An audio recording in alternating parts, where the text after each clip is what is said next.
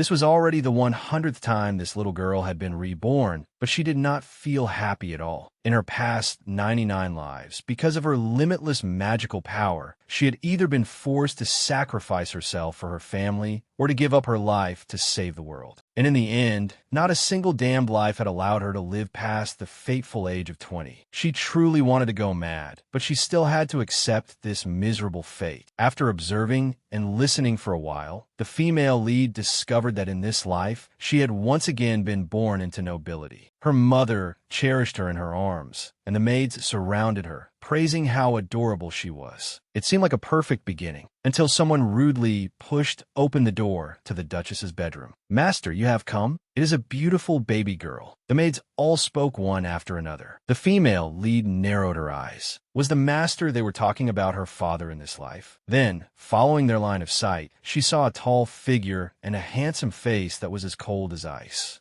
Even the aged soul that had experienced 99 lives inside the body of a newborn baby could not help trembling. The moment she saw the face of the person she would call father in this 100th life, she thought that her life would soon be utterly ruined. The female lead wondered what it would be this time. Abandonment, abuse, being treated like a jinx, or perhaps being strangled by her own father the moment she was born. When that man's hand reached out, she was so nervous that her heart nearly stopped. Could it be that until this world collapsed once again, she would be unable to do anything and would have to witness everything all over again? Would her soul be bound once more, like dust, forced to watch every life crumble before her eyes? It felt like plunging into a nightmare from which she could never wake. The female lead did not even know what sin she had committed to deserve witnessing everything until the end of the world. However, reality proved that she had been overthinking it, because that hand reached out and merely touched her cheek gently. Then, a few glittering tears of happiness appeared on the young father's face. "Thank you for being born safely, our youngest baby." Before the female lead could recover from her shock, the young duchess placed her down on the bed. Only then did the female lead clearly see her mother's face in this life, and she was crying too. She really is an adorable baby girl. She truly could not understand what was happening. The script seemed a little wrong. Why do they all look so happy? Could there be some plot twist? But if so, that would be wonderful, because she had finally been given a real life. At that moment, the female lead genuinely hoped that her 100th life would be peaceful and uneventful. The married couple discussed it for a long while, and then they decided to name her Anastasia. And so, in this life, the female lead was named Anastasia. She was still thinking that it was quite a beautiful name when her father continued speaking. "You saved this world" is the name of a hero. It sounded grand, but those words instantly petrified Anastasia. Damn it, a hero again?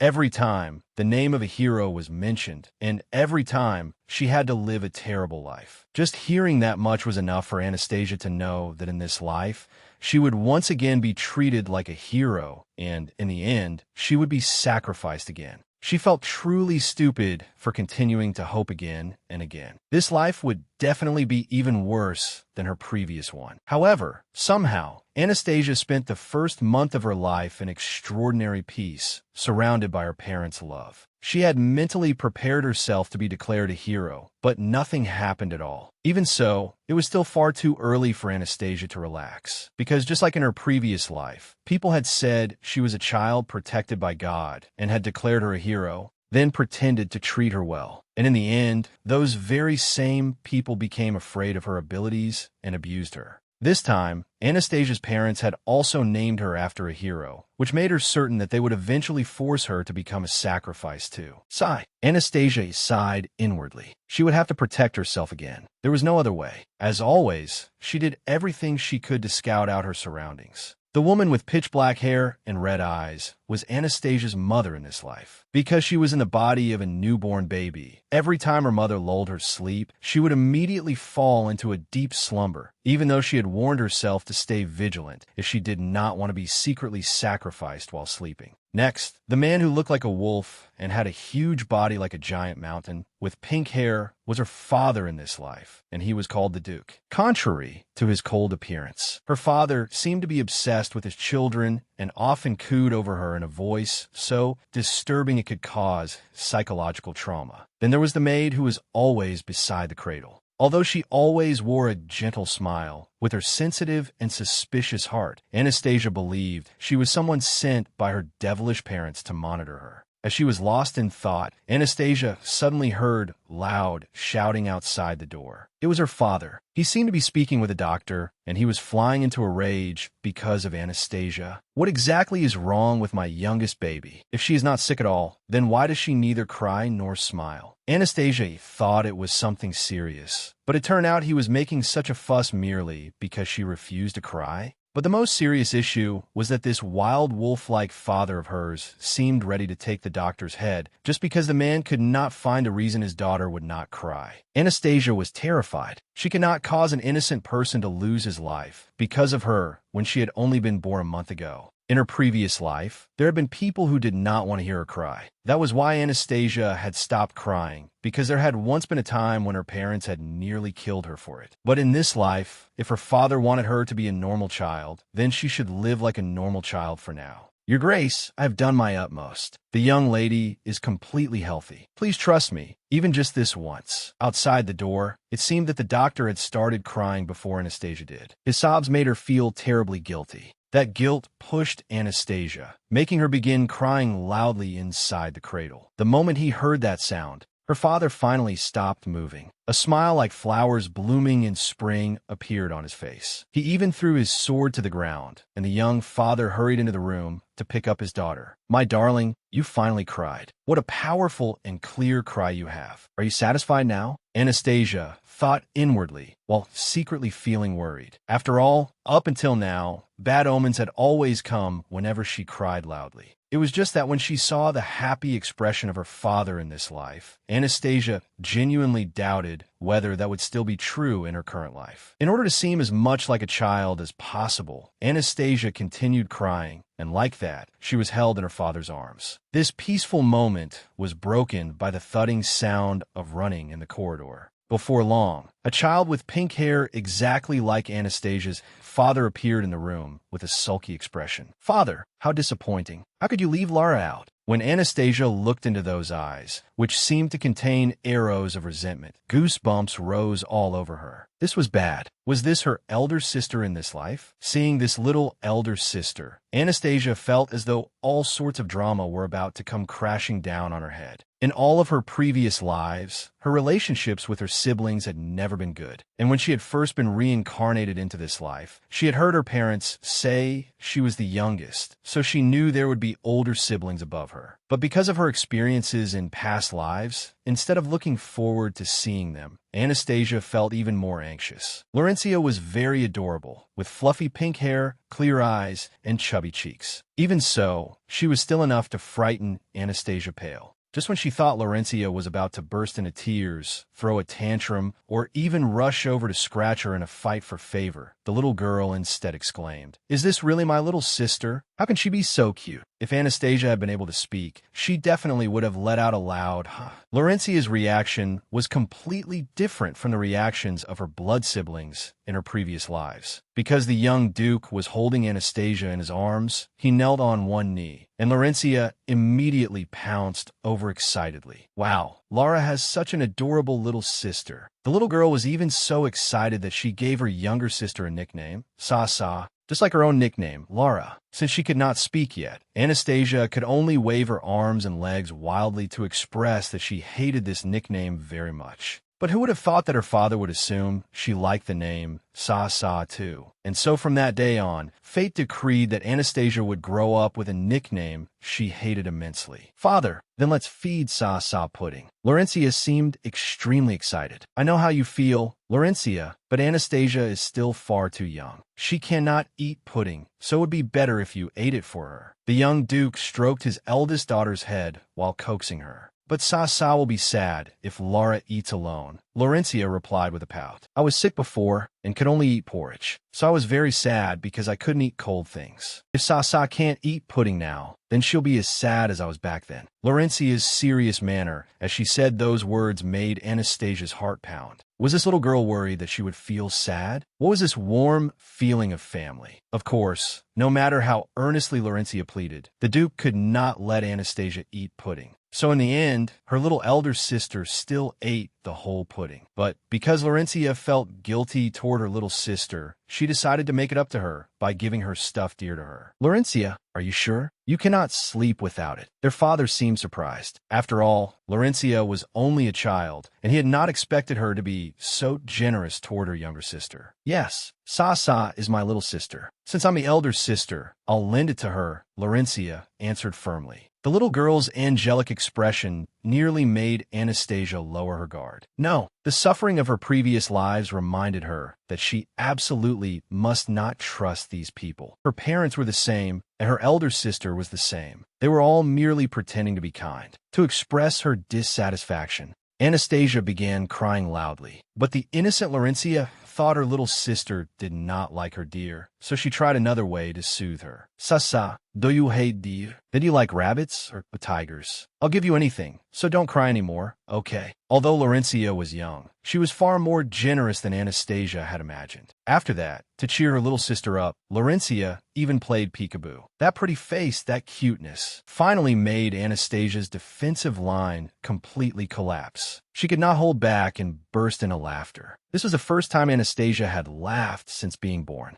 So it was understandable that the young Duke and his eldest daughter both showed expressions of uncontrollable excitement. The rumor that young Lady Anastasia had laughed while playing peekaboo quickly spread throughout the castle. As a result, the maids all lined up one after another to play this game in front of her without ever getting tired of it. Even her private doctor joined in. And of course, so did Anastasia's father. She was only returned to peace and quiet when her mother drove them all outside. Anastasia nestled in her mother's arms, feeling extremely traumatized. This was the first time she had ever encountered something like this, so she did not know how to respond. She had thought that if she did not react, they would grow bored and give up. But from her father to the doctor to the maids, none of them showed any sign of discouragement. They even encouraged one another to work harder next time, so they could coax Anastasia into laughing. She completely could not understand this family, this life. If they were merely pretending to be kind, they were putting in far too much effort. Could it be that in this life, she really had been reborn into a family that loved her? That afternoon, after waking up, Anastasia saw a small figure at the head of the bed. It was a boy with pink hair, a perfect copy of a young Duke.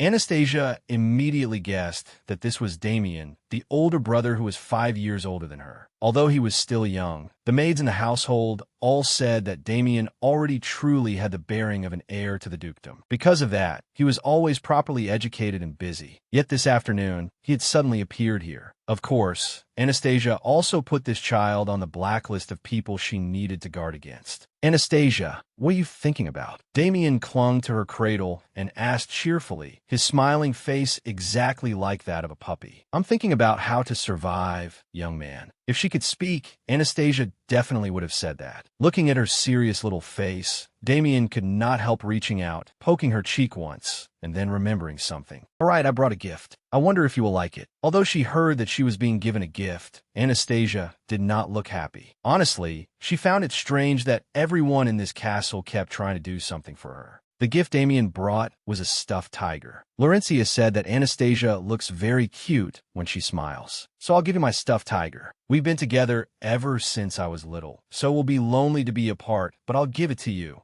Anastasia could not help reaching out her plump hand to touch the tiger. Earlier, her elder sister had wanted to give her the deer she treasured most, and now her elder brother was giving her the stuffed tiger that had been with him for 5 years. To the two children, these were both precious things, and yet they were giving them to her without calculating anything. So, Anastasia, can you smile for me? Damien used a small hand to stroke his little sister's head, then revealed an expression full of expectation. She felt even more confused. Was this 5-year-old elder brother giving her something so precious just because he wanted to see her smile? What exactly were the people in this family doing? Was whether she smiled or not really that important? Anastasia could not understand it, but because she wanted to protect the innocent heart of the child in front of her, she forced out a smile. Seeing his little sister smile, Damien froze for a few seconds, then cheered happily. Wow, you smiled. Everyone, Anastasia smiled, hearing their eldest son's words, the young Duke and Duchess.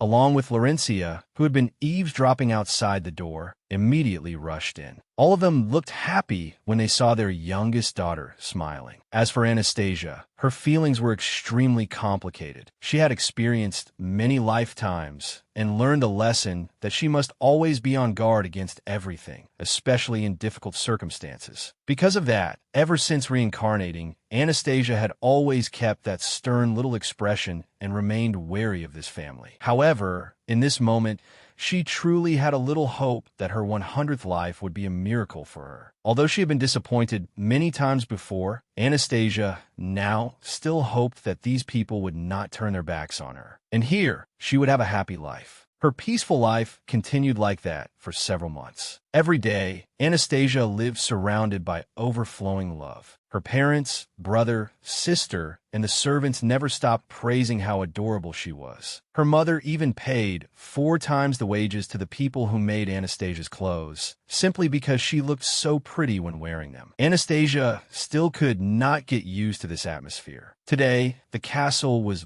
busier than usual, and the reason came from a few days earlier, when Anastasia had just turned 5 months old. At last, she had a more spacious area to move around in instead of that cradle. Anastasia began learning to crawl, and although she was still only at the babbling stage, her pronunciation had also improved significantly. Her father, whenever he could, would stay right by his daughter's side, hoping to hear her say, "I love you, father," first. As for Anastasia, after living in this body for 5 months, she accepted that she truly was only an ordinary child. In her previous life, she had once been hunted until she was terrified. But in this life, all she needed to do was grow up healthily like any normal child. That peaceful feeling made Anastasia very happy. And in her excitement, she rolled over for the first time in her life. To Anastasia, it was just a very ordinary action. But to the 4 pairs of eyes fixed on her, it was a very important milestone. Her little older brother, Damien, believed she had learned to roll over far earlier than other children. Her mother agreed as well, and to commemorate it, they held a grand ceremony. During the ceremony, Anastasia was placed in a chair and seated at the head of the banquet table. At first, she had heard it was only a party for the family, but it was far more extravagant than Anastasia could have imagined. Her parents and siblings all prepared gifts for her. The doctor and the maids were no exception, and they all looked happy to see their little young lady growing up healthily and even doing better than other children. Because of that, the maids felt honored to be serving her. Anastasia's parents were also very generous and gave the servants extra money for the occasion. She truly found it difficult to understand. It was only a baby's first time rolling over.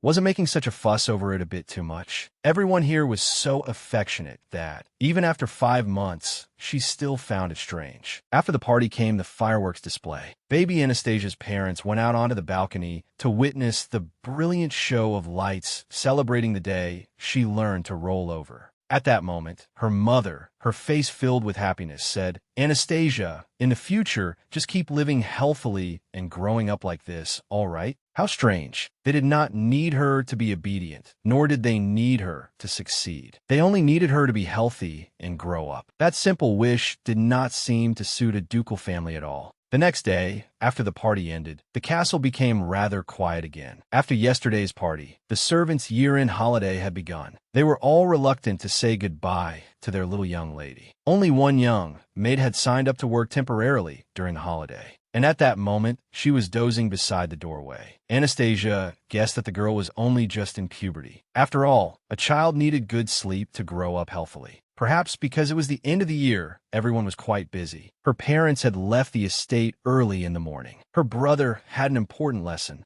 and her sister was sleeping because she had caught a cold yesterday. No one was paying attention to Anastasia, but to her, this was a good opportunity. She decided that from today onward, she would practice standing up, and her main goal was to climb onto the chair in the room. Once she thought of it, Anastasia immediately crawled toward that chair. She told herself not to grow up too quickly, but for some reason, she felt as if she wanted to walk right now. Unfortunately, before Anastasia could reach for the chair, someone suddenly picked her up. "Young lady, are you having fun?" The person who lifted Anastasia was an older woman dressed as a maid. She could only respond with little sounds, but in her memory, she had never seen this face before. The woman said the Duchess had told her to come carry Anastasia, but her parents had clearly gone out early that morning, and this servant did not even wake the young maid who was dozing at the door. At that moment, a wave of fear rose in Anastasia's heart. She remembered that she seemed to have experienced something similar once or twice before. Even if this woman was only a servant, she was far too suspicious.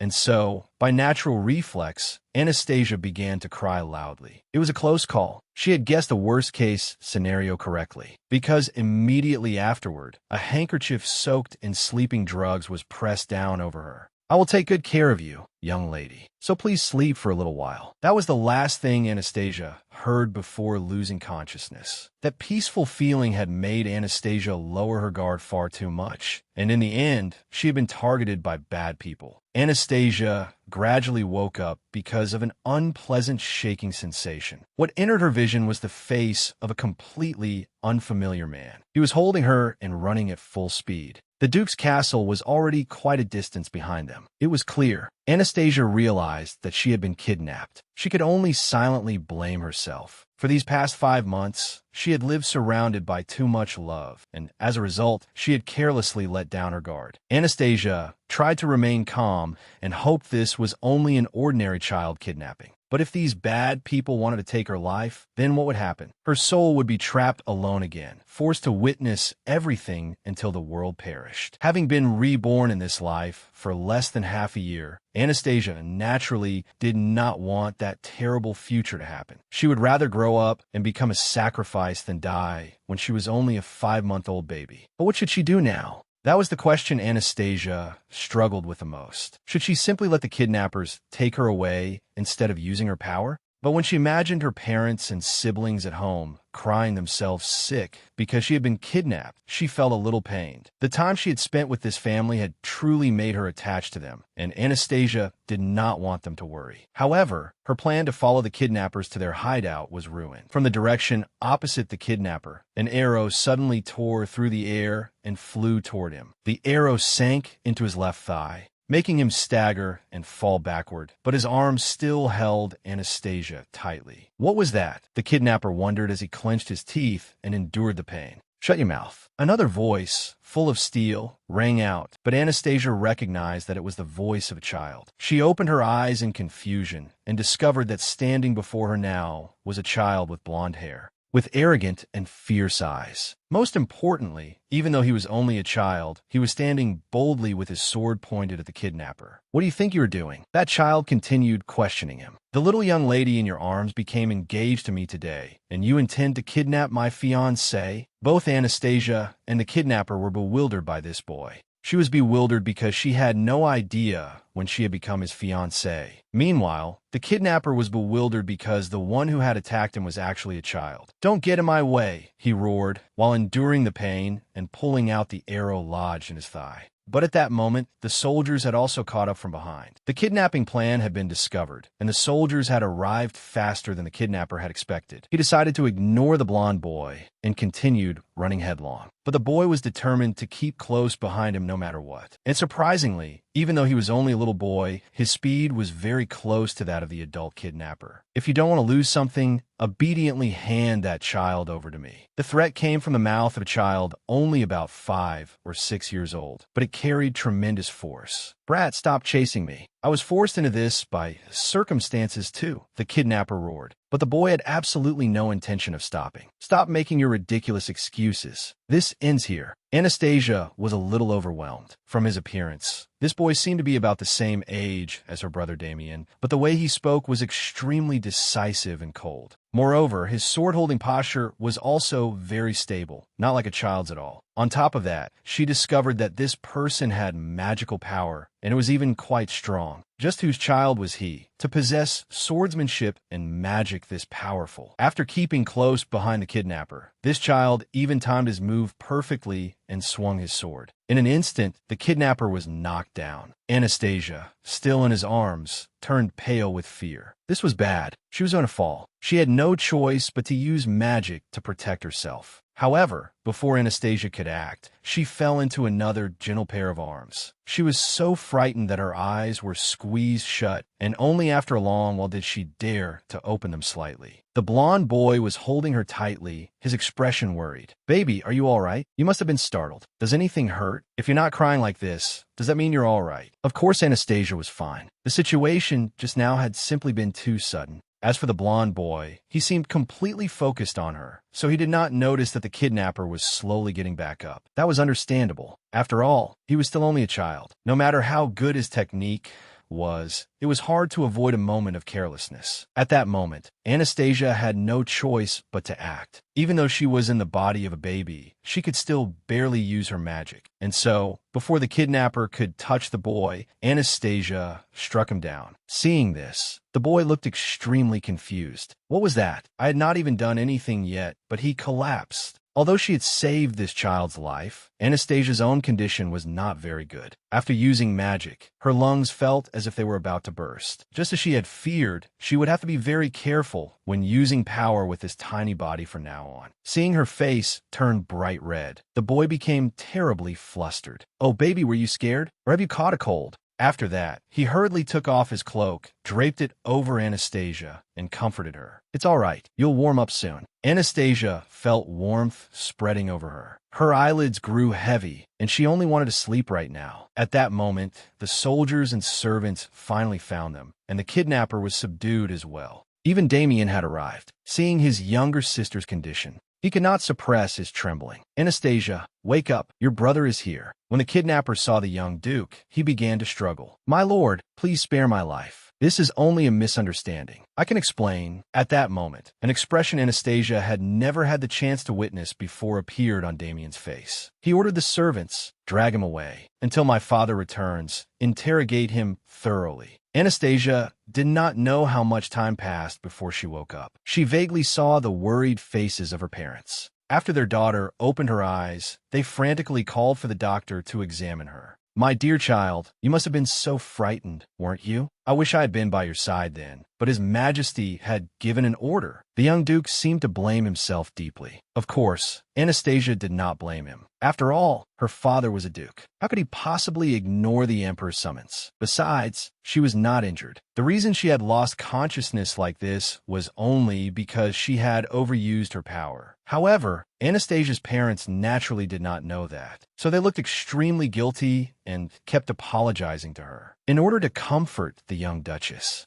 Anastasia had no choice but to stretch out her tiny hands and try to grasp the duchess's index finger. Never had she wanted to grow up faster more than she did at this moment. The next day, a squad of knights personally selected by Anastasia's father came to present themselves to her. Their imposing aura made it hard for her not to feel frightened. It turned out that her father was afraid a kidnapping would happen again, so he had formed a special escort knight squad dedicated to protecting his youngest daughter. It was said that the masterminds behind the kidnapping were only a married couple who worked at the duke's estate. Their son had incurred debts far beyond what they could repay. So when they saw the Duke and Duchess distributing so much money because of Anastasia, they developed wicked intentions. They kidnapped her during the year-end holiday and planned to extort money from the Duke and Duchess. Fortunately, Damien's friend found her and stopped the plan in time. It was said that those two servants were thrown out in a rather broken state. Her parents also said that they had handled the matter as mercifully as possible. In any case, having more escort guards was good, and it was good for both Damien and Laurencia too. But 20 knights just to escort one baby was still far too many. Anastasia was truly overwhelmed by it. The young duke could not understand the inner screams of his little daughter, so he continued introducing them enthusiastically. "Anastasia, these are all the knights who have sworn loyalty to you, so please encourage them a little." Anastasia was speechless. What was her father expecting from a child who was not even 6 months old? They would not feel happy or excited to receive encouragement from a baby. But reality proved that this was only her own thought.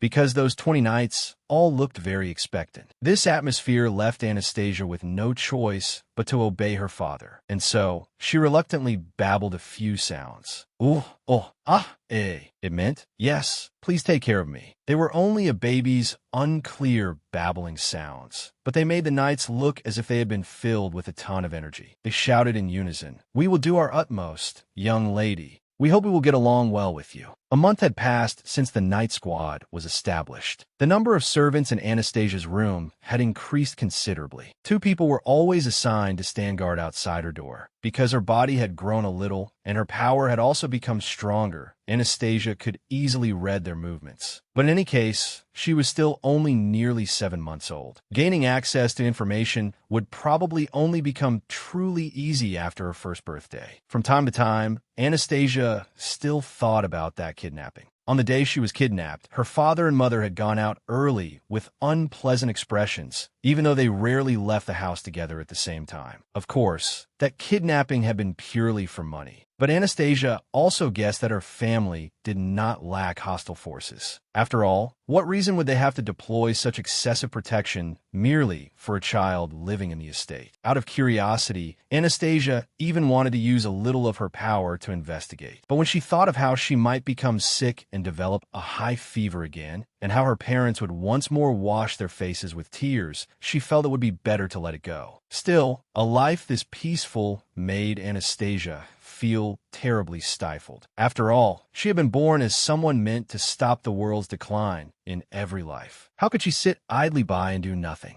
Today, while she was trying to hold onto a chair and stand up, Anastasia heard a familiar voice again. She turned her head and realized that Damien had finished his lesson. She immediately changed direction, crawled at her fastest speed, and threw herself into his arms. Damien looked very excited. "Wow, how can you crawl so fast? My Anastasia is growing up too quickly." After spending 7 months living in this body, Anastasia had begun to love her family, and of course, this older brother was among them. It was just that today, she noticed a slightly troubled expression on Damien's face, which was always gentle toward her. "Anastasia, my friend really wants to meet you. He met you last time. Do you remember? Her brother's friend?" In Anastasia's mind, the image of a young, upright face and golden hair gradually took shape. Oh, if it was that boy, then she truly did want to meet him. And so Anastasia began nodding repeatedly. Damien was not sure whether he understood his sister's meaning, so he carefully asked again, "Then Anastasia, do you want to meet my friend one more time?" "MHM," Anastasia answered seriously. In truth, ever since last time, she had felt something unusual about that boy. The magical power he possessed was indeed remarkable. But the main point was that although it had been their first time meeting, she somehow felt as if she had seen him somewhere before. After being reincarnated through too many lives, Anastasia had encountered people with familiar faces in different lifetimes. More precisely, every person's soul had its own wavelength. Sometimes, whenever she met such people, she would pass by them and simply think that she had seen them in a previous life. But that blonde young duke was different. He was not only familiar, but also stirred a strange feeling in Anastasia's heart. This urged her to want to meet him again and investigate him more carefully. "Lord Mihai will arrive here soon," the servant informed Damien. At that moment, the blonde boy's carriage had already stopped in front of the mansion. "Young Duke, we have arrived." The child carefully stepped down from the carriage, but the excitement in his eyes was impossible to hide. "We're here already? That was fast." "Very well. Where should I go now to meet the little lady?" Before letting Mihai into his sister's room, Damien earnestly reminded him many times that he had to be very polite and very gentle with his sister. When the door to the room opened, young Duke Mihai saw her sitting on a chair with the solemn air of a tiny queen. There were 2 maids on either side of her, and he rushed over excitedly. "One adorable little baby. She looks wonderful." Anastasia opened her eyes wide and observed this boy. She had thought that if she met him again, she might remember something, but now she was no longer sure. After all, over 2,000 years, she had only known a handful of people. Seeing Mihai grinning foolishly, Damien reminded him, "What are you doing, Mihai? You haven't even introduced yourself yet." "My Anastasia is a doll, a baby. My beloved Anastasia is the young lady of a duchy." Damien's proud display of his sister was no different from a peacock spreading its tail. That showed just how much he adored Anastasia. Normally, Damien was always described with the words calm and proper. But only when he was beside Anastasia did she feel that he was truly a child. And then Mihai, who was also a child pretending to be mature, suddenly took Anastasia's hand solemnly and introduced himself. "This is not the first time, but it is an honor to meet you, little lady. I am Mihai, the young duke from the Grand Duchy of Leventis." After saying that, Mihai bowed his head and kissed the back of Anastasia's tiny hand. She was very surprised by this child's gentlemanly behavior, while Damien looked as if he had heard thunder in a clear sky. He immediately shouted, "Hey, Mihai, I haven't even kissed her hand once." In the time that followed, Mihai Leventis became an honored guest of this castle. He was the only heir of the Grand Duke of Leventis. From her second meeting onward, he spent more than half a month staying at the mansion. The reigning young Duke of Leventis was very busy with his political affairs, but he decided to study together with his childhood friend, Damien. Thanks to that, the recent topic of conversation among the maids was all about Mihai, to the point that Anastasia heard more about him than about her own family. At first, she had thought that Mihai was only close to her brother. However, for the past half-month, he had come to see her almost every day after lessons, and today was no exception. When Mihai rushed over, Anastasia felt a few drops of icy water splash onto her. She raised her hand to rub her eyes, babbling a few sounds in dissatisfaction.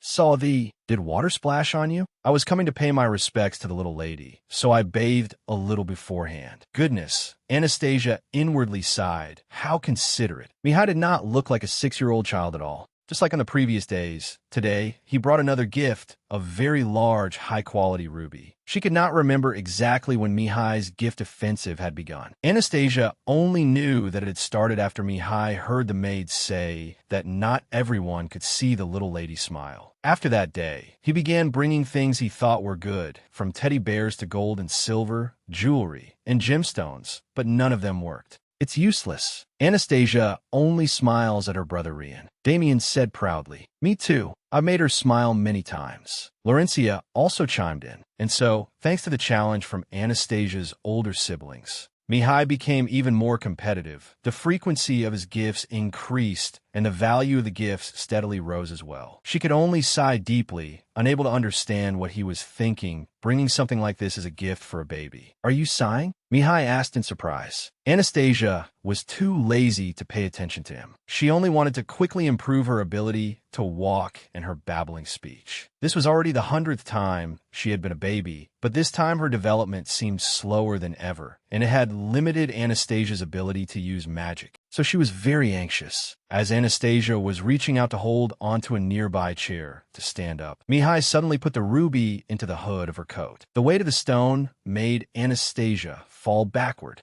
The maids and Mihai all panicked. Her bottom hit the floor first. The stone in her hood also fell out, and at this rate, Anastasia's head would hit the floor. Fortunately, the young duke reacted very quickly and caught her. But Mihai looked flustered. "I'm sorry, baby. I only wanted to give it to you. I didn't expect it to make you slip." Oh, only then did Anastasia see the ruby rolling across the floor. Just now, she had thought she was so useless that she could not even stand up. It turned out that she had fallen because of this brat. Anastasia was so angry that she clenched both hands tightly, her cheeks flushing bright red. She pointed at Mihai's face and babbled, "Don Wyke," meaning, "I don't like this." The maids did not understand what Anastasia was saying. But Mihai froze for a few seconds. "Did you just say you don't like me? Go away." Anastasia turned away and answered haughtily, "Go away. Come on, I was wrong. I thought you would look adorable holding that big ruby. Don't say you don't like me anymore." The two of them went back and forth like this, leaving the servants very surprised. They did not understand why young Duke Mihai could understand their young lady's seemingly meaningless babbling.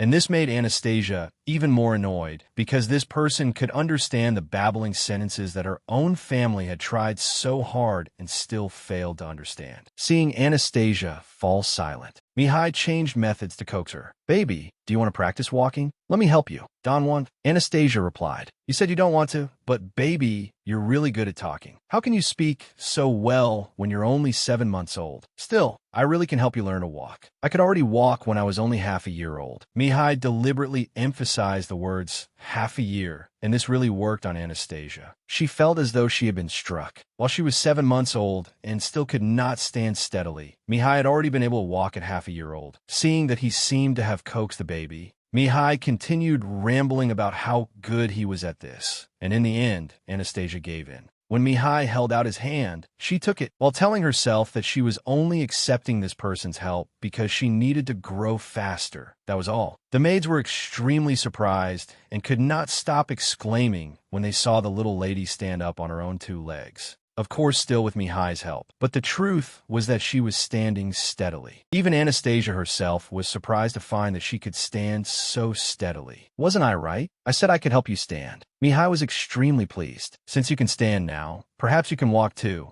As he spoke, he stepped back a few paces and gently pulled Anastasia's hand. She had originally thought there was no way she could walk right away. But Anastasia's feet actually moved, and she was taking her very first steps. Mihai and the maids in the room became the first people to witness this important milestone, so they all seemed very excited. Anastasia did not think too much about it until she heard a thud sound from the doorway. When she turned her head, she saw Damien standing there with an expression of disbelief. The sound had come from a book he had just dropped from his hand. Anastasia. Damien's voice trembled slightly as he called his sister's name. She vaguely realized that something was wrong. Oh no, why did her brother finish lessons so early today? But the oblivious Mihai was completely unaware of the problem and even cheerfully showed off. Look, the little lady is holding my hand and walking so well. Anastasia wanted to stop, but perhaps because she was too anxious, she ended up walking even faster. Mihai said worriedly, "No, baby, if you keep doing that, you'll fall again like just now." The moment he heard this, Damien rushed over, snatched Anastasia up, and held her tightly in his arms. His expression had already become very grim. "Anastasia, you fell." The maids did not dare lie, and only answered that the young lady had not fallen very hard, had not cried, and that everything was fine. Why did she fall? Damien's attitude became even more serious. Afraid that the maids would be punished by him, Mihai took the initiative to accept responsibility. "Damien, it was my fault. I only intended to give the little lady a gift, but..." Damien did not have enough patience to listen to him finish. At that moment, his eyes were filled entirely with anger. The main point was that Mihai had made his sister fall, and that was enough. Mihai still wanted to explain that Anastasia had not fallen too hard at the time, and that he had caught the baby's head. But after Damien heard that, his anger blazed even more fiercely. She almost hit her head too. Anastasia tried to tug on the hem of her brother's clothes, but she still could not restrain his anger. And so Damien, a 6-year-old child, declared in a clear voice, "Mihai Leventis, from now on, don't come here to see Anastasia anymore." Anastasia panicked a little. It had not been anything serious. So how had things ended up like this? Mihai seemed to feel the same way she did, so he wanted to step forward and explain, but Damien shouted at him, "Enough. Leave here at once." That was the first time Anastasia had seen such a harsh expression on her brother's face. This situation had turned into a more serious quarrel than she had imagined, and it was obvious that Mihai seemed deeply hurt by the words her brother had just said. "That's right. It must be nice that you have a sister," he murmured. Hearing those words, Damien seemed flustered. This was bad. Both children had been hurt. More importantly, they were hurt because neither of them behaved like an ordinary child. It cannot be denied that both of them were more outstanding than other children their age. Or to be more precise, they were even more thoughtful than adults who had not fully matured. Because of that, in this situation, they did not know how to resolve things like children would. If things were left like this, the rift would only grow deeper. Anastasia truly did not want her brother to lose a good friend because of such a trivial matter. And so, she decided to do something she did not like at all in order to salvage the situation. From Damien's point of view, he liked spending time reading books with his siblings after lessons, liked dozing off with his siblings while the sound of reading served as a lullaby, and liked eating snacks together when Laurentia's stomach started growling. It sounded ordinary, but this was Damien's favorite daily rhythm. But ever since Mihai saved his youngest sister from the kidnapping incident, Damien had willingly given up his routine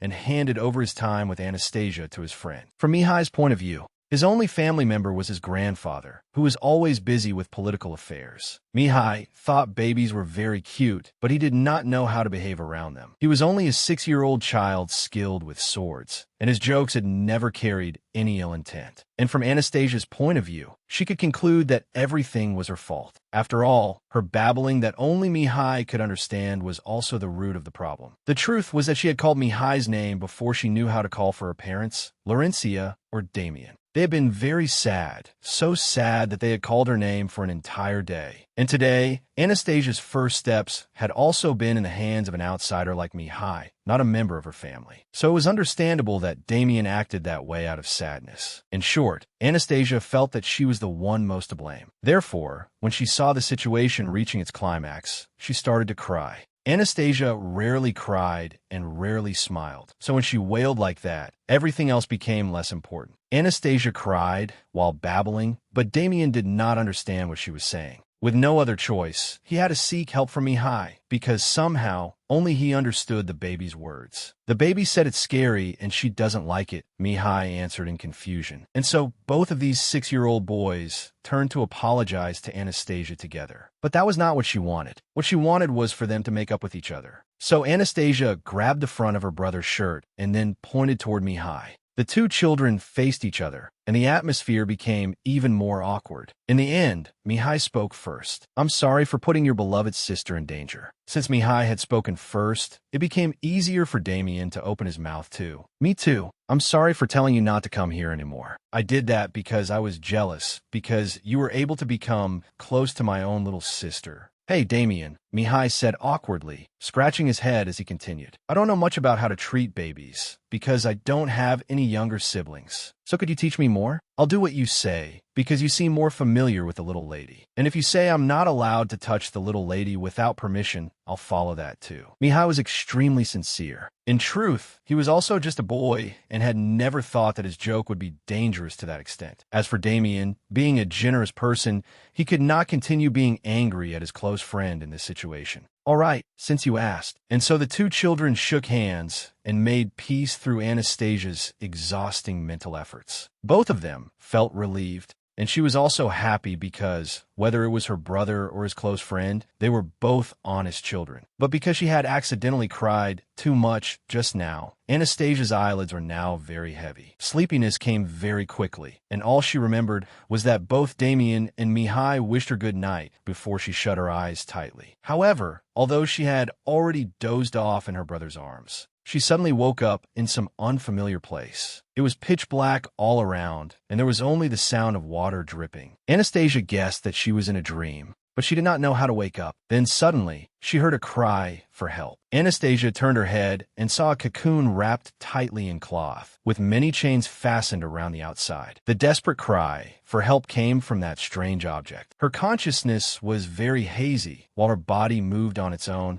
walking toward that strange object. When Anastasia stood in front of it, her body began trembling with fear. "I'm the only one who understands you." The voice from inside the cocoon rang out again. At that moment, Anastasia's hand no longer obeyed her mind and reached out automatically. How could this thing claim that it understood her? Could it be that it had also been reincarnated hundreds of times, or something similar? Anastasia's small hand touched the cocoon, causing it to burst open at once. A dazzling light shone out, temporarily stealing Anastasia's sight. And then, when she clearly saw what was standing before her, an unconscious surge of anxious panic rose powerfully within her. Because it was a baby exactly like her. Anastasia. The other baby was the owner of the voice that had been echoing all this time, and now it continued speaking. "Never forget. I'm the only one, Anastasia." She stared wide-eyed as the other being, or more precisely, the creature identical to herself, floated up, slowly moved toward her, and reached out its hand. But before it could touch her, Anastasia began to be distracted by someone's urgent calls. That voice was very familiar, and in the end, thanks to it, she was able to wake up. The one calling her awake was Mihai, and in his hand was a magic orb. Beside him were her parents, Damien and Laurencia. They all wore the same expression of panic and worry. Anastasia found it hard to understand. Hadn't she only fallen asleep and had a nightmare? Surely that alone wasn't enough to make everyone end up in such a state. However, after that, the Duchess began to cry and approach the cradle. From her mother's words, Anastasia was startled to realize that she had been unconscious for an entire week because of a persistent high fever. The whole family had been so worried they could hardly sit still, especially Laurencia and Damien, whose eyes seemed to have swollen from crying. "Sia, let me take the pain away for you, so please don't be sick anymore." Laurencia spoke while crying. "Laurencia, if you're going to be sick in the youngest place, then I'll be sick in your place too," Damien immediately said. "All right, if it means you children can stay healthy, then father should be the one to be sick instead." The Duke then hugged the two young children in his arms. Mihai stood to one side, and seeing another family so warm and harmonious made his heart ache. But just as he was feeling sad, a warm towel was suddenly placed over his head. Then Anastasia's father hugged Mihai and carefully dried his hair. "Thank you, Mihai. It was all thanks to you. It was nothing. I only did what I could."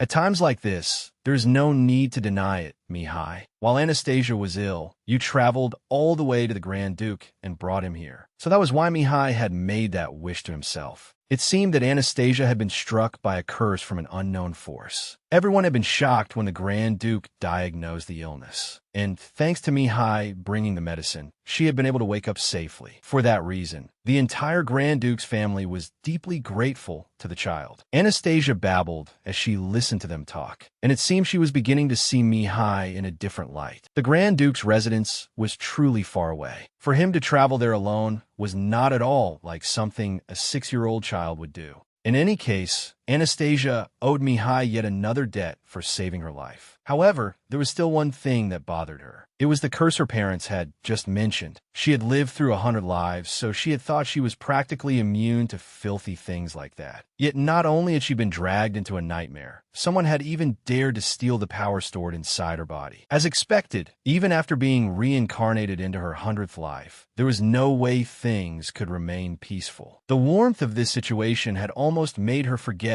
that cruel fate. That was the absolute principle of Anastasia's life. She had to grow up even faster so she could use her power properly. Thinking this, Anastasia unconsciously clenched her fists. And just then, the Duchess lowered her head and looked at her with tear-filled eyes. "My youngest daughter, please grow up healthy." After saying that, she hugged Anastasia to her chest again, seemingly crying once more. Anastasia's heart softened. She had forgotten. Before thinking about lofty things like power, she at least had to put this family at ease first. For about a month after that nightmare, Anastasia often fell into deep sleep as well. This was the first time in 1,000 years that she had experienced such a condition. Her body was still developing steadily like any ordinary child's, but if she used even a little power, she would develop a mild fever. Fortunately, Anastasia did not have any more nightmares or uninvited visitors. Time passed just like that. And now it was 9 months after she had woken up. At this point, Anastasia could already walk on her own 2 feet. She carefully took one step at a time, and whenever she was about to fall, her father always caught her in his arms. The fact that she could take 3 steps in a row was enough to make him happier than if he had just conquered a vast territory. As for Anastasia, aside from still remaining vigilant, she gradually began to enjoy this life as well. Although being able to take 3 steps at once was the greatest achievement she could manage at the time, in the eyes of her family, that alone was already unbelievably amazing. At the same time, Anastasia also felt happy because, as her body developed, using magical power became easier. It would help her more in gathering information.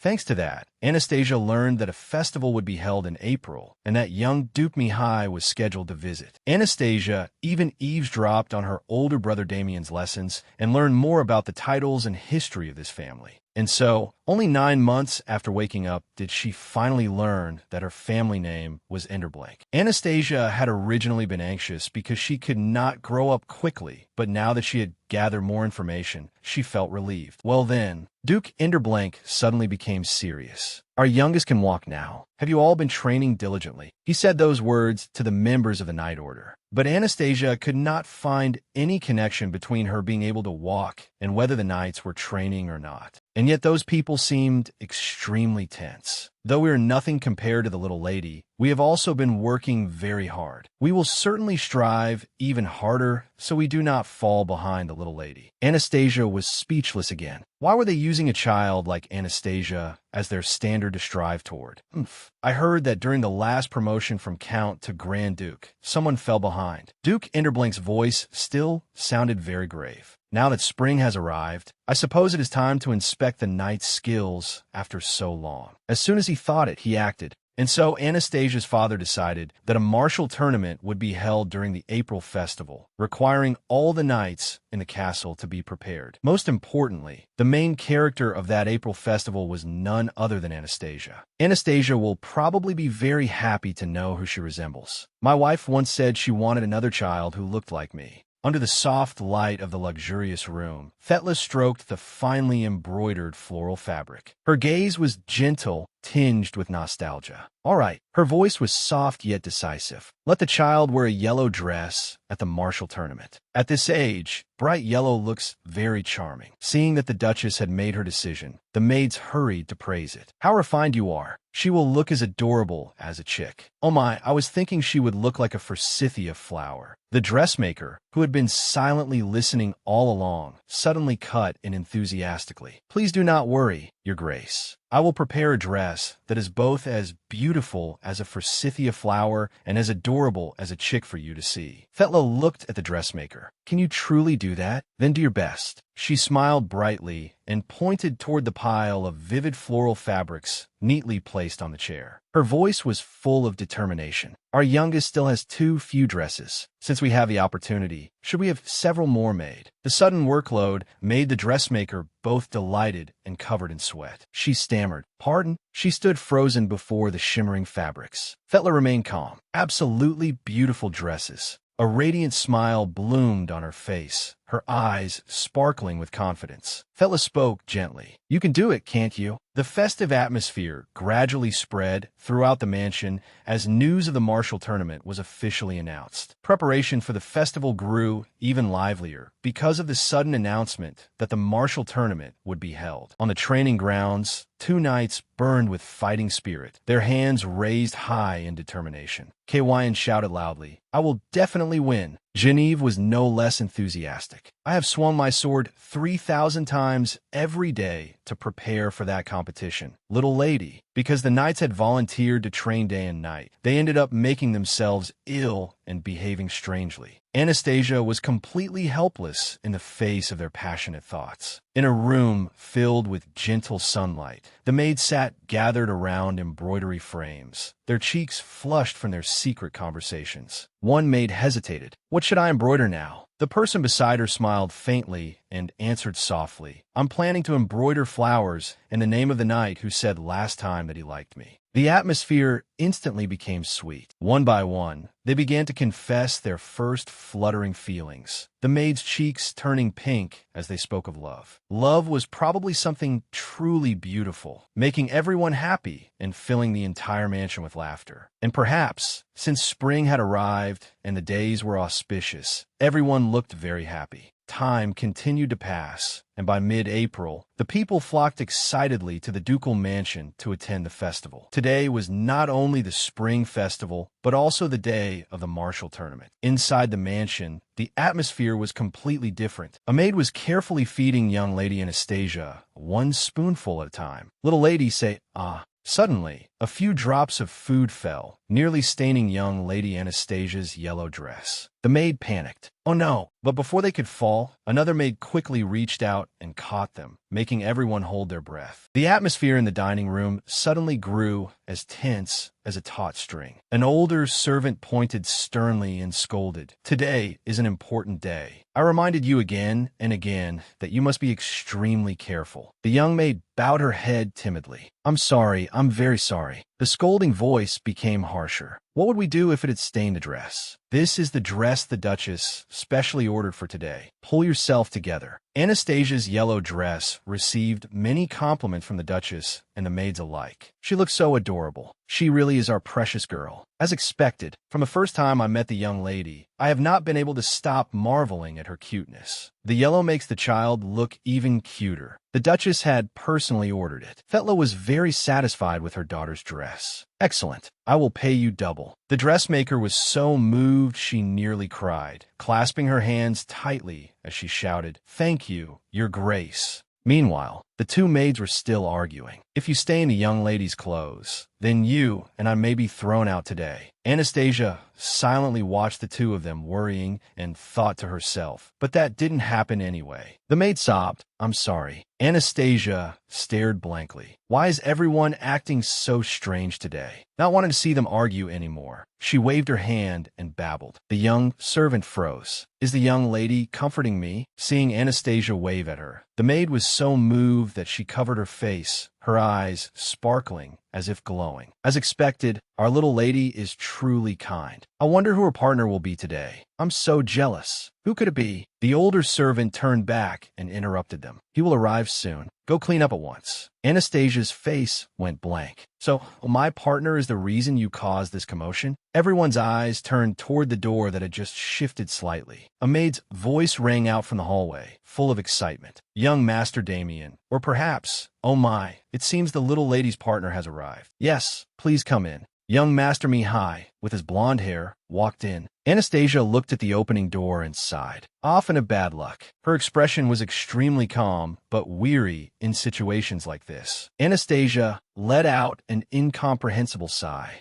I always end up winning. At that moment, Mihai also appeared with a cheerful smile and formal attire. Hello, little lady. Anastasia glanced at him. I heard he went to the Grand Duke's residence. I haven't seen him in about a month. Mihai smiled and continued speaking. How fortunate. Today, I am the young lady's partner. Hearing that, Anastasia cast her eyes aside, revealing an expression of contempt. Mihai lightly clenched his hand, his gaze sinking. Last time, the baby seemed uncomfortable when I held you, didn't you? At the Grand Duke's residence, I practiced hard. His voice was gentle, but carried a hint of worry. The memory from last time still troubled him. But even so, he did not give up. So, he knelt on one knee and held out his hand in front of Anastasia. May I be your knight, little lady? Anastasia froze. Mihai, with his blonde hair and violet eyes, was looking at the little girl with a serious gaze. Under the brilliant sunlight, Fetla stood straight-backed on the high steps. Her dark green dress hugged her noble figure, and her lips moved slightly. Her voice rang out with authority across the square. All contestants, listen carefully. The champion of the martial tournament will not only receive prize money, but will also be granted an honorable opportunity. Everyone participating grew excited over the martial tournament and the honorable opportunity in her words. Under the attentive gazes of all the knights, Fetla's words rang out together with the appearance of an honored figure. And that figure was, the sound of trumpets echoed through the vast hall, and paper petals fluttered through the air, their bright colors announcing the grand event about to begin. On the high platform, a noblewoman in a dark blue dress stood with dignity, her gaze sweeping over all the contestants below. Beside her, knights in blue uniforms stood in orderly ranks, holding the kingdom's flags and ready to announce the opening. The atmosphere was solemn, and all eyes were fixed on the ceremonial platform where glory and honor would be decided. Amid the lively atmosphere, Laurencia appeared with a radiant smile. She gently tugged on the hand of the pale, pink-haired boy beside her, who looked mature and gentle and held a bouquet of white tulips like a pure gift. It will be presented by Laurencia Enderblank. Ah! Fetla's words rang out along with the steady, honorable footsteps of the one who would give the winner a commemorative bouquet, Anastasia Enderblank. Following the direction of Fetla's hand, everyone's eyes turned toward the stands. At the same time, amid the sonorous announcement, Mihai stepped onto the stage, holding the tiny young lady in his arms. However, Anastasia did not seem very comfortable. She muttered in an annoyed voice. He said he practiced so much, but his baby-holding skills are still unbearably bad. This is so uncomfortable. The knights below became extremely excited as soon as they saw the little lady appear. Genevieve said enthusiastically, "Little lady, we will definitely receive your flowers." Arthur clenched his fists, his eyes shining. "Victory will belong to us, Lady Laura."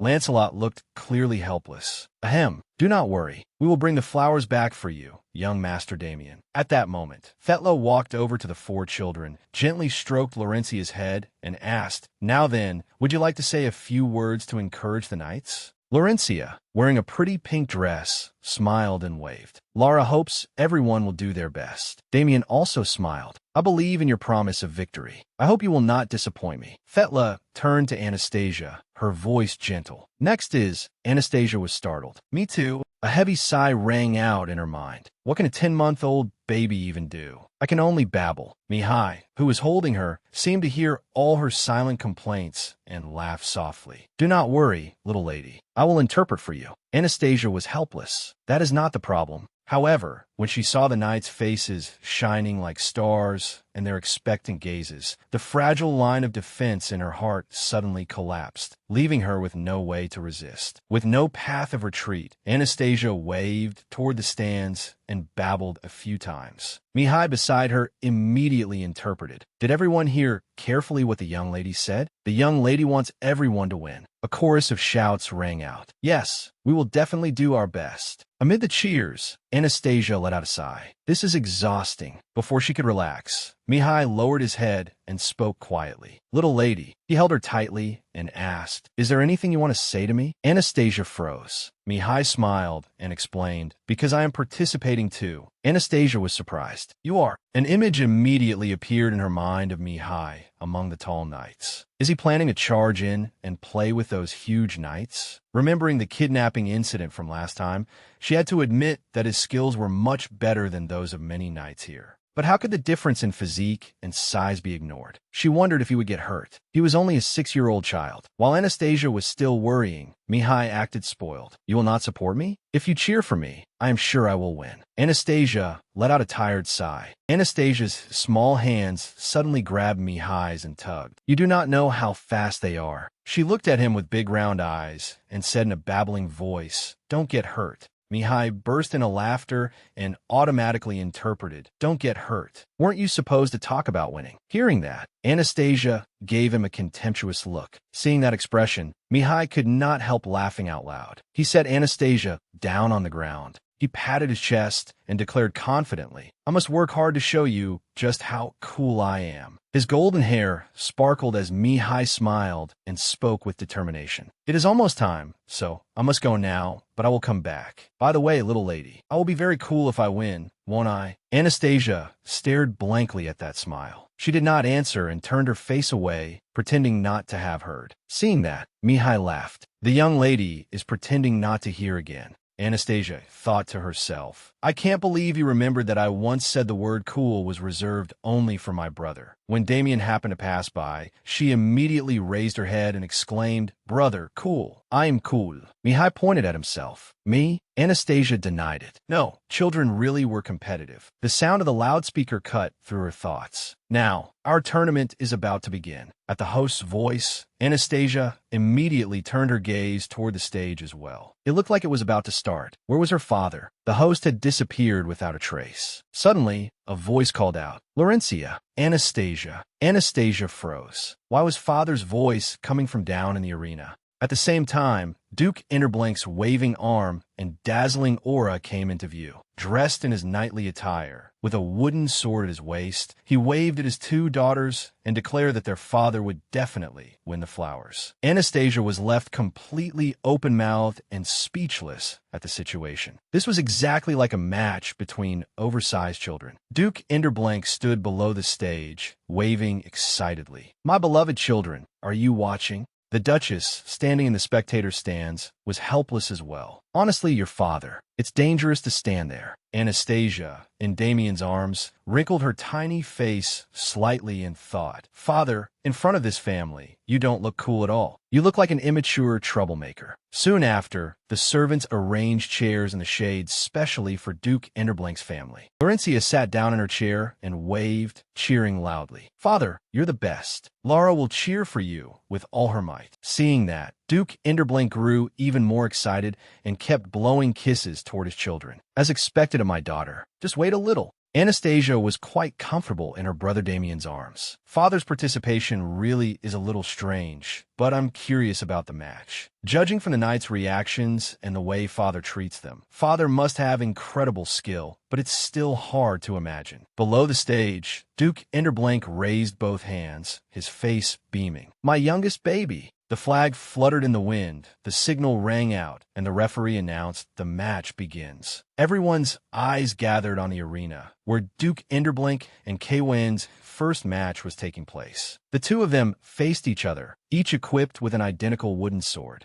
Duke Enderblank lightly rotated his wrist and swung his sword toward his opponent. His voice was low but full of confidence. Well then, good luck. Kwan answered seriously, Yes, your grace. Duke Enderblank raised his sword, his eyes cold, his aura completely different from his earlier appearance. At that very moment, Anastasia shivered slightly. Her eyes widened as she looked at her father from afar and exclaimed inwardly, He looks completely different. Even from this far away, I feel like I'm being threatened. Just as Anastasia thought, Kwan looked extremely grave, unable to hide the panic on his face as he faced Duke Enderblank's cold gaze and terrifying presence. In the blink of an eye, Duke Enderblank charged forward, attacking with sharp, powerful sword strikes. His speed, strength, and defense had all reached a high level that others could hardly perceive. As he attacked, Duke Enderblank gave light instructions. It seemed more like training than a match. This way, pay attention. Kwan was drenched in sweat and answered repeatedly, Yes, yes, your grace. The gap in strength between the two was so large that Duke Enderblank still had time to casually instruct Kwan. Put strength into your lower body and keep your balance. Anastasia lowered her eyes. Is this a competition or training? I wonder how huge the difference in skill is. They don't even seem to be treating this like a contest. She guessed inwardly, it'll probably end soon. Sure enough, less than a minute later, Kwan's wooden sword was knocked into the air. The entire stand held its breath as it stabbed into the ground in a distant corner. Kwan stood stunned, then let out a heavy breath. I lost. Kwan was defeated, while Duke Enderblank proudly raised both hands into the sky and laughed brightly. My gold, my silver, wasn't Father cool? Anastasia looked at him and felt another headache coming on. If you hadn't asked, I might have considered it, Father. The loudspeaker announced the next match. In the following round, Mihai would face a knight 10 years older than him. Mihai took up his sword and faced his opponent. Perhaps aware of the difference in size, the moment the flag was raised, he quickly closed the distance and launched an attack, taking advantage of his opponent's confusion. He knocked away his opponent's sword and won the first round. Anastasia watched in admiration. If it dragged on any longer, it would definitely be disadvantageous for Mihai. He has excellent combat skill. But just then, she frowned slightly. But is this good luck or bad luck? Duke Enderblank smiled and looked at Mihai with excited eyes. Lifting his sword slightly, he said, Show me your skills, little knight. Anastasia's heart tightened. She whispered inwardly, because his opponent in the second round is my father. Facing the tall Duke Enderblank, Mihai now felt a heavy pressure that was almost suffocating. His eyes stopped moving and became intensely focused. Without hesitation, Mihai chose to attack first again. He rushed forward like a dazzling streak of purple lightning, making people's eyes blur. Anastasia held her breath and watched, her eyes never leaving her father. Duke Enderblank's face remained as calm as usual, not showing even the slightest pressure. As expected, father is completely relaxed. Beside her, Damien could not hold back a proud laugh. Our father really is amazing, isn't he? Hearing that, Anastasia nodded in agreement. Laurencia, sitting beside them, also cheered excitedly. Do your best. Following the match with her eyes, Anastasia thought, he knows he can't possibly beat my father. Instead of getting discouraged, he's still giving it everything he has to keep up with father. Even though he was tired, Mihai continued to deliver precise strikes. His hands were tenacious, and his gaze did not waver at all. Anastasia was deeply moved. That is the natural talent of a swordsman who is only 6 years old. He is very determined to win. Perhaps 10 years from now, he will reach the level my father is at now.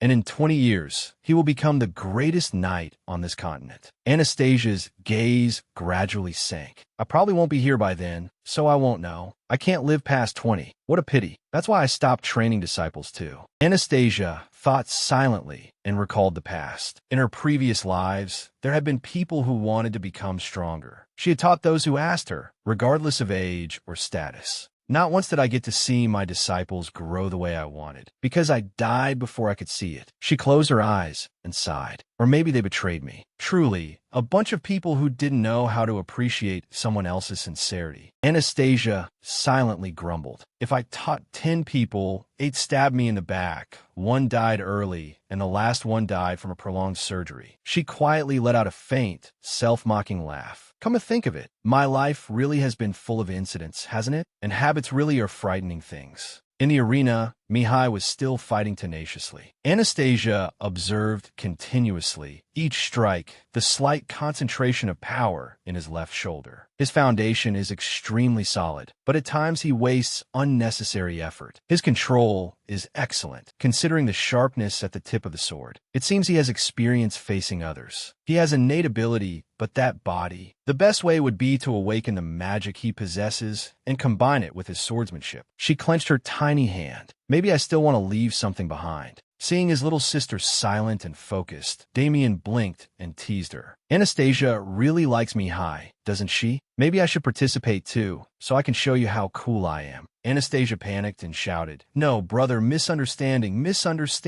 How could I like that little brat? I have to hurry and grow up. Flustered, embarrassed, and babbling, she said, No, brother, cooler.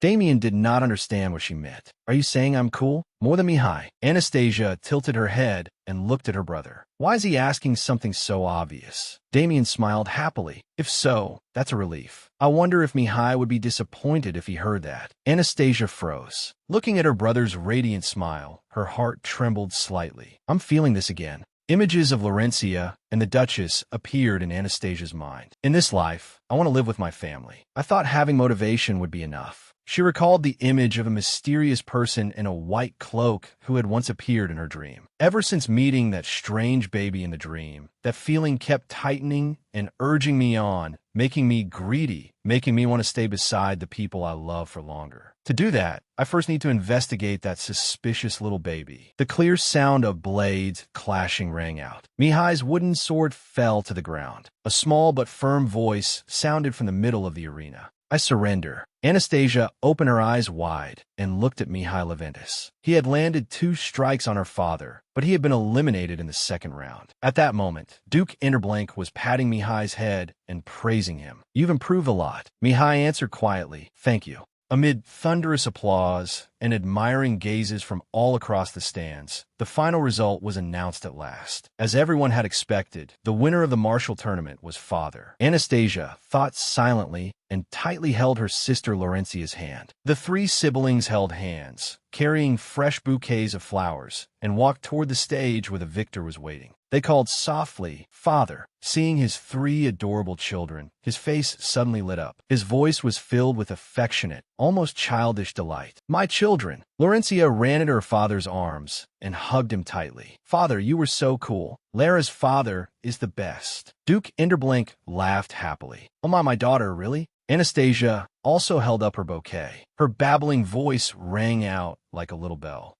Duke Interblank paused for a moment, then gently bent down and accepted the bouquet from his youngest daughter's hands. His face flushed slightly with emotion. After that, Duke Interblink wrapped his arms around all three of his children, his voice hoarse but full of happiness. I'm so happy this year. My little ones are this adorable. After all, Father was able to show his wonderful side to his beloved children. Damien frowned and added, I'm not a little child anymore. Laurencia laughed happily in her father's arms. Yes, Father is the best. Beside them, Mihai noticed Anastasia's difficult expression and smiled softly as he whispered, I wonder when the little lady will stop pretending not to hear. Duke Interblink was still excited. Everything was as lively as ever. The martial tournament had undergone many twists and turns. In the future, I'll keep receiving even more congratulations from you children. From afar, the Duchess saw the noisy scene and could not hold back. She walked over and struck her husband several times without mercy. Show a little restraint. It came to an end at the moment Father was hit 3 times by Mother. But while the air was still filled with lively laughter, the scenery around Anastasia gradually blurred. A strange, vague voice sounded as if from deep within her memories. Master, I missed you so much. At a dining table in a tavern, amid the rising smoke from hot grilled meat and the refreshing scent of beer, the atmosphere was extremely lively. The people were extremely excited about being treated for free by the Duke. Thinking of the free meat and alcohol, they felt the Duke was the best. They also mentioned Anastasia, the youngest daughter of Duke Interblink. Is it because the Duke's youngest daughter attended the festival this year? How interesting, isn't it? While everyone was still eating, a warm, deep voice rang out, sounding both like a reminder and encouragement. After the April festival comes the busiest time of year for farmers. This holiday will soon be over, so eat and build up strength for work. In any case, as they ate and drank, they chatted noisily and wondered. Between the Duke and the Duchess, who do you think the youngest daughter resembles more? The question, which seemed casual, immediately drew the attention of everyone in the tavern. The two of them talked. One said, I've thought about this before instead of eating lunch. I'm not sure. I think she probably resembles the Duke more, like the older children. Hearing that, the other immediately retorted, You can't be sure. This time will be different. Just then, the tavern door burst open, and someone rushed in, breathlessly shouting the news. The Duke's procession has arrived. Anyone who wants to see it, hurry outside.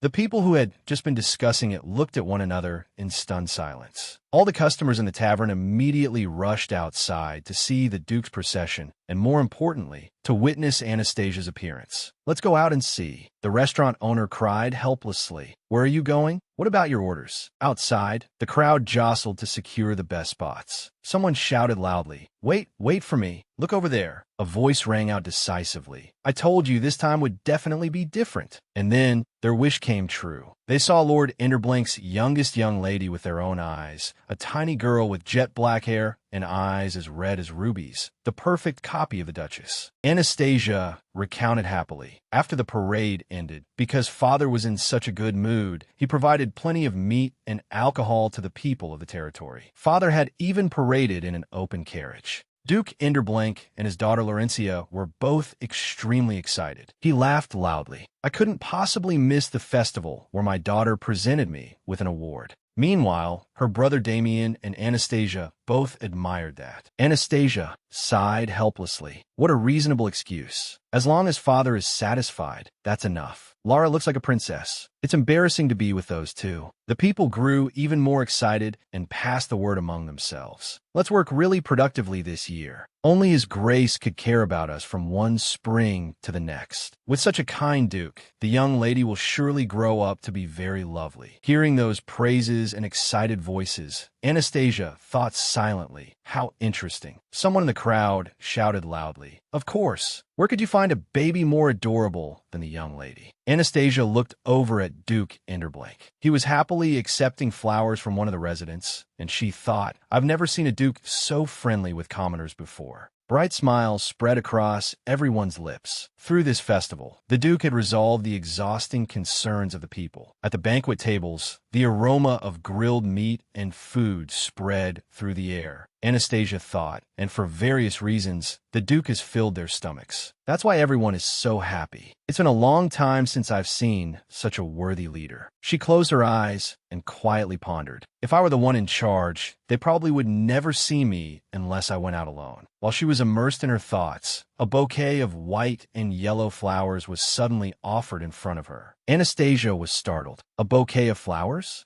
Lancelot appeared with a gentle smile and handed the flowers to the Duchess. This little girl wanted to give flowers to your grace. Anastasia wondered inwardly. The knights who participated in the tournament should be resting by now. So why is he here? The Duchess smiled and accepted the bouquet. Oh my, what beautiful flowers. Thank you. Beside her, Anastasia also stammered. Thank you. Lancelot replied softly. It is my duty. The Duchess asked with concern. You should go rest. Hearing that, Lancelot scratched his head awkwardly. No, your grace. If I rest too long, I'll feel restless. Anastasia quietly observed him and thought to herself, the knights of this duchy are truly loyal. In my past life, when I was a knight, I never did anything like this. Nestled in the Duchess's arms, she whispered softly, as long as you don't betray your master and protect them properly, that's enough. Then, in her mind, broken fragments of memories began to flood in. If I displayed my skills, whether it was a noble or a king, even if they trembled in fear, they would still keep me by their side. Anastasia closed her eyes. Among them, there was one person who had always watched her and begged her not to die, even if the reason was selfish. Fragments of memories floated again in Anastasia's mind. It was the figure of a girl who had once said to Anastasia, if you die, who will protect me? At that time, Anastasia had replied, if I don't die, princess, you will be the one to lose your life. Is that acceptable? The princess stammered, that, but I'm scared. Anastasia smiled comfortingly. It's all right, princess. You will still live well even without me. Anastasia recalled that the frowning, often complaining princess had only been 10 years old. To be honest, I was a little fond of her. She wondered silently. I placed many protective spells on her before I died, but did the princess grow up safely? Anastasia hugged the bouquet tightly. Strangely enough, until now, I had never thought of any event like that before. She whispered softly, her voice choked amid the chaotic stream of thoughts. Everything. In the moment when death was near, why did the faces of the people I worried about appear?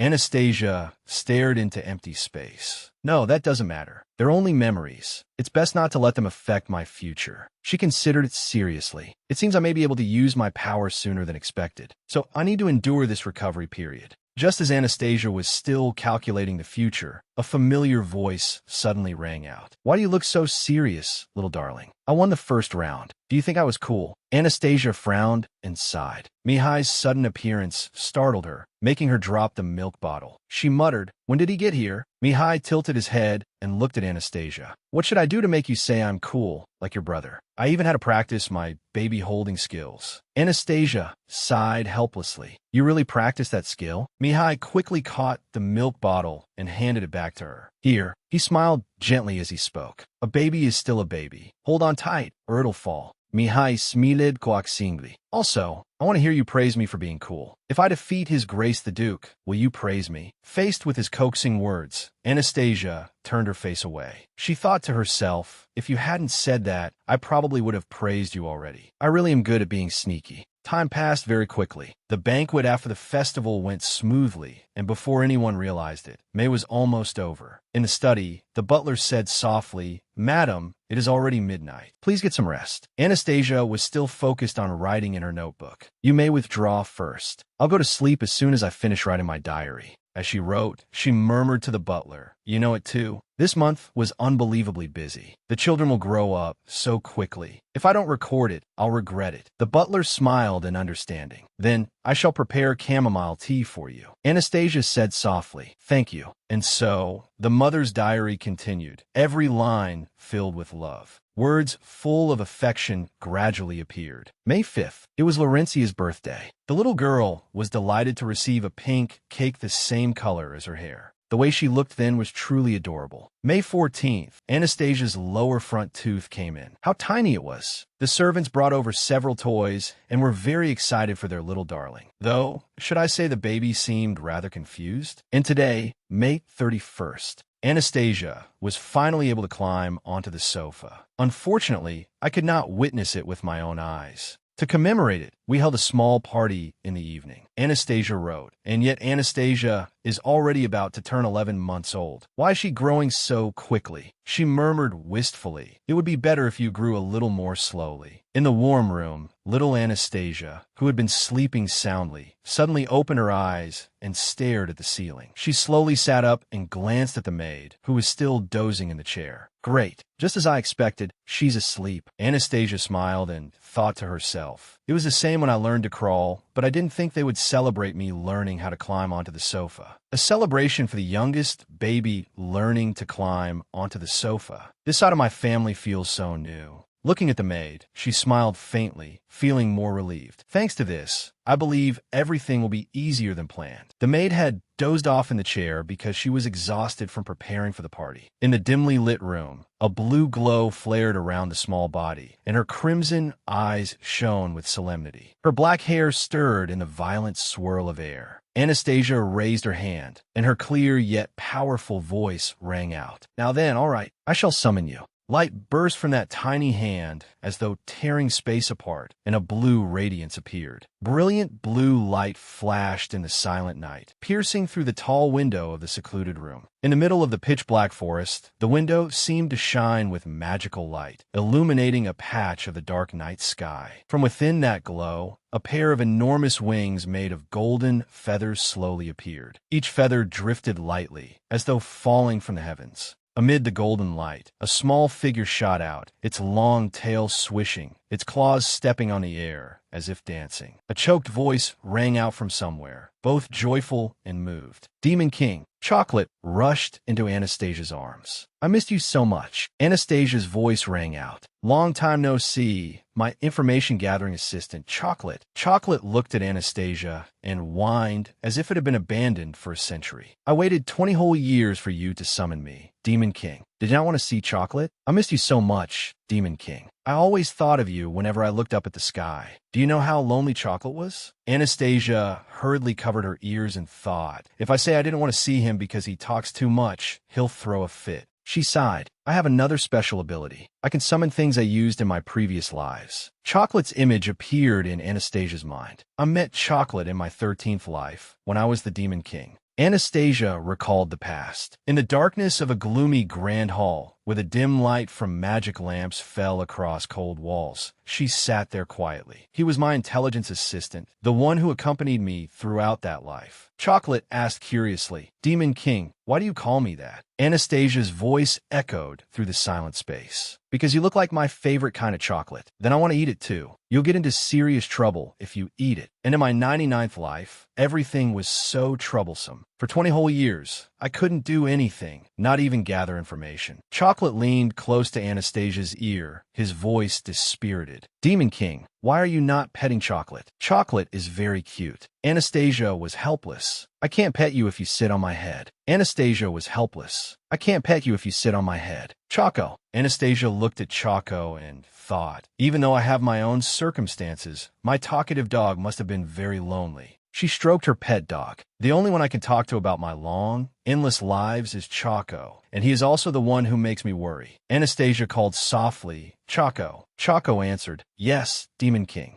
Anastasia said quietly, someone has entered my dreams. After hearing that, Choco immediately sprang up and howled, Aru, the Demon King's dreams. Choco circled through the dark space, his voice trembling. Was it a nightmare? Or was it hell? He asked while warily looking around. Anastasia said helplessly, no, it was just an ordinary place. He looks like a three-headed dog. Choco clutched his chest and muttered, who would dare enter the Demon King's dreams? Choco could no longer stay calm. So all I have to do is find that shameless bastard, right? Anastasia instructed him. That's right. I also want you to gather some information about this world for me. Choco suddenly asked in confusion, why? Under the silent sunset, Choco trembled as he landed on the cold ground. His eyes filled with sorrow as he looked at the person who had once been undefeated lying motionless. Demon King, you said you wouldn't live a difficult life anymore. Didn't you promise Choco that you would live comfortably? That was the promise she had made to Choco 100 years ago, that she would never again endure pain and suffering. In the pitch-black room, Heavy curtains blocked out all the light. A child cried out in panic, while two women anxiously chased after her. The air so heavy it seemed to herald a disaster that had just descended. Chaco sat alone in the darkness. That promise had been his faith for the past 20 years, even though he could not meet her. Do you know that? But I do not care. The image of a little girl clutching her head tightly appeared in his memory. Chaco does not like this. Every time the Demon King suffers hardship and everyone else is saved, Chaco does not like it at all. Anastasia looked gently at Chaco. She is feeling hurt on my behalf, but I truly do not mind at all. I endured many betrayals in my previous lives. I faced many difficulties in order to save myself. She thought again of the Duke Enderblank family. But this family has given me their love without expecting anything from me. Should I call it repayment for the past 11 months? I want to protect them until the very end. Anastasia gently held Chaco in her arms. I'm doing this because I think it is what I need to do right now. Chaco sniffled. You always say that. Anastasia continued. Later, you may stand by and watch if you wish. But this time, I need you.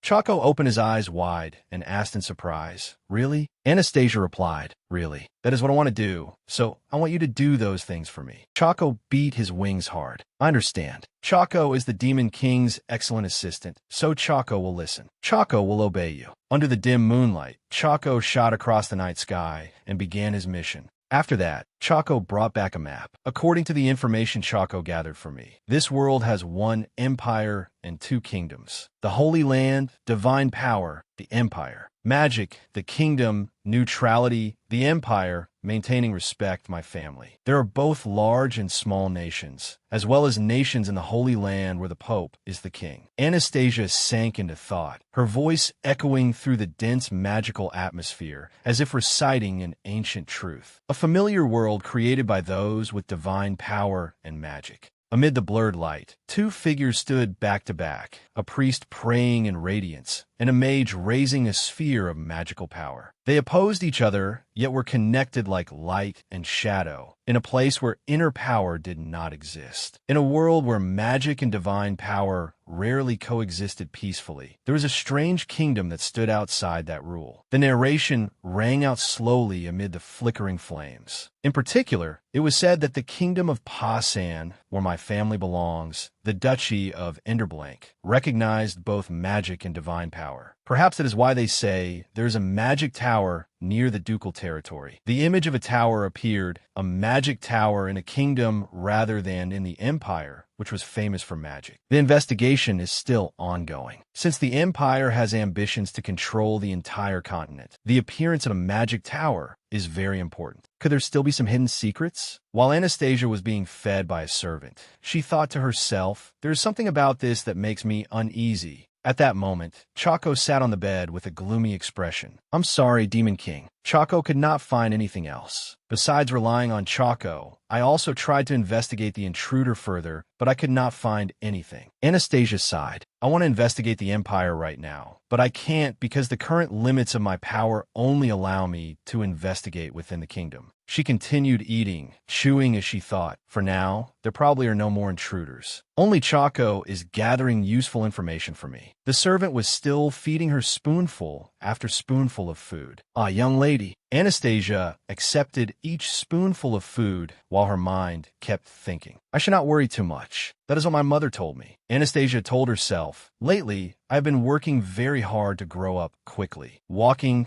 climbing onto the sofa, practicing pronunciation, and many other things. Unlike people who like diligent children, my mother, the Duchess was very troubled by Anastasia's diligence. Why does my little daughter keep tiring herself out? She had said when she saw Anastasia spending all day bent over piles of books. She sighed, then placed a finger on the tip of Anastasia's nose and smiled gently. Your mother wants nothing more than for Anastasia to grow up healthy. I hope you will stay my baby for a long time. Just that one sentence put Anastasia at ease. Thank you, Mother, for making me worry less. She thought to herself, it is as if Mother can see right through me. Things have been better these past 2 months, so I feel fairly reassured that the future will be the same. Beside her, Chaco saw how relaxed Anastasia was and rejoiced silently in his heart. This is the first time I have seen the Demon King so at ease. As expected, the Demon King is the best, and Chaco is the most important to the Demon King. No sooner had he said, that then Choco adorably jumped onto the maid's head, making Anastasia unable to hold back her laughter. When a maid saw the young lady giggle, she was delighted and excited. "Oh my goodness!" Lady Anastasia laughed because of my baby feeding skills. Looking at the cheerful maid, Anastasia thought, the reason I smiled was because Choco was too cute. What should I do? I've been practicing it since the festival. Seeing the maid like that, Choco wondered, what is wrong with her? Anastasia whispered, "Let her be. Even if this is a misunderstanding, there is no need to clear it up." Light quietly slipped through the arching ceiling, shining down on Anastasia's cloak embroidered with golden thread. In that still scene, a small winged dog drifted lightly through the air as if it had never existed. Anastasia's whisper echoed from deep within her mind. Choco, in puppy form, can only be seen by my eyes. I told him to always be cautious, but even mages cannot sense his presence. Anastasia closed her eyes. So the good news is that Choco can safely stay by my side. The bad news is that the only one who can hear all this noisy racket is also me. Choco covered his mouth with both paws, looked at Anastasia, and muttered, "But she is strange." Anastasia replied quietly, "That is how things should be." Just then, Mihai sat down. "Baby, when did you get a little puppy?" Anastasia's eyes widened. Impossible. Why can he see him? She panicked. Choco, turn into a teddy bear. Anastasia wondered. Even mages cannot sense him, so how can he see him? She turned her face away and pretended not to know. When Anastasia did not answer, Mihai shifted his attention to Choco. "Is it a teddy bear?"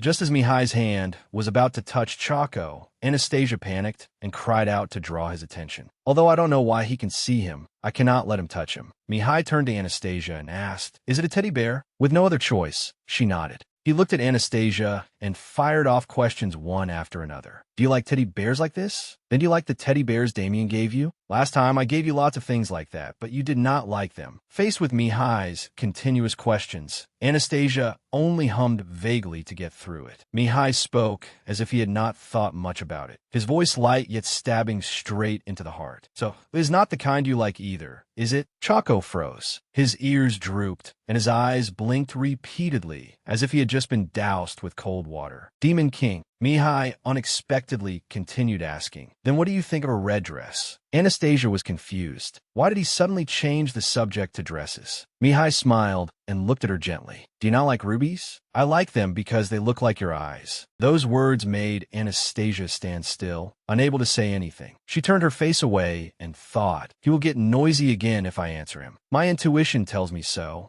In the distance, seeing Anastasia turn away with the golden ball, Mihai quietly followed her, not leaving her side for even half a step. He kept chattering as if a radio had been turned on. "I think you will like it." "Then what about a yellow stuffed chick?" The girls said they liked yellow. Anastasia was helpless. "I have not been responding to him properly, but he still keeps firing away like a radio." She glanced at Choco lying motionless on the ground, unable to believe the information Choco had just brought back. It was information from a conversation, along with Mihai's cold demeanor. "I have no interest." Choco had gathered this conversation and brought it back for Anastasia to see. In that image, Mihai was very cold, his eyes always indifferent like a piece of wood. But now Mihai was smiling, raising one finger as he asked, "What do you think of a piece of jewelry just for you?" Looking at his talkative and persistent manner, she could not believe this was the young Duke Mihai Leventis, who was famous for being emotionless. A child who focused only on his own world and never spoke to communicate with those around him. Mihai Leventis, as he had once said, could walk when he was only 6 months old, but he could not babble even a single word despite already being 1 year old. The Duke and Duchess had been very worried. 3 people quietly followed a young doctor hurrying along with a medical bag, a priest in a pale robe, an experienced old man with a cane, and a nun holding a lantern to light the way. Anastasia said softly, "I heard they summoned a famous priest and even a doctor to make sure nothing was abnormal. But I already knew that my family was not the only one like this." Little Mihai at that time only focused on his book, leaving his mother with no choice but to sigh. Fortunately, however, soon after that, he spoke his first words.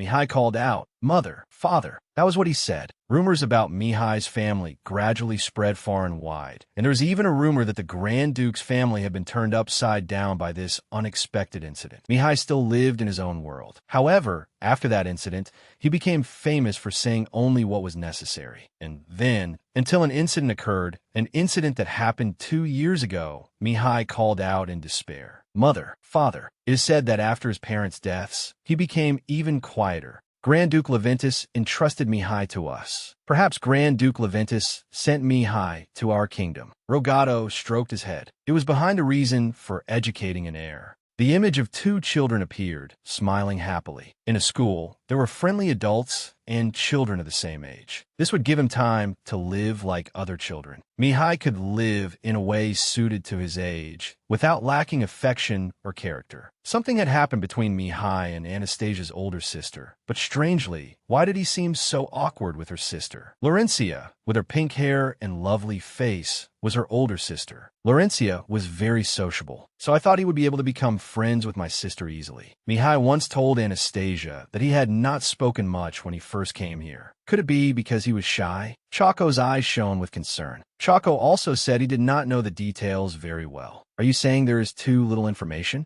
Anastasia hugged the ball and thought to herself. In any case, she had heard that he spoke very little. She was helpless before the person sitting there chattering away. But how on earth was he here, firing off all this talk at me? Suddenly, Mihai called out loudly, "Little one." He crouched down and folded his arms. At a time like this, I truly want to hear you say that I am cool, and I also want to see your smiling face. Could you help me a little? Seeing this gentle appearance, Anastasia became wary. First of all, if you're going to give me gifts again for that purpose, then I refuse to accept them. What exactly are you asking me to help with? Mihai tilted his head and looked at her, his voice calm, though his eyes seemed to hide a trace of concern. Your birthday is coming soon. I was thinking about what I should give you as a present. What do you think? That question left Anastasia stunned. My birthday. The image of Rogato's family rose in her mind. I see. I was born as the youngest child of this family. It has already been almost a year. Only 1 year. I feel as though time has passed so wastefully. Thinking of her birthday, Anastasia showed a worried face again. In every life she had lived, her life had never lasted beyond 20 years, as if it were a curse. So with every year that passed, she felt as though she was wasting what little time she had. While she was thinking absent-mindedly, a servant appeared and waved. Young lady,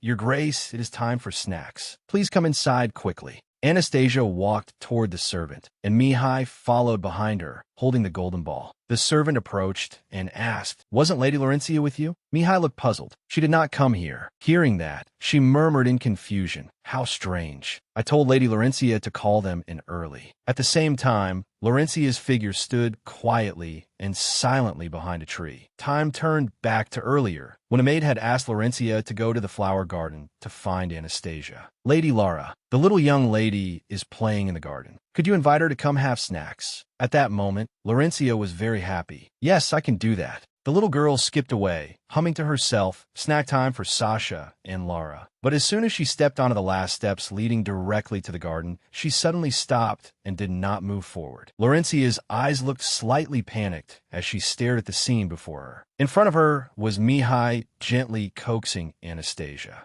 That cheerful smile was different from his usual cold appearance. When Laurencia first met Mihai, she had waved her hand with great joy. "Would you like to play together? I am Lara." Lara. But what answered the little girl was Mihai's cold, emotionless voice. Mihai, Duke of the House of Leventus." As Mihai spoke, he coldly walked away, ignoring the little girl. "No, I do not want to. I have lessons." "Damien, there you are." Laurencia stood there in a daze. Many other times, the little girl Laurencia tried hard to introduce herself to Mihai. I am Lara. Please call me Lara." But Mihai paid no attention at all and only called her by distant forms of address, such as Lady Laurencia. Then, before Laurencia could react, Mihai left coldly. Anastasia spoke softly, as though concluding the matter. Days passed as each person's feelings and worries overlapped, and time continued to flow. And before anyone realized it, when Anastasia came to her senses, it was dawn on July 3rd, Anastasia's first birthday. She opened her eyes to greet the new day, along with the chirping of birds and the fresh green leaves outside the window. Little Anastasia's eyes were filled with disappointment. The summer of 1 year ago, I began living my 100th life in disappointment. Now, what should I say?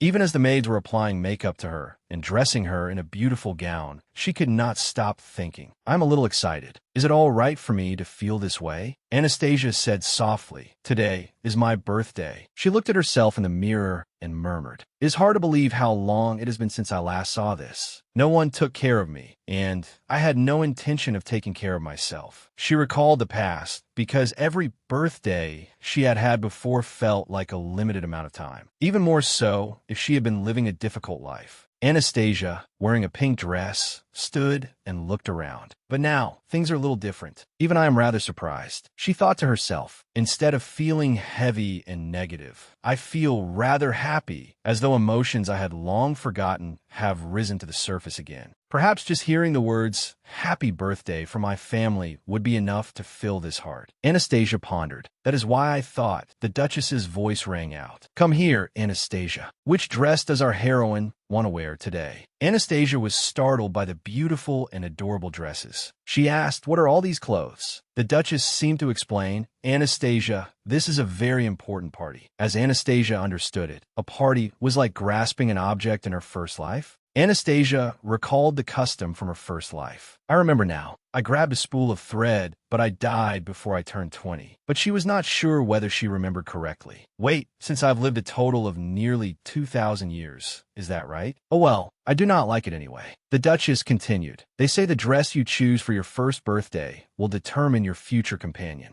She lowered her head and looked at Anastasia, her voice gentle. That companion may be your husband, a colleague, or perhaps your friend. So when I was little, I chose a pink dress and an emerald hair ornament. A pink dress and an emerald. Could it be? Anastasia exclaimed. Father. Anastasia's reaction moved the Duchess, and she clasped her hands over her mouth. Just as I thought, my daughter is so clever. And after that, your father became my companion. She stroked Anastasia's head and said, He is the person I can trust and love more than anything else. And besides, I gave birth to this beautiful youngest daughter. The Duchess smiled gently, one hand lightly resting on the clothing rack. So, Anastasia, the first dress you choose will surely bring you a companion worthy of your trust for the rest of your life. Anastasia looked up at the dresses, her heart filled with thoughts. In another life, if someone else had told me that, I probably would not have believed it. I definitely would not have had that kind of luck. But she gently reached out and chose a dress. When my mother says it, somehow it makes me think such a possibility might happen, even if only for a short time, even though I know very well that these feelings are not as frightening as I thought. Seeing that Anastasia had finished choosing, the Duchess exclaimed in surprise, Oh my! Anastasia gazed intently at the dress she had, by some miracle, suddenly chosen. What is this? I thought it was white. The dress shone brilliantly in different colors, like light falling on a fabric. Beautiful colors and lace trim, emeralds, amber, rubies, quartz, garnets, and diamonds, all sorts of jewels. Even the belt was decorated. It was an ordinary dress, but splendidly adorned. Anastasia held the dress and thought softly, It feels as though I can see through Mother's thoughts about me. The Duchess stood there gracefully, wearing a pale, pinkish-purple dress. Anastasia murmured, Perhaps Mother wants me to have a trustworthy companion. She buried her face in the dress and took a deep breath. A familiar scent. Her voice echoed as though passing through 100 lives. Perhaps I had despaired because I was someone who had lived 100 lives, but the hope I had never wished for. Anastasia hugged the dress tightly. My mother brought it here to bless me. At that moment, Anastasia had put on the pure white dress adorned with sparkling jewels, the very dress she had chosen earlier. 12 months since the day I began living in this mansion. Anastasia looked at the lively party scene. Ever since my first babbling words, I have no longer been surprised by any kind of party arrangement. How intense! I had prepared myself too, but her gaze passed over the glittering chandeliers, then moved to the bright, colorful ribbons.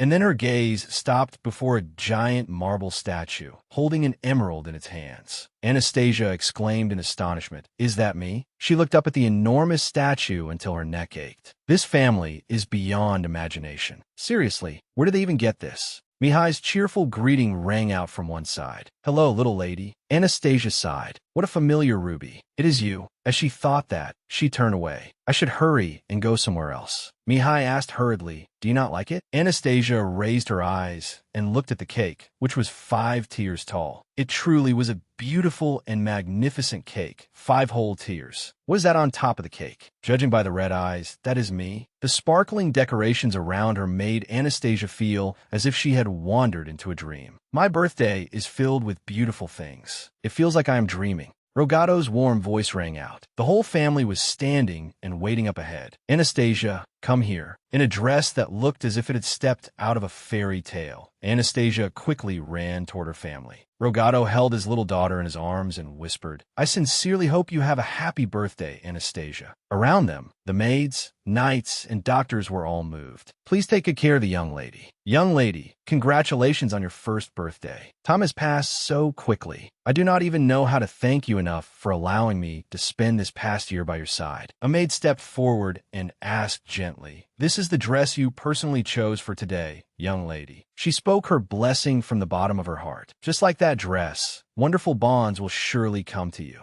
Anastasia looked up at everyone, this time as well. Her small hand suddenly tightened. Father must be rewarding me, right? In a lively atmosphere, Anastasia's voice rose, filled with both confusion and emotion. But what occasion is there for all this? Because everyone is giving sincere affection to the Duke. She said softly, now is the time to say those deeply moving words of blessing. Anastasia told herself, and the truth is, I have been added into the middle of this sincere connection. Did I not know that? She lifted her head and smiled brightly. In baby talk, she said, thank you, everyone. Every blessing, every gaze, every gift, all of it seemed to awaken a miraculous feeling that could not be named. The first birthday party of this life was filled with wonderful things. Many different kinds of fruit were prepared for her to taste. The famous royal orchestra played gentle melodies. And countless nobles she did not know bowed carefully before her. This is a gift sent by the Baron to celebrate your birthday. The Viscount has given you this gift, and this is a gift sent by the Countess. Anastasia thought to herself, I thought I had gotten used to every kind of party, but this, a party where I am the main character really, is different. Even though I am at home, I feel so out of place. Rogato seemed to notice her confusion and stepped forward, speaking gently. Our youngest, Anastasia. He held out his hand before her. May Father have the honor of sharing your first dance. Anastasia was slightly stunned. Dancing with a 12-month-old baby is a little strange, but I will still agree. So she nodded to her father. The father and daughter walked together into the middle of the banquet hall. The musicians immediately changed the melody, switching to a soft, emotional piece. Rogato unexpectedly knelt on one knee before Anastasia.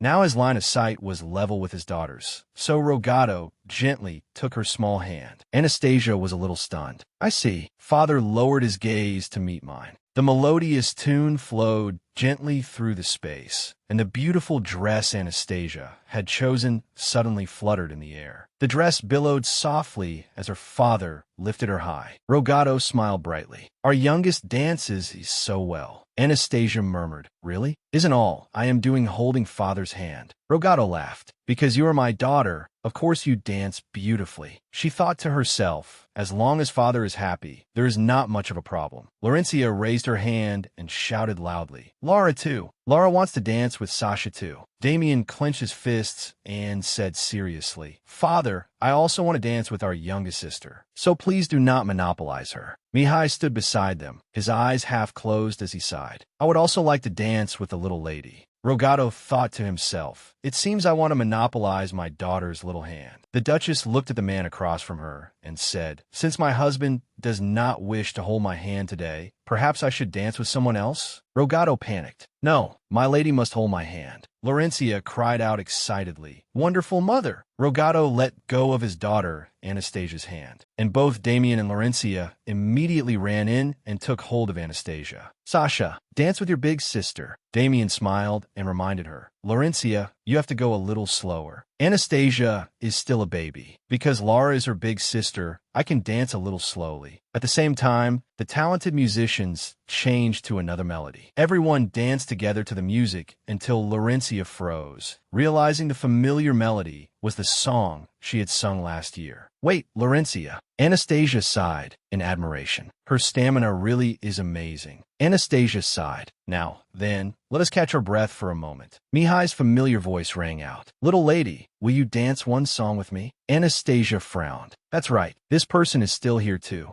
Everyone at the party began clinking glasses and dancing together. Anastasia had black hair and blazing red eyes and wore a glittering dress. Facing her was Mihai, with golden hair and eyes shining with vivid purple light. On this side, Rogato and the Duchess calmly moved to the music. Meanwhile, Damien had no choice but to go along with his younger sister Laurencia's wishes and dance to childish tunes. Is this something I used to dance to when I was little? Suddenly, Anastasia smiled, and Mihai happened to catch sight of that smile. Little one, are you smiling now? Anastasia denied it. No, I am not. Mihai looked at her. It seems to me that you smiled. She shook her head, her voice tiny. I did not. As the two of them danced, Mihai said softly, Then I will practice more in the future until I can dance well enough to make the little lady smile. Anastasia glanced at him and thought to herself, he really does not know how to give up, does he? She smiled. But even if his persistence can be a little annoying, I do not hate it. Mihai held Anastasia's hand, like family, holding hands and dancing together. Her family gathered together, as if at a small reunion. Even though the party ended in the afternoon, her parents allowed the servants to freely enjoy themselves until late at night. Laurencia shouted excitedly, Sasha, she just ran. Rogato's voice trembled slightly. What? Father did not see it. For that reason, her family spent the entire evening gathered together like a reunion. Laurencia hugged Anastasia tightly in her arms. Lara is your big sister, so I will take care of you. But wouldn't it be nicer if Sasha held her older brother's and older sister's hands and walked? Anastasia nodded. I would like that. Every moment seemed to pass in the blink of an eye, leaving behind layers of warm memories brimming with love. Looking back, 1 year had passed so quickly. The Duchess turned slightly, her gentle eyes looking at Damien. Is that so? Damien closed his eyes, his sleepy voice sounding softly. Mother, I am sleepy. Anastasia's voice also sounded softly. Even though there were still fears, she had quickly become accustomed to this warmth. Shall we go to sleep? She whispered. Even though I know that, I swear I will cherish and enjoy every day here.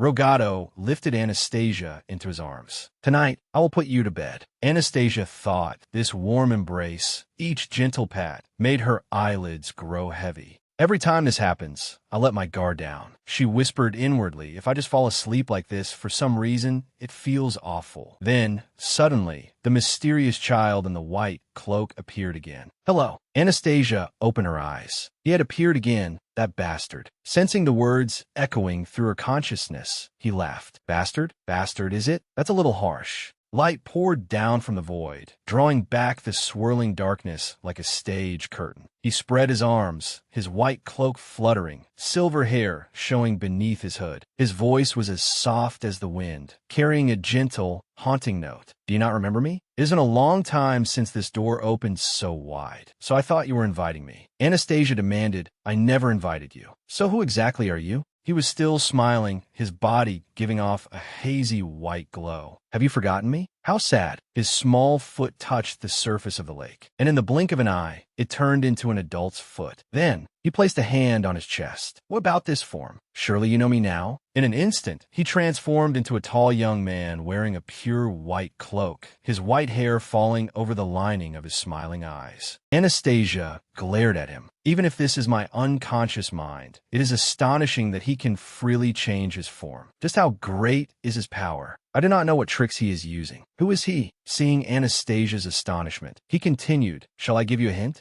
In an instant, Anastasia steadied herself as she looked down at her two hands. In the dim space, pale purple light curled around her like the ashes of an old memory. A girl with long hair, wearing a pale blue hood and a pleated skirt. Her eyes opened wide, reflecting an image that was both familiar and strange. Anastasia slowly reached a hand forward and whispered as if speaking to herself, This is my form from my first life. Faced with this unexpected transformation, Anastasia could not help but ask, You know this form of mine? He smiled smugly and answered, I can easily recreate at least one of your old forms, because I'm the only one who truly understands you. Suddenly, he turned his back to Anastasia and walked across the still surface of the lake. It is almost time. I apologize for being rude last time. Then, on the day you come to visit me. As he spoke, he wore an amused smile. I will be waiting. Anastasia, in the form from her first life, asked softly, "What did you just say?" But he did not answer. Instead, he lightly snapped his fingers, making water droplets scatter through the air. In an instant, Anastasia regained consciousness and woke up. She raised a hand to hold her head and sighed. That lunatic! Her forehead was slick with sweat, and her head was pounding. This dream had truly been terrible. Looking at the maid beside her, Anastasia sighed and muttered. But it seems this time it was only a short dream that ended during the night. The maid is still sleeping soundly. She recalled every detail and frowned slightly. Come to think of it, that man called my name, didn't he? In the middle of the void, a beam of light tore through the night. 3 girls carrying school backpacks walked quietly, their uniform skirts swaying lightly with each step. Their hair drifted in the wind, and the scene was like an old memory playing in slow motion within a dream. Anastasia's voice rang out, hazy as if circling up from the bottom of nothingness. Just as I was about to wake up, though his voice was very faint, a brief stillness passed, and then she whispered, "That was definitely my name for my first life." Anastasia wearily closed her eyes. I must not forget this, but I'm gradually losing my senses because of the fever. Struggling to call out, she said, "CACAO." Green light flashed, and CACAO appeared. "Yes, Lord Demon King."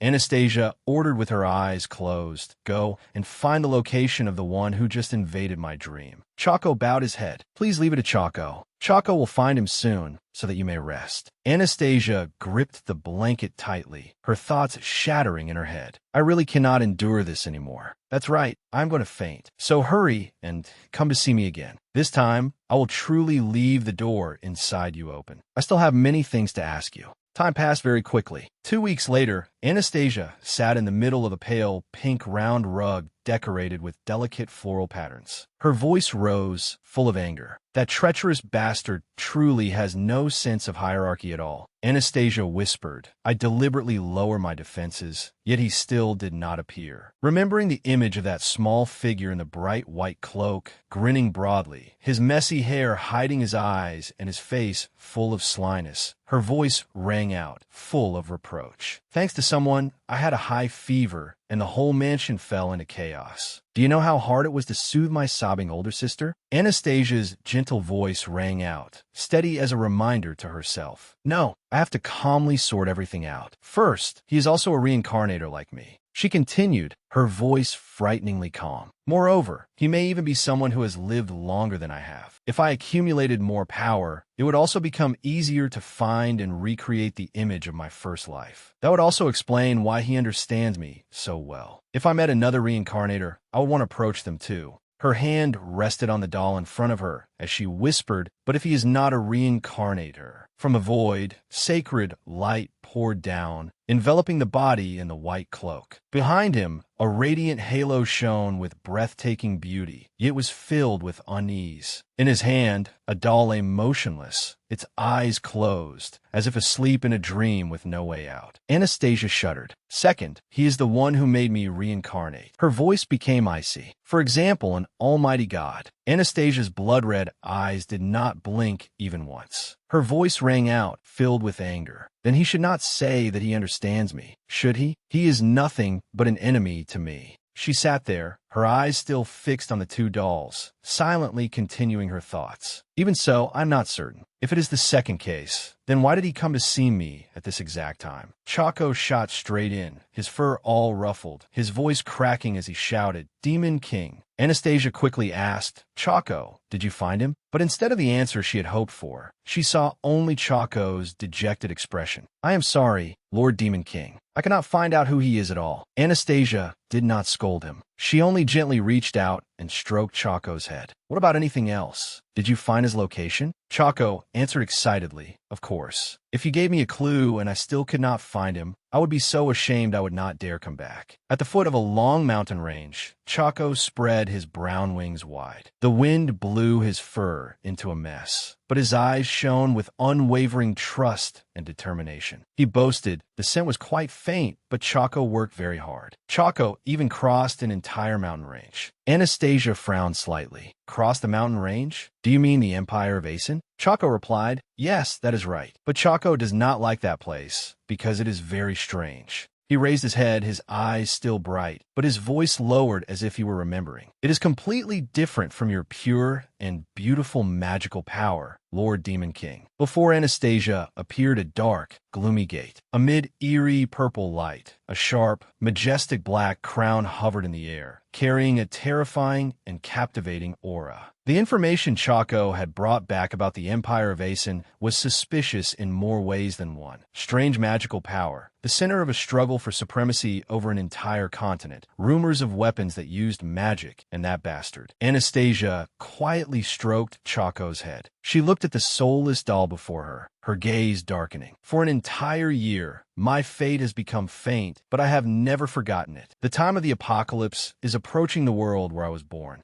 She clenched her hand, her voice trembling with resolve. I cannot help but suspect that the Empire of Asen is the source of the destruction drawing near. Our kingdom is one of the nations in their sights. I should be prepared. Anastasia stood up straight, her voice ringing out, firm and decisive. Not only to prevent destruction, but also to protect my family's everyday life until the very end. She told herself, her hand clenching even tighter, because that is the only way to repay the care I have received. Suddenly, the door to the room flew open, and Laurencia appeared, her face pale with panic. The little girl shouted, "Father!" Laurencia was frantic. "Father, this is serious. We have to prepare right away." Seeing Laurencia's panicked face, Anastasia's expression turned serious. Could this be a sign of the apocalypse? She hesitated, but quickly regained her composure. "I have not had time to prepare yet. First, I have to follow them and observe the situation." Anastasia ran after her older sister with a worried expression, but only a few minutes later, her face went helpless and speechless. In front of Anastasia, Laurencia was busily stuffing herself into the carriage, while Damien hovered anxiously beside her. Laurencia shouted cheerfully, "It's a family vacation." Everyone smiled happily, but Anastasia fell silent. Rogato laughed loudly. "Your father has chosen a place we have not visited in 2 years. Damien, do you remember it?" Damien nodded. "Yes." Laurencia smiled until her eyes curved. Laurencia doesn't remember anything. Anastasia sighed as she looked at her family happily chatting. "I got so tense I ended up looking foolish." She blinked, her ruby-like eyes shining with curiosity. Anyway, a summer vacation with family. Even in my first life, I had only heard about such things from my friends. At that moment, Rogato looked out the carriage window and said loudly, "Children, we will arrive in just a little while. Look over there." The Duchess gently asked when she saw the little girl in her arms was silent. "Anastasia, do you want to look at the scenery?" She was very excited, so she nodded at once. Seeing that, the Duchess lifted Anastasia up to the window with both hands so she could look at the scenery outside. "There now. Be careful not to slip." Outside, the sky was deep blue. Sunlight draped softly across the tree branches. Leaves fluttered down in the gentle wind, and the faint scent of grass and trees made Anastasia feel strangely at ease. She took a breath and murmured softly, her voice mixed with surprise and delight, "I feel excited. That is not very like me.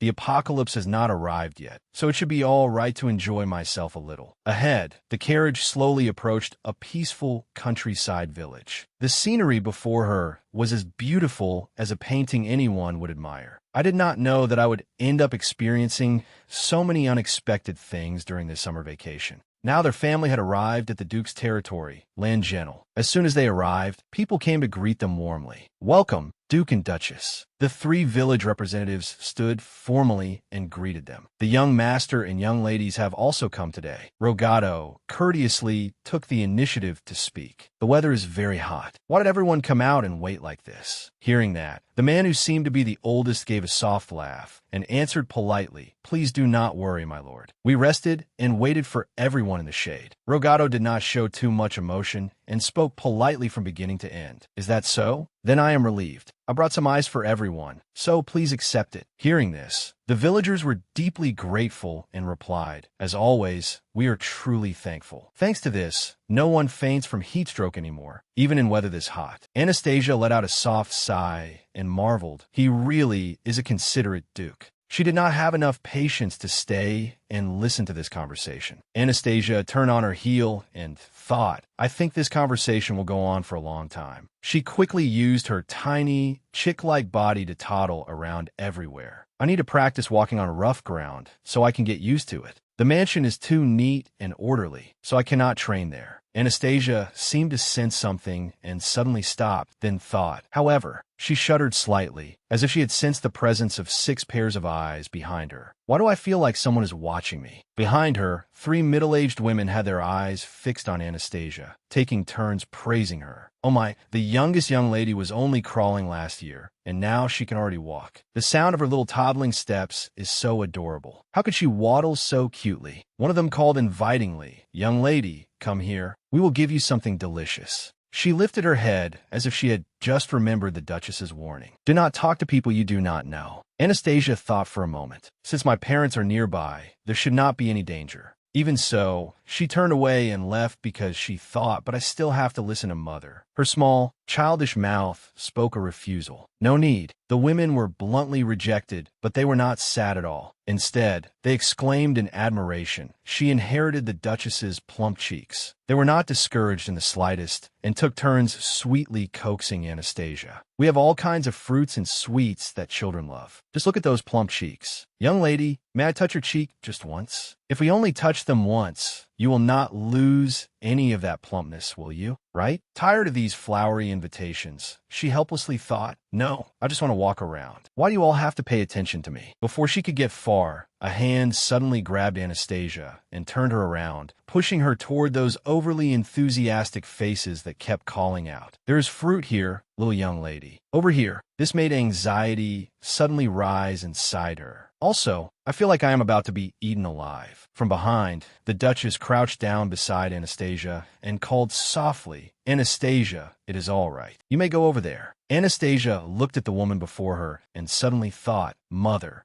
Anastasia looked at the people in front of her, her unease still not settling much. She reassured herself, going near them is a little scary, but Mother said it would be all right. Anastasia stretched forward as much as she could with her tiny body, both hands reaching out as if accepting all the effort they had made so far. Seeing that, everyone could not help but melt at her innocent purity, to the point that they wanted to hug the little girl immediately. After a moment of emotion, they seemed to burst, taking turns crying out, What did I just see? The young lady is special no matter what she does. The young lady is still so small, but she already knows how to plead. Anastasia froze, and her 2 hands unconsciously pulled back as she thought, You were the ones who called me over here first. Why are you making such a fuss now? One of them handed her a bright red piece of watermelon and instructed, Here you are. Hold it tightly and eat slowly so you do not choke. Anastasia stared at the watermelon in her hand, full of doubt. It should be fine if I eat it, right?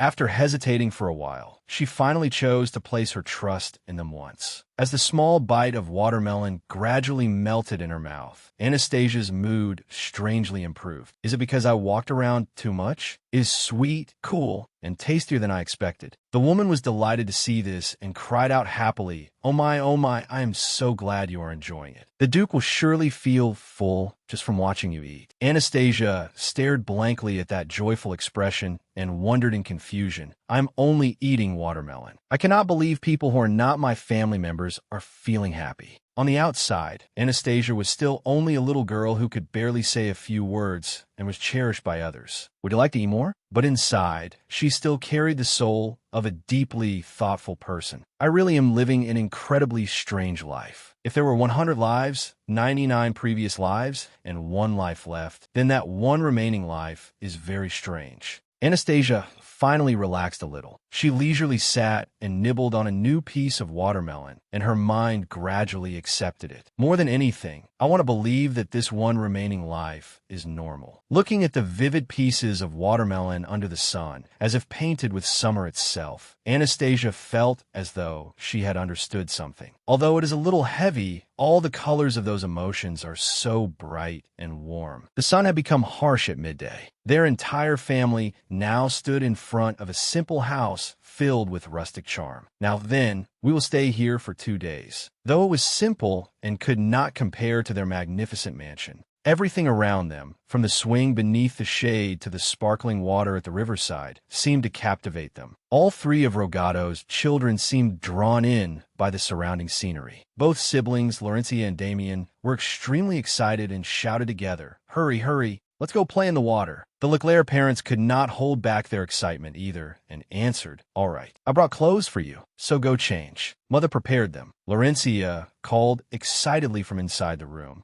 "Mommy!" the little girl exclaimed proudly and excitedly, wearing rabbit ears on her head. "Lara is a little bunny, a bunny." Damien also came forward with deer antlers on his head, looking embarrassed as he grumbled softly, "Mother, honestly." Only Anastasia came out wearing deer ears, which did not match her aura at all. She looked up at the ears on her head, a hint of confusion appearing on her face. "Isn't it usually a dog or a cat? Why am I a deer?" On the other hand, Anastasia's older siblings absolutely loved her outfit and showered her with praise. "So pretty, so cute. Lara is a little fawn." "That's right," Anastasia roared. "If you say that, my brother will catch me." Seeing this, Anastasia finally let out a sigh of relief and thought, "I think it'll be all right, since my sister and brother seem to like it." Suddenly, Rogado called out from behind them, interrupting the mood. "Come on, children, I'll take you boating." When she heard that, she instinctively turned around as if she could not believe her ears, unable to hide her surprise at the word boating. When they arrived, it turned out not to be an ordinary boat at all. Animals matching the outfits the 3 children were wearing today had been carved on it. After seeing it, Anastasia became even more agitated and screamed inwardly, "How can he waste money this extravagantly?" Damien was also unconsciously stunned when he saw it, and he muttered in admiration, "Annoyingly, it's amazing, isn't it, Anastasia? It's so incredibly cool." Hearing that, she could not help but nod. Just one word of approval from Anastasia made Rogado jump up as if he had found gold. Watching his series of actions, she suddenly understood. "I heard Father loves surprise events, and he's satisfied with our reactions too." In contrast to their dazed reactions, the moment Laurencia saw this rustic yet money-scented yacht, she immediately became excited and cheered. "Father is the best. Father is super cool. Lara loves Father the most." Every single reaction from the children made Rogado happier than ever. Bursting with joy, he spun around with Laurencia and spoke words of love from the bottom of his heart. "I love Laurencia very much too. Of course, I also love Damien and Anastasia very, very much." Damien seemed a little overwhelmed by this display and made a request to refuse. "Father, can I play in the water by myself instead of going on the boat?" Rogado gently set Laurencia down and answered softly. It's true that Damien can do that on his own, but he did not quickly refuse or agree. He simply held out his hand and calmly asked in return, "I thought Damien wanted to play with his little sisters?" Those words seemed to hit Damien right where it mattered, forcing him to nod. No one knew how much time had passed, but the children's spirits had not faded in the slightest. A hand shot high into the air as someone cheered. With that brightness, it could be none other than Laurencia. Sitting in this adorable little boat made her even more excited, and she cried out, "Lara wants to sit at the front. Father, push faster, faster." Rogado also laughed and replied, "My dear, don't be too impatient." Laurencia turned to him with a pout. "Father, Lara wants to water slide." "Watch her slide." He indulged her lovingly. "Slowly now, then you can water slide, my daughter. Now it's Anastasia's turn." The moment the little girl heard the end of his sentence, she no longer cared and clenched both hands with determination as she declared, "Really? Then Lara can wait." Rogado praised her with satisfaction. "That's right. Our Laurencia is a cool and kind big sister, isn't she?" He gently placed the boat onto the surface of the water and said, "Wait here for a moment." Laurencia obediently answered, "Yes. Father, come back soon." A leaf suddenly fell from above onto the water. Rogado placed each child onto the lovely little boat one by one. He looked at Anastasia and asked gently, "Did you wait long?" Suddenly, amid the quiet atmosphere of nature, a violent wave rose from somewhere beneath the water, throwing the 2 children toward the father and son. Anastasia reflexively covered her face with one hand, revealing a displeased gaze as she asked herself doubtfully, "What is with this abnormally strong gust of wind? Something isn't right." Immediately afterward, before the water could even settle, Damien's terrified scream rang out. Laurencia! Laurencia! At some point, the little boat that had been near the shore had drifted far away at an unimaginable speed, leaving Laurencia able only to scream in fear. Father! In Anastasia's subconscious, a call rang out on its own. Sister! Damien became even more panicked and screamed at the top of his lungs. No! Laurencia! Father! Hurry! Lancelot struggled to stay steady amid the shocks around them and said anxiously, Hold on tight to me, little lady. As for Anastasia, she still had to endure it with her small body. She immediately sensed something strange. The wind is blowing abnormally hard. The little boat continued drifting amid the violent waves. Looking at the obstacles behind Laurencia, Anastasia instinctively shuddered. There's so many rocks here. If she crashes into them, in the end, she could not restrain herself and sprang to her feet to use magic, secretly making up her mind. My sister is in danger. Right after she cast it, the energy in Anastasia's hand, which had been growing larger, suddenly vanished. She was shocked to discover that each subsequent flow of magic was always cut off halfway as well. Damn it, I can't use magic like usual. What? Anastasia was powerless, but she still had to grit her teeth and think of another plan. I have to stay calm and cast a protection spell on Sister first. Looking at Laurencia curled up in fear ahead, with a magical barrier surrounding her body, she thought, if I can't stop the boat, then at least Sister can reach Father. Immediately afterward, the wind, already violent, grew even fiercer. Lancelot shouted a warning. The wind direction suddenly changed. Rogado up ahead struggled to wade through the water, moving forward even though his subordinates behind him tried to stop him anxiously. Wait, sir, it's dangerous. He desperately rushed forward and shouted, Laurencia! Rogado stretched his arm out as far as he could in front of the panicked Laurencia. Finally, in one brief moment, he succeeded in gripping the boat tightly. Immediately, Laurencia was scooped up and rushed straight into Rogado's solid embrace. Father! The moment the little girl felt his warmth, she became emotional and burst into tears as she explained, Father, the boat moved on its own. Lara didn't do anything naughty. Holding Laurencia tightly in his arms, he gently comforted her in a soft voice. It's all right, Laurencia. You didn't do anything wrong. My daughter sat still just as Father told her to.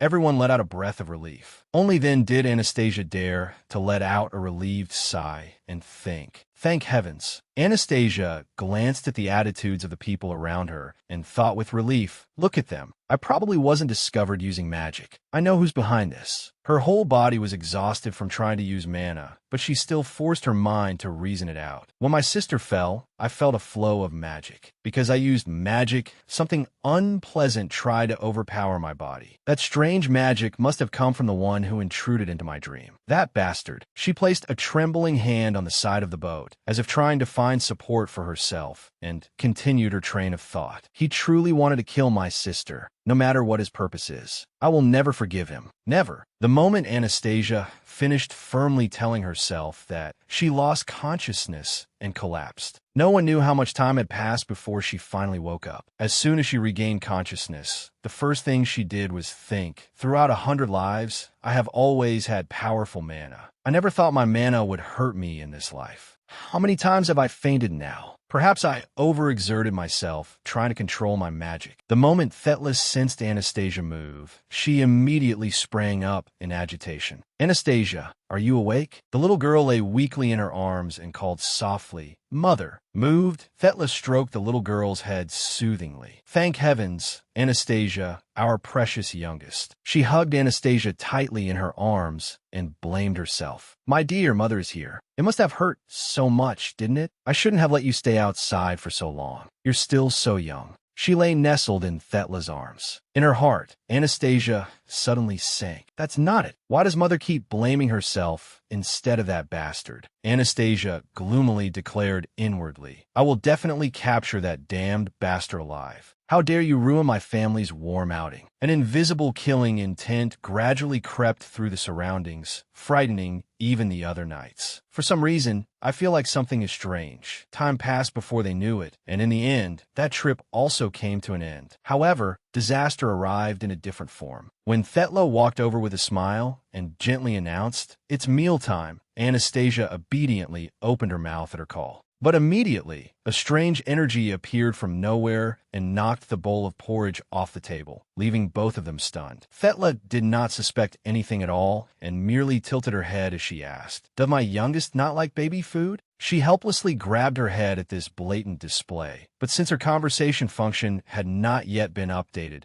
she could only hide all her frustration inside. "No, that isn't it. He activated my magic on his own." Remembering the memories she had lived through, Anastasia thought resentfully, "I lived so many lives in poverty. Why would I reject food? That bastard is trampling all over my efforts." She anxiously lowered her face and thought, no matter how kind Mother is, she will probably get angry this time. Anastasia grew even more worried under Thetla's stare, and all kinds of thoughts began racing through her mind. "I've been sick recently, so she might think I'm really troublesome." When Rogato approached, Thecla had just turned her head and reminded him, "Our youngest is already 13 months old, so she is gradually getting tired of eating this." The more Anastasia listened, the more she could not believe it, and she widened her eyes as she watched them continue discussing it with each other. "That must be it. Our youngest is so gentle that I thought this phase would pass quietly." Not only did Thecla not blame her, she even asked softly, "My youngest, what don't you like? Are you upset because you can't communicate?" Thecla laughed and brought it up again. Damien often became irritable during this phase too. "Why does our youngest look so much like Damien?" Hearing that from behind, Damien became flustered and protested, "I did not." Noticing his adorable embarrassment, she soothed him. "It's all right. Damien was very cute back then, a child who never complained about anything." Damien bashfully lowered his face. "I don't think so." On the other side, Laurencia grew even more curious and asked, "What about Lara? Was Lara like that too?" Rogato laughed and answered, "Our Laurencia ate everything and ate very well." Thecla replied casually, "She ate well, but she often cried when she couldn't see her parents." The little girl curiously confirmed it again. "Father, the boat moved on its own. Lara didn't do anything naughty." "Did Lara do that when she was little?" Father gently explained, "Babies want to stay beside their parents." Laurencia hugged Damien tightly and answered cheerfully, "That's right. Lara likes being beside mother, father, brother, and Sasa." Rogato turned and asked gently, "Our youngest still needs to eat. Is baby food still all right?" Seeing the little girl's anxious attitude, he comforted her softly. "My youngest, it's all right. Father isn't angry." Anastasia wanted to eat something, but it was too hard to express that. Anastasia froze for a moment at the way things had unfolded completely differently from what she had expected. She wondered, why does everyone always try to understand and accept everything, even when it wasn't what I meant? But I should have been scolded for something like that. She wanted very much to give her family only the best. However, there were times when things happened against her will. For example, spilling a cup of water, acting like a baby who could not control her power and did not want to bathe, and even hurting her father, though that was not what she wanted. And then Anastasia vaguely understood that bastard's intention. He wanted her to be isolated. If Anastasia was hated and abandoned by her family, she would be alone once more. While Anastasia was still drowning in a chaotic jumble of thoughts, she thought, if I were like before, I would definitely plan my next move. But then a hand gently rested on her head, making her freeze. Rogato smiled and asked, "Father should have been more careful." Were you startled? Seeing him smile and take the blame on himself, even though he had fallen, made her even more certain. Not at this moment. Anastasia was warmed once again. Until now, all of her lives had been full of hardship and adversity. But her family in this life was warm, and Anastasia had never experienced this before. Feeling the warm atmosphere around her, she wondered, is this what an ordinary family is? Anastasia grabbed a crayon on the paper and secretly wished, if only I could preserve this ordinary life. Damien and Laurencia behind her could not help but look at the paper with interest. She told herself, even if I have to swear anything. 99 and 1. The answer given by the numbers was very clear. Even so, she hoped she could change the general rule. At that moment, a word slowly appeared on the paper. Good. Anastasia nodded drowsily in Thetla's arms. But sensing something, she suddenly woke with a start, and her eyes unconsciously turned toward the window. The splendid classical buildings beneath the evening glow made Anastasia recognize it with just one glance. My home. Looking around, Damien and Laurencia had already fallen asleep. Although this trip had been rather chaotic, it had also been very enjoyable. Fortunately, in the final days, she had put up a protective barrier so that troublesome person could not come near her family. Even when he deliberately tried to isolate Anastasia, he had no choice but to give up on that plan when he saw her family. Looking at the warm scene before her, she silently admitted, "I have to say my family is truly amazing. Instead of pushing me away, they embraced me." Anastasia let out a sigh as if a burden had been lifted from her shoulders. "If it were not this family, then I would probably have been isolated forever, just as that bastard wanted." Thinking this, she was finally able to smile happily after all the trouble of the past few days. "This victory is not mine alone. My whole family achieved it together." The carriage gradually moved toward the trail leading to the mansion, and Anastasia's heart gradually turned toward it as well, because this was the first time in 100 reincarnations. As for the second child of the ducal family, Laurencia Enderbland, if asked who she liked most in the world, she would answer without the slightest hesitation. It was none other than Thetla. The little girl ran over and hugged her tightly. The answer was also revealed. "Mommy. Lara loves Mommy the most in the whole world." Hearing that, Rogado felt as if his heart had been cut to pieces. Father is second, right? As for Damien, he could only smile awkwardly and comfort himself. Brother Damien is third. But within only a year, the ranking order changed. It was because the youngest, who looked exactly like the mother she adored, had been born. Returning to the present, Laurencia flung the door open and shouted loudly, "Sasa!" However, the room was completely empty, making the little girl wonder, where did she go? Laurencia gradually shifted her gaze elsewhere to search. Is she playing in another room? Indeed, in another space, Anastasia sat sullenly in a corner with her usual pout. It was nothing unfamiliar. Beside the little girl was Mihai, still talking nonstop. The moment Lara's gaze flicked toward the person beside her, she immediately became displeased and thought, "I knew it was him. But Sasa is my youngest sister." She frowned slightly, then grew even more irritated as she felt as though Lord Mihai was trying to steal Sasa away from her. Inside, the two of them knew nothing of this and kept exchanging words back and forth. Mihai asked curiously, "Do you not like the gift I gave you?" Anastasia immediately answered without the slightest hesitation, "Go away." He was someone who did not know the meaning of giving up, and with a smile still on his face, he replied calmly, "Why are you telling me to go away? It's been so long since we met. Aren't you being too cold? I brought you a gift." The little girl tried to drive him away in her childish voice. "Don't need it." Mihai, as if he had not heard her at all, stubbornly continued, "I wanted to see you, so I came running over here as quickly as I could."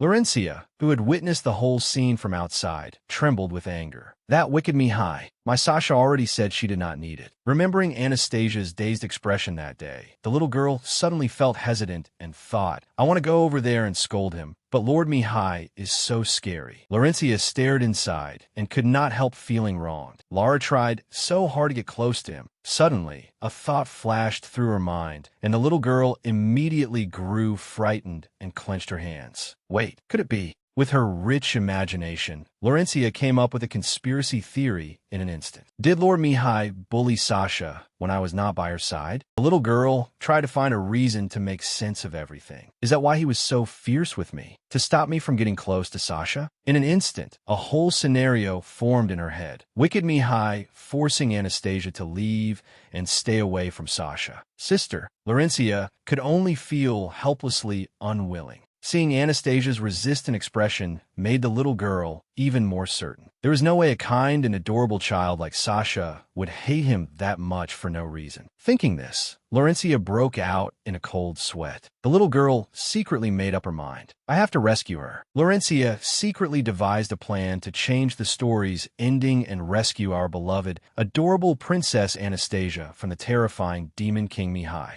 Her fear vanished in an instant, leaving only firm resolve deep in her eyes, because she was Sasha's big sister. A few days later, still at the Enderbland mansion, Laurencia quickly and nimbly arrived in front of Anastasia's room and called, "Sasha." The little girl inside was still toddling around, and as soon as she heard the call, she turned her head. "Sister." Laurencia secretly hid a heavy basket of books behind her, and she spoke with a clever smile. "Sasha, did you miss me?" After hearing the answer she wanted, she immediately rushed over and hugged Anastasia tightly, making the little girl wonder, but it is her nap time right now. Why did she come here? She thought to herself, sister usually visits before late afternoon, and if Lord Mihai is here, she comes at dinner time. Even while being hugged tightly, she did not mind in the slightest, and her puffed-up face inwardly grumbled. Just how cold is he that he makes sister avoid him? You should be grateful that sister and brother spend time playing with him. Laurencia finally let go of Anastasia. "Sasha." She gently placed 2 fingers in the little girl's palm. As soon as she saw Anastasia close her hand around them, Laurencia was delighted and declared, "Even if you cannot hold my hand tightly, I will never abandon you." The little girl seized the chance to ask, "Sasha, come play with me."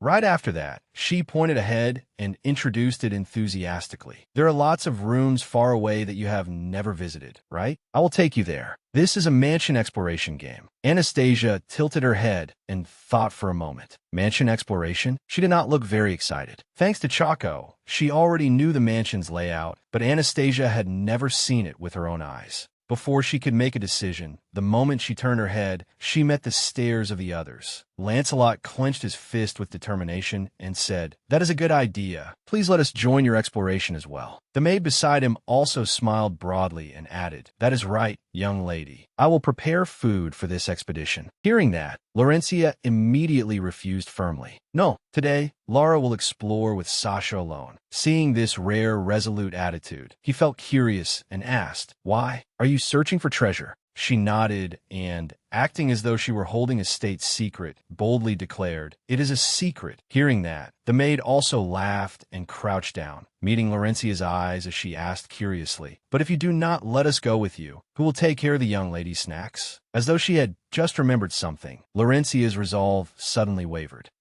Laurencia bit her lip, large drops of sweat weighing on her face, as though a scale were measuring some important decision. It seemed their sisterly love had overcome everything. Not long afterward, she declared without the slightest hesitation, "No, it is all right. On expeditions, it is only natural that we might get hungry. Lara is the big sister, so Lara can handle it herself." Seeing her like this, although no one said anything, they all shared the same thought. The young lady is too adorable. Laurencia took the initiative to turn toward her and ask, "Sasha likes it better when it is just the two of us too, right?" Seeing that, Anastasia nodded repeatedly without hesitation. Laurencia was extremely excited. Holding her secret basket of books tightly in one hand, she happily replied, "I knew Sasha would say that." The little girl briskly took Anastasia's hand and had her run off. "Then let us go, Sasha." No one knew how much time had passed when a head of golden hair, still damp with a little water, appeared from somewhere. Mihai entered the room where the two had once played together and asked, "Little lady?" Seeing the empty play space inside made him feel a little confused and disappointed. Why is she not here at this hour? Where did she go? I have a bad feeling about this. A tiny map with a decisive design and clear lines was slowly unfolded. Like a true leader, Laurencia began guiding the way. "We could go along this route." Anastasia did not respond and only followed along, her gaze gradually shifting behind them as she wondered, does she really not notice? At some point, 3 figures had appeared behind the two of them, peeking out from the rear. However, only Anastasia noticed them. Exploring this mansion with just the two of us is impossible. The little girl half closed her eyes and let it pass, inwardly praying, "I hope this tailing group does not gain any more members." Laurencia innocently turned back and announced, "Sasha, we have arrived at the first room to explore." Anastasia was pulled along before she could even answer, but her expression began to change the moment she saw it. Here, the 2 little girls looked especially small, standing beside this door, and the murderous aura emanating from it was enough to overwhelm them. Anastasia thought to herself, "This gloomy room is the first place we are exploring?"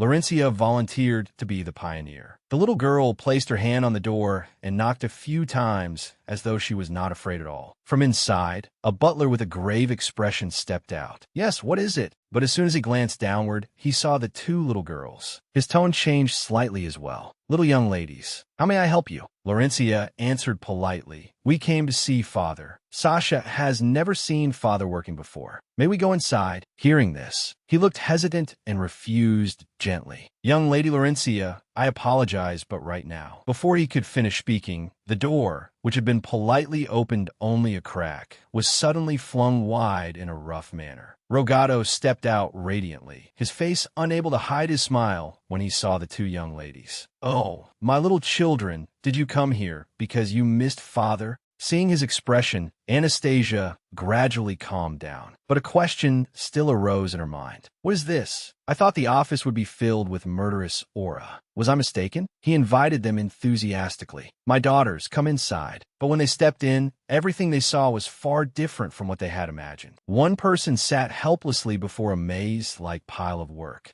The other was not much better off, his head hanging low. As soon as they entered, the gloomy atmosphere had still not faded much. Only then did Anastasia realize the truth. How could I have been mistaken? They really are pitiful aides. Even though their spirits had been beaten down to the point of collapse, they still patiently came forward to receive them, as though seeking a little comfort. "Welcome, little young ladies. Shall I bring out some delicious snacks? We also have the flower tea the young lady likes very much." As soon as he finished speaking, a hand appeared from somewhere and settled on their shoulders. A deep voice colder than anything spoke up. "Let the butler prepare the tea." Rogado stood behind them, lightly placing his hands on their shoulders, but his words and the murderous aura around him were what weighed the heaviest. "As for you two, you will report back within 2 hours." Whether they wanted to or not, the two were crushed by this pressure and could only obey. "Understood, Your Grace." After receiving the order, the two immediately fled for their lives. "Then we will take our leave." When only the loving father and his two daughters remained, Rogado's attitude changed once again in an instant. He asked sweetly, "Now then, my beloved daughters, why did you come here?" Laurencia paid no attention to what had just happened and answered as though nothing had occurred. "Father is the coldest when he works, so we came to see." Hearing that, Rogado also felt puzzled. "Laurencia, you say Father looks the coldest when working?" After witnessing the scene just now, the little girl was not afraid at all. On the contrary, she showered him with praise. "Yes, and Father also looks really cool when you swing your sword. Swish, swish." Hearing that, his desire to show off to his daughter flared up. "Then shall we go to the training grounds?" The moment she heard training grounds, Laurencia immediately changed her tone and shouted, "No!" Being flatly rejected by his daughter, Rogado felt hurt and slumped down. "Why? You said Father looked really cool when swinging his sword. Swish, swish. That is why Father wanted to show you." The little girl remained unmoved and explained decisively, "Because today I am exploring the mansion with Sasha." The little girl spoke firmly, but deep in her eyes, there was still a hint of concern. "So we cannot go to places outside the mansion. Inside here is where we are exploring." Anastasia understood her sister's entire heart at a glance, but kept those thoughts to herself. "I understand now. Lord Mihai is at the training grounds at this hour, right? No wonder sister is acting like this." What had just happened struck a direct blow to his mind, but the next sentence dealt an even greater blow, as though it collapsed Rogado's entire mental fortress. "Also, Father, you know, Laura and Sasha will not stay here for long." He cried out as he realized what she meant. "Why?" Laurencia casually explained without yielding in the slightest. "Mother told me that we must not bother Father when he is working." He grumbled in a tiny voice. "How can my little daughters ever be a bother?" Seeing that, the little girl rushed over and hugged Rogado, but her intention did not change at all. "You cannot, Father. Mother said that you have to do even the things you dislike to be a good child." Laurencia rubbed her father's sturdy arm and advised him. "That is why today, Laura ate bell peppers and spinach too. Father is the same. No matter how much you want to play with us, you still have to work. Then Father will become even better." Seeing this, Anastasia secretly guessed this is definitely. In her mind, a scene appeared of the Duchess teaching Laurencia. "You must not do that again next time, all right?"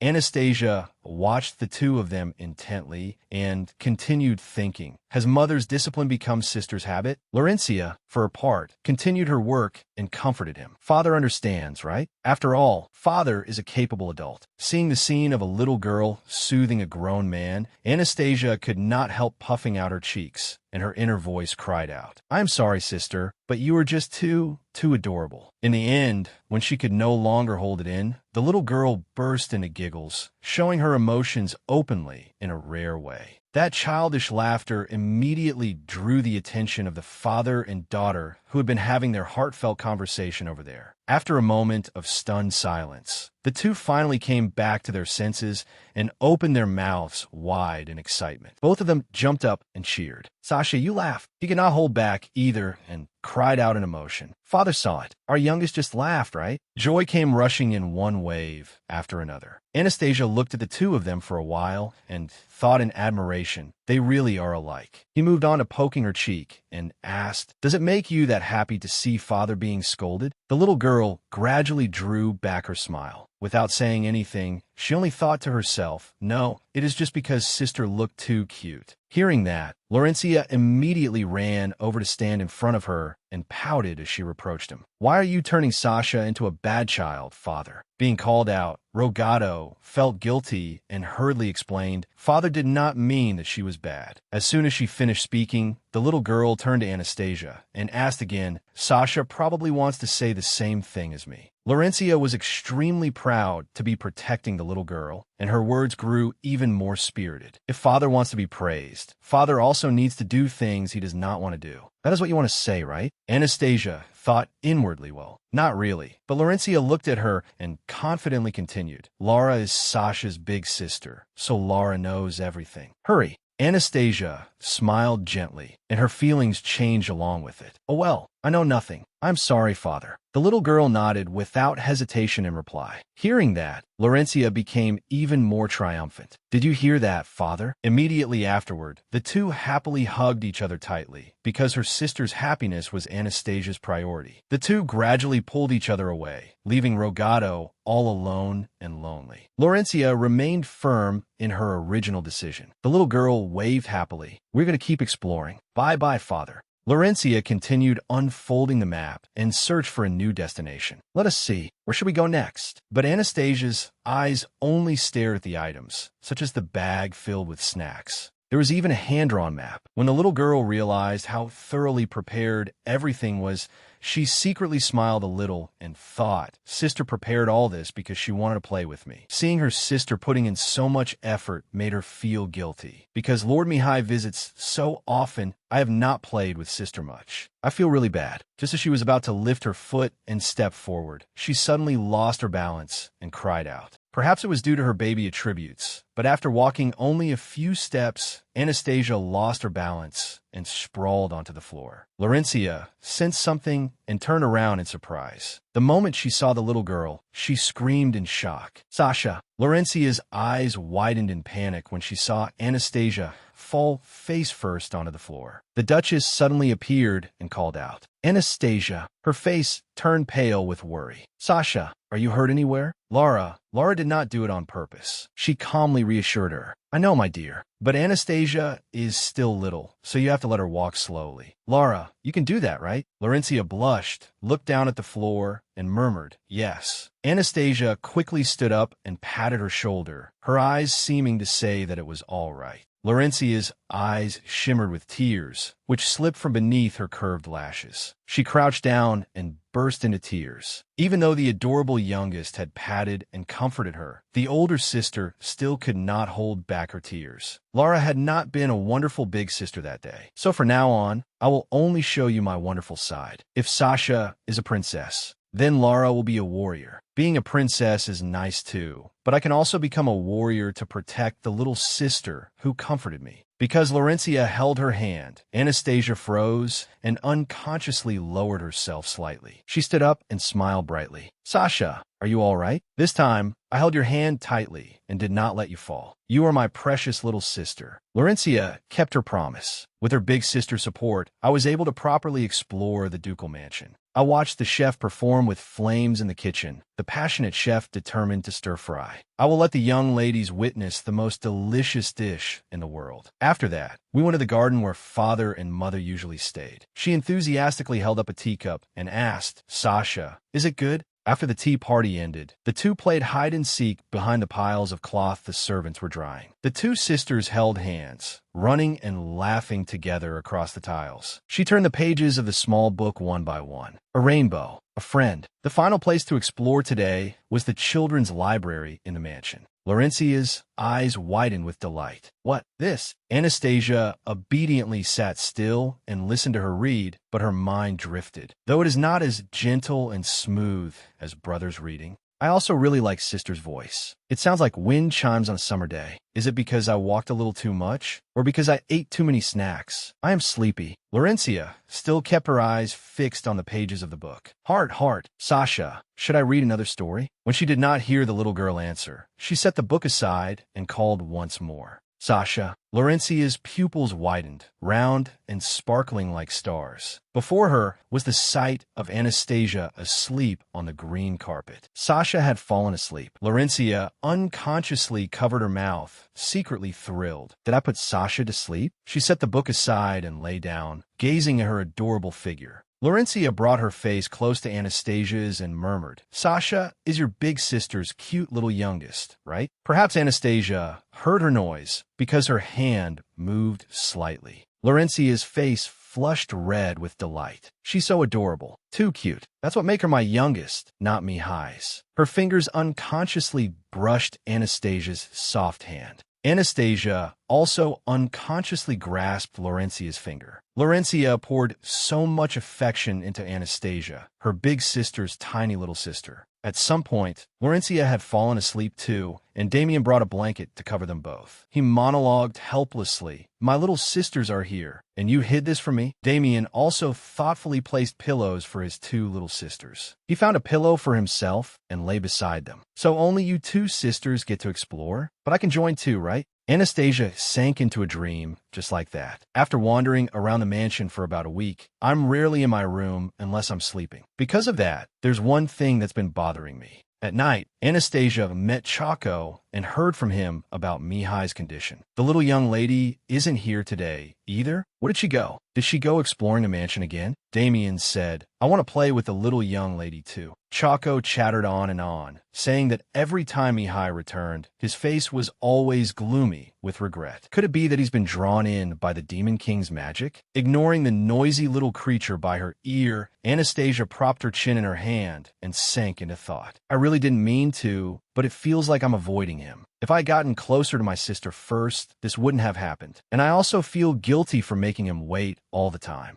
I'll tell my sister that we won't go exploring tomorrow." But early the next morning, Laurencia cheerfully ran into the room and called out, "Sasha, your big sister is here. Sasha, look, this is chocolate I received, and this." Anastasia smiled indulgently. How could I possibly refuse her? Lord Mihai will probably be a little disappointed. Laurencia took out a piece of paper. "Then let's go here today." Anastasia immediately nodded in agreement. Suddenly, hurried footsteps echoed down the long corridor. Mihai stopped in front of the room door, panting. "Wait," he said, "I want to explore with you too." Anastasia's eyes widened in surprise. Mihai sincerely expressed himself. "I want to play with the youngest young lady too. I've prepared things for exploring. If I go with you, I'm sure I'll be of some help." Young lady Laurencia. Seeing Laurencia bite her lip in anger made Anastasia extremely worried. "Sister, is this going to be all right?" Mihai kept trying to persuade her. "So if I join the exploration?" Laurencia firmly grabbed Anastasia's hand and objected. "No, I don't want that."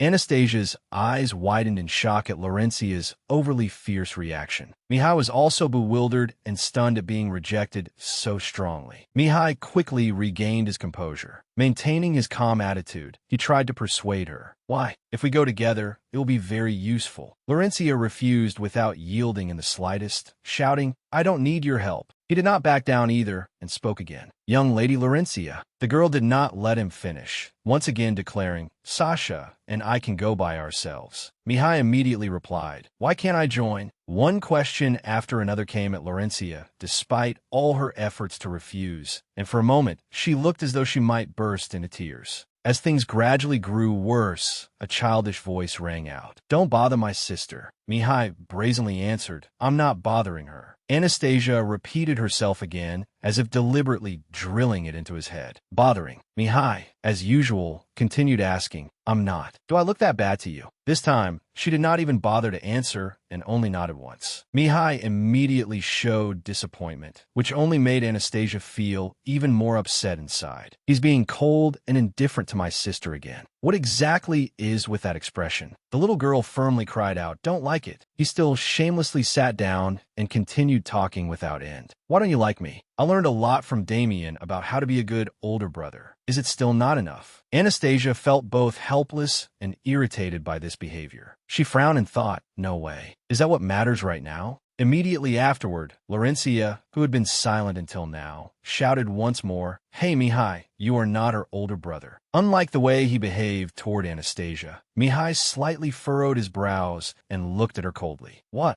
Anastasia thought in both anger and panic. "He's making that unpleasant face at my sister again. Not at me. My sister's tender heart is easily hurt." Laurencia did not give it at all. Every word she spoke was filled with resistance. "No matter how much you imitate my older brother, you still aren't her brother." Mihai braced both hands behind him and asked back in a drawl, "What did you say?" Laurencia was questioned so sharply that, for a moment, she could not speak. She quickly held Anastasia's shoulders and retorted, "Sasha said she doesn't like it, didn't she?" Laurencia resolutely used every argument she could to refuse him until the end. "Why do you keep trying to play with us when Sasha doesn't like it? Sasha likes me more because I'm Sasha's big sister." Anastasia froze when she heard that. Looking at Laurencia's scrunched-up face, she marveled inwardly. "This is the first time I've seen my sister like this." Mihai was rendered speechless by the barrage of words, though his attitude from just now still looked ready to snap back. Anastasia helplessly squeezed her eyes shut and racked her brain. This situation feels familiar. Do I have to grudgingly cry again? She glanced up to observe them and quickly rejected that plan. No, my brother and my sister are in different situations. If I cry now, things will only get worse.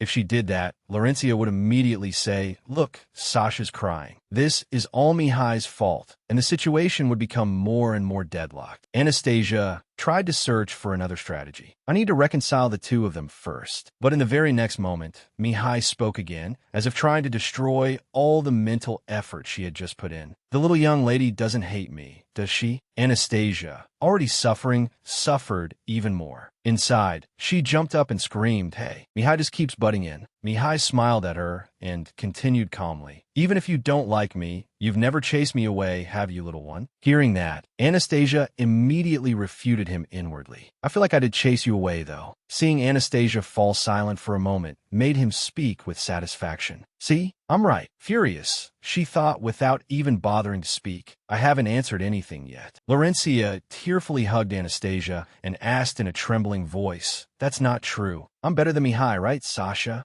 Mihai continued speaking calmly and without tact. "I never said the little young lady likes me the most. I only said she doesn't hate me." After saying that, he lost the stiffness from earlier and smiled smugly as he requested, "So please let me join this exploration." Laurencia was so angry that all she could do was shout her refusal again and again. "I don't want to. This is Sasha's and my secret trip." Mihai suddenly showed no emotion at all and paid no attention to her feelings as he brazenly answered, "Then from now on, it will be a secret for 3 people. I won't tell Damien." Laura could no longer bear it. The girl forced herself to shout loudly again, as if pouring out all her emotions. "I said I don't want to." Immediately afterward, a pitifully trembling voice rang out, completely different from her firm attitude earlier. "Lara said she doesn't like it. Why do you keep acting like this? Lara hates you. You don't just play only with my older brother and push me aside. Now you even want to take Sasha away too." Only now did Mihai seem to realize a little of what was wrong, and he stared at her blankly. Anastasia grew even more frantic and tried to comfort her, but Laurencia had already reached her limit. The girl stammered on, "Sasha is my little sister. She doesn't belong to you, Lord Mihai. She's my little sister." She burst into sobs and cried out, as if it were a habit when she broke down. Mother, Mihai keeps butting in. Lara wants to keep playing with Sasha. She's my youngest. Seeing this series of actions, Mihai gradually realized the seriousness of the situation. He was about to step forward, but then stopped stiffly in fear. Indeed, from a distance, the figure of a lady had appeared outside the door. Anastasia, still trying to comfort her sister, looked at her in puzzlement. Mother, outside in the hallway, the servants, her parents, and her older brother were all standing there watching. Anastasia wondered, they're all here? Why aren't they coming in? She looked at her mother's cold face as the Duchess gazed inside, as if waiting for something, and then Anastasia finally understood. It seems Mother wants the two of them to resolve their problem themselves. Anastasia continued patting her sister soothingly, but her mind was now somewhat directed elsewhere, slowly analyzing this method of resolution. No matter how much they care about the children, if the children don't feel it for themselves, it's meaningless. Besides, if my family interferes, Mihai will feel isolated. Glancing at Mihai's anxious appearance, Anastasia remembered once more that, no matter how mature and composed people said he was only 6 years old. She gently closed her eyes, feeling a little tired of everything around her as she thought to herself. He has stayed with the Duke's family since he was little at his grandfather's request. It must be very difficult for a child who has just lost his parents to open his heart to others. Her brother was a very kind person, so Anastasia thought he had been able to understand Mihai and become his friend. But it was different with her sister. Although Mihai's emotional wounds had been healed to some extent, Mihai probably did not know that he had hurt her sister. Laurencia rarely said she disliked anyone. She felt sad over other people's mistakes and always tried to comfort them. A person with a personality as beautiful as an angel's.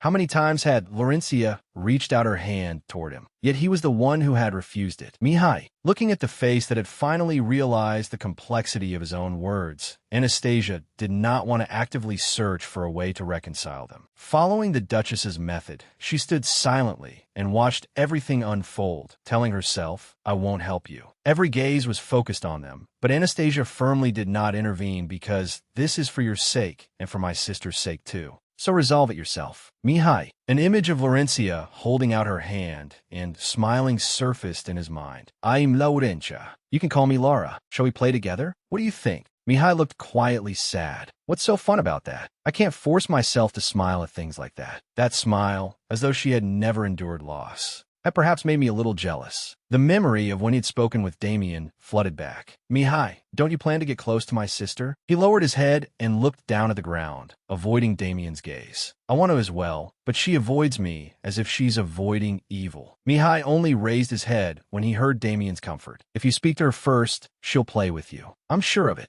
After hearing that, Mihai stood up, his arms hanging at his sides. Then he tightly gripped the hem of his shirt. Laurencia stopped sniffling when she heard Mihai's apology. I'm sorry, young lady Laurencia. He knelt on one knee to be at her eye level. Mihai expressed himself sincerely. I truly apologize. I didn't think I would hurt you. Can you tell me why you dislike me? Laurencia opened her eyes wide in surprise and silently stared at him without blinking. He gently apologized. Will you? I'm truly sorry, young lady Laurencia. She tightly pressed her lips together and silently sank into thought, her hands gripping her dress as she sniffled. Lara is Lara. I don't like it when you keep calling me young lady this and young lady that. The knights and the maids all call me Lara too. But you always call me the second young lady, and young lady Laurencia too. Mihai understood what she meant. Then if I call you Lara, will you forgive me? She immediately set a condition. If Sasha agrees, then I will. Two pairs of eyes stared at Anastasia together, and the atmosphere fell into an awkward silence. She babbled a sound to show her agreement.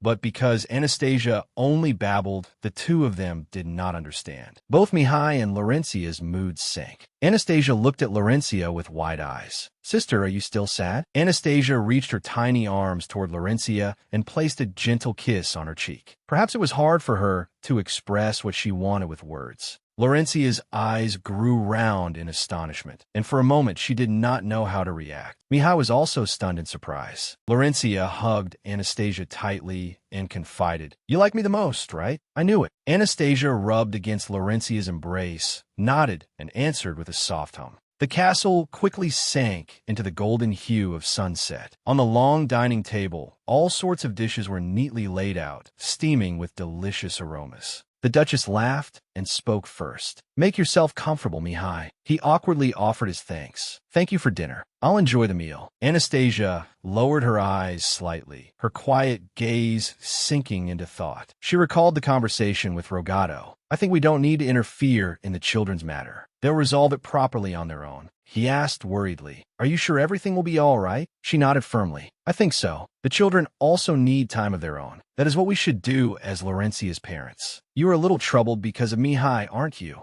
Rogato faltered, unable to form words. Well, the Duchess looked far out the window and continued. That's only natural. If the quarrel grows worse, we will have to interfere. But for now, we should only watch from afar. Anastasia closed her eyes tightly and sank into thought. Father, Mother, I'm sorry for overhearing your conversation earlier, but they really are kind adults. I can't believe these people are my parents. They remind me of my teacher from long ago. My teacher and I did not have much time together, but he was the only person I could call teacher. Though he was very strict, he also cared for me warmly. My foolish disciple, engrave this into your heart and promise me that you will not throw yourself into the fire alone. That was my teacher's final wish. Even so, I could not fulfill that wish. Thinking back on that time made my heart ache. I was afraid that if I gave my heart away for no reason, I would lose it again. No, this time it will be all right, so there's no need to worry. Seeing her lost in thought for so long, Damien turned to her and offered, What's wrong, Anastasia? You can't reach it? I'll help you.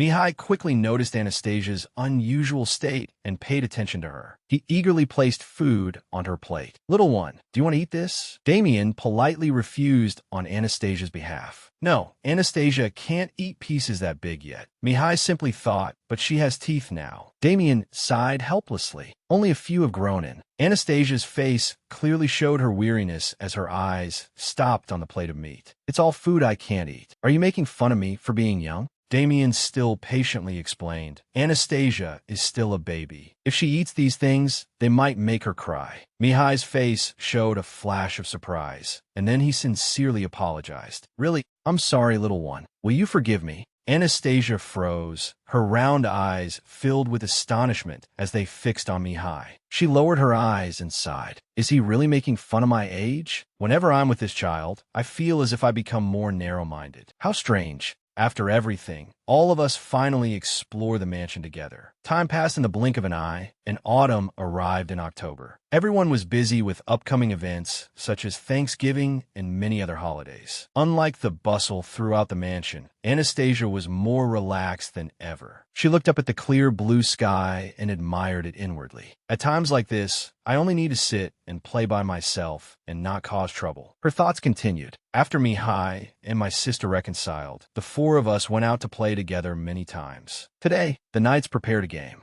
Lancelot excitedly introduced the game under the name Treasure Hunters. Laurencia was delighted when she heard the word treasure, and her eyes lit up. After that, Knight Lancelot continued explaining the rules. 2 people would be paired up as a team, and the team that found the most valuable treasure would win. Mihai, who had been silent until now, suddenly spoke up. If we win, what is the prize? His words made Lancelot a little surprised. His gaze shifted toward Mihai, who was standing there with a cold expression beside Damon. Lancelot paused for a beat, then cleared his throat and replied, If the young Duke wins, perhaps the Duke will spar with you. Mihai was immediately stirred by those words, and his facial muscles automatically tensed. But in the blink of an eye, his expression changed again. He gently turned to Anastasia and asked, Hey, little lady, if I can land 3 attacks on the Duke, will you think I'm cool? The little girl thought helplessly. He still hasn't given up, but she could not bear to disappoint him, because, after all, that thought was only the wish of a 6-year-old child, so she supposed she would just agree. And so, after Mihai's question, Anastasia had no choice but to nod. Her answer made Mihai extremely excited, and he hurriedly asked again, Really?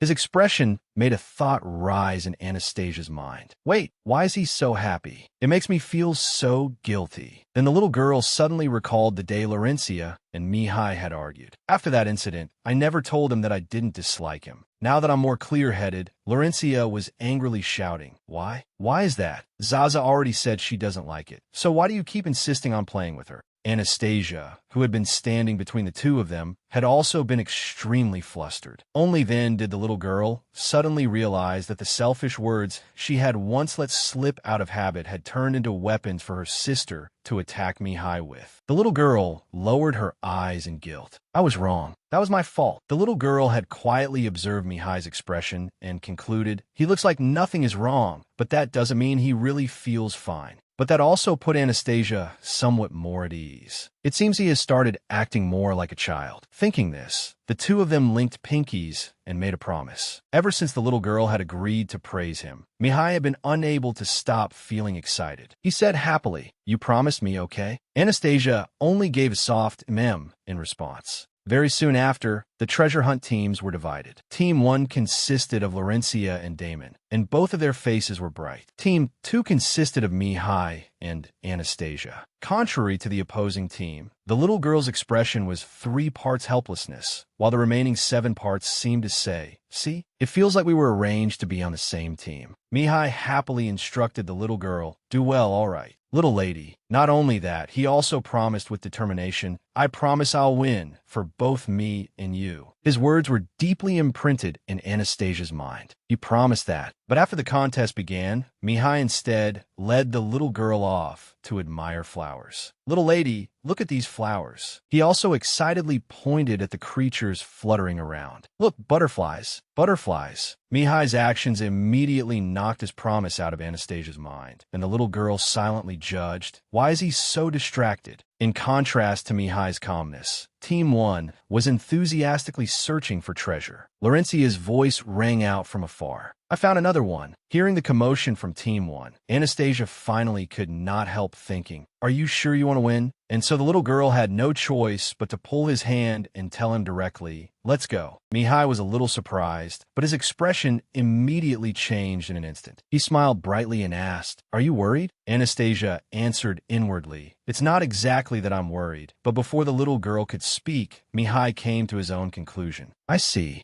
The two of them stood together beneath the gentle autumn sunlight. Rays of light slipped through the gaps between the leaves, creating an incredibly dazzling scene. Mihai reached out and caught a falling leaf. Then he placed it in Anastasia's hand. The little girl looked at the leaf in her hand in confusion. Mihai happily admired the scene before him, then comforted the little girl. "It's all right, because this is the first time I've been able to hold your hand and go out to play with you like this. Besides, I'm confident," he said with firm conviction. Beneath the scene of falling autumn leaves, Mihai's words seemed to gain an added dreamlike quality, making Anastasia hesitate. Only now did Mihai begin leading the little girl to carry out the task. As he walked, he smiled and explained, "Now we'll go over there. Actually, I saw what the knights were doing there while they were training this morning." Anastasia silently marveled. He really is impressive. Their hands remained tightly intertwined like that. Anastasia quietly watched Mihai's figure. "I thought he would be serious, but he really is starting to become like my older brother." Mihai continued confiding in the little girl. "Damon told me before that you can't say much, even when you see something or want to do something." Anastasia was a little surprised, but the little girl still listened in silence. Mihai honestly recounted, "So he told me that when I play with you, I have to take very good care of you. Laurencia and Damon have seen those things, so I want you to be able to see them too. Butterflies flying, leaves falling, flowers drifting, snow falling, things like that." After Anastasia heard this, both her cheeks turned red. My older brother, though that was what she thought in her mind. With the ability of a 1-year-old child, Anastasia could only call his name. When Mihai heard that, he became even more determined. He tightly held the little girl's tiny hands and affirmed, "I still need to practice a lot more to become a good older brother like Damon. But can you call my name like that too?" He was still the same, always trying hard to gain Anastasia's attention. After saying his wish, Mihai quietly waited for the result. Anastasia was stunned for a moment. She shyly glanced away. After a moment, the little girl slowly spoke. "Mihai, I don't hate you." Mihai immediately asked again, "You don't hate me?" Anastasia answered, Mihai. The cool autumn wind blew dust into the little girl's eyes, and she uncomfortably raised her hand to rub them. As soon as she opened her eyes, Anastasia's expression froze slightly. Mihai was giggling just like the innocent child he naturally was. Then he asked again, "Do you want to become my youngest sister too?" Anastasia looked at him and could not take her eyes away. Only when she felt the burning heat on her face did the little girl turn away. Though she could not say the words aloud, the little girl already had an answer for Mihai in her mind. "I've always thought I was your youngest sister from the start, you fool." The two of them went over to a large tree, where a flash of light gleamed on the ground. With only a few jumps, Mihai had climbed up the tree. As expected, a treasure had been hidden in the tree. Anastasia stood below and silently marveled. Why is he so good at climbing? After obtaining the treasure, he immediately jumped down and brought his achievement over to show Anastasia. "Little lady, I found another one." Seeing Mihai search so hard, the little girl silently complained. What were they thinking, hiding treasure in such a high place? "It's just a children's treasure hunting game." Lancelot, who was standing beside her, also spoke in astonishment. "I never thought he would actually climb the tree." Hearing him say that, Anastasia immediately made a sarcastic remark. "I guess they thought we would ask them to get it for us. Please let me climb up and help you, young Duke." Fortunately, however, he was unharmed, so the little girl reluctantly let it pass. "As long as he's happy, that's fine."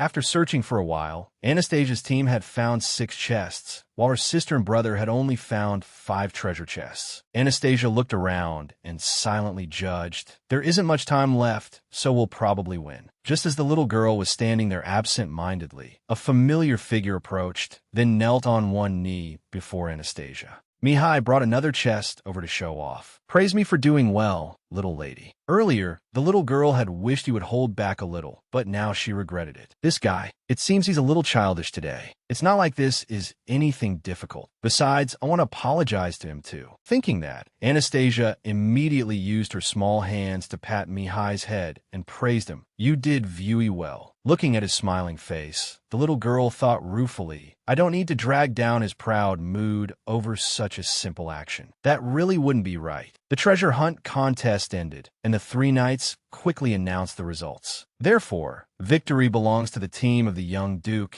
and Lady Anastasia. Though they had won, both of them were extremely calm, as if it had been only natural. Even though Laurencia had lost, she still smiled and said, "Next time, I'll win." "Congratulations, Zaza." Lancelot and the 2 knights had already hidden the gifts behind them. He continued to him, "Since both teams found treasure, I will now award everyone the treasures you found." Laurencia cried out excitedly, "Really? You're really going to do that?" Lancelot quickly replied, "Of course. Young Master Damon and Lady Anastasia, please come receive your rewards first." Damon's gift was new riding shoes. Anastasia's gift was a knight's hat. Next was Laurencia. A knight stepped forward and handed her the gift. "And this is the gift for you, Lady Laura." Laurencia immediately opened the gift and exclaimed, "Is this really for Laura?" Lancelot smiled and confirmed, "Of course, it is what you wanted." Holding the gift to her chest, Laurencia could not hide her joy, as if flowers were blooming at the corners of her mouth. "I love it so much."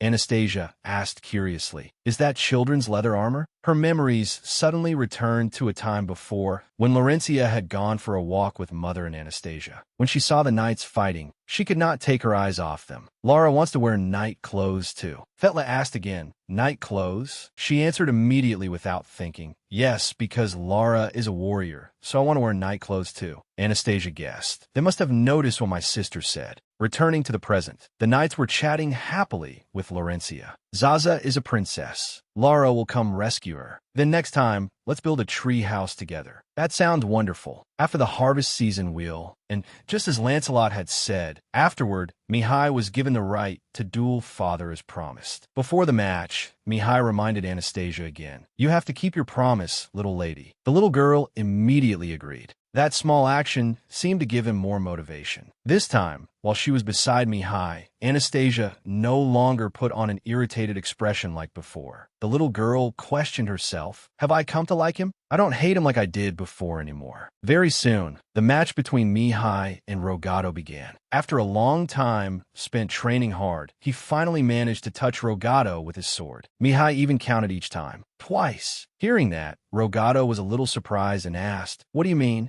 He did not answer, but the corner of his mouth lifted. Rogado also laughed inwardly. "Look at this brat." Rogado immediately showed Mihai his strength. In the blink of an eye, Rogado struck and pushed Mihai back. He staggered backward, then quickly used his legs to steady his balance. Mihai's gaze was sharp and cold, carrying determination. Immediately afterward, he was able to counterattack Rogado. He resolved himself, "Just one more time." Looking at Mihai's current appearance, Rogado smiled and praised him. You really have grown a great deal. I'll have to be more careful now, young Duke. He warned him, from now on, I won't go easy on you anymore. Anastasia was standing outside with her older brother and sister, watching the match. After hearing her father say that, the little girl silently complained, Father, isn't that going too far against a 6-year-old child? But then the little girl changed her thoughts. Isn't father placing too many expectations on Mihai? The sounds of wooden swords clashing continued to ring out. After fighting for a while, Mihai had been beaten until he was completely worn out. He gasped for breath while Rogado spoke to him. Shall we stop here, young Duke? Mihai earnestly pleaded, Please, just a little longer, your grace. Rogado hesitated, but before he could refuse, Mihai continued persuading him. Just a little longer. I won the treasure hunt. As soon as he finished speaking, he leaped up from the ground. Mihai put all his strength into launching himself straight toward Rogado. Rogado had not expected Mihai to be able to go this far either, and his eyes could not conceal his astonishment. In one careless second, Mihai truly touched Rogado with his sword. Every gaze turned toward him, and Anastasia was also astonished by Mihai's effort. The little girl cried out inwardly, Mihai. Mihai had worked extremely hard in order to touch Duke Rogado. The wooden sword poked into Rogado's waist. Mihai was still panting heavily from exhaustion. Immediately after that, he broke into a radiant smile and said, I did it. He quickly bowed his head before Rogado to show respect. Thank you, your grace. Then he ran straight toward Anastasia, and a question mark immediately appeared in the little girl's mind. Mihai came over with a bright smile and said, Little lady, I did it 3 times in a row. Did you see? The little girl stared blankly at Mihai and thought, I never wished for him to fight my father. Even so, he continued asking, Did you see, little lady? Anastasia let out a sigh, but since I promised him,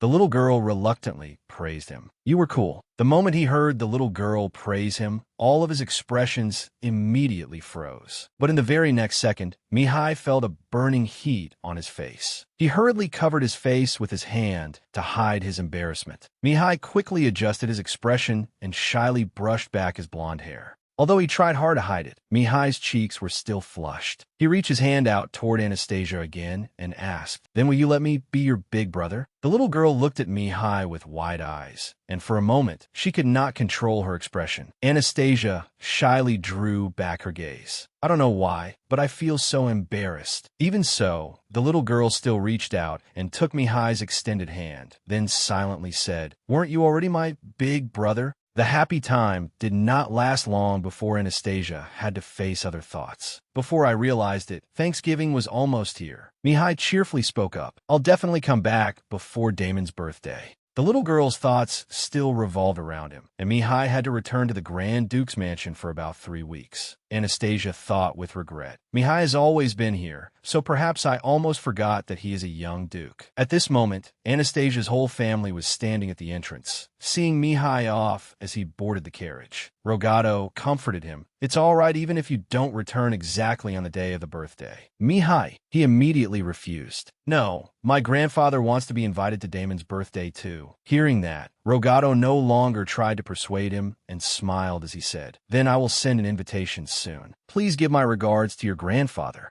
Mihai solemnly bowed his head and politely answered, Yes, your grace. At that moment, he suddenly remembered that he had not said goodbye to Anastasia yet. He immediately broke into a radiant smile and said, I'll be back soon. Anastasia quietly nodded. That tiny action from the little girl also made the entire family freeze. After saying goodbye to everyone, Mihai got into the carriage and left. Rogado waved goodbye to him. Afterward, his expression suddenly changed. It truly is a difficult problem, because our youngest is just too adorable. Time gradually passed, and Thanksgiving arrived as well. Everything had been prepared, and Anastasia joined the banquet with her brother and sister. Laurencia cried out excitedly. Unlike the spring festival, which was filled with flowers, the autumn festival was filled with delicious food. Laurencia, who had the soul of a food lover, was immediately drawn in by the enormous amount of fragrant and delicious sweets that had been prepared. It looked so tasty. Because this was a festival for those who had worked hard throughout the year, Anastasia enjoyed desserts together with Laurencia and Damon. My little sisters eat exactly the same way. Their parents also had some time alone together. Do you remember that time? Right here, the whole family blended in with the crowd, enjoying the meal in simple clothing.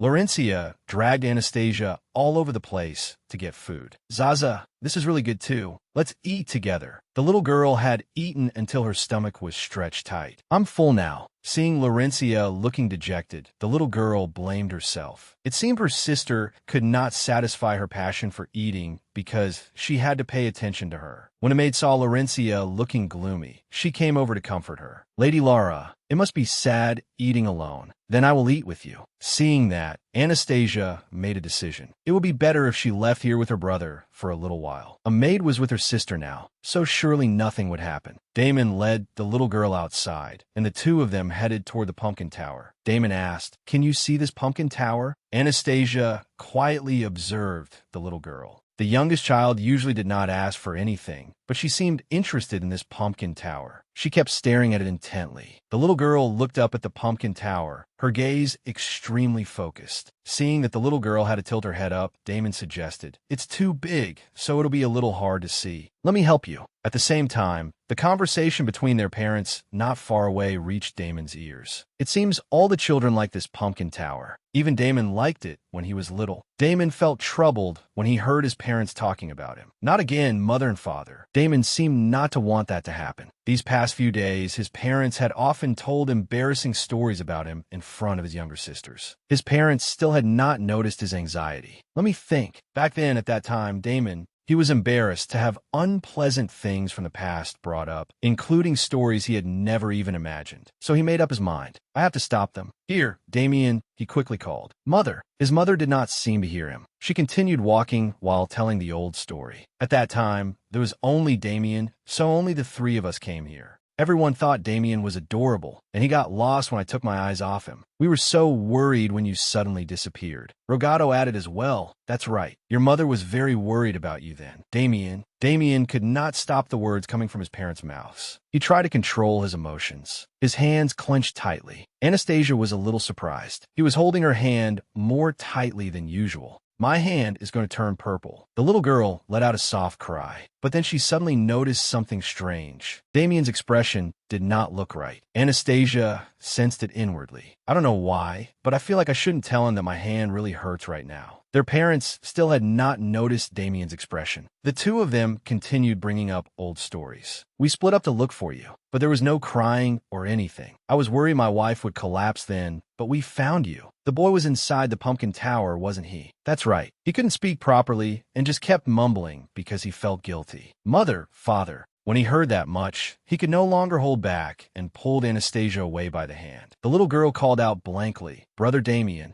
The little girl looked worriedly toward their parents. Mother, father, this isn't the time to be looking at the pumpkin tower. At that moment, Anastasia realized another problem. Her older sister was alone again. The little girl could not help wondering, where did the maid who was with her go? There are so many people here that it's hard to watch. Anastasia observed everyone's expressions and judged the situation. Everyone looked very happy. But why do I have such a bad feeling? Her premonition appeared when Laurencia headed toward the pumpkin tower. One thought kept circling in Anastasia's mind, as if she were about to lose someone. The sky had grown dark. Anastasia was still walking with Damien around the mansion grounds. The houses had lit up one after another. Damien led the little girl to a large tree. He lowered his head and thought, do mother and father like embarrassing me? They always tell stories from ages ago that I don't even remember. Anastasia silently looked at her brother. Thoughts gradually surfaced in the little girl's mind. My older brother is very smart and has always been a strong candidate for the ducal title. I have only known him since he was 6. It was hard to imagine what his old personality had been like from their parents' stories. But to my parents, he has always been an adorable son, so it is normal for them to find him cute. It seemed he did not want to be treated like a child in front of his younger sisters. So much so that he had not even realized he was gripping my hand as he rushed away. Damien was still unconsciously talking to himself. I have to become an example for my younger sisters. Hearing those words, Anastasia immediately confirmed her thoughts. That is what my brother thinks. After a while, Damien finally realized that his younger sister was standing beside him. He called in a daze, Anastasia. Then he noticed the little girl's arm, which had been held until it turned red. Damien's expression immediately turned flustered. He crouched down and hissed, I'm sorry.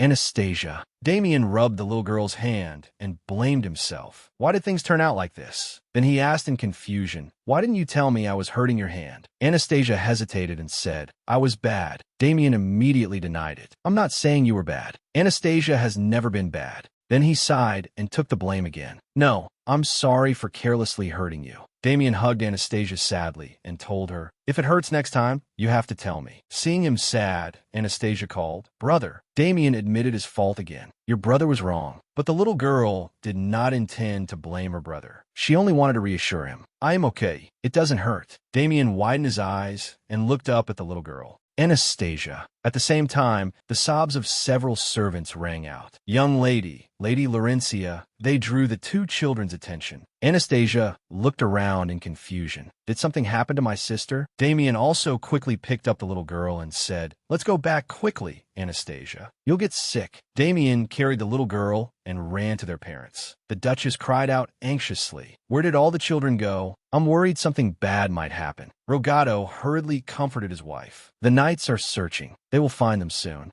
At that moment, Damien came running from far away. He called loudly, Mother, Father. Both of them immediately looked back. Damien panted and asked, what happened to Laurencia? As soon as she saw him and Anastasia, their mother immediately embraced them both. Where did you go? Damien, Anastasia. She said emotionally, your father and I were very worried about you two. Damien felt so guilty he could not speak. He put Anastasia down and changed the subject. I saw the servants searching for Laurencia. What happened? Hearing Damien ask that, their parents suddenly looked at each other. The two of them reached an agreement with their eyes. Then their mother answered him. It seems Laurencia is playing hide and seek, so the maid is looking for her. Anastasia immediately realized it. A lie. It seemed they were deliberately lying, so we would worry less. The little girl anxiously clenched the hem of her skirt. Did something truly bad happen to my sister? The little girl secretly hid one hand behind her back and used her power. During the banquet, there were too many people around, which made me even more worried. Anastasia summoned CACAO. As soon as it appeared, it cried and questioned her. My master, why haven't you summoned me for so long? What am I supposed to do? You haven't summoned me for an entire week. CACAO wants to be petted too. Are you planning to wait another 20 years before summoning me? Anastasia did not have time to play right now. She called seriously.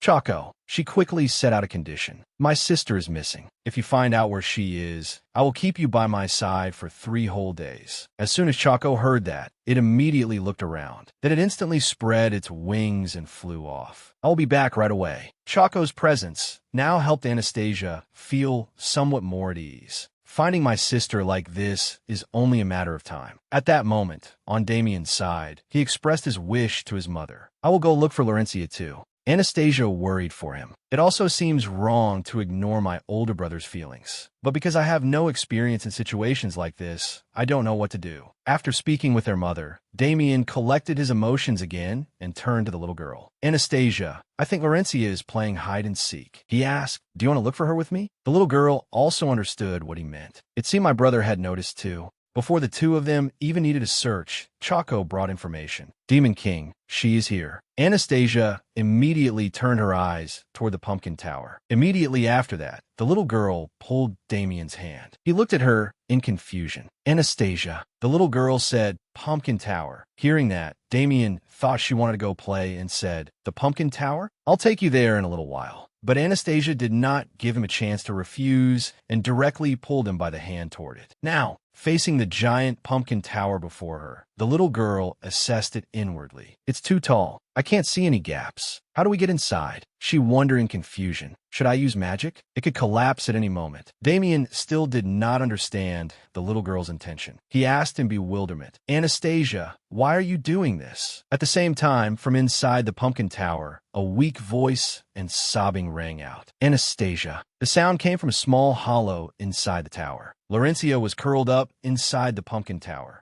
Anastasia. Hearing voices from outside, the little girl immediately realized it. That is my brother's voice. Brother. Laurencia was inside an extremely dark space. The little girl screamed in fear. The scream traveled outside. Damien immediately noticed. Laurencia. He hurriedly shouted and asked, Laurencia, are you there? Only then could Anastasia breathe a sigh of relief. What a relief. Now brother has realized sister is inside. A weak sound came from within again. Brother. Damien immediately identified the gap in the pumpkin tower. As he searched for a way to save Laurencia, he comforted her. I'll get you out. Don't move, because it's dangerous. Stay right there. Damien's pink hair gradually appeared. Immediately after that, he leaned inside and reached his arm toward his younger sister. Laurencia, I'm here. Can you come and take my hand? Looking at Damien was like seeing light. Laurencia's tear-filled eyes looked up at her brother. After discovering his younger sister inside the pumpkin tower, Damien hurriedly said, Laurencia, can you reach your hand out? Laurencia's tiny hand timidly slipped outside when she heard her brother's call.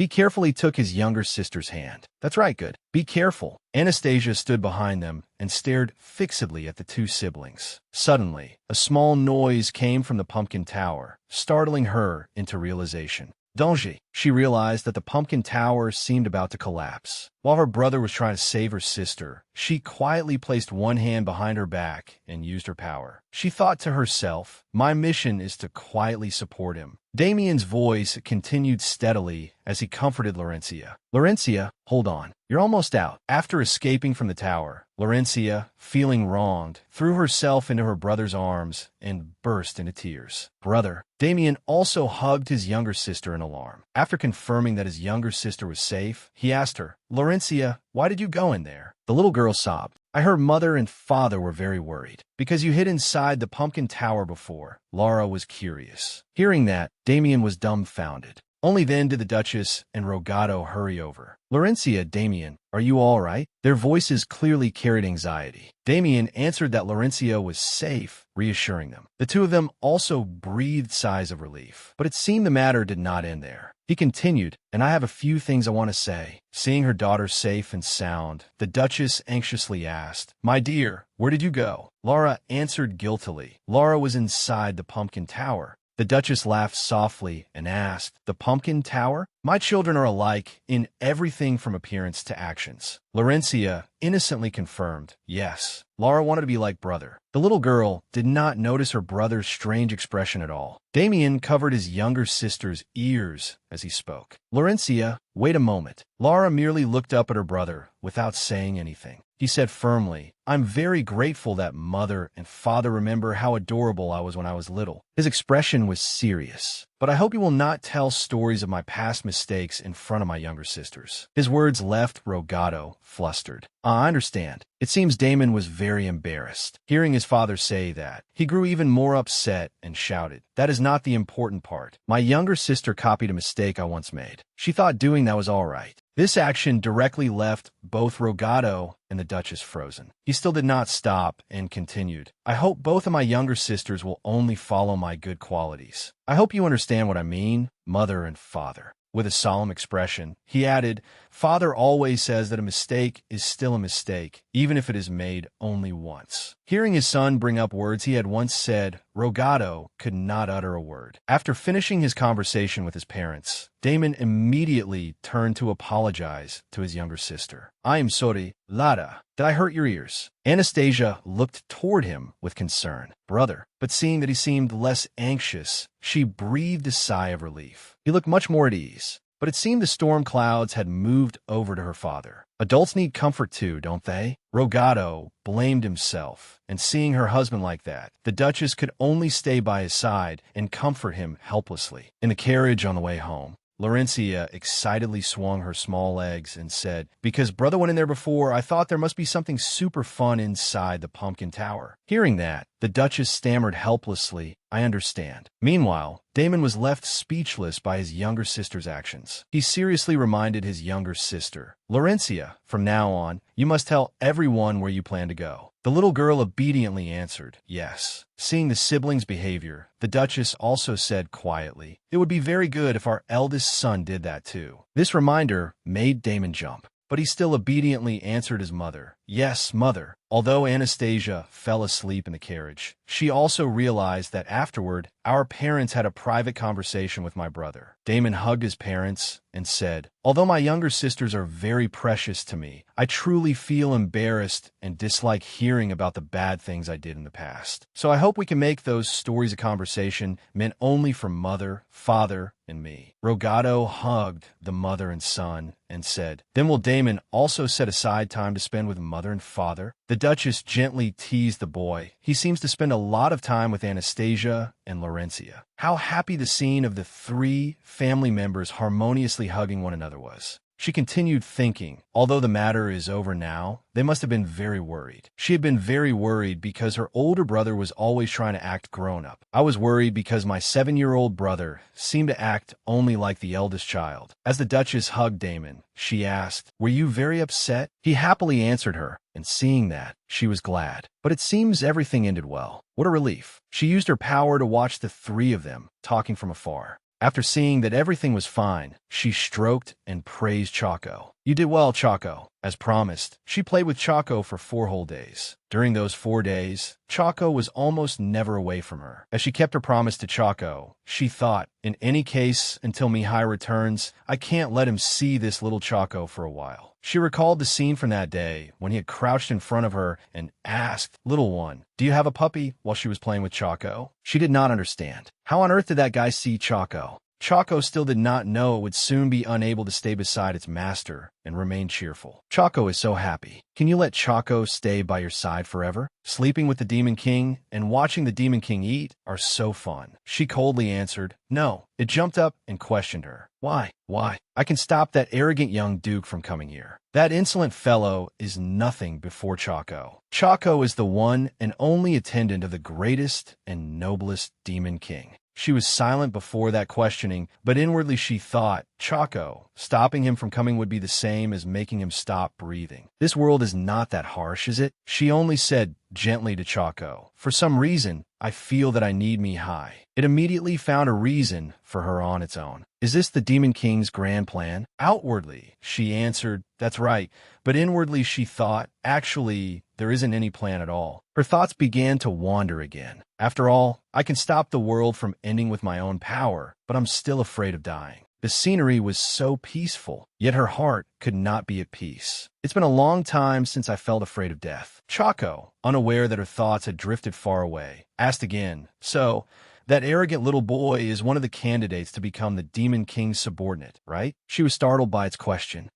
It continued, "Well, that isn't anything strange. If Master considers him a candidate to be one of your minions, that means he'll become Chaco's colleague, right?" As it spoke, it proudly placed its front paw on its chest. "Since Chaco is Master's very first minion, I shall act extremely cool." It rubbed itself against Anastasia's lap. If that naughty little boy is one of the candidates, I must first prepare to educate him. She sighed, then reached out and indulgently stroked Chaco's head again. But in her heart, she thought, "Sorry, Mihai, I don't think I'll let that kind of situation happen." Down in the yard was the sight of Damien playing with Laurencia. As she watched this peaceful scene, she thought, it would be nice if life could just continue peacefully and happily like this. While Anastasia was lost in thought, Grand Duke Levinus had just received a piece of information that worried him. He studied the letter seriously. If this news is true, before he could finish speaking, a voice rang out from outside the study door. "Grandfather, it's Mihai. May I come in?"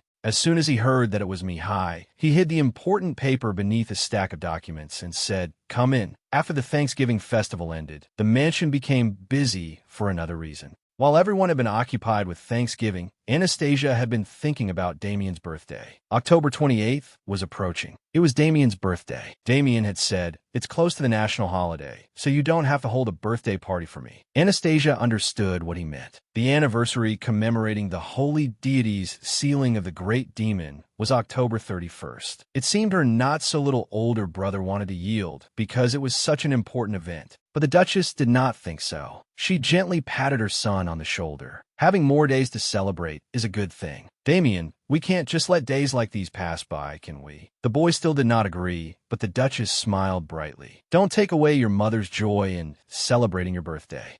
Seeing that, Damien shyly agreed. Yes. And so, we prepared for both my brother's birthday and the holiday. And my brother's birthday was drawing near. Mihai excitedly came to show Anastasia something. Look, I brought this for you. It turned out to be a set of picture books for children with a little deer printed on the cover. As Damien's birthday approached, Mihai Leventis also returned to the ducal mansion, coming back with a stack of books in his arms. Seeing that, she could only sigh. It's been 3 weeks, and the baby is still small and lovely, he said while reaching his hand toward her. She thought helplessly, he's causing trouble the moment he gets back. She had no choice but to shake his hand. When he saw that she had shaken his hand, he was delighted. I'm very glad that the little lady no longer hates me. He had no idea how displeased she was inside. Why does this guy keep saying nonsense? Does he think I'm some petty-minded fool? Mihai held her hand preciously and lightly kissed it. His eyes shone with longing. Before he could finish expressing how much he had missed her, saying, I missed you so much, little one, a cold voice cut him off. Mihai. He flinched, but still did not let go of Anastasia's hand. You haven't even properly greeted the Duke, yet you came here to meet the little lady first. It was Grand Duke Leventis. He sternly admonished Mihai. Is that what I taught you? Mihai immediately stood up straight and answered seriously, No, grandfather. The Grand Duke ordered, Come with me at once. Mihai could only reply, Yes. Anastasia was also surprised to see Mihai like that. This is the first time I've seen Mihai so nervous. Her eyes seemed to see through everything. She silently confirmed it. Then that person must be Mihai's grandfather. Grand Duke Leventis was a dignified man who could easily make Mihai obey. Before leaving, he turned his gaze past Mihai toward Anastasia, who was standing behind him. Their eyes met. When he saw Anastasia, he apologized to her before leaving. This is my fault, little lady. I will greet you properly later. She quietly assessed him in her heart. He seems as strict as the rumors say. Even after the two of them left, she continued thinking. Come to think of it, if he wanted to call Mihai, he could have simply sent a servant. Why did he come here himself? She found his actions very difficult to understand. During dinner, she quietly speculated. Today's dinner had been prepared more lavishly than usual. It must be because of Grand Duke Leventis. Everything had been arranged differently because of the special guest's arrival. Rogato spoke first as the host. I know you are very busy. Thank you for taking the time to visit us, Grand Duke. The Grand Duke also replied courteously, No. Since I entrusted my grandson to you, I should apologize for not visiting more often. The Duchess smoothed things over and said humbly, Please don't say such things. It is good for children to make friends with one another. He shared sincerely. In truth, I should be far more grateful for this. As he spoke, he placed a hand on Mihai's shoulder. This child of mine has caused all kinds of trouble, yet you have always generously overlooked it. The Duchess answered politely, Not at all. Mihai is very well behaved, and curiosity is only natural at this age. He did not make the Duchess uncomfortable either. Thank you very much, Duchess. While the adults exchanged courtesies, Damien was watching Anastasia eat with great relish. Even while eating, she was paying attention to her surroundings, so she realized that she had felt someone's gaze on her for a while. Is it Mihai? When she raised her head to look, it was Grand Duke Leventis. The Grand Duke? She wondered. When he saw her looking at him, he immediately turned his gaze elsewhere, leaving her confused. Did I see wrong? But the thought would not leave her mind. Before he turned his head away, I saw the corners of Grand Duke Leventis's mouth lift slightly. Suddenly, Grand Duke Leventis spoke. He asked Rogato, Duke, do you not intend to go to the capital this time? Although Rogato did not understand his intention, he still answered, Yes. The children are still young. He continued, I intend to make an appearance around the new year. If I do not go, His Majesty will be displeased. The adults continued talking while the 3 children kept eating happily. Anastasia, is it good? Sia, try this too. Hearing her father say that, Anastasia thought, the capital, now that he mentions it. She recalled some time ago, her father had gone to the capital last year, but he had to return halfway because of the kidnapping incident. Since then, it seemed her father had not gone out again. The Grand Duke sighed. He put down his spoon and said, You should go to the capital now. The Duchess asked in confusion, Has something happened? He answered, Nothing in particular. I simply believe my son has enough strength to do it. He pondered for a moment before answering. Recently, there have been several rumors coming from the palace. His voice lowered. It seems the Empress is pregnant. After he said that, the atmosphere at the dining table immediately grew heavy. Rogato responded, I see. The Empress. But he only spoke halfway. Anastasia was puzzled. Isn't the Empress's pregnancy something to celebrate? Seeing her parents' expressions, she became even more confused. Why have father and mother's faces become so worried? Their reactions made her suspicious. Judging from father and mother's reactions, I need to investigate the Emperor further. She quietly used her power. I'll have to let myself find out. After dinner ended, it was bedtime for the 3 children. Oh my, time has passed so quickly. The Duchess kissed each of her children good night in turn. Starting with Anastasia, she said, Good night, my dear. Damien and Laurencia also received good night kisses. And Mihai also received a good night kiss from the Duchess. You too, Mihai. The Grand Duke also wished the children good night. Good night. When Laurencia heard him say good night, she innocently called Grandpa and held out her arms, asking him to pick her up. He responded as well, What is it? And bent down, wanting to hear what the little girl had to say. Who would have thought that the little girl would give him a kiss and say, Good night, Grandpa? Not only was he surprised, but Damien and Mihai also gaped at her unexpected action. He stroked her head with a mixture of awkward pride and affection. Then he turned to look at Anastasia, leaving her confused. She wondered inwardly, why is he looking at me? Does he want me to give him a goodnight kiss too? Faced with his expectant gaze, she helplessly swallowed. There's really no helping it. She walked closer and held both hands out toward him. The Enderbland couple stood at a distance, secretly smiling when they saw how excessively adorable their youngest daughter was. Our youngest seems to like the Grand Duke too. Anastasia was in the Grand Duke's arms and lightly kissed him on the cheek. The way he looked at her was also filled with affection. He stroked the little girl's head and remarked, This must certainly be the reason that child of mine likes the little lady so much. She was doubtful. If he says that, shouldn't he like my sister more? I don't really understand. On the way back to her bedroom, Anastasia hesitated in thought. Her sister's and brother's bedrooms were on the 2nd floor on the east side of the building, while hers was on the west side. Mihai's room was there as well. Damien and Laurencia held hands as they returned to their bedroom. The two of them did not forget to say goodbye to Anastasia and Mihai. See you tomorrow. See ya. Good night. Mihai held Anastasia's hand and answered them in return. You too, Damien. After parting from the other two, Mihai said cheerfully, This is the first time I'm going to sleep with you. She silently refuted him in her heart. No, you're sleeping in a different room. Mihai asked suspiciously. If I get scared while sleeping, may I come to you? She was helpless, but said nothing. I didn't say anything, did I? Is he afraid of ghosts or something? At last, they reached her bedroom. Mihai spoke. We're here. As soon as he finished speaking, he knelt on one knee, lowering his gaze to her level. He asked, May I come to greet you tomorrow morning? She agreed, and he immediately became excited. Really? Then I'll definitely come tomorrow. And I promise I won't wake you if you're still sleeping. She did not understand. It's just a morning greeting. But he was very enthusiastic. Mihai added, Also, can't you do that for me? Her face was full of speechlessness, but Mihai did not lose heart. The goodnight kiss. You did it for my grandfather. She thought irritably. He started to ramble again. He continued, You do it for Laurencia and Damien too. She was completely at a loss for words. Well, they're my brother and sister. But Mihai made a face like a puppy, his eyes sparkling as he said, Do I have to be your family to receive one? She hesitated before that gaze. Wait, those eyes are strangely powerful. He continued, acting pitiful. I've never received one before. In the end, she softened. Fine. I can't refuse a 6-year-old child begging like this. She said, Come. Come.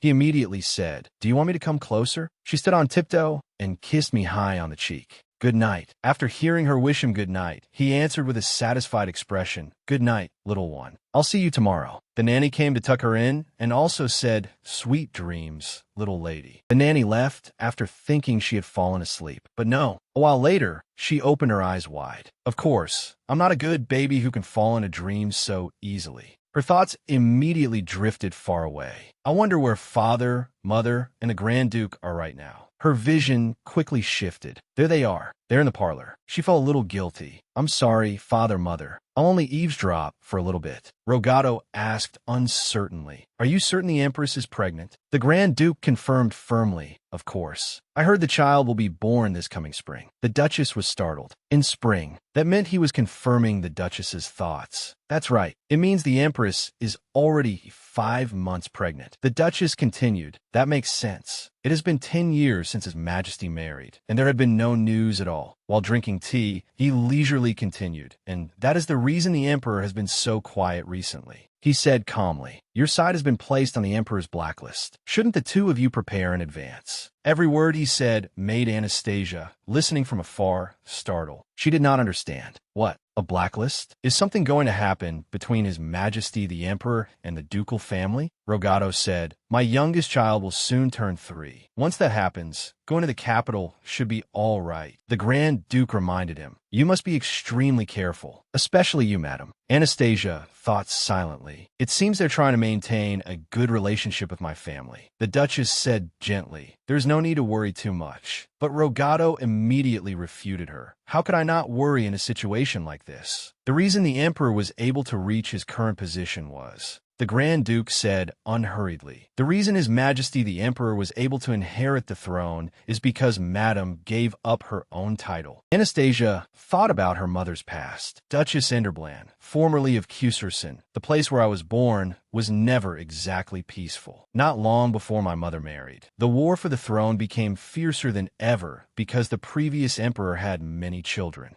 Siblings killed one another for the power of the throne. With her skill, my mother survived. She greatly resented the imperial family because of what had happened. Although she was very nearly the one to inherit the highest title, my mother chose to give up the throne and marry my father. Even so, my mother's half-brother survived by luck, hiding here and there. Laxius became the emperor. After hearing the conversation among the three of them, Anastasia understood the reason. From the information I've gathered, I think I can partly understand Mother's decision. Lord Laxius seems to have recognized his own inadequacy, so he tried to maintain relationships with many other nobles, especially the Enderbland family. Setting aside her mother's powerful influence, the Enderbland ducal family had one of the longest histories in the Empire of Pasan. Her father alone had made great contributions in the Imperial War and over more than a decade. Her thoughts gradually became clearer. I once thought the Imperial family would not interfere because the Enderbland ducal family was the only one connected to the Imperial family. But after hearing about Grand Duke Leventis, I can't feel at ease. The Grand Duchy of Leventis was originally the Leventis Empire. But in order to control the Empire of Pasan, they chose to merge with the Empire of Pasan by conferring the title of Grand Duke. She was confused. At first, the Grand Duke should have devoted himself wholeheartedly to His Majesty. But he gave up his title because of pressure from the imperial family. The more she thought about it, the angrier she became. Thanks to someone, my family has fallen into this deadlock. It isn't as if we were pushed by the empire until we collapsed. We have to do better. She closed her eyes and thought. Moreover, everyone is worried that the imperial family's relationship with the Enderbland family will change because of the empress's pregnancy. Her thoughts drifted further. So Emperor Laxius is more ambitious than the public knows. He is full of greed, yet lacks the ability to satisfy it. She let out a sigh. Both sides are far too complicated. Her goal was clear, but that doesn't matter much, because no matter what, I will protect this family. A civil war. It was something she had experienced dozens of times. Was it my 76th life? Back then, I was an expert named Cianubi. She did not want to recall the past. After all, they were only things from the past. Time passed quickly. It was already the 4th day since Grand Duke Leventis and Mihai had stayed at the mansion. Mihai kept clinging to her. "Do that for me too. Can you give me a good morning kiss?"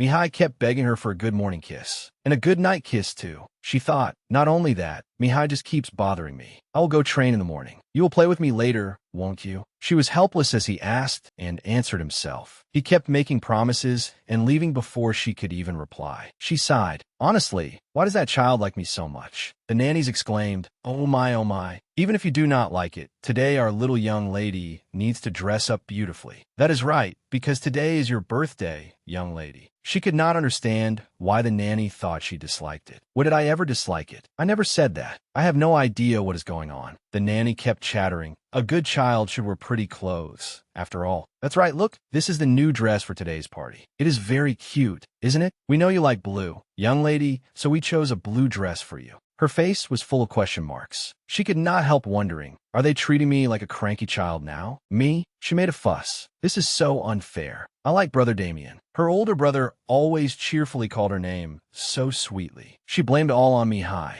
It is all that damned idiot's fault. She began thinking again. Compared to my sister's birthday parties, Brother Damien's birthday is rather quiet. Or are the parties held according to our personalities? She stood to one side and watched. Most of the gifts were books and stationery. The Marquis sent a limited edition book set as your birthday gift. Thank you. Hearing the conversation between her brother and the guest only confused her even more. No matter how much he liked reading, this would still make him feel pressured. The Duchess placed a hand on Rogato's shoulder, startling him. She said to Damien, "Damien, would you like to go outside for a moment?" He asked back outside. Damien went first, and the other 3 children followed behind. At last, she realized why her parents had called her brother outside. She smiled to herself. Mother and father are so sweet. They must have prepared a wonderful gift for him. The Duchess led Damien along. Damien, full of surprise, asked, "Really?" At that moment, Rogato arrived as well. "A pony?" He asked again. "Mother and father are really giving me a little horse." Rogato confirmed it. "That's right. Your riding skills have become very good now." Rogato asked again, "Will you be able to take good care of it?" He answered eagerly, "Of course. I will ask the knights and learn from them."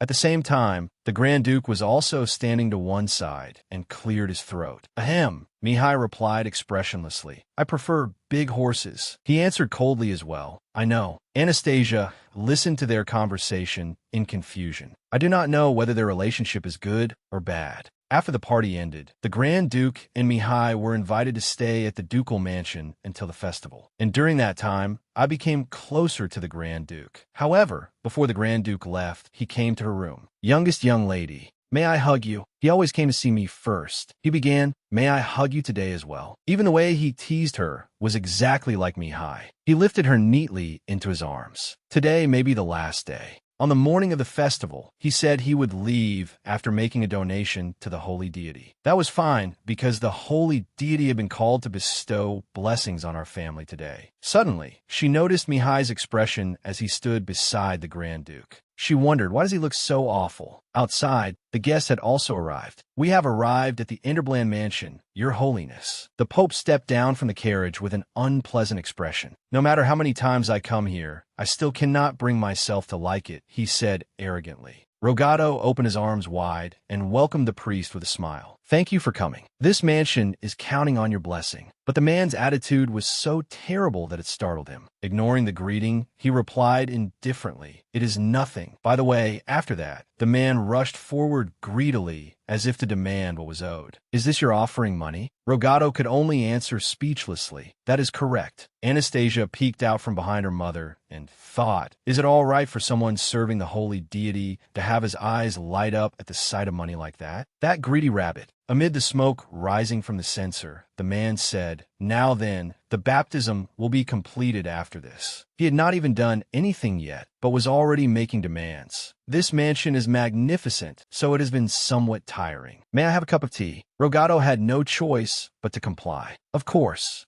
Anastasia realized it immediately. Because it was a festival day, her parents seemed to be letting it pass peacefully. "But I do not like this priest at all." She saw that from the very beginning, he had deliberately ignored the Grand Duke Levinus's family. He did not even look at or greet the Grand Duke and only busied himself ordering the servants around. "Place the censer right behind that spot." The man looked toward the Grand Duke with contempt. What caught his eye was the Grand Duke's offering tray. Then he immediately walked over and asked arrogantly, "Has the Grand Duke prepared his sincerity?" The Grand Duke did not take issue with it and said, "Of course. Here." The man picked up a coin and sneered, How fortunate that the Grand Duke still remembers to worship the gods." The Grand Duke was not one to back down either and said directly, "Worshipping the gods is basic for anyone living on this continent." The man's attitude still showed no sign of concern. "Yes, the divine ones are always watching the house of Leventus." Seeing this made her uncomfortable too. At first, I thought he was simply careless in his attitude, but now everything is slowly going too far. She began to grow irritated. He is speaking as if he is looking down on the house of Leventus.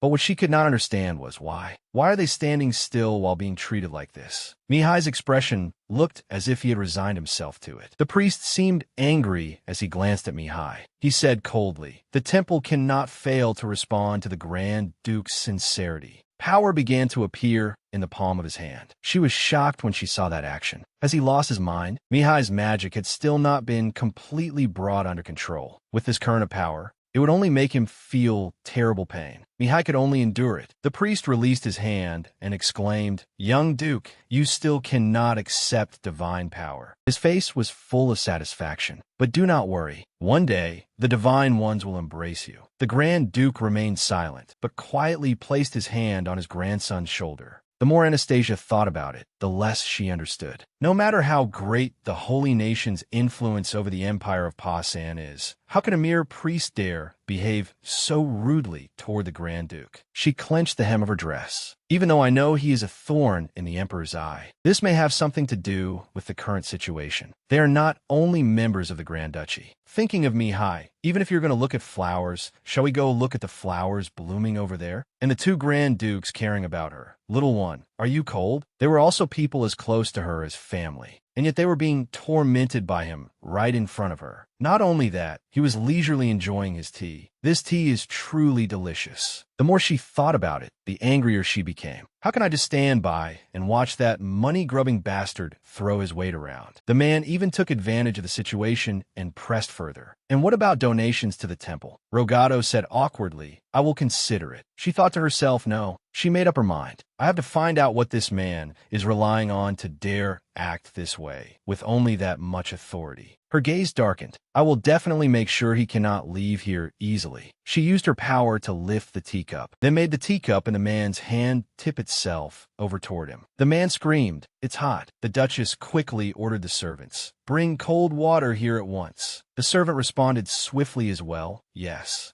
The man said in humiliation, "There is no need. In any case, the work is finished. I shall return to the temple to serve the holy deity." But it was too late. The servant had already run out with a bucket of water and splashed it on him. In the end, the man stood there with his pants soaked, a yellow stain right in the middle. Everyone fell silent, as if a flock of crows had flown past. The Duchess quickly covered Anastasia's eyes. The man turned his embarrassment into anger, his face burning red. "I shall take my leave first." Rogato and the Duchess both stood still to see the guest off. But it seemed to Anastasia that this was still not nearly enough. She controlled the power at her fingertip again. A shrill scream rang out. Rogato asked worriedly, "Are you all right?" The man could only answer, trying to save face, "I am fine." In the end, the man climbed into the carriage looking battered and wretched. Then, "If you ever need assistance in the future, please do not hesitate to call me. The divine ones will never turn away from your sincerity." She let out a sigh. Goodness, he still wants to come here and extort more money? This man really has lost his mind. She decided, I did not intend to go this far, but he truly is beyond saving. A strong gust of wind blew past. Rogato and the Duchess widened their eyes in shock. The Grand Duke also stared in astonishment. The priest's wig was swept straight up into the sky by the wind. Everyone watched the man chase after the blown-away wig. He could not catch it. The hair kept flying and showed no sign of stopping. Now it will fly all the way to where the gods live. As he chased after it, the man cried, "No, my hair!" He collapsed to his knees and screamed in despair. She thought with contempt, if you covet temple money, you will be punished. In the end, the priest left. After seeing the priest off, everyone could no longer hold back and burst into hearty laughter. A nanny could not help exclaiming, I never expected the priest to be bald. If he worships and follows the holy deity, what is there to hide about that head? The servants discussed it noisily. I heard he deliberately shaved the top of his head and left hair only on both sides. Anastasia thought back to the scene just now and could not help laughing even more. Mihai gently asked, "May I hold your hand?" From far away came the Duchess's voice ordering the servants. "It is cold now. Let's go inside." "Yes, madam. Bring Laura inside too." Meanwhile, Anastasia looked at Mihai in confusion. She sighed in relief. It is good that he still seems all right. Thinking of his resigned expression at that time, she worried. I was worried because it was the first time I'd seen his face look so lifeless. She took hold of his finger first. "Do you want to hold my hand first today?" He smiled brightly. He said to her, "Actually, about what the priest said earlier. He said divine power is for purification, but I have received it from other priests several times before, and I do not like it at all because it hurts." His expression was not sad, but very helpless. Her face darkened in confusion. Is that really used for purification? If divine power were recklessly poured into an ordinary person, it would certainly be very painful. Moreover, for someone with uncontrolled magical power like Mihai, It was no different from a punishment. Mihai understood that well. But when the priest kept making mistakes for some reason, I felt really glad to be by your side. She realized he sensed the flow of my magic. Perhaps he has more magical power than I thought. He called softly, "Little one, I feel as if everything will be all right as long as I have you." Those words came from a face filled with happiness. She looked up at him. She realized, I understand now. The reason I felt wronged and pained when I saw Mihai enduring pain was because it was like seeing my past self, the person who always used fate as an excuse and forced herself to accept injustice every time. She held his hand tightly. "I will protect Mihai." She silently promised, "I will protect you. Even if the number of people I need to protect has increased, that should not be a problem, right?" He replied happily, "Thank you, little one." The Grand Duke said goodbye. "It is nearly the end of the year now, so you must be busy until you go up to the capital." Rogato replied, "No, I am not exactly busy. I am merely choosing candidates to be playmates." The Grand Duke continued, "Yes, we are all the same. I'm not sure whether anyone will accept Mihai." His expression grew pensive, and Mihai became even more gloomy. Anastasia thought to herself, they are the Grand Ducal family, and yet they are still worried about finding him a playmate? Among nobles, there had long been a tradition of playmates. Noble families would usually bring in a playmate around the same age as their child. This was a charitable activity in this world. The children would get the opportunity to receive an education and a salary, something like a work-study program for children. There were dozens of applications to become my brothers' and sisters' playmates, so it must have been a pretty good opportunity. But more people feared Mihai than she had expected. In her impression, Mihai was always alone. Suddenly, a voice pulled her out of her thoughts. "Youngest one." It turned out to be the Grand Duke. He knelt on one knee in front of her and asked, "May I hug you before I leave?" She immediately agreed. He gently embraced the little girl, then gently lifted her into his arms and said softly, "The youngest one is still far too small, and perhaps you do not like that boy either. But how wonderful it would be if the two of you shared a little more affection." Hearing that, she thought in surprise, although the Grand Duke does not show it, he is very worried about Mihai. Before leaving, the Grand Duke turned back and said to her, "Then let us meet again next time." Mihai also waved goodbye to her. "See you later, little young lady." She stood there watching until the carriage disappeared from sight. She thought to herself, in any case, this meeting was not bad, and they did not forget to give the servants their year-end bonuses. After completing all the preparations within a month, finally, in the first week of December, the trip to the capital began. The mother and her 3 children began their journey on a beautiful sunny day. Laurencia, sitting in the carriage, suddenly asked the Duchess, "Mother, why is father not going with us?" She said, "Your father is a duke. He has a great deal of work to do before he leaves, and since you are still young, you may get motion sickness on the road." Hearing that, the little girl said sadly,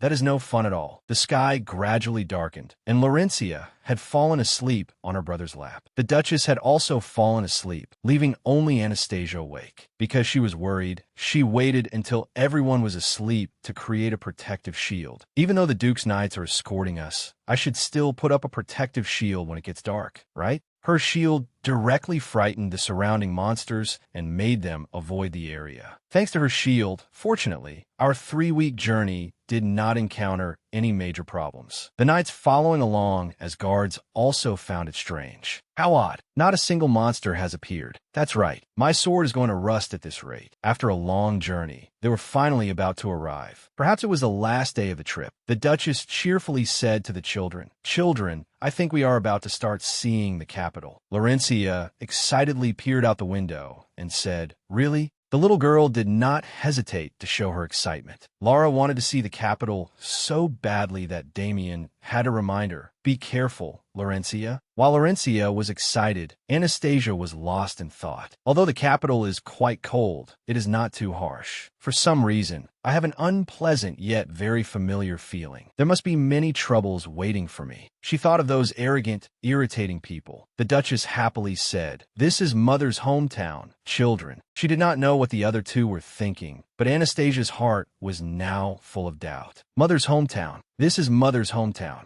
She quietly felt helpless. There will definitely be many interesting things happening here. The carriage carrying the mother and her 3 children gradually headed toward the capital in the cold weather. The next day, at the mansion in the capital, one of the most luxurious and splendid places there, an adorable call rang out from inside. "Mother, we are ready." The first thing that came into view was a bear-shaped outfit, along with familiar pink hair. After that, the three siblings had finished dressing, and each of them looked irresistibly adorable. Seeing her three children like that, their mother praised them in a sweet voice. "You all look so adorable." She turned to leave, smiling ingratiatingly as she said, "Now, let's go sightseeing together. The streets here are very beautiful at the end of the year." Seeing how cheerful she looked, Anastasia thought to herself, "Mother looks so excited." She said it had been a long time since she last came back to her hometown. Fetla carefully supported Laurencia as she walked, not forgetting to remind the little girl, "Walk carefully." Anastasia still stood there with a pensive expression.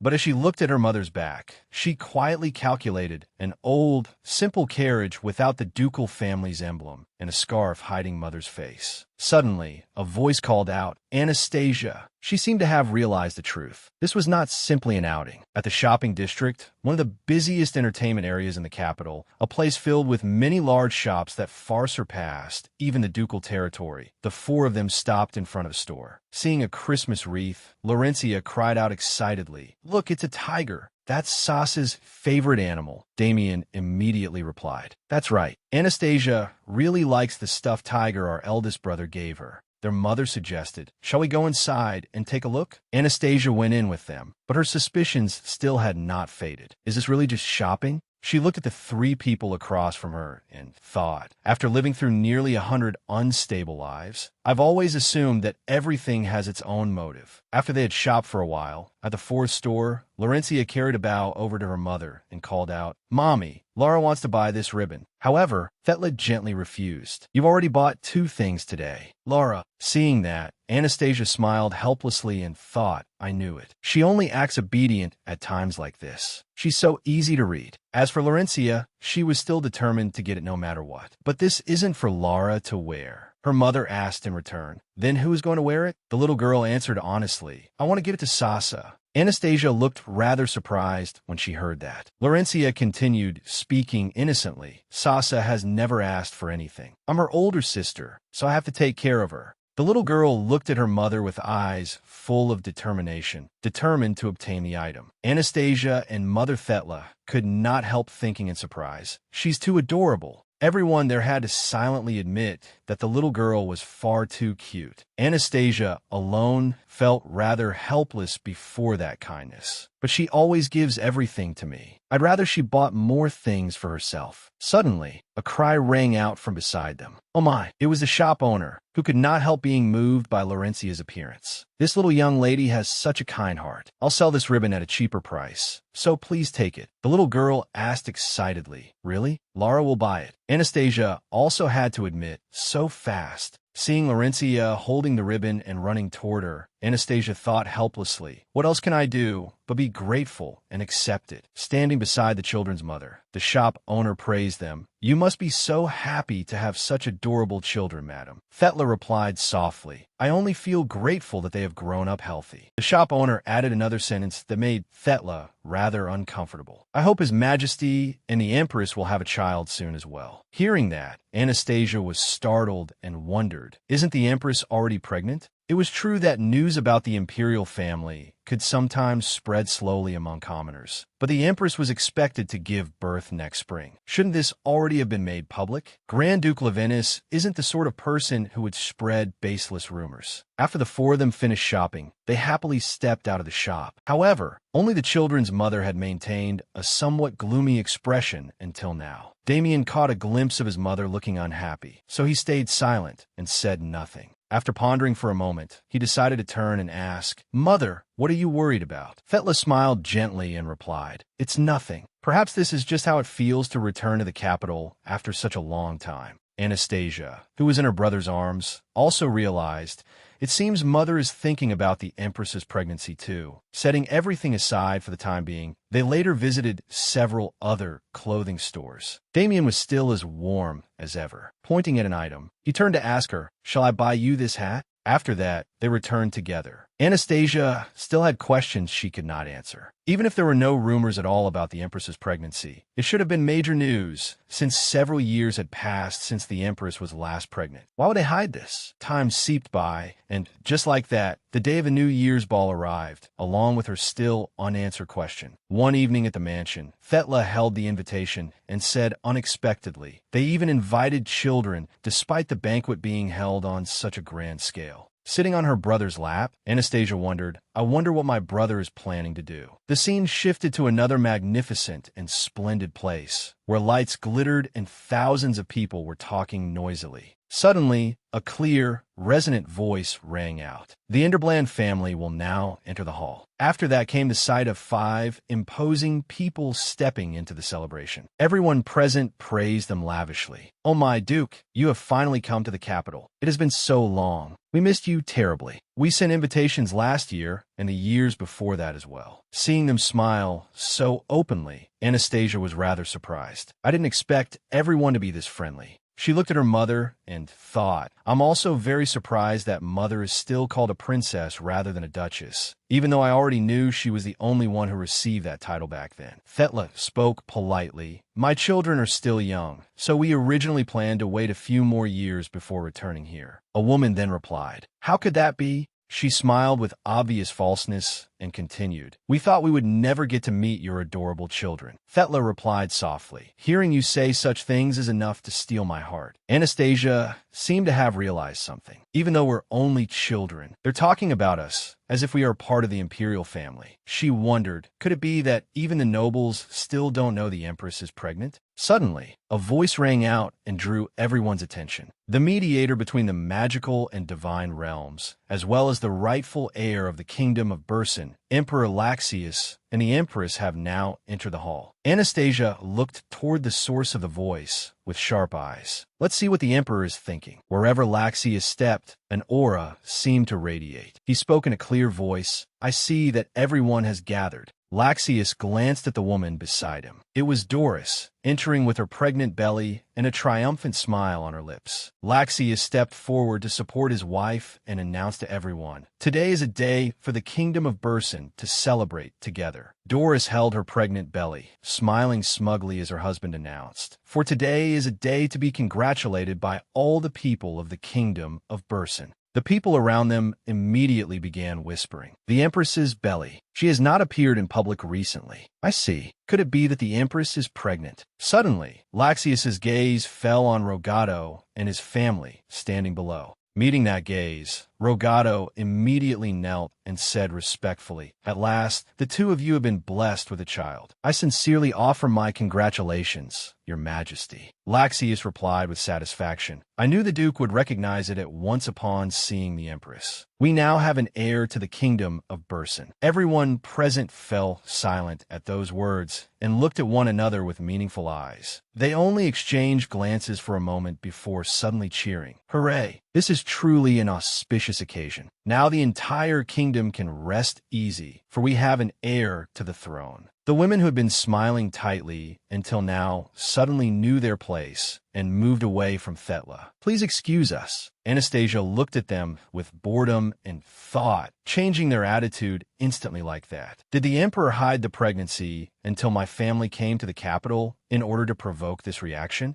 She looked toward the imperial couple, a flash of caution appearing in her mind. These two are more troublesome than I thought. As soon as Anastasia raised her eyes, she met Doris's gaze and sinister smile directed toward her. She wondered in surprise, did she just? Anastasia looked at Doris, who was whispering something to her husband, unable to shake her suspicion. I think that woman, and I just made eye contact. After hearing what his wife said, Laxius called out loudly, Anastasia, the Empress says your cousin wishes to greet you. Hearing that, Thetla had no choice but to lead her daughter over to them. She coaxed her softly, Sasa, come with mother. Anastasia could only obey. Yes. However, her mind was filled with countless questions. Why are they suddenly calling me up? What are they planning to do? As Anastasia approached them, she guessed, perhaps they want to intimidate me. When she got close, Doris's voice rang out. Hello, little one. I intend to bestow upon you an extremely honorable role. With a cunning expression, she continued, From now on, you will serve your unborn cousin as their companion. When Anastasia heard that, her gaze became even sharper, openly showing her displeasure. What a companion! The people around them also began whispering. Did she say companion? They're asking the little young lady to become a companion? That is far too unfair to a young lady. None of them dared to speak loudly, so they merely whispered words of pity for her into one another's ears. It was a role considered charitable work for commoner children. How could they ask the daughter of a duke to take on such a role? Anastasia thought, a companion is a role taken by commoner children to support another child's studies. She seemed to have realized Doris's scheme. So, she means to imply that my family cannot educate me properly, does she? Thecla was also so furious upon hearing it that she clenched her fists tightly. Her gaze turned sharp. She told herself, I cannot endure this any longer. Thecla looked toward Laxius, who was also flustered and unsure what to do in order to appear proper. Then Anastasia turned to look at Thecla, feeling pity in her heart. Mother is furious too, but anyone would be in a situation like this. Since we are inside the palace, there are many eyes on us right now. If we do not agree, it will only make things more troublesome. She hesitated for a moment, then decided. So the appropriate answer to deal with that woman would be. Thinking that, Anastasia put on an adorable expression, her eyes sparkling so sweetly it tugged at the heart. The little girl asked innocently, what is that? That was right. Her decision was to act like a 3-year-old child. Laxius did not know how to respond, so he could only shout loudly. How dare you speak so rudely before the emperor? Anastasia cursed inwardly. Rude? Do you think a 3-year-old child knows etiquette? Thinking that, she once again put on a blank expression and asked back, rude? Deep in Anastasia's heart, this was an invisible challenge. I'm deliberately pretending not to understand what you're saying. What are you going to do about it? Suddenly, a familiar voice rang out from some distance away. I believe the little girl is asking what the role of a companion is, Your Majesty. She turned around and confirmed firmly in her mind, this voice is definitely. That voice continued as Laxius grew anxious. I believe our benevolent emperor has understood the little girl's intention. Anastasia seemed to have realized it. Mihai. As soon as the boy stepped forward, someone respectfully said, Young Master Leventus. Mihai continued politely, Your Majesty, I came here because there's a question I truly wish to ask you. Since I'm still very young, would you be willing to answer my question? Laxius could only stammer in reply.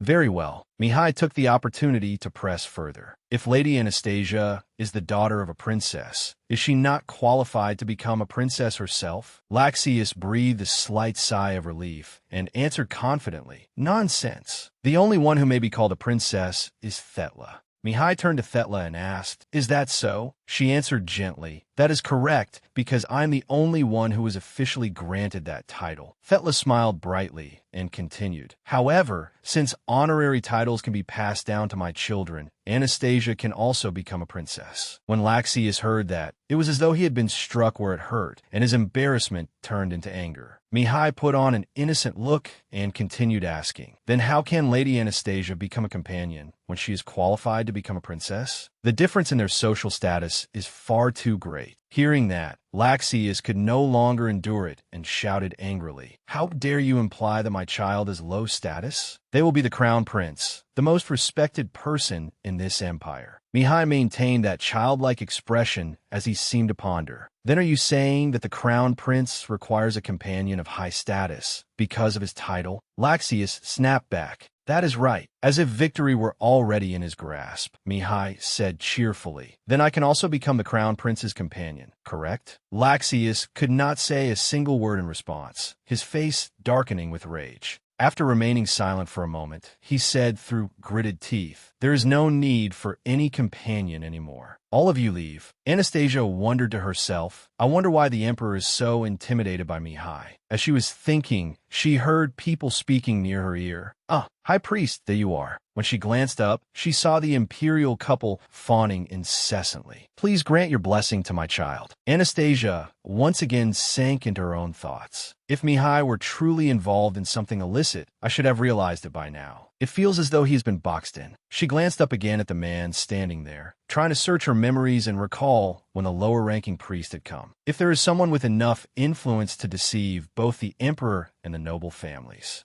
Mihai appeared from nowhere and broke Anastasia's train of thought. I did very well, didn't I? She glanced at him and scolded inwardly. Not at all. Who told you to help me get out of there and hurt yourself in the process? Seeing Mihai being dragged elsewhere to be scolded, Anastasia could not help feeling pained. The way he tried to make the situation pass, as if it were nothing, makes me even sadder. The Grand Duke had taken Mihai aside and was seriously lecturing him. Suddenly, Thetla bent down and hugged her tightly, leaving Anastasia frozen, not understanding what was happening. She gently comforted her precious little daughter. My dear Anastasia, you must have been so frightened. She looked toward the noisy people outside and wondered, why did the Grand Duke bring his grandson along? How exactly were they planning to make the daughter of a duke become a companion? Both the crown prince and a princess are qualified to contend for the throne. Anastasia's eyes gradually filled with hatred as she thought, I wonder how things will unfold from now on. She thought about everything they had done to her. The throne? Do they think I care about something so meaningless? If I truly cared about it, I could even conquer the entire world. Anastasia could not help wondering, how dare they hurt my loved ones over such trivial things? She looked in turn toward Mihai and her family, an indescribable pain rising in her heart. Anastasia's eyes were now filled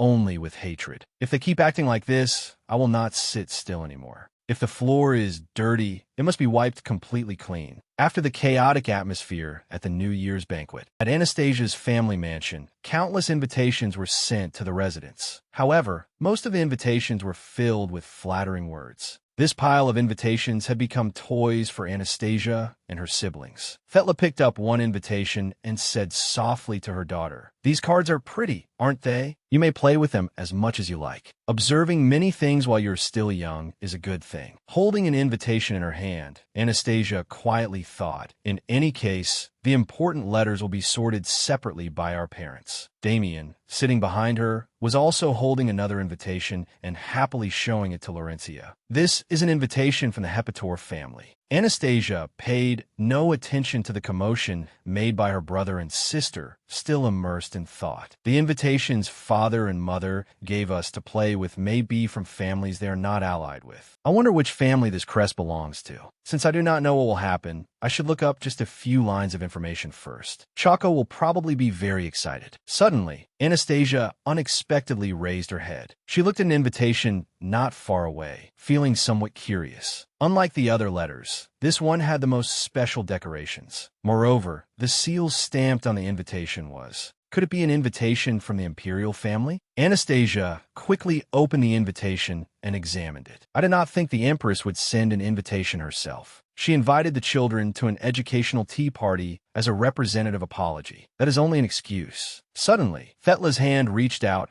and took the invitation back from Anastasia. She said apologetically, "I am sorry, youngest. You cannot play with this one." Anastasia looked up at her and thought, Mother can hardly refuse this invitation now. I wonder what the Empress is scheming this time. The next day, the sound of high heels striking the tiled floor echoed through the air. Anastasia had quickly entered the palace with her mother at the Empress's invitation. Seeing the two of them enter, Doris immediately spoke up. "Welcome, Princess Thetla." Thetla quickly bowed in greeting. "Greetings, Empress Doris, mediator of the holy deity," and Doris softly interrupted. "You do not need to be so formal with me." She spoke kindly. "Please sit down. Everyone has been waiting for you. I did not know something like that had happened to you recently." Thetla did not understand and asked, "Pardon? Do you mean?" Doris put on a sympathetic expression and said, "I heard countless letters with rude content about the New Year's party were sent to your residence. You must not have felt good about that. I deeply regret my actions in front of everyone. So, Princess, you can let this matter pass, can you not?" Watching her act, Anastasia stood beside her mother and thought angrily, what is wrong with her? She wants someone to forgive her without even offering a word of apology? Thetla smiled brightly and answered Doris, "I do not understand what your majesty is trying to say." Dini, who stood beside the Empress, bowed slightly and whispered to her. After that, Doris immediately said brightly, "All right. There is nothing for the two of us to be uneasy about.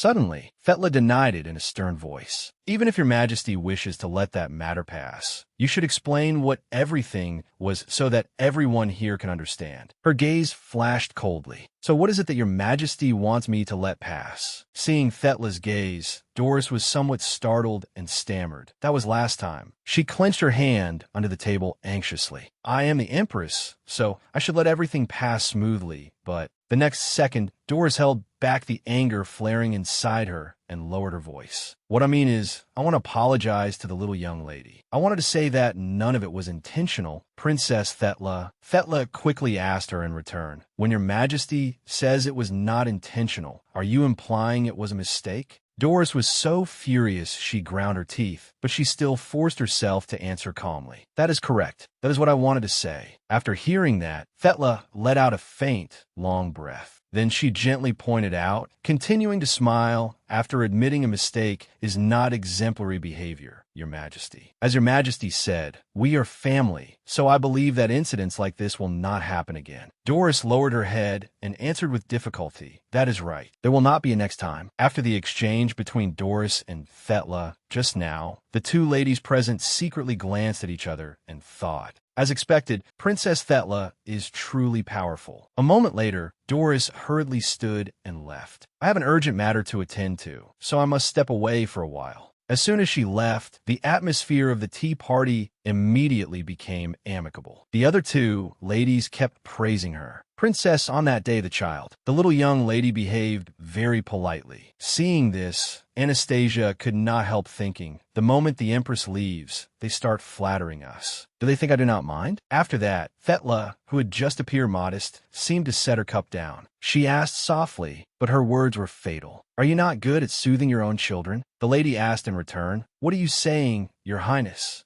Fetla still smiled as she answered, I mean that one must know how to apologize properly for the wrongs one has committed. In the future, if your own children hesitate like this as well, you will not scold them, will you? The lady realized she had misspoken and stammered as she bowed her head. We have been rude, princess. Anastasia sighed. It would have been nice if they had realized it sooner. The lady continued speaking. We apologize, princess. We should not have spoken so carelessly. Anastasia pondered. Mother did not say she would overlook their rudeness. She looked at the empty seat at the tea party and wondered, by the way, has the Empress not been gone for too long? It is not very normal for the host to leave for this long. I should check what is going on. In another corner, Doris was shouting angrily. I did as you told me, but nothing went the right way at all. Dini, genti sututer. Please calm down, your majesty. Doris, of course, could not calm down. I want to make her know her place. She has to know that I am the most powerful person here. Dini advised in a soft voice. Please lower your voice, your majesty. If people hear, rumors will spread that you lost. Doris was rendered speechless and fell silent, unable to argue further. At the tea party, Anastasia had heard their entire conversation using divine power. She wondered curiously. One of them is the Empress's voice, but who is the other person? Is it the green-haired woman who went out with her? Doris's voice rang out again. I trusted what you said, and now I have been humiliated in front of everyone again. She asked fiercely, what am I supposed to do now, Countess Dini? Anastasia recalled the invitation that had been sent. I remember that name now. She is the one who sent that ridiculous letter. She is the Empress's childhood friend and the capable aide who helped the Empress seize her position. I heard she became a countess because of her contributions, and the Empress relies on her greatly. On the other side, Dini continued speaking calmly. Please do not worry about anything, your majesty. I already have another plan. Everyone knows the Duke and Duchess educate their children very well, but the youngest is still overprotected.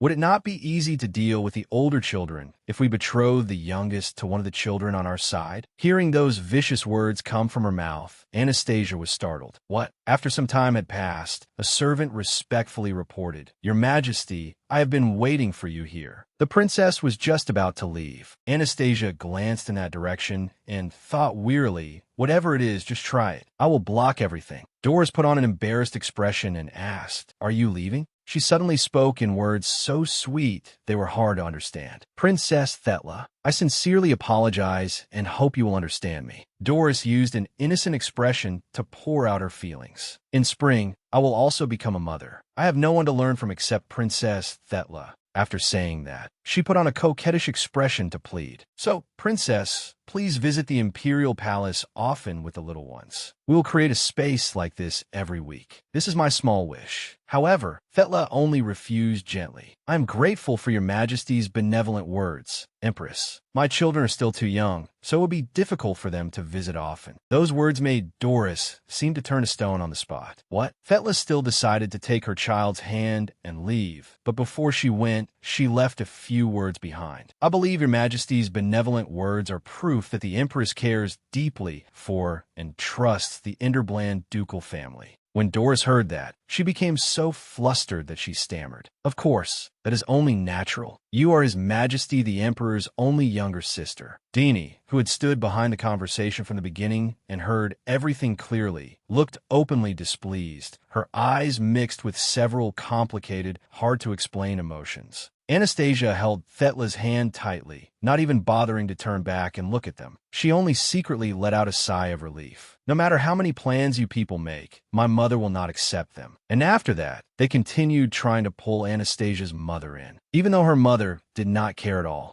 To put it more accurately, Fetla was enduring it. At the Emperor's residence, the sound of cups and plates shattering, along with curses, rang throughout the house. "You said it would succeed this time. Are you planning to let everything remain like this forever?" Doris kept scolding her nonstop. "What are you going to do about the unfairness I have suffered? How much have I given you?" Dini could only bow her head and answer tremblingly, "I apologize, your majesty." Still not finished with her anger, Doris snapped, "Is apologizing all you know how to do?" Anastasia, on this side, was lying in her mother's arms. She calmly eavesdropped and thought, "No matter how many times I watch this scene, I see nothing but the devil inside her. Is it all right for her to have thoughts like that while pregnant?" Suddenly, a maid came to report, "Madam, the Empress has sent another invitation." Fetla only answered gently, "Is that so?" Her face suddenly became strangely worried. Seeing that, Anastasia called out, "Mother." She had no choice but to put everything aside and gently soothe her. "My Anastasia, are you sleepy? Shall I sing you a lullaby?" After lying there for a while, Anastasia felt that something strange was happening. Anastasia was surprised when she heard the song beside her ear. My mother's lullaby has turned into a monotone speech. Her little hand clenched tightly, showing the resolve boiling in the little girl's heart. "All right, this will not solve anything. I need to act before my mother becomes even more exhausted." Anastasia's eyes were no longer innocent. Now they were strangely sharp. Their plans always fail. "I will succeed." Night arrived in Anastasia's cradle. Chaco was constantly reassuring her. "Chaco can do it. I like this. I can roast people in hell. But the Demon King is very kind. Is Chaco good at driving people apart? Is it much easier than waiting for the Demon King?" Anastasia also agreed with that opinion. "That is right. It would be best to drive them apart. That is an extremely effective method for both of them." The image of Fetla standing beneath the Emperor and Empress made her unable to stop blaming herself. "I wondered why the Empress called me a companion and not a servant." It seemed Anastasia had found the answer. It was because the Empress had originally been a servant of the Dini family. Not only that, there was another factor. As the daughter of a fallen knightly family, she had fallen in love with an incompetent member of the imperial family. There was one rather unexpected point. No one thought Emperor Laxius would become emperor. Just like that, she was approved as empress without much inspection. It seemed the Dini family did not pay much attention at the time. However, thanks to Mother's choice, Emperor Laxius survived and seized the golden opportunity. Because of that, the Dini family was so furious they nearly vomited blood when the situation reversed. As for the Empress, she was worried her terrible past would be exposed. That was why she chose Dini as someone close to her, making her easier to control. They were still full of inferiority complexes toward each other. Anastasia continued calculating in secret. If I create a small turning point, it will only be a matter of time before their trust is destroyed. She had to acknowledge one thing. They really are predictable enemies. Suddenly, Chaco spoke up and interrupted the little girl's thoughts. "Just trust Chaco. Everything will be resolved before spring, Demon King." Anastasia smiled and let out a soft sigh of relief. Then she stroked Chaco fondly. "I am counting on you, Chaco." 2 weeks later, at the ball commemorating the Crown Prince's 8th month in the womb. This was a grand festival that gathered many people. Anastasia was attending the festival when Chaco flew over to report, calling out twice, "Demon King." She raised her eyes and listened to Chaco. The Demon King said that if we were going to do it, we had to make it dazzling, grand, and lively, right? Anastasia wondered, when did I say that? CACAO proudly pointed at itself and said, so CACAO prepared a truly amazing surprise. Since I am the Demon King's attendant, I had to prepare something on that scale. She seemed helpless and not very convinced. I'm a little worried, but also half worried and half looking forward to it. Anastasia looked toward the crowd and thought to herself, should I test CACAO's skills and see if they are any good? Suddenly, someone walked over and called out to Deanie. Lady Deanie, he cautiously asked a question. I heard the investment funds for this project have been withdrawn. Is that true? She could not believe her ears and blurted out, what? Another woman walked over and shouted, drawing everyone's attention. Is it true? Lady Deanie, I joined hands with you because you were so confident. But what happened? Deanie was momentarily stunned and hurriedly tried to reassure them. Wait, what are you talking about? Another person joined in the criticism. I heard the land we received actually belongs to someone else. The atmosphere suddenly grew much livelier. Everyone began talking all at once. Was that area not something the Empress gave her? I heard a rumor that lately she has gradually been losing the Empress's trust. It seems Deanie has been abandoned. Her face now looked extremely ugly. She was both angry and at a loss for what to do about the mocking words. A woman in black walked over, pointed straight at her face, and asked, what are you going to do about this? Before she could finish speaking, Deanie ran away amid the woman's shout. Lady Deanie, the Emperor's wife, was chatting with another young lady, so she still did not know what was happening. Deanie ran over with a face full of grievance and shouted the name Doris. While Doris still did not understand what had happened, Deanie pressed her further. How dare you do this to me? Deanie's shout echoed through the air, leaving everyone stunned. Grand Duke Leventus also stood watching this comedy unfold. Not far away, Anastasia was watching coldly. She thought to herself, CACAO staged this play very well. Seeing CACAO standing beside her and constantly acting smug, she gave it an approving look. As expected of my pet, Doris looked utterly shocked. She loudly questioned her. How dare you? What are you doing right now, Lady Deanie? Deanie lost her composure and shouted even louder. What am I doing? She looked at Doris with hatred and questioned her loudly. That is what I want to ask you, Doris. Doris said in irritation. How dare you call the Empress of an empire like that? Even if you're my childhood friend, there must be limits. Do not test my mercy as an Empress. Faced with Doris's threat, Deanie not only did not fear her, but even spoke in a mocking voice. Mercy? The Empress's mercy? What nonsense are you talking about? She spoke contemptuously. If I had not taken you in when you were struggling in poverty after coming to the capital, would you be an empress now? Deanie's words threw Doris into a panic. She stammered, why are you bringing that up now?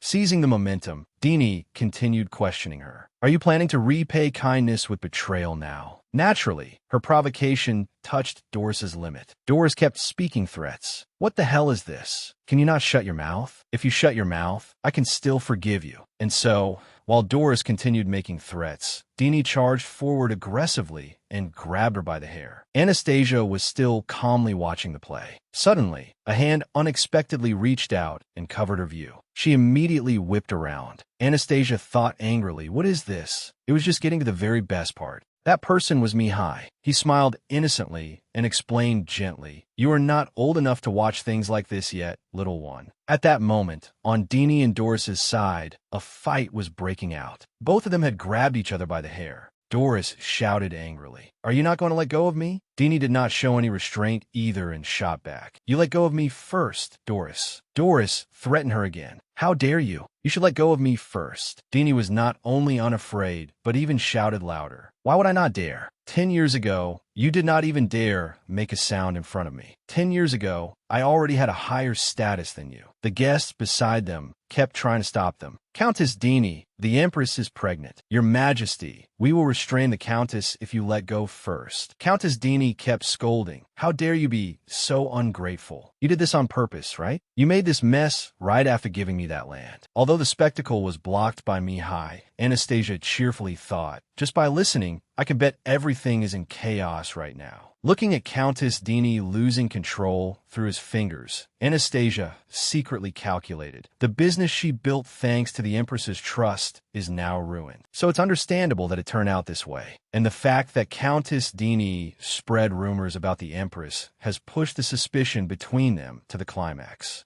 Empress Doris said disdainfully. Looking at how you act, it seems the rumors of you talking bad behind my back are true. Countess Dini also smiled and replied, you just want to provoke me because you have nothing left to say, right, Doris? Looking at the scene unfolding before him, Mihai thought worriedly. Anyway, I don't think this is a sight children should see. Duchess Thetla approached Anastasia and Mihai, saying gently, on behalf of those shameful adults, I apologize to you kids. It's getting late. You two should head home first. Mihai politely replied, yes, I understand. Anastasia left without showing any emotion, thinking to herself, right, let's stop here and go back, because their relationship is already destroyed. What happened right after that was recounted to Anastasia by CACAO, who stayed behind. It said excitedly, the Emperor personally handled everything. Did you know? It turned out the Emperor saw the fight right after we left. Emperor Laxius stared at the scene before him in shock, shouting angrily, what the hell are you two doing? With a look of disbelief, he questioned Countess Dini. How impudent! How dare you harm the Empress right in front of me? Realizing the Emperor's presence, Countess Dini panicked and quickly let go, stammering to explain, the thing is...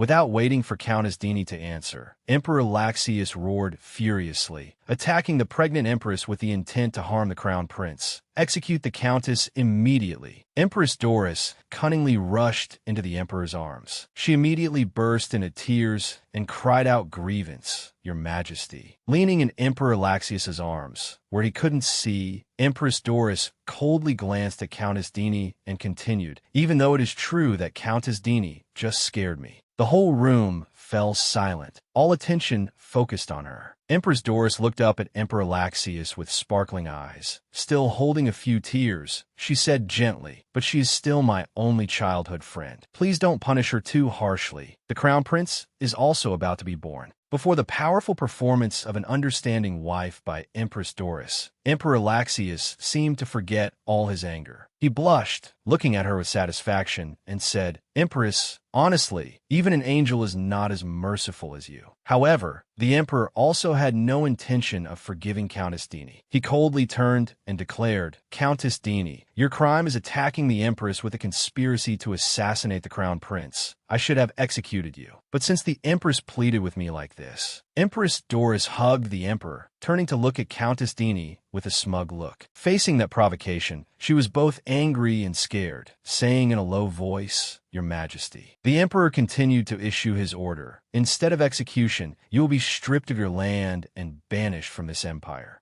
Countess Dini had completely failed, being dragged away by the guards looking miserable. She kept questioning the Empress. How could you? Finally, a desperate scream. How could you do this to me? That's how the Countess was kicked out. CACAO happily finished the story. Anastasia said with satisfaction, I see. You did a good job, CACAO. While patting its head, she silently evaluated Countess Dini. Who starts a fight when there is no way out? Anastasia suddenly thought of the Empress. Now that she had lost her closest aide, the Empress would probably keep quiet for a while. She would no longer think of bothering her mother or causing trouble for her brother and sister. Thinking of Laurencia and Damien, Anastasia finally let go of her worries, the gentle images of the two appearing in her mind. Here's a fruit for you. Anastasia, let me read a book to you, okay? Her heart grew happier. She felt, I feel so relieved now. Spring has arrived. The magnificent castle appeared. Anastasia thought blandly, I think it's time to return to the territory. But in the castle, the whole family was fully present in the living room. Rogato spoke up, there are only a few weeks left until the Empress gives birth, so we will have to stay in the capital until then. Damien asked him in a childish voice, so we won't be able to see the April festival this year? Duchess Thetla sighed, saying helplessly, perhaps so. We have to return within 2 weeks to make it in time for the April festival. Laurencia said innocently, really? Laura really wanted to go with Princess Thetla and Sasha too.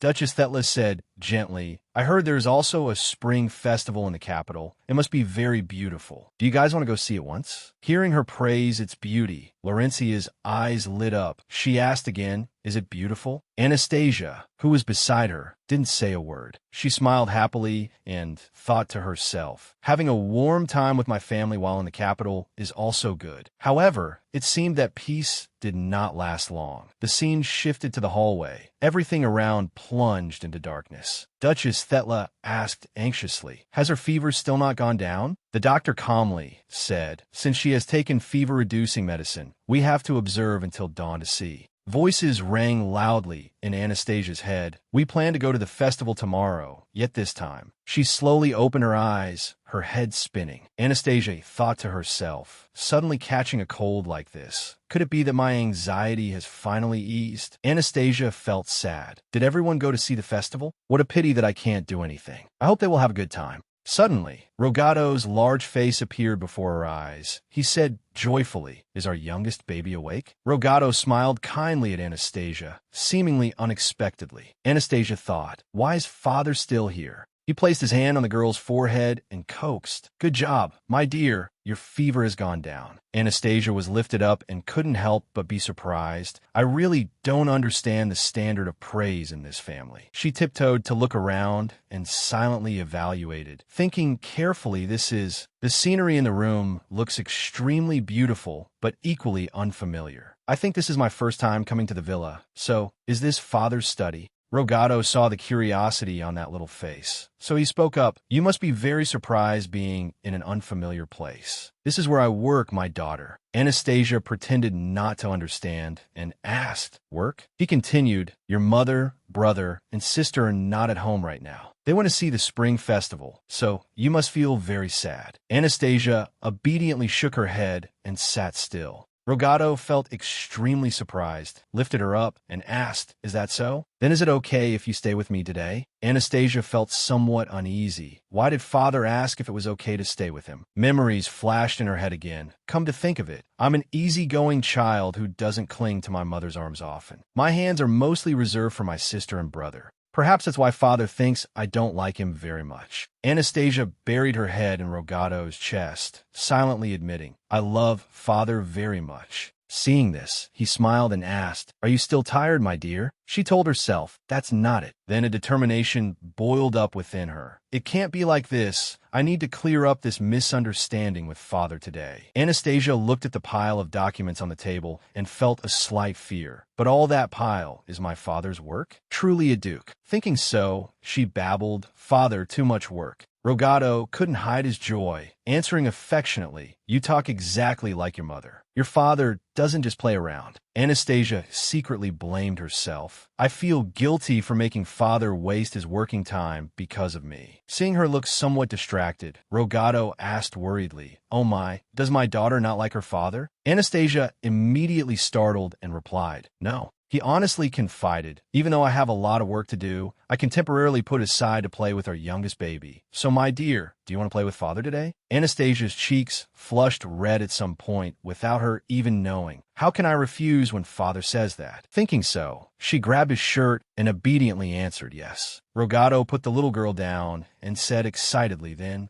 he smiled happily and asked, "Our youngest baby, what do you want to play?" Anastasia asked back in confusion with a single word, "Huh?" She was stunned, thinking, I have never decided on things like this myself, even though I know how to win a battle or have successfully suppressed a rebellion. Rogato continued to confide, "Father likes just quietly staying by your side like this, but feel free to tell me if you think of something." Anastasia thought shyly, "It's been a long time since I've been with father, so it'd be very awkward if we do nothing. What do I usually do?" She recalled when playing with Damien, playing outdoors is out of the question. Suddenly, the image of the three siblings reading books appeared, making Anastasia wake up, right? Thinking so, she babbled, "Read books." Hearing his girl say that, Rogato's eyes lit up with deep emotion. He pulled the little girl into a tight hug, rubbing his cheek against hers and praising, "You spoke very well, my baby." Anastasia leaned back, wondering, what made you so touched? Time flew by, and Rogato was still diligently reading books to his youngest child. After finishing the first book, he moved on to the second, then the third, not caring about the time. While listening to Rogato read, Anastasia reminded herself to stay focused. Seeing that, he praised, "Our youngest baby seems to be able to focus even more than Damien in the past." Rogato recalled the past and laughed. "Not to make any comparisons, it's just that both your brother and sister couldn't wait until I finished reading a book like this." He said excitedly, "Seeing you so focused, I will read to you more. What is this? Do you remember I read to you about this before? Anastasia pointed at the picture, babbling, tiger. Rogado praised proudly. That's right, it's a tiger. The tiger that our youngest baby likes the most. But she thought boredly, I don't like it the most. But there's no need to correct him. Rogado pointed again, and Anastasia continued. Then a deer? She also obediently repeated deer. After a while, Anastasia was defeated by Rogado. Her whole body felt tired, as if she had no strength left. Anastasia wondered dreamily, is it because I just woke up from a fever? I feel sleepy. Her eyes were closed, but she still reminded herself, I can't sleep yet, father is. Seeing that Anastasia had fallen asleep, Rogado gently patted her head. He looked at her sleeping soundly in his arms and asked gently, is our youngest baby very cautious? Rogado thought of his wife and secretly thought, her appearance is an exact replica of Duchess Thetla.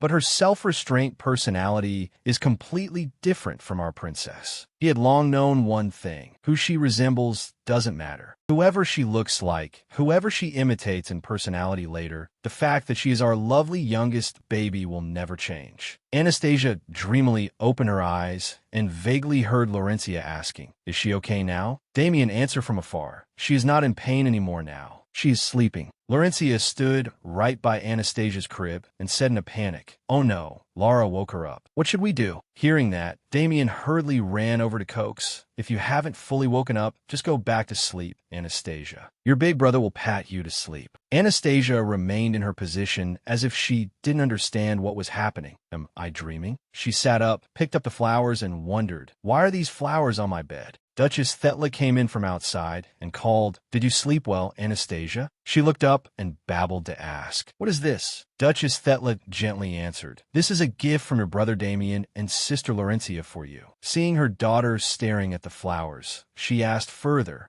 do you like it? Anastasia smiled happily and answered, yes, I like it very much. Then Duchess Thetla gently explained to her, you must tell that to your brother and sister, okay? Both of them were very worried about you. Anastasia obediently answered, yes. She was secretly satisfied with her current life. I just want to stay here like this, in a family where there is no sorrow but only happiness. However, the happiness did not last long. On the first day of April, in the early morning, it was raining cats and dogs outside. Duchess Thetla was standing by the window watching the rain when she heard a call from behind. The maid cautiously informed, I heard the Empress went into labor. His Majesty the Emperor wants you to come to the palace. As a clap of thunder exploded, the thunderstorm also arrived. A heavy rain enveloped the tense atmosphere in the castle. A maid held the baby and joyfully exclaimed, it is a healthy princess. Empress Doris ignored the postpartum pain and trembled as she tried to confirm. A princess? But unable to believe her eyes, her face turned pale, muttering nonstop, Prince, our crown prince. Then everything around her went dark. The Empress was so scared that she fainted. The maids around panicked and shouted, Empress, wake up. Nearby, Emperor Laxius also panicked and shouted at the maid holding the baby, is it really a girl? Not a boy, but a girl? The maid stammered in reply, yes. Hearing the answer, his expression was not much better. His whole body trembled, his voice weak. This cannot be. Suddenly, a figure pushed the door open and walked in. Emperor Laxius looked towards the door and thought in frustration, I didn't expect to have to look at the face of the person I least want to see at this moment. He forced himself to speak. You're here? Duchess Thetla calmly replied, because the emperor called, that's why I came. How is the empress? The emperor said coldly, she has given birth. The maid holding the baby quickly stepped forward, bowed to Duchess Thetla, and said softly, she has given birth to a healthy princess. Ignoring Laxius's annoyance, she gently bent down to look at the baby. It's a little cry baby with special red hair. Contrary to Laxius's disgust, her eyes were full of love. Congratulations. Emperor Laxius quietly stood beside her, frowning while screaming in his heart. It was supposed to be the son I longed for day and night, not a daughter. The more he thought about it, the more anxious he became. Laxius's fingers unconsciously clenched tighter. I had thought of the day my son would surpass Thetla's kids and become the crown prince, even if it's just a slight sense of victory in front of her. breaking the silence. Emperor Laxius spoke up. "You were originally a princess, right?" Duchess Thetla looked up and answered, "That's right." He waved his hand, turned his back, and left, leaving behind a sentence, "Then give her a name." Duchess Thetla didn't have time to understand what was going on, but agreed in confusion, looking at the red baby who was crying nonstop. Duchess Thetla thought to herself, "Letting me name his precious firstborn child?" She frowned, feeling even more pity for the child. "I feel sorry for you, my niece." After pondering for a while, Duchess Thetla said, "I think the name Charlotte suits you very well." And amidst the clear crying of the little girl, at 5:55 in the early morning of April 1st, the first princess of the Kingdom of Burson, Charlotte, was born. Time gradually passed to around the end of May. The Empress didn't even appear in social events. 3 weeks after giving birth, she began hosting various gatherings talking about dancing. The Empress kept showing off. "I wonder what a great person our Charlotte will become." The day she came to this world, it seemed like there was a flash of light in the sky. The young ladies attending the party didn't spare their praises either, constantly flattering her. "I'm sure she will become an extremely attractive princess." However, deep down, they secretly looked at each other, whispering softly, "Did you hear? She often leaves her child for the wet nurse to take care of." A young lady sarcastically replied, "That makes sense. If the Empress raised her daughter herself, the little girl would grow up without any dignity. Unless Princess Thetla becomes her godmother, then there is still some hope." CACAO ended the story by saying, "That is what I heard from the other nobles." Anastasia gripped the wooden hammer beside her bed and continued thinking, "Does she think I'll let her do as she pleases?" The Empress was furious after hearing the name my mother chose. The nobles know nothing about that. At the time, Doris had shouted angrily at the Emperor, "She should have named the girl after a boy so our next child would be a son. Thetla Enderblend gave that child that name to ruin us." Anastasia thought contemptuously. After saying something like that, how could my mother possibly become her godmother? Besides, whether it is a boy or a girl has no effect on the succession. She lightly struck the pillow with the hammer, hitting it to vent her anger. CACAO continued reporting, "There were also some discussions about that person's potential subordinates."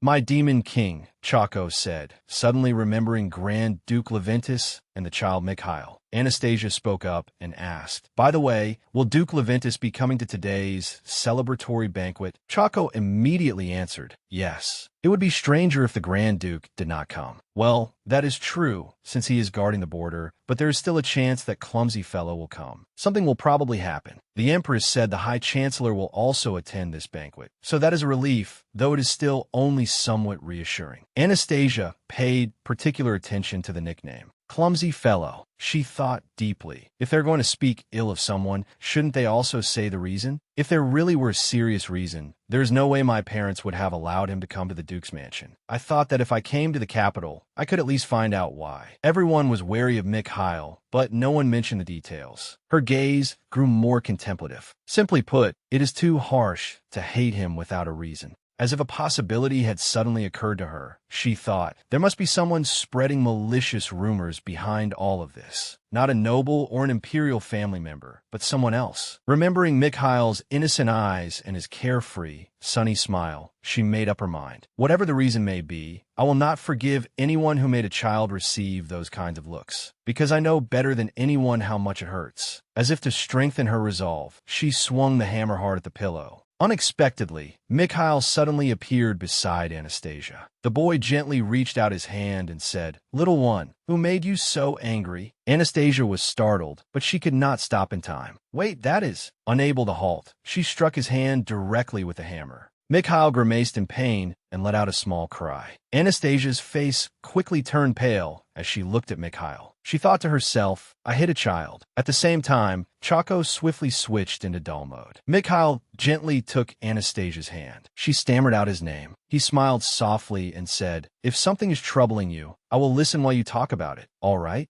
Anastasia asked in confusion, "Does it not hurt?" She was worried inside. Even if it is only a toy hammer, it is still fairly big. Mikhail pretended to stroke his chin and think for a long time. Then he said cheerfully, "If you blow on it for me, it will not hurt anymore." Anastasia returned to her cold expression. She looked at him as if he were an idiot and thought, I worried for nothing. Mikhail continued teasing Anastasia. "Are you not going to blow on it? You do not know how. even though you hit me." She hugged the little doll and continued arguing. "I already asked if you were all right." Mikhail lay down on the floor, propped his chin in his hand, and looked at Anastasia with a teasing voice. "You talk more now, little one." He smiled happily. "Do you want to talk to me that much?" Anastasia sighed and thought, "Yes, speaking with him really wastes too much breath. I should stop talking." Mikhail did not give up. While watching her play with CACAO, he said, "Do you know that I will be attending the celebratory banquet for the newly born princess?" Anastasia thought to herself, "Why are you asking me that?" Since he kept going,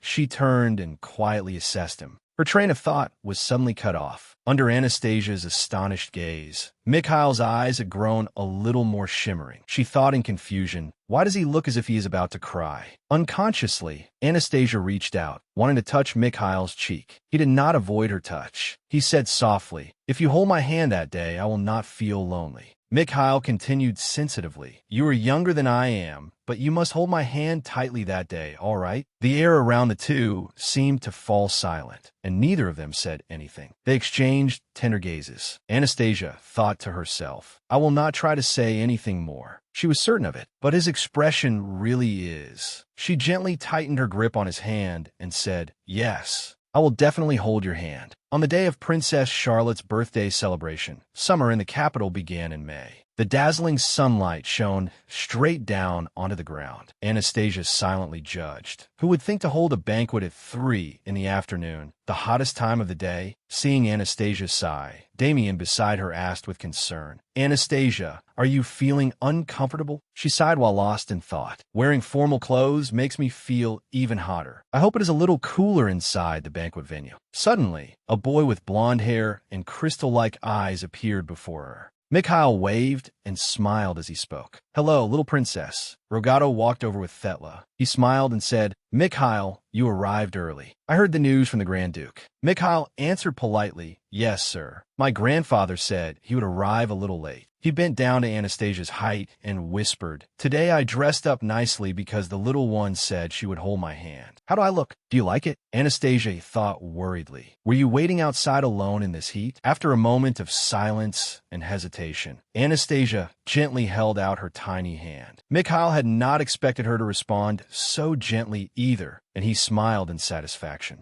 Mikhail quickly held her hand tightly. His eyes were full of affection. "Shall we go, little princess?" At this sight, Rogato's family froze, unable to say a word. Rogato tried to hide his tears as he lamented, "Our Anastasia." The other three all looked helpless at the same time. And inside the castle, Anastasia could not help thinking, "It is hot inside too." Mikhail, beside her, thoughtfully fanned her. He asked considerately, "Little one, are you still hot?" She replied briefly, "What about you?" He immediately said, "I am fine. My hand will not get tired from fanning you." She thought to herself, "It is not that I am concerned about him. I heard that the current emperor avoids magic so as not to draw attention. But who would have thought the palace would not even have ordinary magical temperature control devices?" Mikhail spoke without pause. "I will bring you some juice." Anastasia was still lost in thought. In any case, they really are a troublesome couple in many different ways. On the other side, Doris was smiling smugly. Holding the princess, she said loudly, "You say our Charlotte radiates a sacred air? Oh my, the child is only 2 months old." The young ladies beside her kept flattering her. "Is it not because Her Majesty the Empress is so devout? How much you must have worried when giving birth to the princess." No one noticed the little princess's discomfort until she began crying shrilly. Hearing the cry, Anastasia immediately paid attention.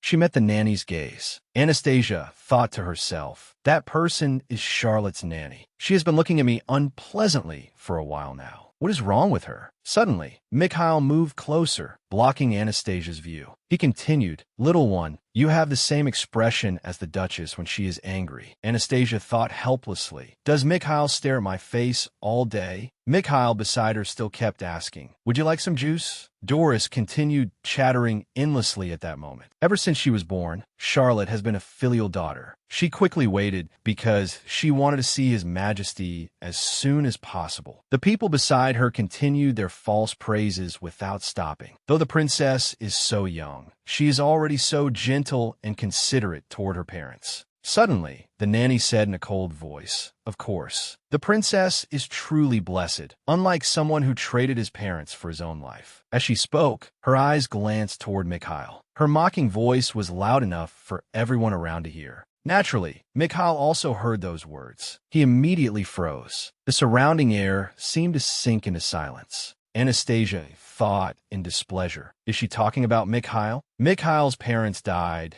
during an inspection of the border region when they were attacked by monsters. Because it was a dangerous mission, young Mikhail was entrusted to the Grand Duke at that time. She thought suspiciously, but why did they talk as if it was Mikhail's fault? Mikhail held back his emotions and said nothing. He continued smiling gently, as if nothing had happened, and as he lightly touched Anastasia's cheek with a handkerchief, he said, "Little one, there is something on your mouth." Anastasia was also surprised by Mikhail's reaction. She looked at him in confusion. "Why are you smiling so brightly? Did you know something like this would happen? Is that why you wanted me to hold your hand?" Anastasia gently took Mikhail's hand and softly called his name. At that unexpected action, Mikhail froze for a few seconds. Then he immediately said happily, "Today the little one held my hand all day and called my name. I must definitely engrave this in my memory." Anastasia looked at Mikhail in confusion. "Why would you engrave a day like this into your memory, you fool?" Seeing that Mikhail did not react as she had hoped, the nanny walked toward the Empress. While hurriedly pushing her away, she said to the young ladies, "Her Majesty the Empress seems tired, so she will rest for a while." Doris was also surprised by the nanny's actions. The door closed, and the Empress simply allowed the nanny to push her out of the hall. Anastasia thought suspiciously. After kicking Dini out, they replaced her with someone similar? Let's see what they are secretly talking about.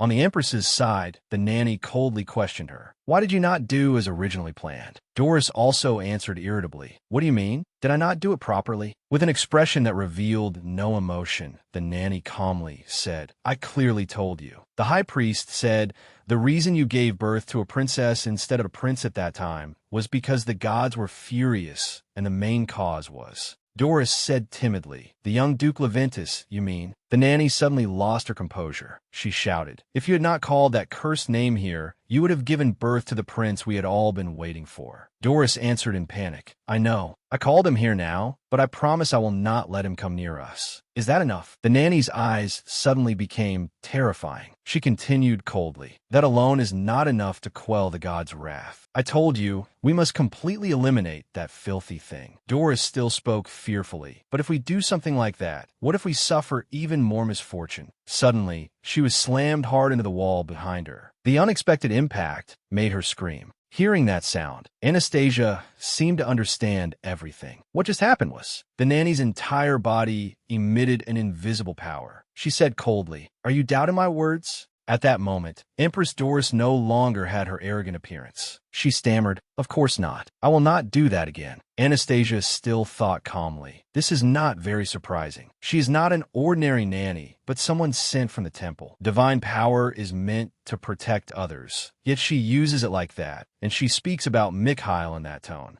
She decided, "This time, I will definitely punish her properly." It had begun to grow dark. In the carriage, Lincia was lying on Damien's lap, and both of them were sleeping soundly. Anastasia sat neatly on Thetla's lap. Thetla had also fallen asleep, and only Anastasia was still using divine power in her hand. Anastasia calmly thought, "Since she touched me first, I will counterattack now. I will make it so only those with extremely high divine power can break it, at least at my level." The surrounding scenery was gradually sinking into still, silent darkness. Anastasia recalled the scene of Mikhail and Grand Duke Leventus seeing her off. Mikhail had smiled and said, "Little princess, you're going back to the ducal territory now, right? I really want to come to your next birthday party. Will you invite me?" Though she thought inwardly, "Please stop asking questions like that," Anastasia still answered him with a short yes. Receiving a satisfactory answer, he took her hand and happily confirmed, "Really? The little one will invite me? I will definitely come." Finally, Mikhail said, "Thank you very much for today." Anastasia merely lowered her head slightly in silence. Escaping from her thoughts, she decided, "I should probably double the intensity. I also have to return the pain in my heart." A few days later, Doris's appearance grew increasingly haggard and pale. She gasped in painful fits. Doris could not endure it anymore and shouted, "I have definitely been cursed. Bring the high priest here at once." And so, after the princess's birthday banquet, a rumor spread that the empress and the nanny had been cursed. Their bodies often felt hotter than usual, so it was understandable that they thought they had been cursed. Doris ran about in a panic and shouted, "Your Majesty, I feel so hot." But Emperor Laxius merely instructed her to bring a magic device. The nanny immediately stopped him. "You must not, Your Majesty. How would you use such things? Are you not ashamed before the gods?" The nanny had been having nightmares frequently. In those dreams, the gods punished her. I tried asking myself, have I not been too idle with these useless things? In her agitation, she rolled her eyes back. Doris also lamented, "I no longer even have the strength to hold her." Emperor Laxius immediately shouted, "High priest, do something quickly." And so the man stepped forward and cast a little spell over the empress. After a while, Emperor Laxius asked, "How is she now?" But the high priest could only stammer, "I am not certain either." Hearing that, Emperor Laxius felt utterly devastated. "Even your divine power cannot resolve it? This cannot be. Contact the Duke for me. I need to invite the Mage Tower to treat her." The other maids immediately began whispering, "Even the high priest cannot resolve it. Has the empress really been cursed?" But the nanny, who has divine power, was cursed too. Did she secretly do something bad? The high priest silently judged in his heart, "This is truly dangerous. If this continues, not only the face of the temple, but also our relationship with the imperial family will be ruined. I must resolve it before things become worse." A few days later, a carriage began making its way there. The magical communication device began transmitting a message. "Thank goodness. I understand, Your Majesty." The information exchanged was that the Mage Tower had eased the curse. Anastasia secretly thought, "I heard that a mage tower near the Duke's mansion cooperated with them. The imperial family has always loathed magic, but now they have to bow their heads and bend their knees. The mage tower seems to have some skill, but that is a mental manipulation spell more advanced than a curse. At the very least, she will have a hard time until autumn." After that, Thetla also said, "The Empress is still young. I hope there will not be any major problems." News arrived that the nanny who had been cursed had been defrocked. Anastasia breathed a sigh of relief. Of course, what a relief. Who would dare act maliciously toward children, and to do it so openly right in front of me? A curse from the gods, or from one's evil deeds, is the same, she silently guessed. Mikhail has probably heard the news by now, right? I wonder if he feels more at ease. I hope he does. I have seen enough of that expression from a young person who is used to cruel words. Just then, she was called again. "Little one, why do you like Mikhail?" Anastasia answered awkwardly, "I like father." Lincia also said, "I like father too." Rogato was overjoyed. "Of course, my daughters love me the most, right?"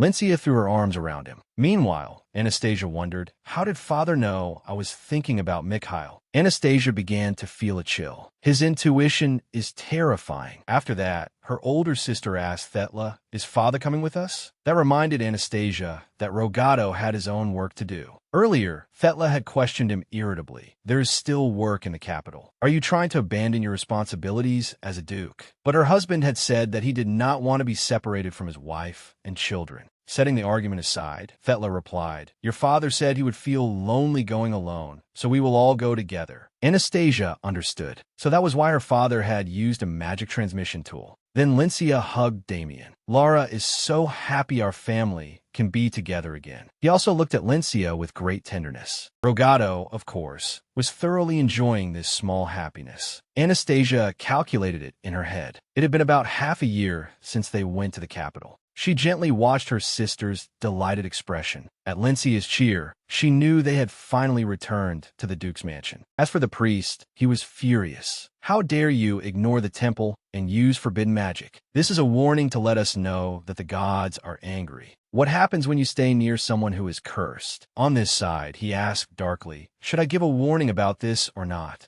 I think it would be good if you needed me a little more, because I want to meet you again soon." He reached out his hand reverently. "My savior, my Anastasia." As he said that, he became extremely agitated. Far away, she knew nothing of it and was only looking outside with hopeful eyes. The maids' faces were full of joy, and they were slightly tearful at Anastasia's return. "We missed you so much, my lady. You have grown so much. You should have let us watch you grow, step by step." When she suddenly turned to the side, she saw the knights looking helpless and regretful. "We wanted to go to the capital too. To think we could not stay by your side for months." Seeing everyone so worried, she looked up at them with shimmering eyes and reassured them. It's all right. Everyone fell over in shock, unable to tell whether this was truly Anastasia, as if she had become a different person. Each of them wept inwardly, overjoyed at her change and improvement. They became deeply moved and delighted. Little lady, you speak so clearly now. How we trained enough over the past 6 months to be worthy of you. On the other hand, Anastasia saw that they had not changed at all. They were still just as noisy. Right beside her, Lincia was happily waving to everyone. Has everyone been well? Kane stepped closer to her with a somewhat proud look. Lady Lara, you came at exactly the right time. Lincia did not understand what was going on or why he said that. Kane knelt on one knee, holding a gift box behind him as he explained to her, we did not celebrate your birthday because you were at the villa at the time. He offered the gift to Lincia, conveying his birthday wishes to her. The knights have a birthday present for you. After receiving the gift from Kane, she hurriedly hugged it tightly, her face full of excitement and curiosity as she wanted to open it. May I open it? Kane replied gently and happily. Of course. Lincia excitedly opened the gift box. Her eyes lit up, and she seemed to like the gift very much. Lincia picked it up and held it out in front of her. It was a sword. She loved it dearly. She turned to Anastasia and asked, Look, do I look like a hero now? Anastasia answered happily, yes. Holding the sword as if it were a treasure, Lincia promised to protect Anastasia. So, Sarah, you don't need to worry anymore. Anastasia looked at her blankly. Really? Lincia suddenly laughed loudly and swung the sword as if to confirm it. Really? Because your big sister is a hero. Anastasia looked up with sparkling, happy eyes. Lincia continued, I will protect you no matter what happens. She immediately held out her hand, wanting to hook pinkies with Anastasia to seal her vow. I promise. The two hooked pinkies in agreement, as if the vow to protect her forever had been made. The knight guarding Anastasia heard that Lincia wanted to become a hero. He stroked his chin, his expression thoughtful. Lady Lara said, she wants to become a hero? To become a hero, we will need a Demon King's castle, of course. He continued listing what a hero needed. As we discussed last time, how about building the Demon King's castle in the forest? When the two knights heard that, they were completely bewildered. But a moment later, all of them agreed with the idea. They quickly rushed forward, as if wanting to fulfill Lincia's wish as soon as possible. All right, let's build it for the young lady's dream. A while later, the joyful atmosphere seemed to have faded, replaced by a chilly mood that made everyone's faces turn purple. Everyone's arms and legs went weak. I feel like I'm about to die. I can't move anymore. But as it turned out, the Demon King's castle had been completed. It was a wooden treehouse, bathed in the morning sunlight. When Lincia stepped over and saw it, she cried out in surprise. She clenched both hands and jumped for joy. Amazing, it's amazing. So is the Demon King living there now? Lincia said excitedly. If Lara defeats the Demon King and rescues Princess Sarah, then it will become Lara's castle, right? When the three knights heard the words, Demon King, they cried out in unison, frightened. The Demon King. Anastasia found this confusing. Why are they taking this so seriously? The Demon King's castle. 2 days after it was completed, in the morning, two knights were discussing something with each other, looking very suspicious. Are you kidding? Do you really think you can kidnap our little lady? It is not kidnapping. I only intend to borrow her for a little while. It is for Lady Lara's wish. Shoo, the little lady has sharp ears. She will wake up if we are not careful with what we say. Before the two could continue, Anastasia had already woken up. It seemed she had heard their conversation. I am awake. Anastasia predicted what she had heard. From what I've heard so far, it seems they are planning to act out some kind of play. Arthur clutched his head and cried out loudly. I refuse to accept this, but I'm the Demon King? I don't want Lady Lara to hate me. Oh, so he was the one playing the Demon King. Anastasia showed mercy toward the play they wanted to put on for Lincia. This is my sister's wish, so I suppose I'll help them because they are pitiful. Only because they are pitiful. The two of them did not know that she had been awake for a long time and had heard their conversation. Oh my! Anastasia sat up and rubbed her eyes, still a little sleepy. Who is there? When Arthur heard that, his face turned deathly pale without a drop of blood left. All right, now grab me and run.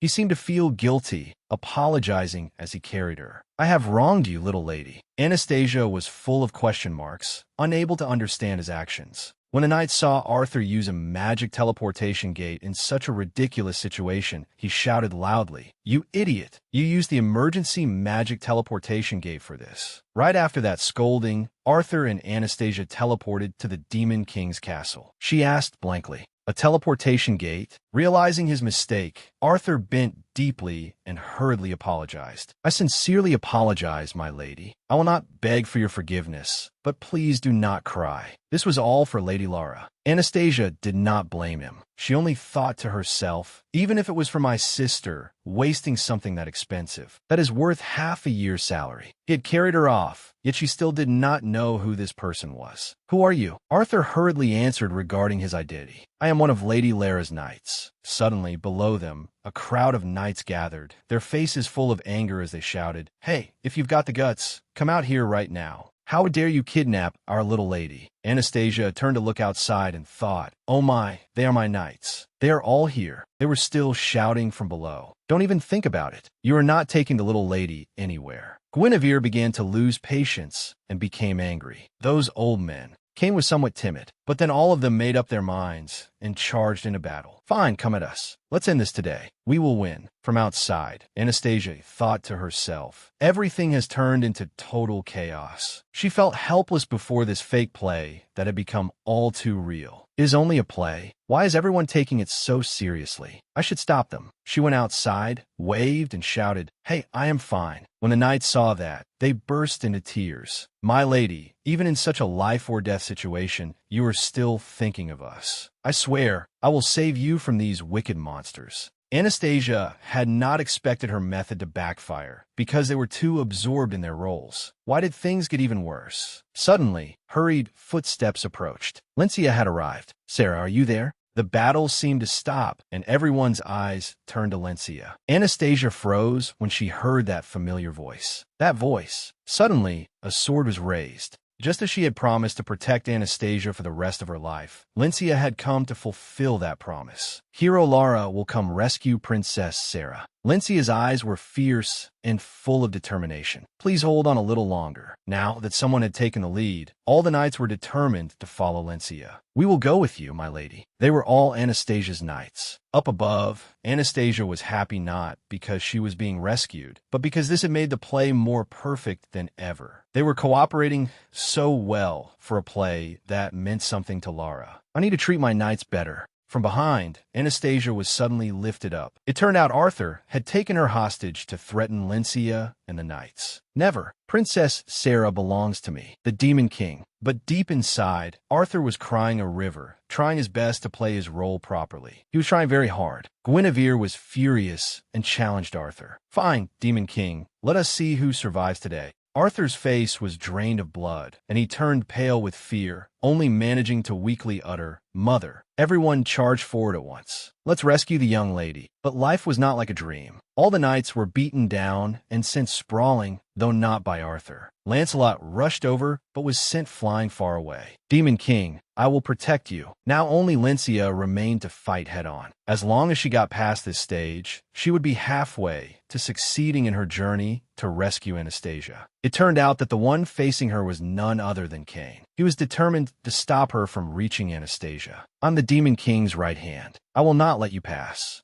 At that moment, contrary to the tense atmosphere, there was confusion. Lencia suddenly sighed. Her eyes looked sorrowful. "Are you truly going to stop me from passing? But I am Lara, a hero. I must rescue Princess Sarah." Suddenly, everyone froze. Instead of a challenge from Lencia, what came from her was a sorrowful gaze and a sigh. All at once, some force sent Cain flying away. The knights had stepped in to fight and open a path for her. "Lara, now it is your turn." Everyone encouraged Lencia. "Go to Princess Sarah." After regaining her confidence and determination, her eyes became resolute. She held her sword and took a stance to go save Anastasia. Lencia quickly dropped the sword and climbed up the ladder. When she reached the top, she called out loudly, "Sarah, Arthur was up there, still holding Anastasia in his arms and threatening Lencia. The Demon King has imprisoned Princess Sarah now, so step back. Seeing that, Lencia asked, Hey. She wondered, if you're really the Demon King, then you can breathe fire, right? After hearing Lencia's question, Arthur suddenly became flustered. Fire? What are you talking about? Seeing that he could not say anything more, Lencia winked, signaling that he should surrender and return Anastasia to her. Knowing he had fallen into an unfavorable position, Arthur had no way to refute it. He dropped to his knees and returned to Anastasia, making even Lencia confused. She had not expected him to surrender so quickly. After letting Anastasia go, Arthur hurriedly ran off, shouting, I surrender. Everyone below looked up at him with only pity. Poor Demon King. After meeting Anastasia, Lencia joyfully hugged her tightly, then hurriedly asked after her. Lara rescued Sarah. I kept my promise, didn't I? Anastasia only answered gently, yes. Even though it was a play like this, seeing Lencia so happy made Anastasia feel grateful too. Still, if my sister is happy, then that is a happy ending. Cheerful voices came from inside the Demon King's castle, asking about the journey to rescue Anastasia. Lara defeated them that way? Really? Lencia excitedly told them about her achievements. Yes, there were some people who would not give up, but when I asked politely, he surrendered. They're all good people. Damien gently stroked Lencia's head and praised her. Our Lencia truly is a brave hero. You rescued your little sister. She was determined. So, starting tomorrow, I will begin training like the knights. Damien asked, slightly surprised. Starting tomorrow? Anastasia sat beside them, thinking to herself, night training. Is it related to that conversation? After the hero play ended, her sister went to see their father. Rogato found it strange. You want me to train you? Lencia made her request to her father. I want to become a knight. Faced with Lencia's request, her father said kindly, becoming a knight is very hard. Why do you want to train? Because it is impressive. She immediately denied her father's words. Lara is the big sister, so I will learn like my big brother too. But swinging a sword like this, and that is much more fun than reading books. I want to become a knight. Faced with Lencia's determination, Rogato could only compromise. I understand, but if you train, your hands and legs will get hurt. You know that, don't you? Lencia was ready to accept that. It's all right. I will train with my big brother and make my arms strong like father's. With no other choice, her father could only agree. Very well, my dear. I will discuss it with your mother and let you know afterward. Yes. Seeing Lencia so happy, Anastasia thought, it seems father and mother have given her permission. When I think of a knight's life, I do not really want my sister to become a knight, but she should do what she wants. After receiving her father's permission, Lencia happily promised to protect Anastasia. From now on, Lara will protect Sarah. Anastasia then thought of her brother. By the way, my brother is now busy studying to become the successor. Lencia's father carefully instructed Damien, watch closely what her father does. Meanwhile, Lencia began training. When her sister started night training, their father was always by her side to coach her. Do not swing the sword around like that. It turned out all of that was Anastasia's thoughts. Suddenly, she felt very at peace. I'm the only one in the house, just sitting around and playing. It seems I will be bored for a while. A few days later, two servants were chatting about the weather recently. I'm so glad the rain has stopped. Me too. It rained for days. I was worried about what we would do. Suddenly, Anastasia felt bored again, because while everyone else was busy, she had nothing to do. Thoughts began to flash through her mind. Just when I thought I would be able to relax, everything became busy. See, I should not speak too soon. At that moment, a servant brought a dress to her. My lady, this is the dress you will wear today. The servant happily held up the dress. You should dress beautifully. You are the main character of the day, after all. Compared to the servant's excitement, Anastasia was not particularly happy. Anastasia had not expected her birthday to arrive so quickly. Today is July 3rd, a special day in this world. So I cannot believe my birthday has already come. The servant was still busily getting her ready. My lady, let's adjust your cuffs. If we add something here.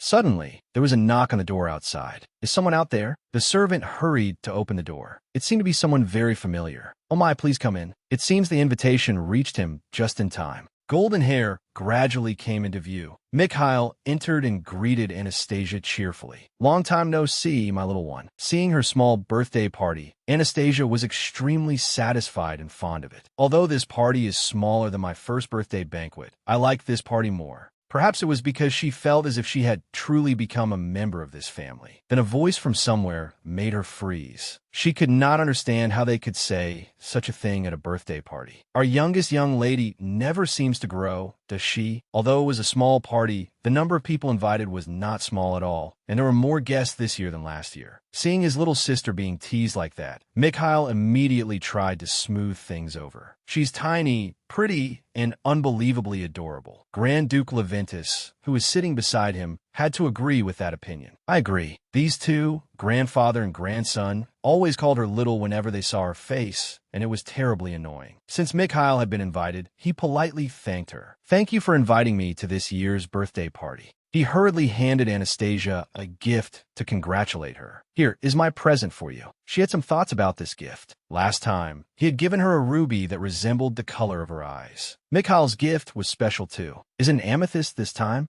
Mikhail asked excitedly. How is it? Do you like it, little one? Grand Duke Leventis wondered. Does the little young lady like jewels? Anastasia thought inwardly. No, not at all. Thinking that she seemed to like stones, he was ready to spend lavishly for her. I suppose I should buy a few more mineral mines. Without making Anastasia wait long, he immediately gave her his own gift. It was a golden tiger, both valuable and cute. That's right, this is my gift. I heard you like tigers, so I prepared it. Do you like it? A golden tiger. After seeing the gift, Anastasia thought to herself, I thought Mikhail was the only strange one, but it turns out the grandfather is just like the grandson. Although she thought that, she still thanked him politely and properly for the gift. Thank you, grandfather. Mikhail asked playfully, Little one, what about me? He still wanted her to answer. You're not going to thank me for my gift. Anastasia tried to ignore him, seeing nothing and hearing nothing. Anastasia looked blankly outside. Damien, holding a small gift in his hands, also brought it over to congratulate her on her birthday. Happy birthday, he said gently. This gift is not anything especially grand, but I thought you might get bored when you are alone, so I prepared it. That seemed to be the case. Damien was apparently an extremely considerate person. He understood Anastasia's loneliness, so he gave her a practical gift, colored pencils and drawing paper. After seeing the gift, Anastasia teared up a little, moved. I'm used to being alone, but I never thought my brother would care about me this much.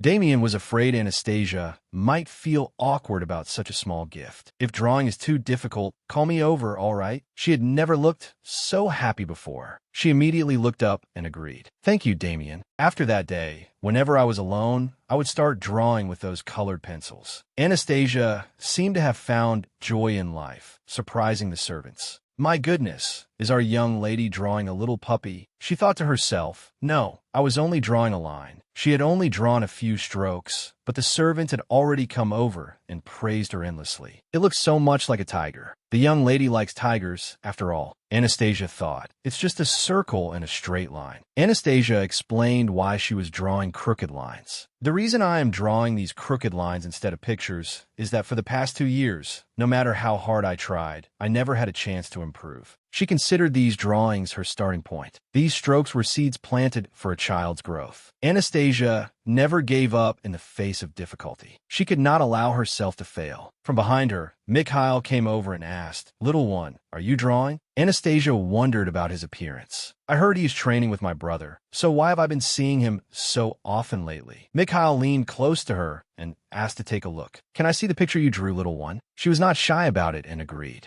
After seeing Anastasia's drawing, he wanted her to try drawing him too. Little one, could you try drawing me? Anastasia was astonished by his request. What kind of nonsense is he asking? She still did not trust her own drawing skills. How could he ask me to ruin that handsome face in human form? Anastasia immediately refused. No, I won't draw. You won't draw. Mikhail kept encouraging her. I think you can draw it. He did not give up and pointed at the paper. You drew this little puppy so beautifully. Anastasia immediately shook her head at that answer. It is not a puppy. Mikhail stubbornly continued guessing. Then is it a tiger? She could only deny it helplessly. No, it is not. Even so, Mikhail remained stubborn until the end. Is it because I cannot guess what you drew that you will not draw me? Wait a moment. I will figure it out right away. The servants outside were no exception. It is not a puppy, and it is not a tiger either. Then could it be a cat? The servants were also afraid Anastasia would be upset. What should we do if the little young lady feels sad because everyone guessed wrong? Mikhail kept stubbornly guessing, making her irritated. Is it a butterfly?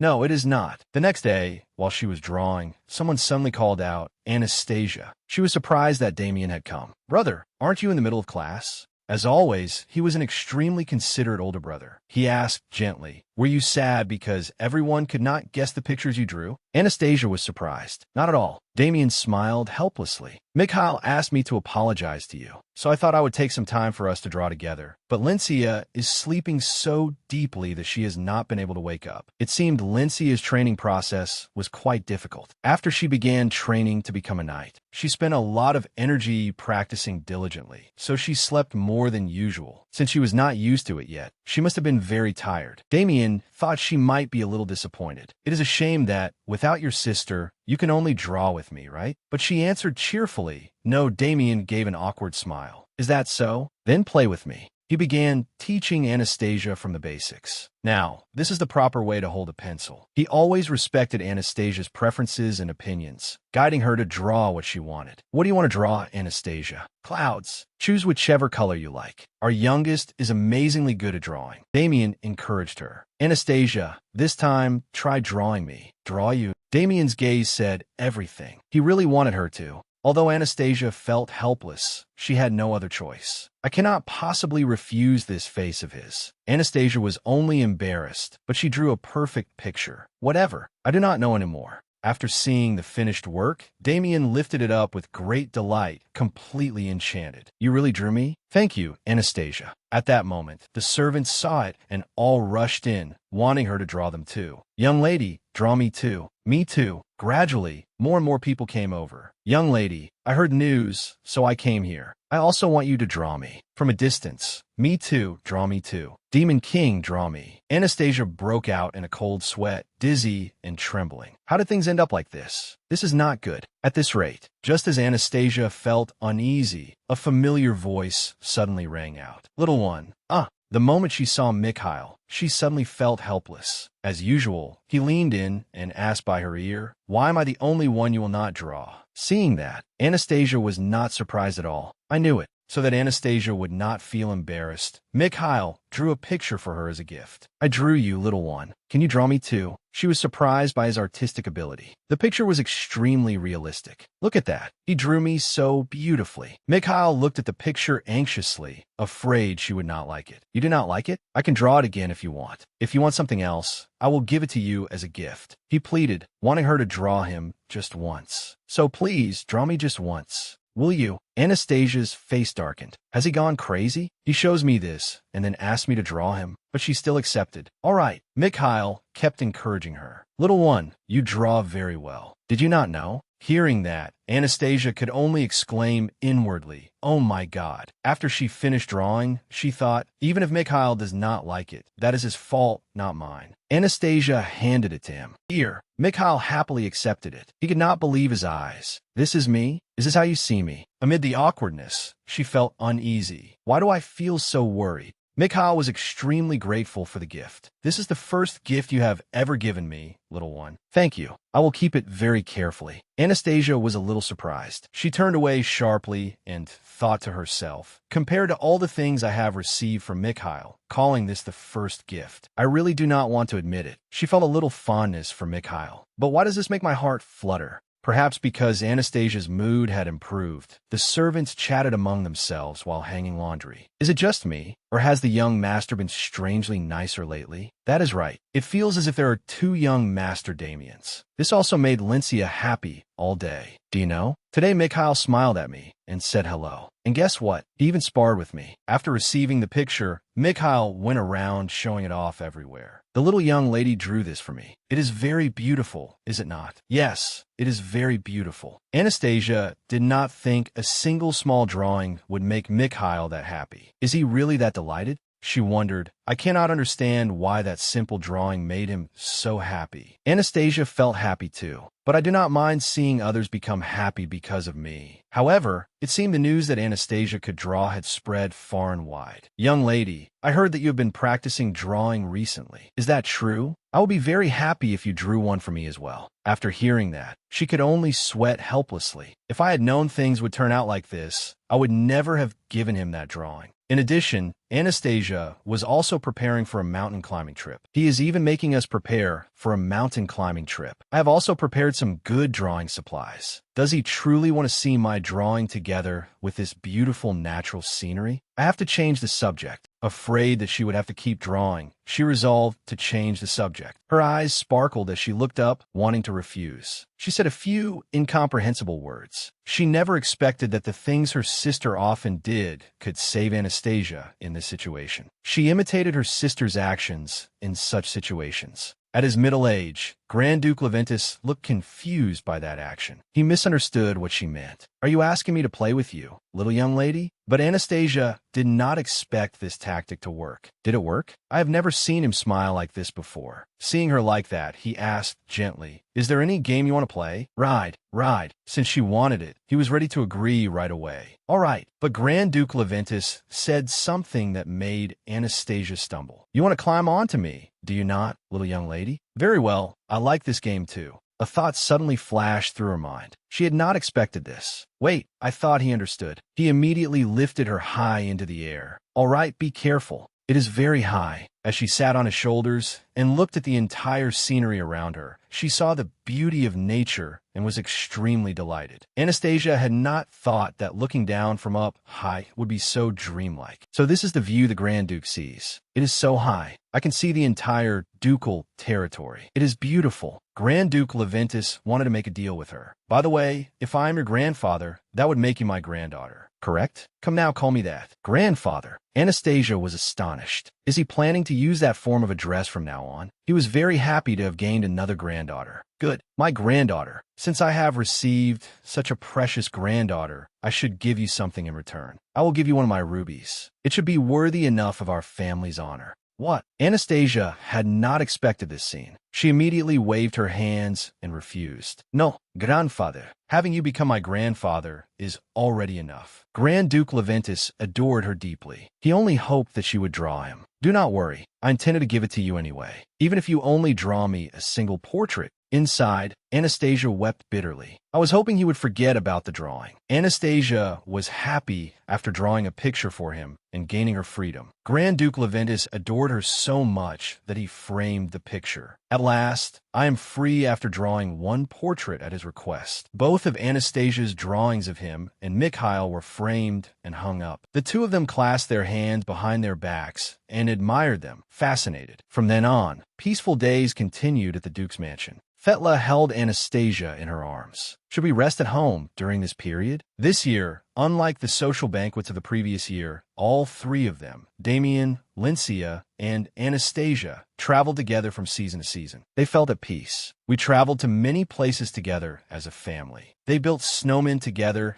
and experienced wonderful things together. And everyone grew a few centimeters taller. Mikhail teased Anastasia, making her angry. The little one is still tiny as ever. You are the one who grew the fastest. When Anastasia reached a new age, many things changed as well. Now, I'm almost 5 years old. Amid this peace, news came that the temple had discovered a sacred ruin, making everyone very excited. So this season, the whole family decided to visit Kindoro. Rogato informed his family of the news. Anastasia was sitting on Thetla's lap. The temple has especially invited us. It is because a sacred ruin has been discovered. A sacred ruin? After hearing the news, her face became gloomy. Are they trying to pull something again? With an unpleasant feeling, she wondered if her vigilance had slipped for just a moment. Suddenly, a mysterious person appeared. His entire body was covered in white. He was someone Anastasia had probably met before. Hello. A familiar figure had appeared in my dream. Anastasia was startled by his appearance. How could he get in here? We will meet again soon. This seemed no longer unfamiliar to her. He is saying meaningless things again. Until then, the mysterious person left behind strange and incomprehensible words. Please be careful.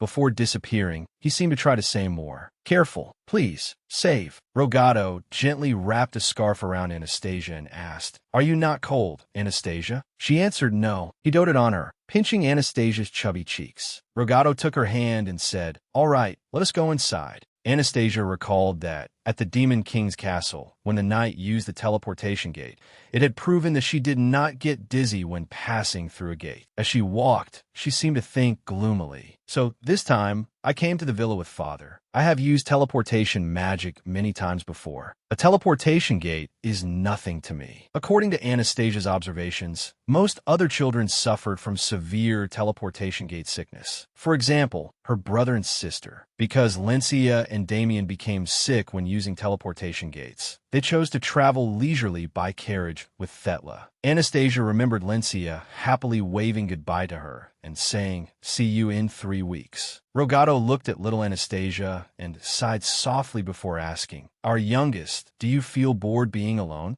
She answered sweetly, "I have Father, so I am fine." He could not believe little Anastasia could give such a sweet answer and asked again, "Really? You feel all right being with Father for the next few weeks?" She looked at Rogato with innocent, adorable eyes and said, "Yes, as long as Father reads books to me." He looked at Anastasia with affectionate eyes and smiled at her unbearably sweet words. Rogato dotingly stroked Anastasia's head and said gently, "All right, my beloved daughter. Father will play with you until you grow tired of it." He was immediately proven wrong, she thought, but Father was not able to keep that promise. I did not think Father would be that busy. Even so, these days were not too boring. Anastasia was walking through the corridor when she heard someone call out, "Little one." In her heart, she kept thinking of one person. There was also someone else who, despite being very young, did not suffer from teleportation gate sickness. It turned out to be Mikhail. Mikhail smiled brightly and said, "Do you want to go for a walk?" Anastasia thought to herself, "Of course. He often travels between the Grand Duke's territory and my family's territory. After all," she calmly pointed outside and said, "It is cold outside." Mikhail made an excuse. "You cannot just stay cooped up inside because it is cold outside." That is what Damien said. Anastasia was speechless at those words. He is using Damien to accuse me. And yet, that reason made it impossible for her to refuse. She thought, now I really can't refuse anymore. Elsewhere, Damien had the feeling that someone was talking about him, while Lordia was sleeping soundly, leaning on his shoulder. A little while later, Anastasia put on a warm, round, adorable coat and went out to play at Mikhail's suggestion. He held her hand in the falling snow and asked, "Little one, you wanted to go see the greenhouse, didn't you?" Anastasia froze and wondered, "Did I say that?" She remembered reading a book and staring intently only at the picture inside it. I did stare at it because the people in the picture looked so happy in the greenhouse. At the time, Mikhail had been there and had seen the faint admiration on Anastasia's face. So he had noticed. Her cheeks flushed as she thought, "Since when did he become so perceptive?" Out loud, she answered, "I want to go there." He smiled in satisfaction and said, "Good. I was afraid I might have misunderstood the look in your eyes, little one." The two of them walked along, chatting brightly. "It's up ahead, so let's walk a little farther." When they were almost there, they saw a bustling crowd up ahead. Mikhail said, "Why are there so many people on the road today?" The two small children looked at the line of people. Anastasia thought, "Over there, that's the shrine." She looked at the crowded stream of people and guessed, "They're all nobles." Anastasia's eyes narrowed. Has the high priest appeared? She looked at the shrine ahead and thought again. They said they found a sacred ruin. If we stay around here, I might get dragged into trouble. Anastasia suddenly tugged Mikhail's hand and urged, "Let's hurry up and go." While he still did not understand what was happening, a voice sounded from somewhere. "My niece." Lazius looked delighted when he saw Anastasia. He called out, "Have you come to celebrate this happy day with me?" She froze when she saw them. The high priest, the king, and the queen were all there. Lazius frowned, forced a smile, and called to Anastasia, "Now, come here." He breathed out words that were extremely grating to hear. "Let go of that cursed child's hand. It pains me to see my niece's hand sullied like that." Anastasia looked at him in disgust and thought, "Lately, I keep hearing nonsense like this. Just ignore him." But Mikhail suddenly let go of her hand. Anastasia wondered in confusion. Why did he let go of me? He still bent down gently and said to her, "Go on, little one." Anastasia refused. "I'll stay here with you, Mikhail." Mikhail awkwardly comforted her. "It's all right. His Majesty only wants to see you because you're his family." She felt upset as he tried to pretend he was fine and inwardly scolded him. "Don't act like you're used to being treated this way by them." From the side, Lazius once again raised his voice and lectured Anastasia. "Ahem. Niece, it is impolite to make adults wait. When an elder calls you, you should come immediately." She looked toward him and Dolores, quietly calculating. If I ignore him, he'll probably blame Mikhail and hurt him again. Fine, I'll handle this myself. Anastasia slowly walked over. She went up to the steps and looked at them. Lazius raised his voice to lecture her again. Ahem, ahem. Niece, I'm the king of this country, so show me respect. Anastasia asked innocently. Uncle, while thinking he was the one who called me his niece, wasn't he? Behind him, Dolores seemed to go mad as she shouted. What? Were you not taught how to greet someone properly? You are the daughter of a duke. She asked again, innocently and without guilt. Huh? I just need to greet you, right? Dolores said angrily. That is right. Anastasia clasped her hands together. She bent over at a 90-degree angle and said 2 words. Hello. The gentlemen began whispering among themselves. The ladies also fluttered their fans and joined in the murmuring. She had successfully infuriated Lazius. He shouted at her, Thetla, how did you raise your child? Seeing Lazius's face turn red with anger, she thought in satisfaction, I did well. The high priest, who had been watching the spectacle until now, finally spoke. Ahem, little lady, you are still too young to understand clearly, but yet another self-righteous adult wanted to lecture her. He put on a fake smile and said, an outstanding person should mingle with other outstanding people. That is how one gains the favor of those above. You should spend time playing with Princess Charlotte, not with certain people. Anastasia was furious and thought, is that something a high priest should say? Lazius tried to look like a magnanimous man as he advised her. Indeed, I believe my niece can make many new friends. Why don't you try studying with the other noble children? Anastasia thought wearily, I can't stand listening to this anymore. Anastasia immediately spoke up to refute him. Mother always says. In her heart, she thought in disgust, 3 adults are trying to preach at a child. Outwardly, she answered hesitantly, you say it would be good to have new friends. But he asked in puzzlement, but she thought firmly, I need to say it to him directly. Anastasia hesitantly declared, Mikhail is my friend. He is like an older brother to me. She spoke frankly about him. Mikhail is a good person. The praise made Mikhail's cheeks flush. Anastasia confirmed once more, he is not a bad child. Anastasia bent down in a bow. Goodbye, everyone. Then she scampered back to Mikhail's side. Her reaction left Lazius and Dolores dumbfounded, and before they could respond, Anastasia had already left. He shouted angrily, girl, that insolent little girl. She dared to. She turned her back and made a face at them. Mikhail could not bear seeing Anastasia offend them. So he said, what are you doing, little one? You could have just said, I wasn't your friend. But she inwardly scolded him. What do you mean I could have? You cling to me all day, and now you say that. Anastasia quickly took Mikhail's hand, pulled him down to her eye level, and said calmly, because Mikhail wanted to hold hands. Mikhail stammered in reply. Even so, without letting him finish, she cut him off and comforted him. It's not your fault, is it? Don't make that face. You know my parents aren't the sort of people who would be embarrassed by this. Anastasia used the cute,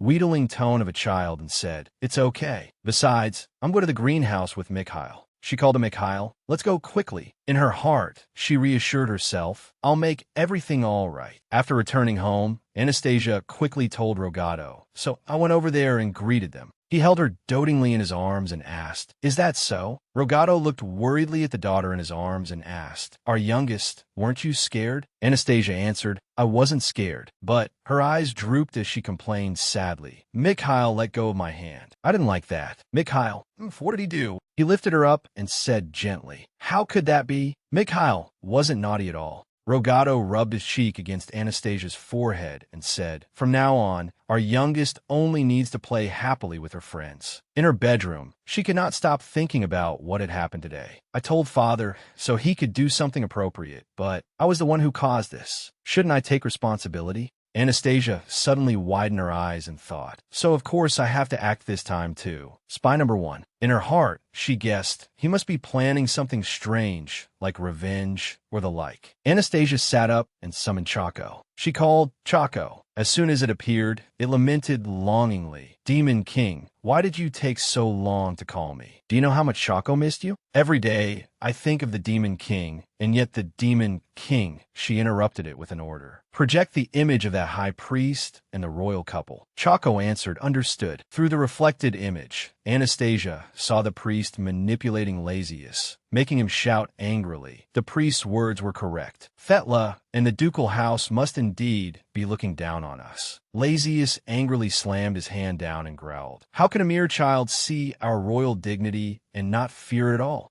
Dolores hurried over to soothe him. "Calm down. Your Majesty, what do children know?" No, she poured more oil on the fire. "It is all because Thetla Enderbland instigated them." Usually, whenever she says anything before Dolores could finish, he had already believed her completely and gritted out each word. "The queen is right, even though she always says before me that she has no interest in the throne." Lazius recalled the humiliating past, when I was still a prince, even though she had many chances to come and kill me. Images of Thetla holding a sword and standing proudly before him appeared. Lazius said, trembling, but whenever she saw me, he remembered Thetla's cold face and spoke bitterly. Again and again, she said she would spare my life, so I should leave. Even Anastasia, watching this, was exasperated by Lazius's way of thinking. She thought, if someone spared your life, shouldn't you be grateful? The priest spoke to comfort him. "Such anger is not good for your Majesty's health." Lazius said politely, "I have shown the high priest an unsightly side of myself." The man placed a hand on his chest to show his submission and said, "Not at all. How could this not be infuriating? Although you advised her with all your heart, she still continues to play with a worthless person." Pretending to sigh, the man used both stick and carrot as he said, "Only today did I see how strong-willed the young princess truly is. I worry that she will be influenced if she continues staying beside that cursed one." Hearing that, Lazius gave a sinister smile and said, "Then what should be done? Thetla must be terribly heartbroken." The priest took out a bottle and said, "Fortunately, the sacred relic found this time has the power to punish those who oppose God and purify the impure." His eyes gleamed with malice as he suggested, "What would you think of using this sacred relic to protect the young princess first? Seeing the princess purified will make everyone recognize the danger of the curse." Lazius looked seriously at the so-called sacred relic, stroked his chin, and said, "But Thetla probably will not obey me." The priest offered a plan.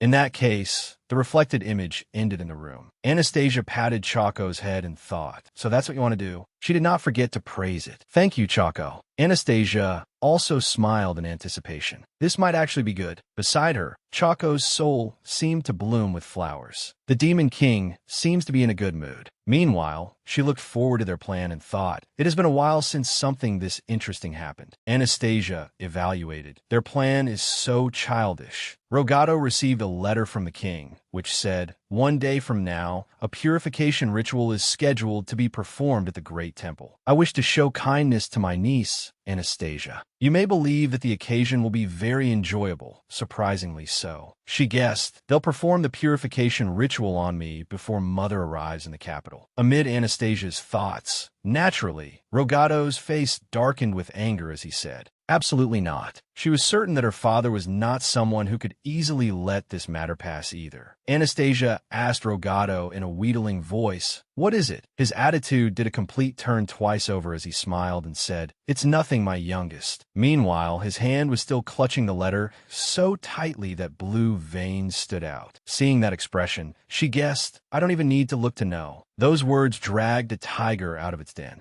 Anastasia described his angry face. "Really? But father's face is all tense like this." Rogado explained in embarrassment. "Did father scare our youngest?" "Father isn't angry at Anastasia." She answered, "No, I'm not scared of father at all." He sighed, relieved that his daughter had not misunderstood him, then asked her, "Anastasia, shall we go for a health check tomorrow?" Anastasia had already guessed his plan. "Father intends to use the excuse that I'm sick to refuse." But she shook her head and refused. "I'm not going." In her heart, she thought, "I'm sorry, father." Thinking of the temple, she thought, "I'm actually really looking forward to going there." In the arena, The priest was manipulating everyone as he said, "This is a divine sacred relic bestowed by God. This sacred relic can purify evil energy." While he was still rambling and exaggerating about the relic's ability to cleanse the cursed below the stage, Rogado and his daughter paid no attention to him as he anxiously instructed her. "My daughter, if you get scared, you have to call Father and run down to me, understand?" Anastasia agreed, "Yes," while thinking, "Though I probably won't be scared." She looked around and silently assessed the situation. This time, there's so many people that last time can't even compare. Fine, it has to be like this for the work to be interesting. In the crowd, Anastasia saw Mikhail and thought. Mikhail came too? Seeing his indifferent, world-weary expression, she thought, he's making that face again. Anastasia stared at Mikhail and inwardly reproached him. If only he would keep making that hateful face he usually wears. The priest's voice interrupted Anastasia's thoughts. The one who will receive this purifying energy into her body is Princess Anastasia. "Please come up here, Princess." Guided by his words, he continued, "Now, please bring your hand close to this." Anastasia brought her hand close to the sacred relic, inwardly thinking, "You want to purify me to prove he's been tainted by a curse, don't you?" She wanted to get close and see what kind of trick he intended to pull. Let's see what it can do. Anastasia saw the sacred relic emitting a strange purple aura, and she seemed to realize what it was. Anastasia thought, "Wait, this power is black magic." The priest smiled sinisterly like a demon. Suddenly, a strange power surrounded her. Below, Rogado fell into panic. Mikhail also rushed forward in worry. Both of them called her name. Anastasia. Anastasia fell into a different forest. She rubbed her head and thought, if I hadn't used magic quickly, this would have become a huge problem. Anastasia realized that she was no longer in the palace, but in an unfamiliar place, and silently asked, "What is this?" Seeing that the surroundings were full of trees, she froze. "Where is this?" As Anastasia walked, she wondered, where on earth is this now? She looked around at the deep darkness enveloping everything and thought, who brings a child into the middle of a dark, desolate forest like this? Anastasia thought, isn't this basically telling me to die? An image showed her being watched by a bird. Anastasia held her forehead in exasperation. I can't believe they even used black magic on a child. What kind of grudge do they have against me? But she immediately denied it herself. No, maybe the real target isn't me, but the Enderbland ducal family. Anastasia let out a soft sigh of concern. In any case, I have to hurry back before my worry-filled father cries again. She snapped her fingers, then looked at her hand in surprise.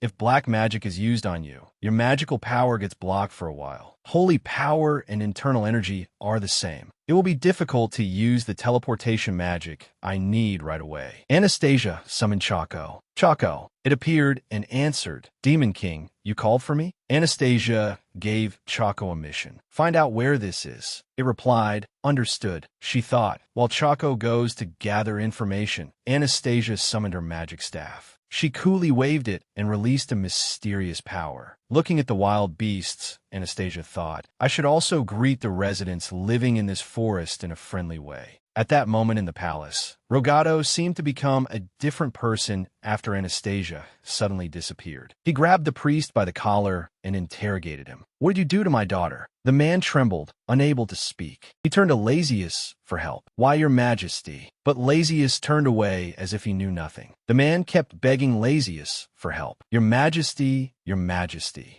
Receiving no support from him, the priest turned to blame Rogado. Teach, that is why I warned you several times, did I not? Because your daughter approached a person with ill fortune, God sent down punishment. Rogado asked through gritted teeth, punishment. Then he threw the man aside. Rogado drew the sword at his waist and thrust it down right beside the man's face, making him scream in panic. His expression darkened, completely different from when he was with Anastasia, as he said, If you think I believe that nonsense, you are gravely mistaken, priest. Rogado glared at him threateningly. If you want to breathe even one more breath of that filthy air, shut your mouth and speak. Where did you send my daughter? The man went pale and broke out in a cold sweat. Then he trembled as he answered, the northern forest of magical beasts. Suddenly, Rogado called out to Lazius, Your Majesty, making him go pale and stammer, Speak. Blue veins stood out as Rogado said in a low, furious voice, permit me to dispatch the knights around the capital into that region?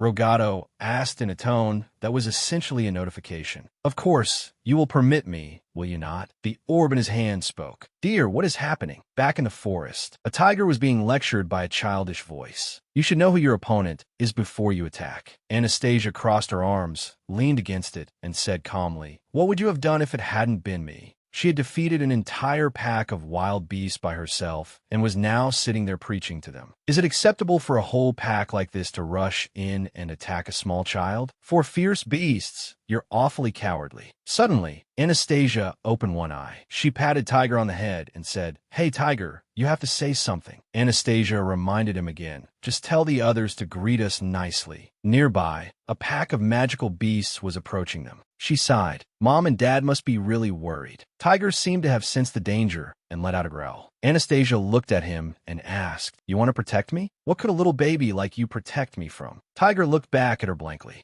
But Anastasia quickly regained her composure and said, Still, the two of us are better than one, right? Let's fight together. Back at the palace, the nobles were all talking at once. The young lady is cursed? Isn't what the priest did far too rude? Seeing Rogado take action, Lazius broke out in a cold sweat. Why you? You still haven't gone to search for her, Duke? Rogado smiled amiably and said, I must properly protect this place. According to the priest, my daughter is being punished by God, is she not? His mouth moved faster than his brain in delight. Teach, then are you planning to abandon the young lady? Before he could finish speaking, Rogado's sword slammed hard into the ground, scaring him out of his wits. Rogado said firmly, Then shouldn't I prove to the villain who used such a cruel method that my daughter is innocent? Then Rogado glanced at Mikhail behind him and thought, Those involved have suffered through what the temple did, and through the past, so that cannot be helped. Seeing the self-blaming expression on Mikhail's face, he thought, But that child has only just begun getting used to friends his own age. Rogado looked at the sacred relic lying on the floor and thought, You even used my daughter to cause trouble for him. I can no longer let this pass. Without backing down, he warned Lazius, You should prepare yourself, your majesty. Lazius turned pale and sat there in silence.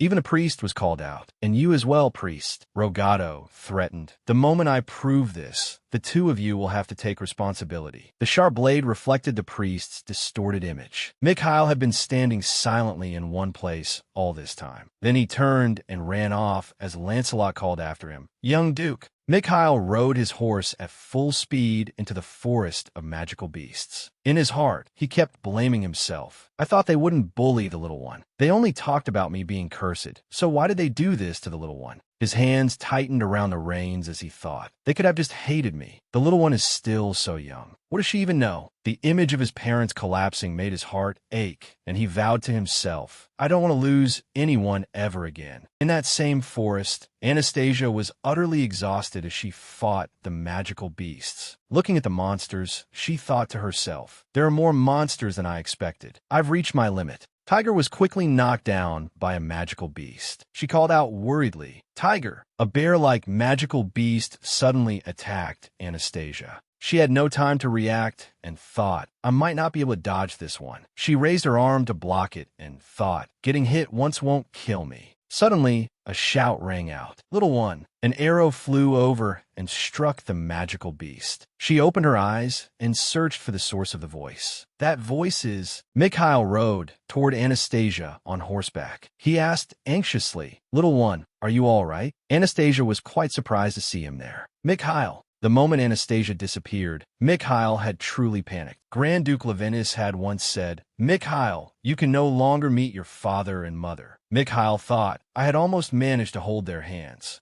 He remembered being with Anastasia and told himself, I don't want to lose anyone again. Mikhail pressed his lips together when he saw the magical beast about to attack her. Anastasia turned around and called, Mikhail. Mikhail dropped his bow, then ran over and pulled her tightly into his arms. Holding her close, he whispered about his fear. I was afraid I'd lose you too. I was so scared I wouldn't be able to see you again. Hearing Mikhail's sincere concern, Anastasia was a little stunned. She blushed and buried her head against him. As Anastasia hugged him too, warmth filled her heart. Unlike my life before, it turns out I don't have to force myself to endure everything alone. Elsewhere, a magical beast was brutally sent flying. Two knights spoke to each other. That was the last monster in the area. Another knight replied, "Good work." They had found Mikhail and Anastasia. One knight ordered, "Go tell Lady Enderblank that the young lady has been found. She must be worried." Another answered, "Understood." Meanwhile, Mikhail was still holding Anastasia tightly and could not help smiling. She thought, "I feel like I've become Mikhail's teddy bear. Since the Grand Duke's knights were here, they would be safe," but she still felt something frightening. "Last time, the moment I let go," Mikhail whispered to her, "I'm sorry." Seeing his surprised expression when she did not blame him, Anastasia thought, "So he thinks this happened because of him again." She asked him, "Mikhail, why are you apologizing?" He replied, "Because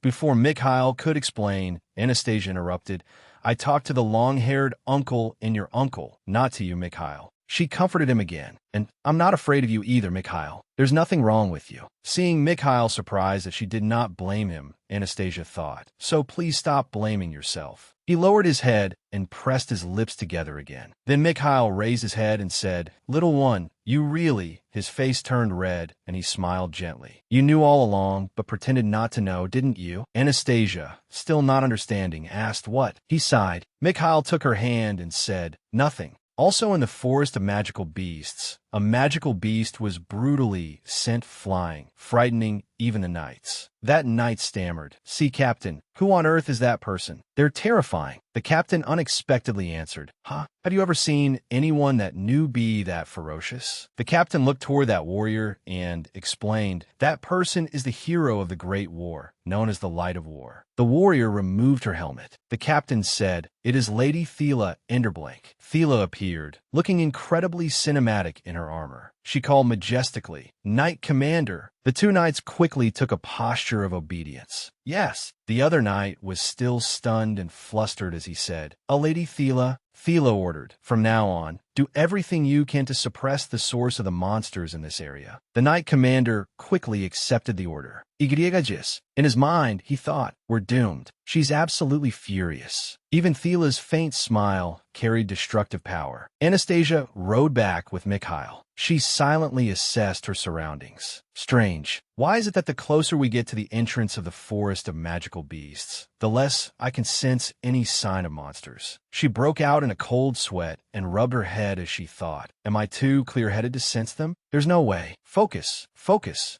Suddenly, Anastasia sensed a familiar warmth. This familiar feeling is someone incredibly warm, and also the person I want to see. Mom. On the other side, Thela was delighted to find her. She waved and called, "Anastasia, my little one." Anastasia saw the streaks of blood on her face, and then that sharp weapon. She could not believe this was her usually gentle mother and called out, "Mom." In her heart, she wondered, why is she armed like that? What is this fierce aura? Thela wiped her face with a handkerchief and said, "Oh my, wait a moment." Then she gently embraced her. "My Anastasia, you must have been so scared." Anastasia lay in her warm arms. She thought, so that's it. No matter what Mom looks like, she is still the mother I know. Anastasia rubbed her face against her mother's chest and said, "Yes." Then she remembered Rogado and asked her, "Where's Dad?" "I'm worried Dad will cry because I disappeared like this." Thela smiled and reassured her, "Our youngest, don't worry." She spoke very gently, yet her words carried immense force. "Mother already scolded everyone who made your father cry." Thela, Anastasia, and the knights returned to the castle. Lazius tried to look friendly and spoke ingratiatingly. "My niece, my sister."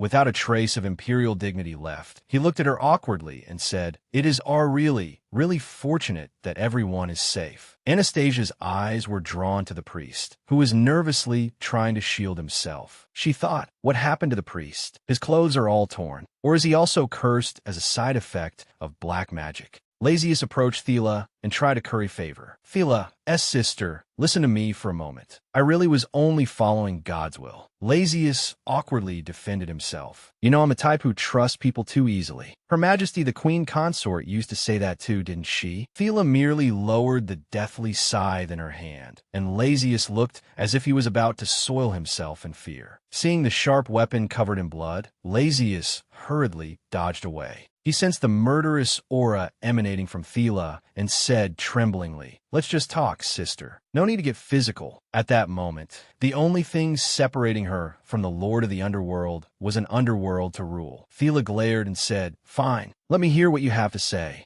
Then she looked at the priest and asked, "Do you have anything to say, priest?" Seeing her now, she was even more frightening than Rogado had been earlier. The priest shouted, as if he had been wronged, "Are you suspecting me?" Thela looked at him as he tried to make a scene and deny his guilt, then said, "You lie without even blinking, don't you? Are you certain that thing is a sacred relic? It isn't good to lie to a child." As if she had struck a nerve, he screamed wildly, "I am a priest appointed by this holy kingdom. How dare you suspect me?" He successfully provoked Thela. She stepped forward, grabbed the priest by the collar, and said, "Oh my, it's not as though I'm suspecting you without reason. Is there any reason you won't remove that hand?" Seeing Thela's expression as though she wanted to devour him alive, his face turned purple and he stammered, "Wait." She simply tossed him away as lightly as if throwing a bag of trash. A noble woman cried out in shock, "Everyone look!" The other nobles also began talking. The priest's back. Am I seeing that correctly? There was a strange mark on his back. It was the stigma of a curse engraved on black magicians. Everyone present clearly saw that he was a fraud. They whispered, "Is that the black magic demons used long ago? How could someone who serves the divine lay hands on forbidden black magic?" The priest tried to explain, "No, that's not it. It's a misunderstanding." The onlookers deduced. Then the youngest young lady was cursed because black magic was used on her. Lazius also pretended to be shocked and asked him, "Priest, is that true? You truly dare to use black magic?" Then he immediately made an excuse. "Thela, I knew nothing about this. Please do not misunderstand." As expected, Thela said, "Yes, brother, you knew nothing." She became serious and declared decisively, "So from this moment on, I will resolve this matter under my name and responsibility as Anastasia's mother, and as the only legitimate daughter of the previous emperor, Princess Thela." Her gaze was cold and sharp. She said confidently, "There are many witnesses here, so you will bear no responsibility at all, brother." The nobles behind them whispered among themselves again. The princess herself, Lazius, was now so frightened that his soul nearly left his body. He raised a trembling hand and replied, all right, do as you wish. I will not interfere in this matter." She looked again at the fake priest sitting fearfully on the ground and said, "I wonder how terrified my daughter must have been, and yet you can still lie there so calmly?" Only then did the priest realize how frightening Thela truly was, and he begged repeatedly, "Duchess, please spare my life. I have sinned." She gave a firm order, "Knight Commander." The Knight Commander quickly assumed a posture of obedience. Yes, Thela showed no mercy to the man who had touched Anastasia. She immediately ordered, "Throw him into the forest of magical beasts." The priest could only let out a frightened, "Yes." The priest was dragged away by two knights. Still unwilling to give up, he cried, wait a moment. I will perform a blessing for you." He was dragged away while shouting excuses for himself. "No, I will pray to God to erase all your sins, even now." Rogado came over and called, "Thela." The priest's pleas still echoed, "Please spare me." But no one cared. Rogado smiled brightly, opened his arms wide, and said to her, "You worked hard." Thela ran over and embraced him tightly. Mikhail and Anastasia held hands and smiled. Once again, the two of them were fed a helping of that couple's public affection. She let out a relieved sigh and thought, "I'm so glad everything ended without anyone getting hurt." She silently prayed, "I hope I can rest comfortably tonight." In the Duke's castle, the mysterious person appeared again in Anastasia's dream. He said hello. She was already so used to this sight that she merely raised a hand to cover her small mouth as she yawned sleepily. "All right, I knew you'd come." Surprised by her attitude, he asked, "I thought you would be a little more surprised." Anastasia explained, "It's too obvious now when you come to find me. It's always either when I'm sick or when I'm exhausted." He tried to make himself seem useful and said, "Don't be too annoyed. Today, I'll prove that you need me." She looked at him and asked back, "I need you?" With a wave of his hand, Anastasia returned to the form she had in her first life. He looked at her and said, "You were very lonely. You thought you needed someone by your side." She looked at him, completely confused, and asked, "That someone is you?" Anastasia frowned slightly in displeasure and said, "If you're going to say that, you should at least let me see your face." He happily moved closer to her and asked, "Do you remember me?" Anastasia thought in disgust. This guy really doesn't understand what I mean. She turned away and angrily scolded him. "You awful jerk who keeps trapping people." He smiled innocently as if he had done nothing wrong and said, "What trap? I only warned you of danger in advance for your sake." He continued rambling. With my help, everything went smoothly, didn't it? His words irritated Anastasia. Not wanting to waste any more effort talking to him, she directly gathered her mana to see if she could find a way out of this place. He stammered. Wait. He stirred Anastasia's curiosity. Aren't you curious about why your 100th life has turned out differently? Those questions struck right at her heart. Anastasia only replied, that's simply a coincidence. He snorted at her simple thinking and said, how could it be a coincidence? You were originally supposed to be born somewhere else. Anastasia was surprised and asked, what? He smiled and explained, the reason you were born here is because someone here was waiting for you. He explained, this 100th life is a world created by the gathering of people who have missed you throughout your past lives. Anastasia immediately refuted him. You're lying. How can I believe you? What does my loneliness have to do with you? He only smiled. He said, I can tell you who those people are and why they miss you. He looked at Anastasia and asked, aren't you curious too? Her eyes lowered. She clenched both hands and thought, is it really true? In all those countless lives that were like hell, was there still someone who remembered me? He interrupted Anastasia's thoughts again and said, I'll give you a hint about the first person who saw you in that form. Her eyes widened in surprise as she silently guessed. If it's someone who might remember me from my first life, Anastasia guessed. Could it be my friends? The image of her two close friends from her first life appeared, smiling and waving at her. He was smug, certain that this would spark Anastasia's curiosity. Well, now you feel like I'm a little necessary, don't you? She said nothing and only thought about her close friends from her first life. I have no way of knowing how they lived after I died. He covered Anastasia's eyes with his hand and said, all right, close your eyes. Then, slowly, according to his words, the space around them began to change. She slowly opened her eyes. Looking at the scenery around her, Anastasia exclaimed in surprise.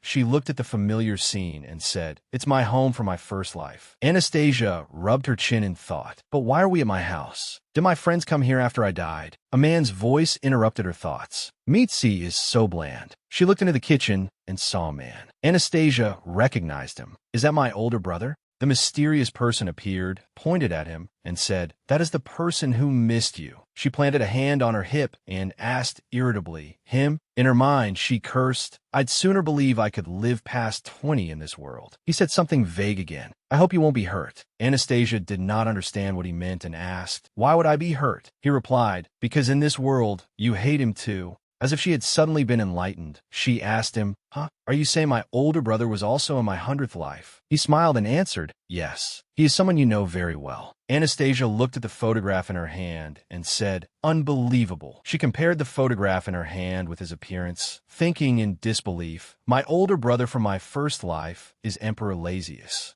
Anastasia compared the photograph in her hand with his appearance, thinking in disbelief, my older brother from my first life is Emperor Lazius. Watching him mutter to himself, Anastasia thought, brother, you really shouldn't joke around with people like this. Meanwhile, he sat there talking to himself. It really only tastes good when that girl cooks the noodles. When will she finish moving in this time? What a nuisance. Though having extra spending money is pretty nice. In her heart, she cursed him. Did you think everyone's family was kind? Anastasia yanked him hard, making him bend down, and said angrily, you. At that moment, Anastasia was truly furious. She gave him a destructive smile and asked, you actually don't know what kind of life I lived, do you? He was speechless and did not know what to say. Seeing that he could not answer, she cursed him again inwardly. And yet you said you were the only one who understood me. You're nothing but a fraud, you bastard. Anastasia was secretly comparing him with Lazius. She thought, I never imagined a combination of him and Lazius, but now that I think about it, they're terrifyingly similar in how trashy they are. After a moment of silence, he finally opened his mouth and said, I didn't expect him to enter that character either. Anastasia cursed him inwardly again. If it were you, I'd be so humiliated I'd want to die. She let him go, sighed, and said, hey, don't ever meet me again. He asked, not understanding why. Anastasia asked back in exasperation, do I really have to explain that too? She looked at him slurping noodles and said, I gave you a chance to prove it, and this is what I got. Do I have to waste any more time on you now? As he was slurping his noodles, he suddenly felt something strangely unsettling. After saying that, Anastasia used magic and prepared to return. Then stay here safely. No, wait, don't stay safe. But he suddenly grabbed her. Wait, there's a reason for you to be here. Holding her hand, he smiled and said, don't you want to be freer? Anastasia's eyes wavered as she asked. Free? He tempted her again. Yes. You don't want to keep being reborn forever, do you? Anastasia asked suspiciously. What does that have to do with my brother? He explained at length again. Just like how you came to this world. If you want to be reborn, someone has to remember you. As long as you remove that person's lingering attachment to you, you can be free. She was utterly disgusted and asked, My freedom still has to depend on him? He looked up at Anastasia and continued, No, that's not it. More people remember you than you think. You have to remove all of their longing for you. He showed her the cycle of reincarnation and said, If you cannot remove it, then you will keep living over and over again as you are now. But she did not believe him and immediately retorted, If the first person who remembered me was that man, then I don't have high hopes for the others. Besides, why should I trust you? There were always times when my family hated me. This time, he seemed truly serious as he explained, That was all because of you. Truly, the reason I chose your older brother as the first target is because he is the easiest one to resolve. Anastasia answered, Let me hear it then. What method is that? He quickly offered his plan. It's incredibly easy. You just have to personally cook for him. Her face darkened again as she asked, Cook? His mouth moved faster than his brain as he affirmed, He remembers you because of the food you cooked. He did not know a punch was waiting for him. Anastasia shouted furiously in her heart, You're telling me I have to offer noodles to him my 100th life? The dream ended there. She sat up and thought, That was careless. Anastasia rotated her arm and thought, It was so absurd that I let go of his hand without even realizing it. Then, as if remembering something, she froze and thought, But why is it so quiet around me? Anastasia looked at the empty room and thought, I was that seriously ill. She remembered how, in the past, her family had always worried and stayed by her side whenever she was sick. I thought everyone would be at my bedside.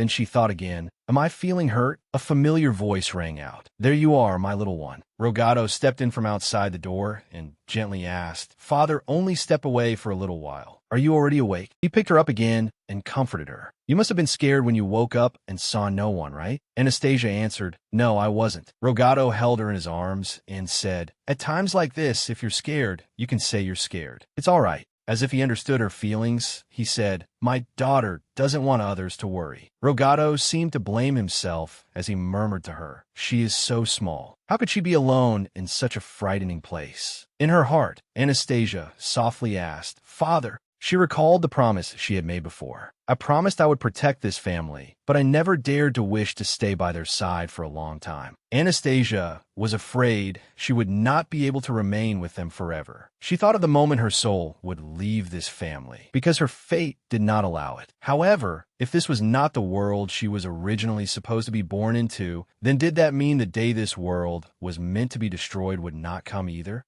Anastasia prayed inwardly, if that is really true. She imagined herself grown up, beautiful, and happy. Can I dream of living past the age of 20 in this life? Lying in Rogato's arms, Anastasia thought about what he had said in the dream. Anything edible will do, right? Her small, tender hand lightly gripped his clothes, showing her resolve. Let's try it once, even if it is only an uncertain hope. That was what Anastasia thought, but the emperor was bedridden with illness, so she could not meet him. Lazius was recuperating in bed. Anastasia secretly guessed. After I fainted, Mother must have scolded him thoroughly. He seemed to be having a nightmare. His forehead was covered in sweat, and he kept muttering, I am sorry, Tela. She thought, in any case, it will be difficult to do right away. Anastasia was confiding in CACAO. There isn't much time left until a year has passed. CACAO smiled adorably and said, If there is anything fun, CACAO will know and come on its own. There was no special news from the capital. However, outside, the people were talking about her power. No matter how you look at it, it seems the youngest young lady possesses tremendous power, doesn't it? Anastasia also became a topic of conversation at tea parties. She will surely achieve wonderful things in the future. Why? Because her name is the same as the hero Anastasia's. Perhaps we will witness the birth of a new hero. She said in frustration, People can talk this excitedly just because of my name? Looking like a little old lady, she leaned back in her chair, sighed, and thought, I only hope the rumors about Mikhail will change. He is still being judged by everyone. Those dark, gloomy castles, Anastasia guessed. Perhaps there will be a response from the Holy Kingdom by the new year. The Emperor, the biggest troublemaker in CACAO, is also quiet. She stroked CACAO's head and thought, I suppose I can relax a little. A loud noise outside caught Anastasia's attention. She wondered inwardly, why is it suddenly so noisy? Outside, the maids were talking about something. There wasn't any letter, was there? Of course there wasn't. Hurry and prepare. Come here quickly. Hurry. The noise also woke CACAO, while she whispered in confusion. Who could be coming to cause such a commotion? She had a bad feeling, as if anxiety was creeping over her.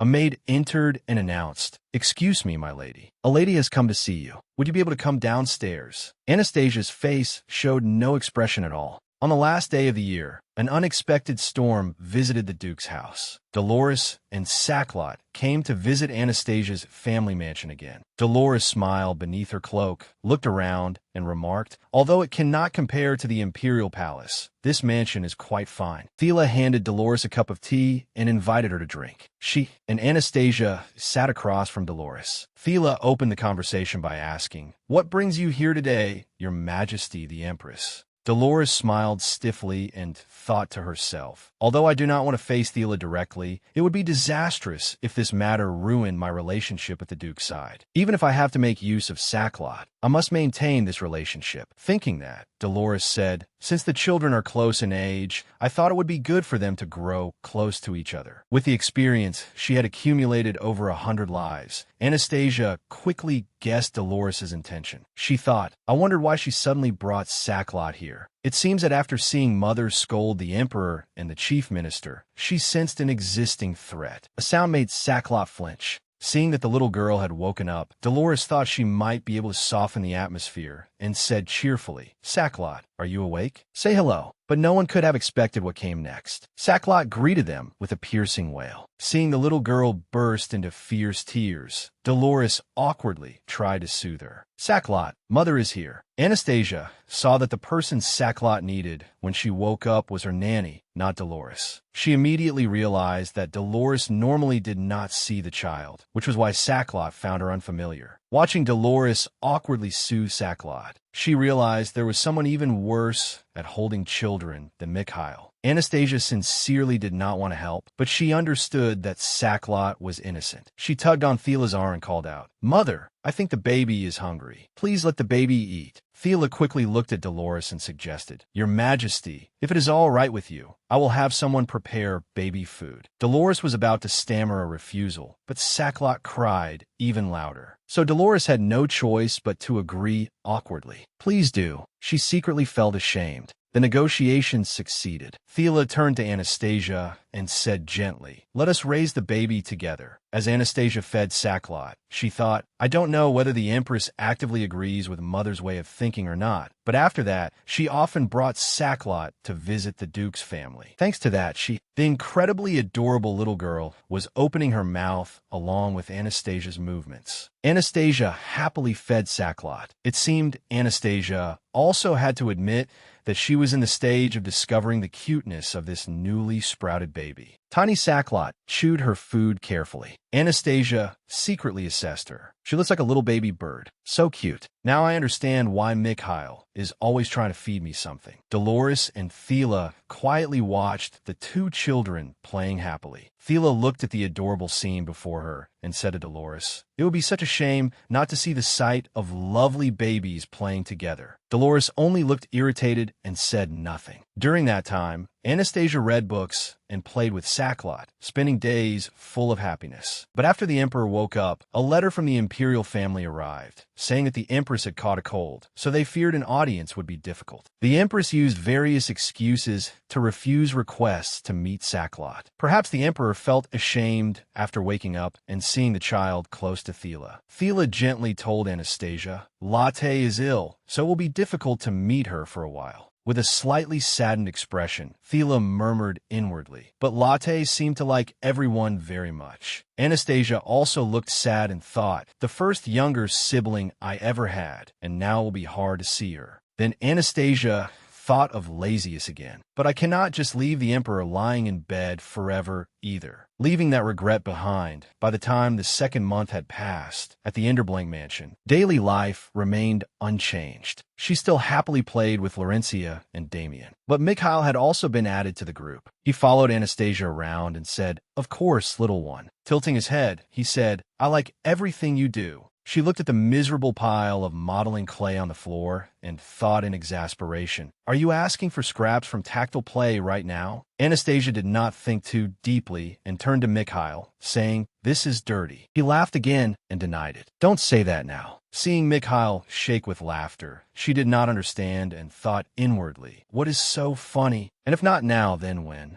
In another scene, Laurencia was showing Anastasia a picture she had just drawn. She smiled brightly and said, "Look, Sasa, isn't it pretty?" Anastasia also answered cheerfully that it was very pretty. Laurencia then revealed, "This is an important gift." Not knowing whom she intended to give it to, Anastasia asked. Laurencia explained, "Mikhail's birthday is coming soon." Anastasia felt as though lightning had struck her. Laurencia suddenly remembered something. "It's time for swordsmanship training. See you later, Sasa." She waved goodbye to Anastasia, while Anastasia remained petrified. Anastasia thought about how Mikhail had recently kept dropping hints and smiling foolishly. She fumed with anger and cursed inwardly. "If it's your birthday, you should say it's your birthday." Then Anastasia sighed again. "Now that I think about it, I don't think I have ever been invited to his birthday party, not even once. Since his birthday only comes once every 4 years, I guess it couldn't be helped. Why did his birthday have to fall on February 2nd of all days?" Suddenly, Mikhail stood beside her, waving as he called, "Little one." Holding a branch of berries in his hand, he smiled and said, "Does this color look like your eyes?" Anastasia was troubled over choosing a gift for Mikhail. What should I give him? If I tell mother and father, they will buy anything for me. Anastasia looked at Mikhail, who always treated her gently and warmly. "But I do not like gifts that are too elaborate. What I mean is, I have received many things until now. No matter what I give him, I'm sure he will be happy. That is why I want to give him something truly sincere." Anastasia recalled the sight of Mikhail laughing happily with her brother and sister, and she resolved, "For a rare birthday that only comes once every 4 years, I truly want it to be a day filled with happiness for Mikhail." That evening at the Enderblank mansion, Thela grumbled. If they were coming, they should have at least informed us a month in advance. She set down her knife and continued, "There are only 2 weeks left, yet they suddenly notify us so arbitrarily." Rogato also sighed and explained, "In any case, I did tell His Majesty about that point." Thela clearly looked displeased. It seems he was frightened because of the matter with the priest and could not say a word, wasn't he? On the outside, Anastasia continued eating quite normally. But in truth, she was listening to her parents' conversation and wondering, has there been contact from the Holy Kingdom about the priest? Rogato continued speaking. "The Holy Kingdom's delegation will arrive at the end of this month." Those words made Anastasia freeze. Remembering Mikhail's smile, she thought, could the day the Holy Kingdom's delegation arrives be Mikhail's birthday? Time flew by, and February 2nd arrived. The sound of birds chirping outside the window echoed throughout the room. Anastasia lay in bed thinking. In the end, the Holy Kingdom's delegation is visiting on Mikhail's birthday. This is so upsetting. A birthday is supposed to be a memorable event for children. Before that, she and Mikhail had met. He asked with concern, "Why do you look angry? Your cheeks look puffier than usual." To keep Anastasia from worrying, he said gently, "I'm fine." But she kept thinking about his feelings. How the hell can you be fine when your birthday only comes once every 4 years? And it even overlaps with the first birthday celebration since you turned new age? Anastasia thought gloomily again. It is true that I do not want to attend the event welcoming the Holy Kingdom's delegation. But then she thought of Lazius. This matter will be handled by the Duchess, after all, so the visit of the priest cannot be carelessly ignored. Suddenly, a maid came and knocked on the door, interrupting Anastasia's thoughts. She called gently, "I have come to help you get ready, my lady." As Anastasia dressed, she calculated, there is no other way. Even if Mikhail says he is fine, I am not. Sitting in the carriage, Anastasia looked up at the sky and thought, so even if Mikhail says he does not like it, I will still hold his hand. I will hold it tightly until he gets sick of it. In the blink of an eye, they arrived at the imperial palace. Mikhail gently held Anastasia's hand and entered the palace amid the announcement. Lady Anastasia Enderblank and young Duke Mikhail Leventis are entering. Lazius, seated on the throne, was once again stunned when he saw the two children, his gaze pensive. The nobles below whispered among themselves. They murmured quietly to one another. So the young duke being cursed was indeed just a false rumor, wasn't it? If there were truly a problem, how could the young lady be so unharmed? Those voices caught her attention, and she turned to look back. Everyone's view of Mikhail had changed. They realized that among the princess's children, none had been adversely affected. Seeing the change in everyone, Anastasia smiled with satisfaction and thought, people's perception of Mikhail seems to be improving. Her family had already been waiting there. Laurentia waved and called out, Saza, Mikhail, over here, over here. Damien raised a hand and said to Mikhail with an elegant smile, I instructed someone to send your gift to the Grand Duke's mansion. Laurentia also smiled brightly and said, That's right. We prepared it with great care, so you have to treasure it. Anastasia suddenly tugged lightly on Mikhail's sleeve. He asked softly, What is it, little lady? She said clearly, Happy birthday, brother Mikhail. At this unexpected gesture, Mikhail froze for 5 seconds. Perhaps this would be the greatest gift he received. Mikhail smiled radiantly, said thank you, and held Anastasia's hand tightly. Outside the palace, a carriage entered with a jingling sound. A knight outside said, It is an honor to welcome the delegation from the Holy Kingdom. Before he could finish speaking, the soldier suddenly froze. Anastasia suddenly sensed a drifting current of power. Anastasia looked around the palace, and when she saw that current of power everywhere, she could not help wondering, what is with this pleasant feeling of divine power? It was abundant and pure divine power, strong enough to fill the banquet hall. Mikhail also sensed something and whispered, Did it always feel like being wrapped in a warm blanket? She looked at him and thought, if even Mikhail can sense it, then this priest must be no ordinary rank. She looked at the person who was about to enter and guessed inwardly. Could it be? The one who had just entered was His Holiness the Pope. His name was Simeon.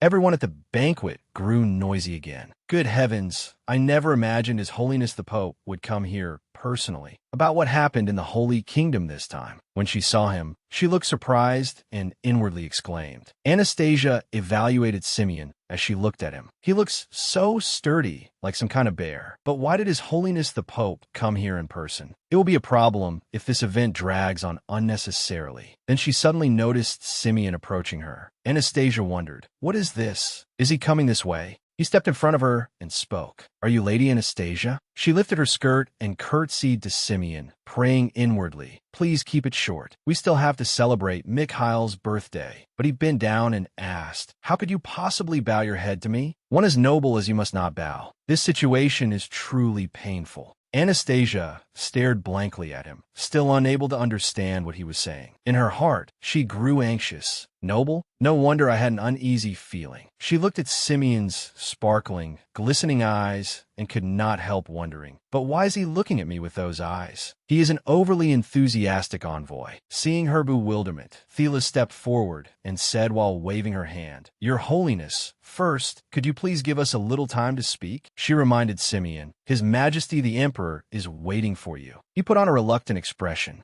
Simeon sprang up and replied politely, That is right. I was so delighted that I behaved discourteously. Anastasia thought again. He even forgot the emperor? Isn't that quietly rude? He quickly went over to greet Lazius. Please, Your Holiness. Simeon bowed and replied, Thank you for welcoming me, Emperor of the Bazan Empire. After completing the formal greetings, he quickly turned and left. Simeon returned to Mikhail and Anastasia. She thought in annoyance. He came back. Please go away. What exactly is he trying to say? Suddenly, his voice shot through Anastasia's eardrums. To think someone so noble was here, yet no one recognized her. Even the former priest received power from a noble being, yet he made excuses until the very end. Did he not? Please do not worry now. I have come here to become your servant. Anastasia looked at Simeon, who was speaking with sparkling, glistening eyes, and unconsciously thought, I do not know how to put this, but he keeps talking nonstop. It feels like there is another me. Simeon rattled on like a machine gun. Do you know how long I have waited for this day, noble and sacred one?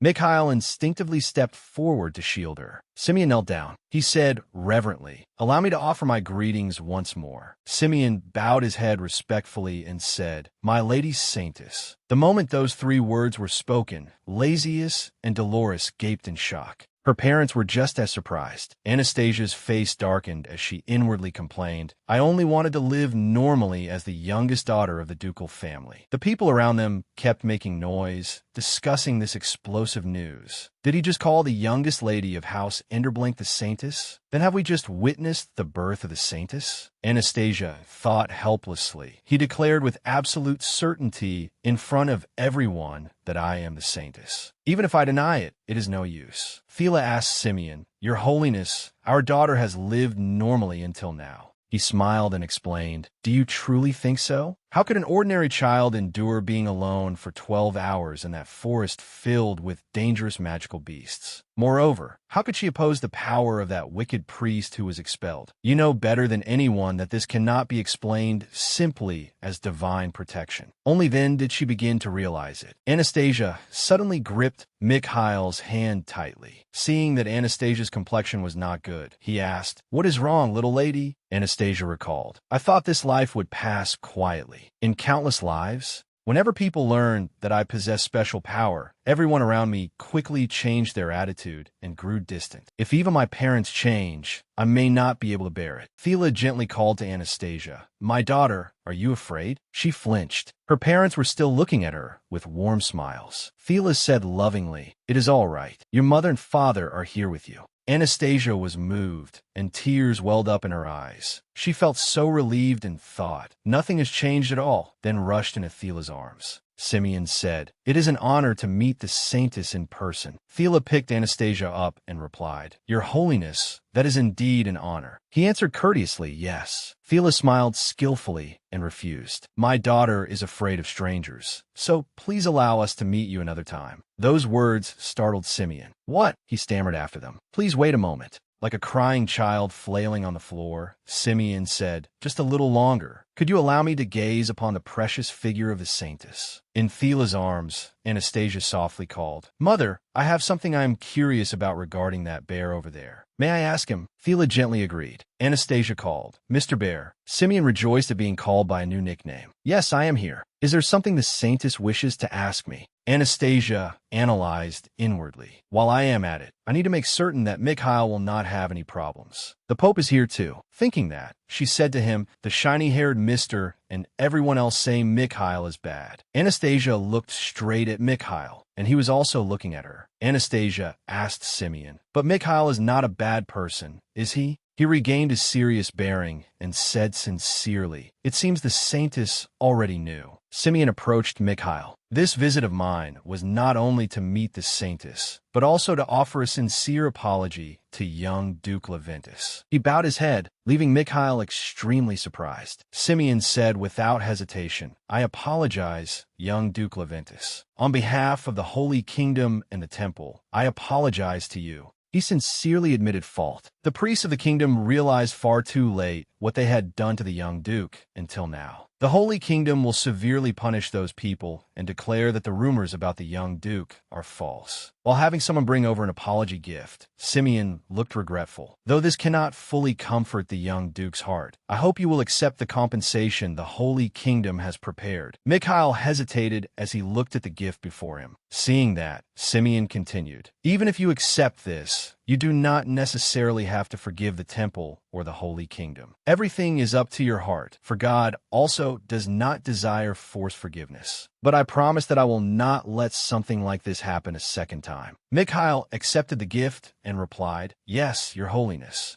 After Mikhail and the Pope made their promises, Anastasia wanted to go home. Simeon fawned. The saintess appears very tired. With just one word from her, the welcoming party ended even though it was still early, and so they left together, ignoring Lazius as he called after them. Thanks to that, Anastasia was able to hold Mikhail's birthday party. Standing in front of the ducal mansion, she thought, Mikhail always comes to my place, so this is my first time visiting the Grand Duke's main residence. Anastasia looked with satisfaction at the parents on both sides as they chatted. Grand Duke Leventus said, "This is sudden, but it is good. Duke, could you help me prepare?" Rogato immediately replied, "Of course. This is Mikhail's first birthday party, after all." Mikhail stepped beside Anastasia and asked, "Baby, is this your birthday gift?" She went, "Huh?" Anastasia misunderstood him a little and complained inwardly, "Even if we are holding a birthday party, do not tell me he thinks I did not prepare a gift. I prepared a very good gift." After a little more preparation, Mikhail's first birthday party finally began. Although there was no orchestra prepared, Fila personally performed the birthday song on the piano. Rogato, the man deeply in love with his wife, said, "Your mother is good at everything she plays." Beside him, Laurentia excitedly agreed. As expected, mother is number one. When it was Grand Duke Leventus's turn to speak, he said slowly, "Happy birthday. This is the authority to manage the Grand Ducal family's holdings." Mikhail accepted it, bowed, and said, "Thank you, grandfather. I will manage them with a sense of responsibility." Then came the gift-giving. He received many gifts one after another, beginning with his grandfather's gift, then a gift from the Enderblink parents. He received a sword. Mikhail's face looked very happy when he received the gift from his older brother and sister. He received a brooch, and as for her gift, he held a sparkling bracelet in front of him. Mikhail bowed his head and asked, "Baby, did you make this?" Anastasia thought, "It is clumsy, but he seems to like handmade gifts better." She put the bracelet on him and said, "You received a lot of gifts from me today." Mikhail cherished the bracelet like a treasure. "I will take very good care of it. Truly, thank you." She smiled in satisfaction and thought, "I am so glad his first birthday party passed happily. Happy birthday, brother." The next day, Anastasia returned to the imperial palace. Standing before the enormous door, she thought, "Though I have seen it a few times and have grown used to the palace doors, if there is something different right beside me that is neither my family nor Mikhail, could it be a giant bear?" She stood beside Simeon. Like someone who had met his idol, his mouth turned into a broadcasting machine. "Please listen, Lady Saintess. Everyone asked me why I intended to monopolize the Saintess all to myself. So I told them that if they were dissatisfied, they should go become the Pope. Normally, this position as God's foremost attendant only troubles me. But it seems all of it was arranged by God for this very day. I am so happy." Anastasia evaluated him inwardly. He has started again. He is even worse than CACAO. Simeon kept chattering beside her ear without a pause. "But Lady Saintess, may I eat a little of this? It is such a pity that the first king monopolized food made personally by the Saintess. Please allow me as well." Anastasia wondered in exasperation. What is going on? Time went back several days at the great temple. Simeon, like a crazed fan of Anastasia, exclaimed, "How could such a sacred and precious moment come to me? Even if you had not come in person, I would have run to the Saintess's side." His eyes shone brightly when he met her. Seeing that he was too enthusiastic, Rogato spoke up to remind him, "Your Holiness, my daughter is very shy around strangers." Only then did he finally restrain himself and say, "I apologize." Simeon asked the two of them, "Then what is the reason you came to see me today?" Anastasia began, "I have a favor to ask of Mr. Bear." "Could you help me?" she asked with a friendly smile, having made up her mind inwardly. "I have to slowly feed it to my older brother." When the Pope heard that the Emperor had once been close to a fallen high official, he willingly created an opportunity to personally bestow a blessing upon His Majesty. And so, on Candle Day, an announcement rang out in the palace. Saintess Anastasia Enderblink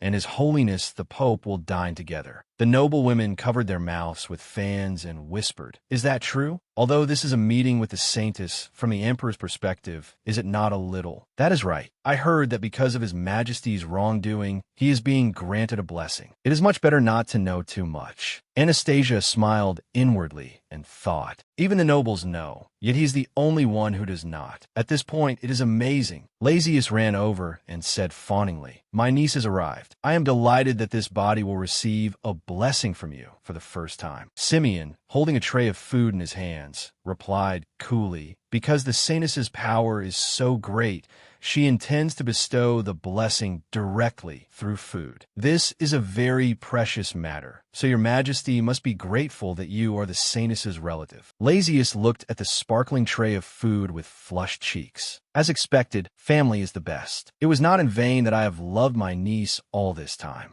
Simeon said, "Then I shall present it." Simeon's hand slowly lifted the lid away. Lazius gaped in anticipation, his eyes sparkling. It was a greasy, mushy-looking dish, cookie dough with chocolate chips. Disappointed, he asked again, "This is truly from?" "This is the food my niece prepared for me," Simeon declared firmly. "That is correct. Now that you know, you must eat it all." He stared sharply at him. "Could it be that your majesty is now rejecting food the saintess made with sincere devotion?" Lazius forced himself to say, "I will eat it." "I did not say I would not." He used a spoon to scoop up a bite. It was sticky. Lazius squeezed his eyes shut and tasted it. Anastasia stood to one side, smirking as she thought, "That is right. You're eating well. I went to the trouble of preparing it especially, so you must eat it all." The moment he tasted one bite, he dropped the spoon and burst into tears. Lazius cried loudly, repeatedly saying, "I am sorry." While Anastasia was surprised to suddenly hear the name from her first life, the emperor said his stomach hurt and ran off somewhere. Yet another new topic of gossip was born. His Majesty just apologized. By the sacred God, Anastasia fell into thought again. He bothered me by asking me to make food for him. So why apologize now? A belated apology. In any case, bonds from previous lives truly do exist in this life. 2 weeks passed since she resolved her first longing at the Enderblink mansion. She sat deep in thought. They said reincarnation can end by resolving the longings of people connected to my previous lives. I did not want to get involved with him anymore. I have no choice but to search on my own.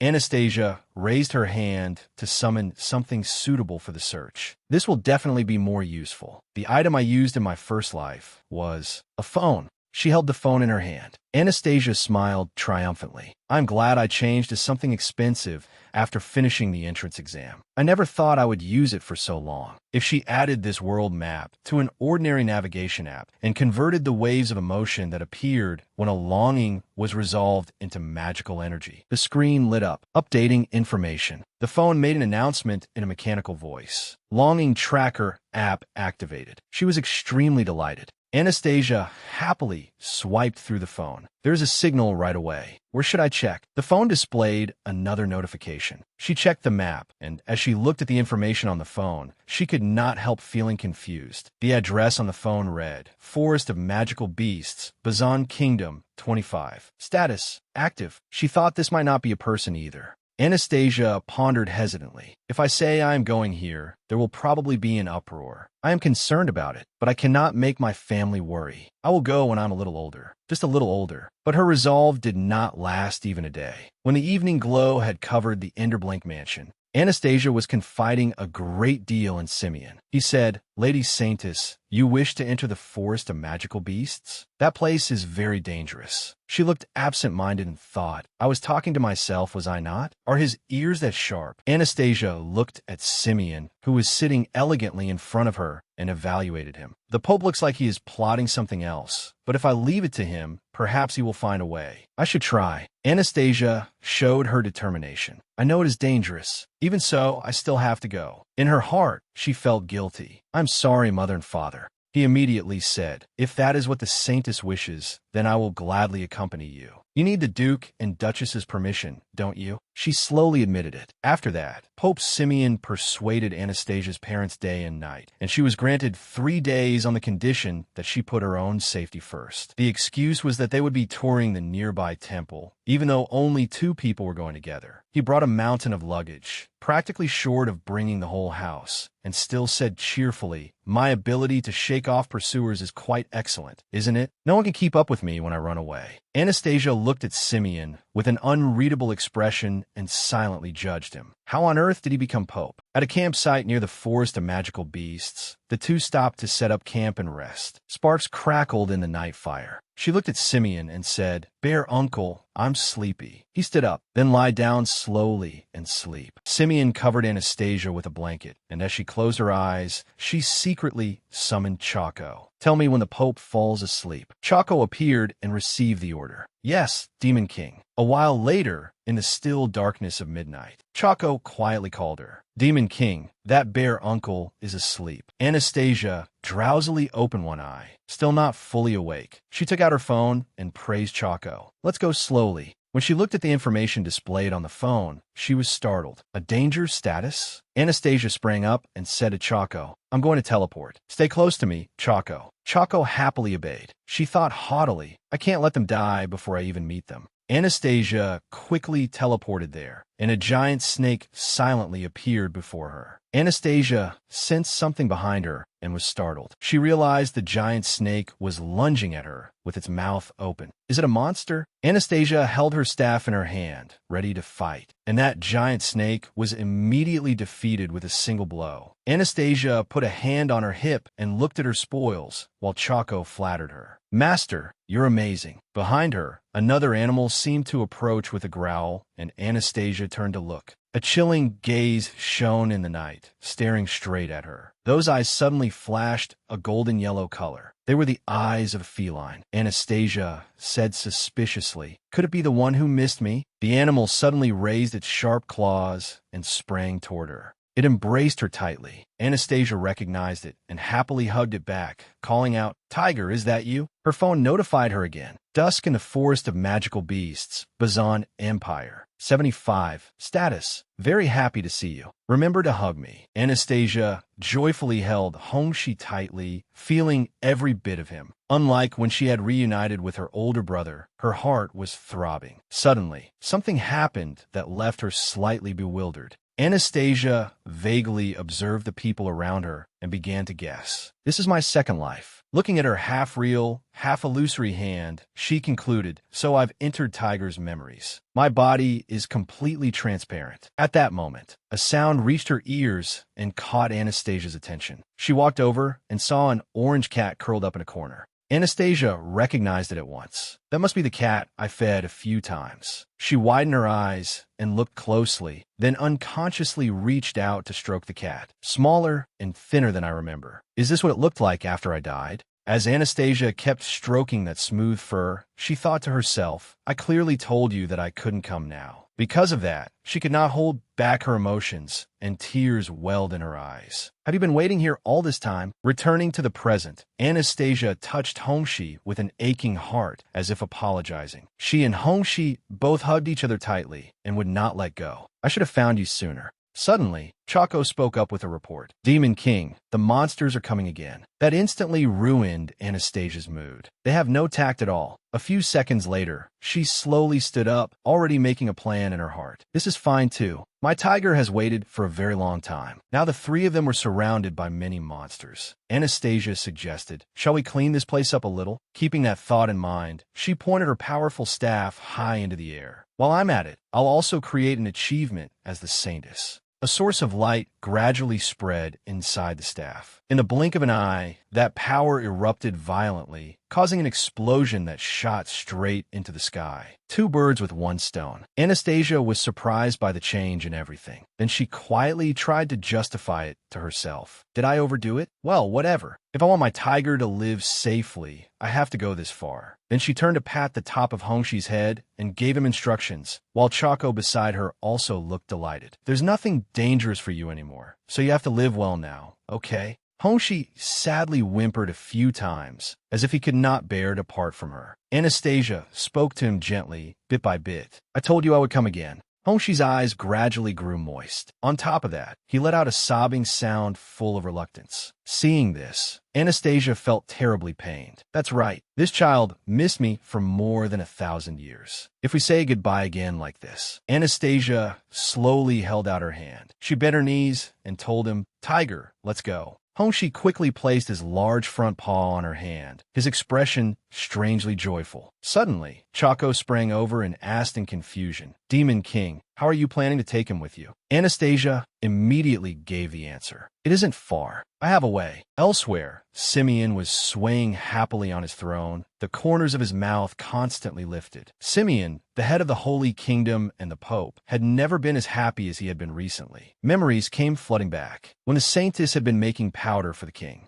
Anastasia had done it with great skill. It had only been a brief moment, but Simeon had truly seen the scene of sanctification clearly. It even seemed that her divine power had not fully blossomed yet. The more he thought about it, the more determined he became. "I must raise her well." After raising her well, Simeon burst out laughing, his face full of slyness. "Then I'll have to ask the Saintess to do my work for me. All of it." However, before the memories he wanted could become reality, everything collapsed when he saw her return with Hongxi. Simeon's face turned deathly pale. Though trembling in fear, he still forced himself to plead, "Saintess, this is too dangerous. Could you come over here? My heart is about to fall out. Come on quickly." Anastasia hurriedly explained, "It's all right. Tiger Friend isn't dangerous." He helplessly held his forehead, too speechless from exhaustion to say anything. "Even so, I truly want to think this situation is just a dream. Did you perhaps go into that forest alone?" Although Simeon's words were rather serious, she innocently answered yes. After hearing that, he froze completely, wanting to scream and cry inside. Then, Saintess, Simeon examined the scenery around them and changed the subject. "Could you tell me why the forest has become like this?" "It has become a sacred forest, no longer the forest of magical beasts." Anastasia thought for a moment, then pretended to be innocent as she explained. "While you were sleeping, I thought the forest was too dirty." Every word she uttered sounded so light, and her expression was very bright. "So I cleaned it all up." Mother said knowing how to clean properly is a good thing. He could only turn pale and remain silent, muttering endlessly in his heart. "You call something like this cleaning? Is this the Saintess bestowed by the gods? So this is cleaning. This must be a difficult case for the Duchess and the Cardinals." Next, Simeon pointed at Hongxi and questioned her. Then, "Saintess, are you perhaps planning to take this tiger with you?" Anastasia still smiled and confessed honestly, "Tiger is my friend. Since I invited him to come with me, the two of us will go together." He was forced to go along with it and could only smile through tears. "I thought the Saintess would take on troublesome work for me, but I never imagined she would bring me another huge problem like this." Suddenly, Simeon's brain turned in another direction. The forest of magical beasts had been a long-standing concern of the Bazan Empire.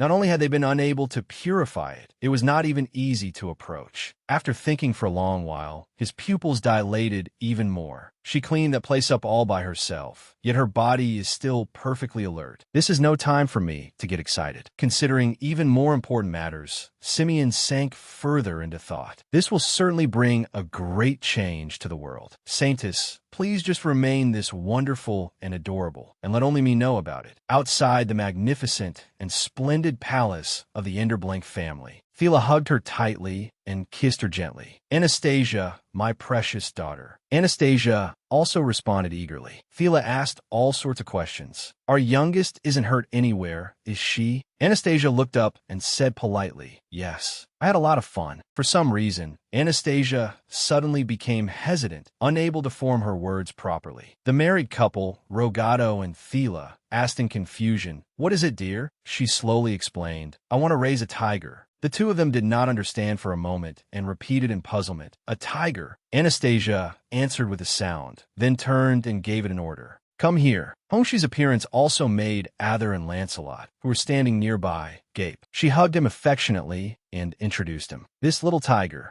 Rogado, Thela, and everyone else all froze solid for 3 seconds. Then they panicked and shouted Anastasia's name loudly. "That really is a tiger. My lady, it's dangerous." At that moment, she could only helplessly apologize to her parents in her heart. Ather and Lancelot hurriedly pointed their spear tips forward. "My lady, it's dangerous. Please step back." Seeing that, Anastasia wanted to protect Hongxi and hugged him in her arms. "No, Hongxi isn't dangerous. He's very gentle. Then she shifted direction and dragged Simeon in as her shield. Their uncle said it was all right too, didn't he? Being called out, he became dumbfounded. Simeon helplessly despaired, inwardly crying. No, Saintus, when did I say that? I only couldn't oppose you because you said you would take him with you. This is a trial bestowed by the Saintus, so I will gladly accept it. Thela could not hold back and walked over to question him. What is going on here? Simeon was at a loss for words and remained silent for a moment. Only after a while did he speak with a calm air. There is a prophecy that has long been passed down to the popes of the Holy Kingdom. He slowly explained the origin in detail. The book of prophecy, said to have once recorded the words conveyed by the gods, stated this. Since he had started, he had to see it through. Simeon seemed to draw out the book in his imagination. Before danger comes to this world, the great Saintess will appear. Do not doubt her, but follow her. That person will tame a fierce beast into a gentle cat and create miracles that will astonish everyone. Then he finished with one final line to build trust. Therefore, there is no need to worry. But Thela was still not quite convinced. Simeon spoke up and revealed what had happened. This is not a lie, because that miracle has already been performed. That affirmation made everyone drop their jaws. The Saintess purified the entire forest of magical beasts. Immediately, he became momentarily agitated, rushed over, and asked a series of questions. That place where dozens of priests tried to purify it in the past, but had no effect at all? Is this true? Simeon answered swiftly, shocking them both. Yes, this truly is a great miracle. Anastasia had not understood anything from beginning to end. She thought to herself, was there really a prophecy like that? I had absolutely no idea. Simeon startled and darted his eyes toward her. Then he smiled and eagerly conveyed his thoughts. How was it? It sounded real, didn't it? Anastasia's ears rang, her head filled with question marks and fear. So it was a lie? Is it really all right for the Pope to do that? This has become a huge problem. She recalled the trouble she had caused at the grand party, the things she had done in the capital and at the ducal residence. No, all of Bazan had been thrown into an uproar. And then there was what had just happened in the forest of magical beasts and the tiger. Not one, but two incidents had happened. Then there was the enormously long letter that had been sent. Unlike her worries, everyone was easily swayed by things like the Saintess and prophecies. Although the emperor had also received an invitation, Mother naturally ignored it. Without thinking much of it, she smiled softly and gave a gentle reminder. It seems the Holy Kingdom also intends to use this opportunity to entrust Saintess duties to her. But my youngest is only 5 years old, so she needs more time to live normally. Of course, everyone can understand that, can't they? Simeon immediately grew flustered. Of course, I can continue living peacefully thanks to my parents' firm opposition. When it was time to part, he put on a whining expression, dabbed at his tears, and said, after the Pope returns to the Holy Kingdom, Saintess, next time I will come as a duke. Hearing that, Anastasia felt distressed. She secretly muttered in her heart, please don't come.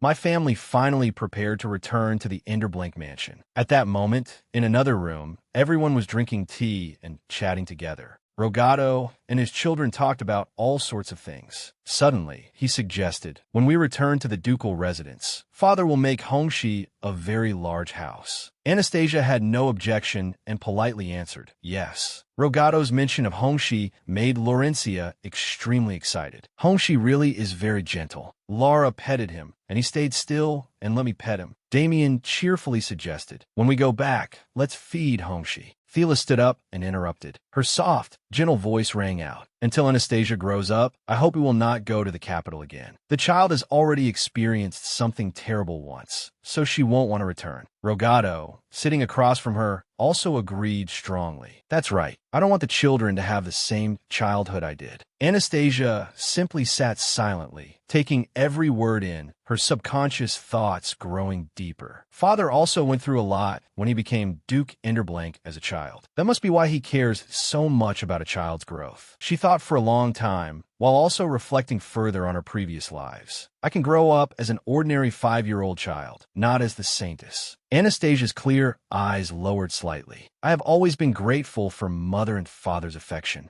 That night, while resting, she was accidentally awakened by sounds outside. "Is that true?" "Yes, my lady. We have just received the message." Though still a little drowsy, Anastasia could roughly guess a little. "That's Mother's voice. It's late, so what could have happened?" The sound outside rang out again. The Arson Empire. It seemed Thela was in the next room, greatly alarmed by the information that had just arrived. "You're saying they're sending the 17th Prince of the Empire to serve as Anastasia's page?" Anastasia was shocked, her pupils widening as far as they could. "What?" Rogato, sitting opposite her, continued calmly. "The Empire is also requesting an opportunity to serve the Saintess." Thela stood rooted to the spot and immediately denied it. "Impossible. If my brother knew nothing, that would be one thing, but he does know." She rubbed her chin and thought for a moment. They are absolutely not people who would lower their pride. There must be a scheme. Rogato's expression grew serious. "I think so too, but..." Thela, beautiful and talented, quickly analyzed what Rogato was about to say. "Yes, the Arson Empire lowered itself first, and we cannot refuse this request." He helplessly looked down at the floor. "If we refuse, the Empire will probably prepare for war again." Hearing all of it, Anastasia felt quite pressured. Unable to bear it, she blamed herself. "I've caused far too big a mess." She lay still, her expressionless face unchanged from the start. "But thanks to my power, the Empire has changed its war plans. Compared to war, accepting one child is better." The next morning, Mikhail appeared from somewhere and clung to Anastasia all day, his mouth never stopping as he muttered, "I wish the person closest to baby would still be me." She thought helplessly, but what's wrong with this child now? He's been following me around all day with that gloomy expression. Did he hear that the 17th Prince is coming to my side? But now Mikhail will also have lots of friends. Then Anastasia thought of the party and the small incident there. After the Pope's apology, the noble families had also changed their attitudes and tried to get closer to Mikhail. However, that had also greatly affected the Levinas family. In particular, there were so many applications to become his page that the Grand Duke was in distress. There had been 2 occasions when he ignored his friends and went straight home first. Those people had previously refused to interact with Mikhail because they felt uncomfortable, but now they said they wanted to come and befriend him. He truly could not understand it. Now, every second of every minute, whenever he met her, Mikhail would keep muttering, "Can I be the person closest to you?" Anastasia's eyes stayed fixed on her book, and she answered sparingly, "You can." He slumped and asked again carefully, and immediately received the answer he wanted. Mikhail, not believing her, immediately asked a mandatory question. "You must not forget those words, all right?" She glanced over at him indifferently. "I won't forget." He happily said everything without hiding a thing. "Promise? Okay? I'll do even better, so you mustn't stop playing with me when you make new friends." She fell into thought for a long while, her mind forming all kinds of ideas. Had someone said something to him? But something felt a little strange. This child was someone who always stayed quiet, even when his expression changed. So why had he suddenly started clinging to her like this? She came to understand the reason behind his behavior on that fateful afternoon. One day, Thela suddenly flared up in anger and strode forward, ordering the servants, "Bring me an axe." The 2 knights immediately went pale with fright. "My queen!" At the same time, Rogato quickly grabbed her by the shoulders and tried to stop her. "Thela, please try to calm down." She snapped back hotly. "How am I supposed to stay calm? I have to put an end to Lazius's uselessness." At that moment, he reminded her in a low voice, "The children are here." That was true. All 3 little ones, Anastasia, Damien, and Laurencia, had been staring at them for a long time. Thela sadly lowered her eyes, unable to meet their gazes. Then she let down her guard, collapsed into Rogato's arms, and cried. But he is being completely unreasonable. Rogato stroked her back and comforted her. "I know." Thela's eyes turned cold and dark for an instant. "How dare he say that our daughter has to get engaged to that 17th prince?" Those 2 words happened to reach Anastasia's ears. Her face went stiff as a statue, her mouth hanging open. "An engagement? I thought he was only going to become my friend." She thought it over and understood the odd changes in Mikhail lately. It was no surprise Mikhail had been acting so strangely. The more she considered it, the worse Anastasia felt. That man really is the disaster of my life. Who said I would agree to an engagement? Even a 5-year-old child should have a say in her own marriage. The scene shifted to the palace conference room, where Lazius anxiously demanded an explanation. Isn't that right? What could be better than a marriage alliance? Rogado slammed the table with a bang and refuted him loudly in an angry voice. Even if it is a marriage alliance, there has to be a limit. He hesitated as he thought of the marriage proposal, still firmly set on the idea. What is wrong with it? In truth, if you compare a prince of the Arsan Empire with the youngest young lady, there is a slight imbalance. So wouldn't that make it a good thing? Grand Duke Leventus, who was seated nearby, frankly took Rogado's side. What are you talking about? I truly feel sorry for Lady Anastasia. Unable to hold back, he added coldly, I truly feel sorry for my own daughter. Everyone split into two opposing sides and began debating heatedly. The fact that the Empire mentioned the matter of betrothal first shows that the young lady holds a very important position. Have you forgotten the words His Holiness the Pope once spoke, that the young lady would become someone even greater than Saintus Saclos? And that person is to be engaged to the 17th Prince of the Empire? But even so, why drag out the transaction when Bazan has the advantage? Before Lazius could continue rambling, Rogado's face darkened, and he quickly cut him off. Your Highness, yesterday, my wife requested that an axe be brought to her. He suddenly remembered Thela brimming with murderous intent, demanding someone's head. Lazius hurriedly waved his hands. I suppose I was wrong. By noon, shocking news had spread throughout the palace. After the Holy Kingdom intervened and discussions were held, it was finally decided that they would begin welcoming the 17th Prince of the Arsan Empire. While soothing Laurentia and stroking her to sleep, Anastasia thought about all sorts of things. Because of this, I couldn't return to the ducal mansion. I had to stay in the capital longer. She remembered Grand Duke Leventus dragging Mikhail away from here against his will. He had been forced to return first. Then, on a certain day in August, carriages drove into the estate. Along with them came handsome young men with grand, imposing auras. They were knights of the Empire. The maid standing behind found it strange. One turned and wondered aloud. This is the first time I've seen such magnificent helmets and armor. The girl beside her also whispered in agreement. Me too. Anastasia waited with a cold expression, though in her heart she was slightly nervous as she assessed them. After all, an imperial prince is still a prince. They're more guarded than I expected. Suddenly, she noticed something odd and lifted her eyes to examine it. Anastasia observed the shabby carriage before her and judged inwardly. What is that old carriage? Don't tell me they brought the prince in that? At that moment, the blue-haired knight standing by the window banged his hand against the glass and signaled, "Get out," causing the boy inside to flinch slightly. The Enderblank couple were startled and stared wide-eyed at the situation before them. Anastasia was no less bewildered, and sympathy welled up in her. He's clearly the same age as me. Lamage stood opposite them, shrinking in on himself, not daring to raise his head to look at anyone as he stammered out his introduction. It is my first time meeting you, Saintus. Though frightened, he forced himself to speak each word clearly. I am Lamage. From now on, I will be engaged to the Saintus. This made Anastasia even more suspicious. How could a prince be thinner and smaller than me? The two knights did not care about anything and only wanted to leave quickly. The king of Bazan is also waiting, so he asked permission to go first. The Saintus is a merciful person, so we hope you will understand. Rogado had no intention of waiting any longer. I understand. I will go ahead. Anastasia, on the other hand, made no attempt to hide her displeasure. I can't believe they're being so rude to my parents. Is this what imperial knights are like? Before leaving, the blue-haired knight even deliberately shoved Lamage hard. He muttered poisonous words under his breath. How ridiculous, marrying someone of such lowly birth. Isn't the Saintus being far too gentle? Thanks to that, Anastasia became even more certain of the reason. The 17th prince has definitely been abandoned by the Empire. But I can't believe they would treat him like this even in front of me. This is far too cruel to a child. After thinking it through, she smiled warmly, stepped forward, and held out her hand in greeting. Hello, I'm Anastasia. He hurriedly bowed his head in a salute and called her Saintus. Anastasia did not stand on ceremony and readily took Lamage's hand. I'm Anastasia.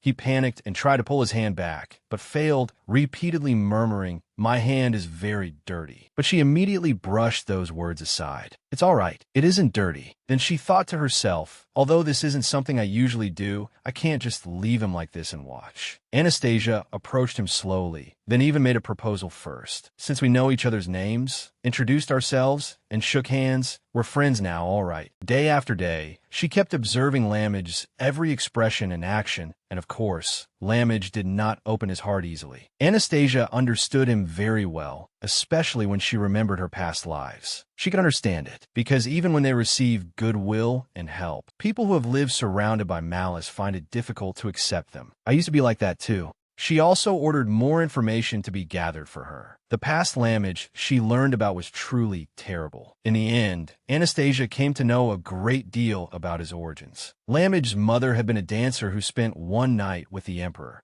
As soon as she gave birth to the child, she left this world. Although Lammage was a prince, he had nothing, no home, and no family backing. For some reason, he had inherited the royal family's distinctive silver hair and golden eyes, so his siblings threatened his life. In the end, he had been isolated and rejected to the point that he closed himself off. It was already lucky that he had survived until now. He had never received sincere affection. Suddenly, an idea arose in Anastasia's mind. That is why I want to give him time to be a real child, just like my parents once did for me. Returning to the present, she was now sharing a cake with Lammage. He timidly accepted it with both hands. Saintis this. Anastasia gently corrected him. Not Saintis, Anastasia. Lammage awkwardly looked at the cake for a long while, then stammered out a question. Yes, I should divide this and eat it over one day, right? She was quite surprised. Did he not even get proper food in the Empire? A few seconds later, she immediately denied it. This is a snack. Let's eat it together. Hearing that, he clutched the cake tightly, his face reacting intensely. How could I dare eat it? A snack? Anastasia smiled kindly and said, but eating together tastes better than eating alone. Let's eat together. That answer seemed to reassure Lammage somewhat, and he answered in a stammering voice, then I will eat one bite. Thank you.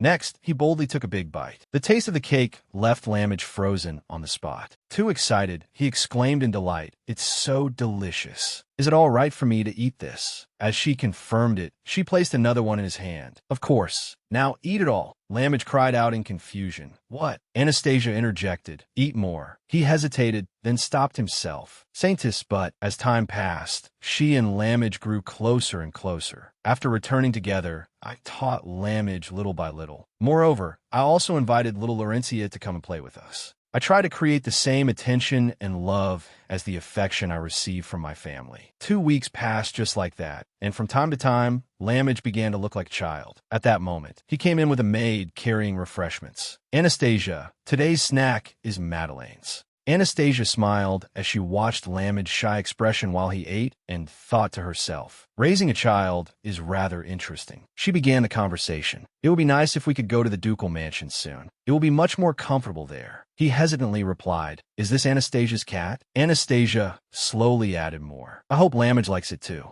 Lammage shyly promised. If Anastasia wants me to, I will try. You don't need to try. If you like it, then you like it. But if I do that, Anastasia might feel unhappy. Seeing that, Anastasia spoke to him slowly with patience, tolerance, and understanding. Lammage's heart belongs to Lammage. If you like something or dislike something, you can just say so. Hearing that, he froze as if he had finally understood, his heart stirring uncontrollably. Lammage slowly blushed. I will do that. Meanwhile, as they were busily preparing to return to the ducal mansion afterward, the images of the two sly imperial knights appeared threateningly. Before returning to our country, we wish to meet the prince. The king says he will hold a farewell banquet to express his gratitude. As he read each line of the letter, he could not stop trembling in fear. Of course I will have to go back too, right? Lammage looked as if he had received a death sentence, his face visibly worsening as his mind spun frantically. What should I do? Seeing him like that, Anastasia could not help thinking to herself. He has been trembling ever since he received the invitation. Thela, who was sitting beside him, lightly touched Lammage's shoulder, making him flinch. She asked gently, what is wrong, Lammage? Anastasia continued, if you don't want to go, you don't have to. Lammage jumped up and shouted, I can't. I have to go. Thela looked at his trembling hands and softly called his name.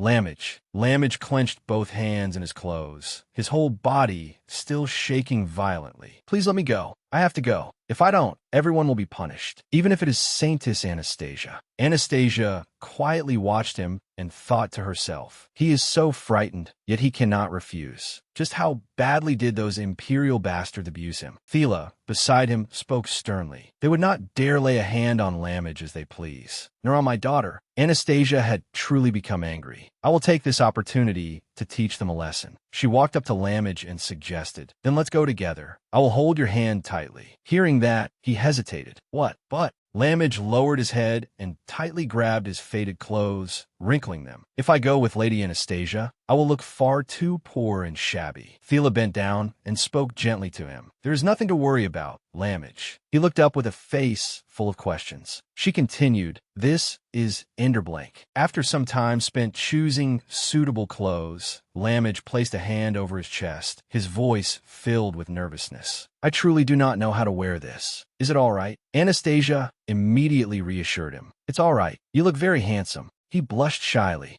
That's not what I meant. Lamage appeared in an unusually luxurious outfit. It seemed the clothes had been specially tailored for him. Anastasia thought to herself, I have to get him used to compliments like this. She held out her hand in front of Lamage. Shall we go in together? He answered, yes, then gently placed his hand on hers. Voices drifted through the crack in the door, establishing a better relationship with the Empire. Yes, His Majesty also said that if it is Bazan, where Majesty is, it can be trusted too. The voices were suddenly cut off by the sound of the door opening. Everyone turned to look. The knights said, the great Saintess and our prince. He came before Anastasia and Lamage. The two children seemed small before the overwhelming size of everything around them. The knight placed a hand on his chest respectfully. I believe the two of you would come, he said cheerfully. Seeing the two of you look so close already proves that His Majesty has a discerning eye. Anastasia was displeased. Why is he bringing up Lazius here? Surely he isn't spouting nonsense again, is he? Lazius, on this side, also agreed with the knight. As expected, I have good judgment. Playing along perfectly, the knight immediately replied, just as your highness said. It would be best to push forward with their marriage. Those words left the entire palace shocked. What? From the corner of the room, a voice spoke. What marriage? That person's hand was gripping a wine glass, and the force was so strong that the glass gradually cracked. They were Anastasia's parents. The two of them could not remain calm after what had just been said. Even with his wife radiating murderous intent behind him, Rogado suppressed his anger and spoke in a threatening voice. Your Highness, I believe we already finished discussing that matter.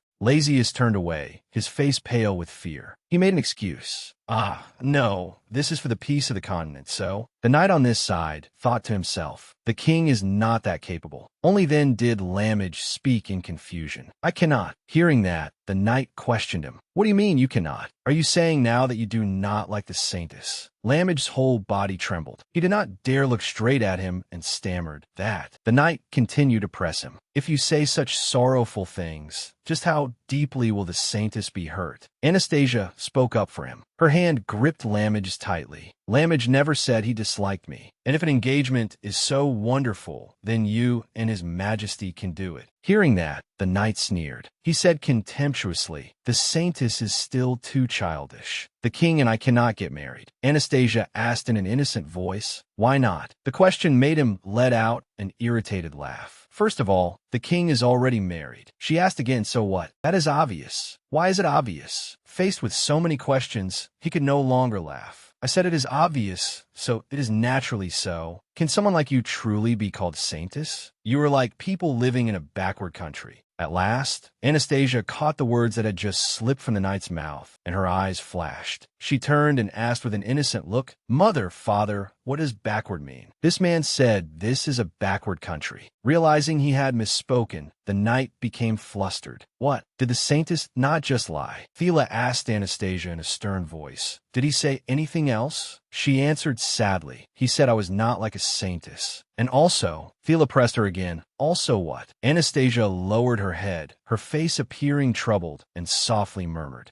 He said unkind things to Lamage, too. Lamage must have been very hurt. Those words made the boy look at her with round eyes. The knight tried to explain. You misheard. We cherish the prince very much. Isn't that right, your highness? He urged Lamage on. Your highness, please say something to the saintess. Anastasia turned to look at him. The small hand gripping hers was trembling. She sincerely advised him. It's all right, Lamage. You can do what you want. I told you, didn't I? Lamage's heart belongs to Lamage. Hearing that, he lowered his head and seemed to think about something. Then Lamage stepped forward and said shakily, I will not do it. Lady Anastasia did not lie. So please take responsibility for the words you said. The knight's face darkened, and he tried to beg. No, your highness, but it was already too late. Rogato cut him off. There is no need to hear any more excuses. He condemned him. To think the royal knights of the empire could joke so lightly. May I take what I just heard according to the laws of the empire? Afterward, the knights who returned to the empire were stripped of their titles and sentenced to hard labor. They should consider themselves lucky to have kept their lives. Furthermore, thanks to their failure to watch their mouths during their stay in the kingdom, the empire had to reduce its troop deployment along the border by half. CACAO had heard everything as well. While Anastasia Vefek's parents drained the empire dry, time continued to pass.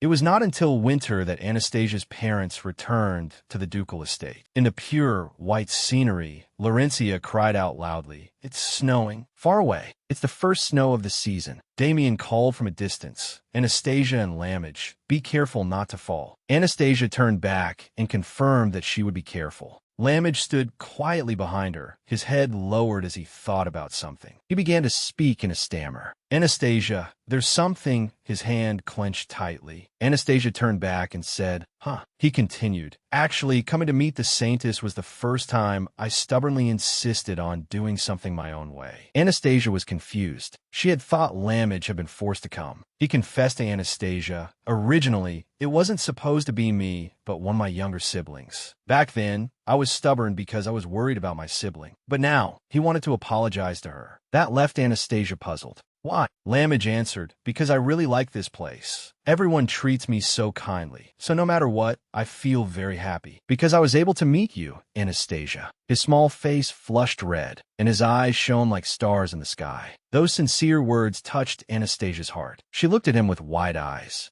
Lamage shyly turned his face away and said in an awkward voice, It's cold, so let's hurry inside. Then he hurried off. Anastasia's cheeks had also turned red by then. She smiled gently as she watched his back. Then Anastasia followed after him. That was when she acknowledged in her heart that, at the end of her 5th year, she had become good friends with Lamage. Time at the ducal estate passed like a quiet lake. Anastasia learned that Laurencia could now ride a horse very quickly, that her brother Damien had become the young Duke of Enderblank on his 12th birthday, and that she herself, the curtains were drawn open. The maid spoke. My lady, you are awake. Sunlight streamed in through the window, illuminating the entire room, making everything sparkle in the sunlight. Anastasia was now 8 years old. She turned around with her delicate face, like countless flowers in full bloom. Anastasia's voice began a new day. Good morning, she murmured thoughtfully. In the spring of the year I turned 8, I could no longer simply eat and play as I had before. Even so, it was only basic education. Anastasia rested her chin in her hand and stared thoughtfully at the book on the desk. To be honest, there was almost nothing for her to learn. She glanced secretly at Lamage. On the contrary, Lamage learned many things. Lamage said that in the Empire, he had never received an education because of his status, so he was very happy. For that reason, after the morning lessons ended, the rest of the time belonged to me alone. Anastasia opened her phone to check it, but then turned it off again. Disappointing. There were no notifications again today. The search for the connection from the past was still ongoing, but there had been no new gains. Even the name from the dream had gone far too quiet. The phone in her hand gradually disappeared. Anastasia walked over to the window and smiled faintly. Well, peace is a good thing. The weather is nice too, so I'll go for a walk in the garden. With that thought, she went out to the garden and strolled through the warm morning sunlight. Anastasia stretched as far as she could and let out a soft breath to drive away her fatigue. She relaxed her body and sighed. What a shame. Mikhail's teasing voice suddenly rang in her ear. Do you like someone? Me? Long time no see, baby. Anastasia jumped and looked up, thinking to herself, is that Mikhail? How long is he going to keep calling me baby? She had no intention of hiding it and immediately showed her disapproval. I'm not a baby anymore. He put his hands on his hips and laughed. Compared to me, you're still very little, kid. Anastasia ignored that and immediately argued back. I told you not to call me little or baby anymore. Mikhail kept teasing her. But you're so tiny and cute. What's wrong with saying that? She crossed her arms and pouted. But didn't you say you were coming the day after tomorrow? Did you finish the work you had to do before coming here? You postponed your work with your grandfather and came here, didn't you? He sighed and defended himself. Do you really think that, baby? I did my very best. Anyway, do you have time today? Anastasia looked at him curiously and said, Huh. Mikhail smiled and invited her. There's somewhere I want you to come with me. Beneath the lush green trees. Her eyes widened in surprise at the place he had brought her to. This is where you wanted to come. Mikhail smiled and nodded in reply. Anastasia stood there blankly, feeling moved. This is the place I came to before with the Grand Duke. As if he had read her thoughts, he came beside her and said, Grandfather kept bragging that he had gone up the mountain with you. Baby, Anastasia thought, he'll be sad because the memory that belonged only to the two of us was stolen away. To Mikhail, that was only a small matter. It'll be fine. I'll just get scolded a little and help him with his work. I'll lift you up high too, baby. I think I can do it. She flatly refused. I don't need that. Anastasia helplessly thought to herself. Grandfather and grandson are exactly alike, even after all these years. A little while later, Mikhail spread a blanket on the ground and took out a basket of sweets. After sitting for a while, Anastasia grew bored and yawned repeatedly, her eyes drooping with sleep. He noticed with sensitivity that she was sleepy and suggested, Want to sleep for a bit? She stubbornly refused. Mikhail continued coaxing her. Damien said you have to take good naps if you want to grow. He patted his thigh and invited her. Here. Anastasia frowned and silently judged him. Why bring my brother's name into it like that? He's getting craftier by the day.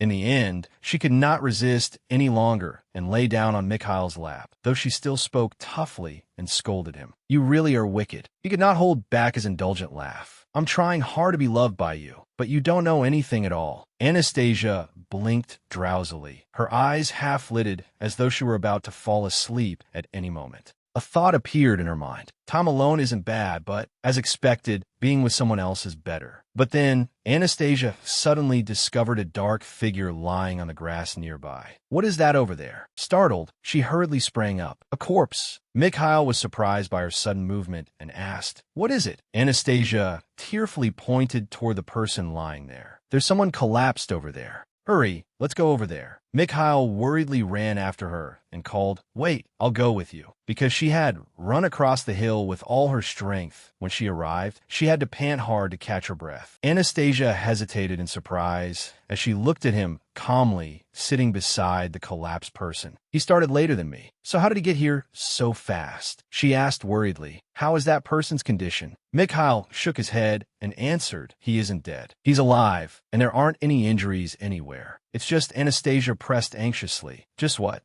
He looked at the man's face, which was drooling in his sleep, and replied, He's sleeping. Even so, she was still worried about this person. Sleeping in a place like this without even a mat? I don't know what he's doing, but first we have to wake him. The man suddenly reached out toward Anastasia and grabbed at her. Mikhail panicked, pulled her back, and shouted, Baby! Anastasia was startled and frightened. You're awake. At that moment, the man slowly spoke in a gloomy voice. Little ones, you will live long. Peony's eyes were gentle, and he smiled kindly after those words. Her eyes and mouth went wide as she thought in bewilderment. Is this person saying I'll live long? To a child who can't even get past the age of 20? Anastasia stammered, unable to form a proper sentence. What do you mean? After that, the man rolled over and continued snoring away, drooling from his mouth before the stunned eyes of the two children. Mikhail helplessly whispered in a low voice, For now, let's move him by carriage. I'll go call the coachman. She showed a contemptuous expression and gave a slight nod. A wary thought flashed through Anastasia's mind. I wonder what this person is trying to do. The scene changed. Sitting in the carriage, Peony woke up, yawning repeatedly and stretching as much as he could. His eyes were hazy as he said, Hello, little ones. Both she and Mikhail greeted him back in voices full of contempt without anyone prompting them. Anastasia thought to herself, there was only one carriage, so we ended up riding together. Peony still not fully awake, stared at the two of them. He asked a question that made the entire atmosphere freeze. "Are you married?" Anastasia looked at Peony with half-lidded eyes and cursed inwardly. He really is crazy. He continued chattering endlessly. "Did I interrupt your honeymoon?" Anastasia sighed in exasperation and confirmed inwardly, definitely crazy. To stop Peony from wandering even further off, she decided to explain. "Mikhail and I are children." The man insisted, "Children can get married too. People should not be prejudiced." Anastasia continued judging him in her heart. "Have some shame." Peony leaned his face closer to her and asked with a smile, "So, do you two know where this is?" Anastasia firmly showed her dislike. "My mother told me not to talk to suspicious people." As he stuck his hand into his pocket and rummaged around for something, he explained, "I'm not a suspicious person." "Wait a moment. Where is it?" "Ah, here it is." Peony held out a piece of paper in front of both of them and exclaimed, "Found it!" Both she and Mikhail froze when they saw the paper in his hand. Anastasia was shocked and could not believe it. This strange and brainless human being was the person standing at the very top of the magic tower. Peony scratched his head and laughed foolishly. "I don't know where this is, so I can't go home." A bolt of lightning flashed through her mind. "This is the master of the magic tower?" Anastasia looked at Peony's dazed appearance and could not help judging him. Someone this absent-minded is the master of the magic tower? Is magic really going to be all right? In any case, her parents had probably received word, so she would just deal with him casually for now. After thinking for a while, she asked, "If you're asking where this is," before Anastasia could finish speaking, Mikhail leaned close to her ear and reminded her, "Hey, youngest princess." This person had fallen asleep again. She was furious, but could not even curse. Just what kind of person is he? After some time, the two of them got out of the carriage, and Thela kindly expressed her concern. "Anastasia, Mikhail, did you two have fun? I heard everything. Where's the master of the magic tower?" He answered briefly, "He's asleep." She understood. "Ah, is that so?" After that, Thela went to the carriage alone and politely knocked on the door. Then she had no choice but to call out, "Master of the magic tower." Peony jolted awake. That voice. Perhaps he lost his composure because he carelessly hit his head on the ceiling of the carriage. Peony opened the door and scratched his head awkwardly. "Long time no see, Commander." She spoke in a stern voice. "Call me whatever you like, but I heard you can sleep anywhere." He kept stammering and could not get any words out. Thela criticized him sternly. "I distinctly remember being told that you were not allowed to do that at the magic tower." Peony hurriedly denied it. "You misunderstand. Commander," she replied in a tone that was both praise and threat. "Then that is good. Do not trouble my family, Master of the magic tower." The man stood up straight in embarrassment, raised his hand in salute, and said stiffly, "Understood. I will keep that in mind." Anastasia had not expected Peony to have this side to him. "So that person can speak like that too?" He placed his teacup down on the table and cautiously introduced himself. "Allow me to introduce myself once again. I'm the master of the magic tower, Peony Centrolia." "You may call me Peon," Anastasia replied politely. "I am Anastasia Enderblank." Hearing that, the man happily chattered away. "So you're the youngest princess of Duke Enderblank. I am a friend of your father's. Rogado is a very kind person, while the commander is a little frightening." According to what Anastasia heard from Peony, the three of them had met on the battlefield more than 10 years ago. At the time, her mother was the commander, and Peony was a mage under her command. His whole body trembled as he spoke of Thela. "The commander once said that with my physical strength, I would not be able to run away. So on days without war, she made me run 20 laps around the training grounds. I wish Rogado would come quickly and take me away from this terrifying place." Only then did Mikhail show his attitude and say, "Now that you know where this is, you can use teleportation magic, can't you?" Peony seemed to realize it only then and pondered, "That's true. Why didn't I think of that? Smart little one, would you like to become my disciple? It would be such a waste. You have wonderful magical talent." This was not outside Anastasia's expectations. As expected of the master of the magic tower, he can see Mikhail's talent right away. Mikhail firmly furrowed his brow and refused. "I have magical talent. I don't need it." The man patiently tried to persuade him. "What, really? You could even inherit my position later, you know." Mikhail firmly maintained his stance. "No, thank you. I don't need that filthy power. After that, he decisively left the room and slammed the door shut to show his attitude. Peony looked outside the door and smiled bitterly. I was rejected. I really am unpopular, aren't I? What do you think, little one? Anastasia thought to herself. What do I think? He really is a pitiful fool. Mikhail unexpectedly came back and threw the door open. That made the man rejoice hopefully. Have you suddenly decided you won't work with me? Mikhail completely ignored Peony and went over to her with an apologetic expression. Sorry, baby. I forgot you. Anastasia looked up at Mikhail and inwardly refused. I'm fine sitting here, though. He looked at her and repeated once more, hurry, let's go. Then he left the man with a glare and decisively departed from the room. Peony played with several cards while sighing and muttering. It would have been nice if they left me one, little one. Or should I play cards by myself until Rogato arrives? Outside in the hallway, she followed behind Mikhail, unable to suppress her curiosity. Mikhail, do you hate magic? He did not deny it. Anastasia asked curiously why.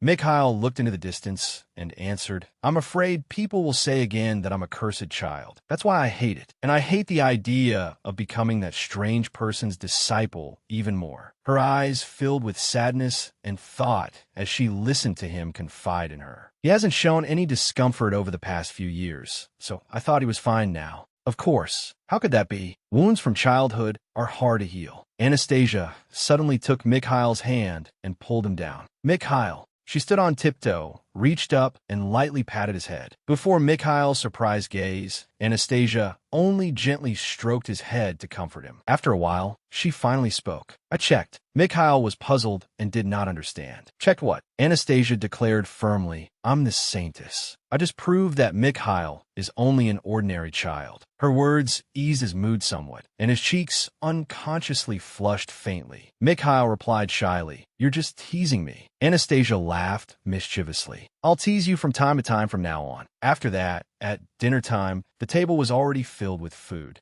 Mikhail held a spoonful of meat in one hand and a napkin in the other as he offered. Shall I wipe your mouth for you? Anastasia shook her head and refused. No need. Damien looked at the two of them and helplessly sighed. You monopolize our Anastasia every time, don't you? Laurencia pouted to show her displeasure. That's right. Mikhail is so selfish. Mikhail could only smile politely and ask, Then may I ask for permission next time? Damien gestured dramatically. All right, Anastasia already allowed it. I'm only sulking a little. Night fell, and darkness quietly covered the ancient castle. Mikhail leisurely took a walk alone in the garden, his eyes sunk in thought. If it's as an older brother, I definitely can't beat Damien. I wonder if I can stay by baby's side until grandfather arrives. That would be nice. Peony suddenly appeared out of nowhere right in front of Mikhail and tried to persuade him. Little one, I've been waiting for you. Mikhail remained completely unmoved and coldly drove him away. Move aside. The man did not give up and decided to target Mikhail's emotions. Don't be like that. I have something important to tell you, little one.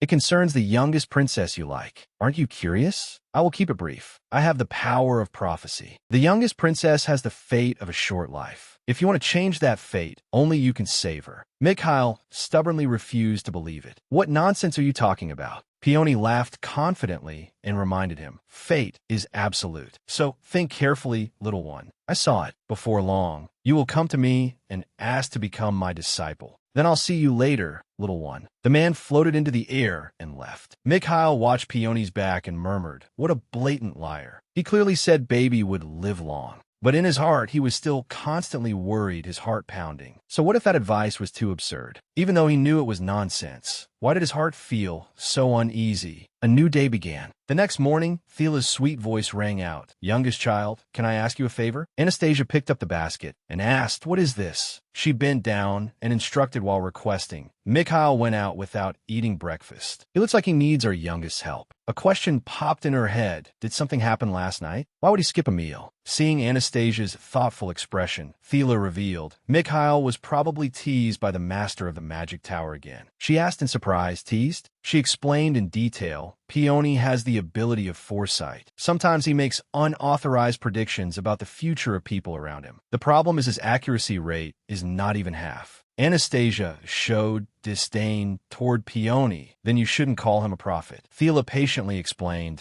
sometimes it helps, so it's hard to completely ignore him. What if it's a big deal? Being prepared in advance is not a bad thing. Anyway, that's how it is. Can I ask you to do this, Anastasia? Finally convinced, she firmly held the food basket and went to deliver it to Mikhail. Lamage quietly followed Anastasia and nagged. The young lady is always bothering Miss Sasha, isn't she? She honestly replied, it's fine. We are friends. He stammered anxiously, but Anastasia stopped, turned around, and asked, if you encountered something like this, Lamage, wouldn't you feel sad if I didn't come? Lamage was flustered and speechless. How dare I? She strictly said, dare what? Lamage and I are good friends, so it's a given. He bowed his head to show he understood and softly replied, yes. Anastasia ended the conversation. I'll be going then. Lamage didn't try to hold her back anymore. Standing on the high balcony, Damien and Laurentia looked down. The little girl evaluated, isn't Mikhail troubling our Sasha too much? It's really too much. After a while, Anastasia weaved her way through the trees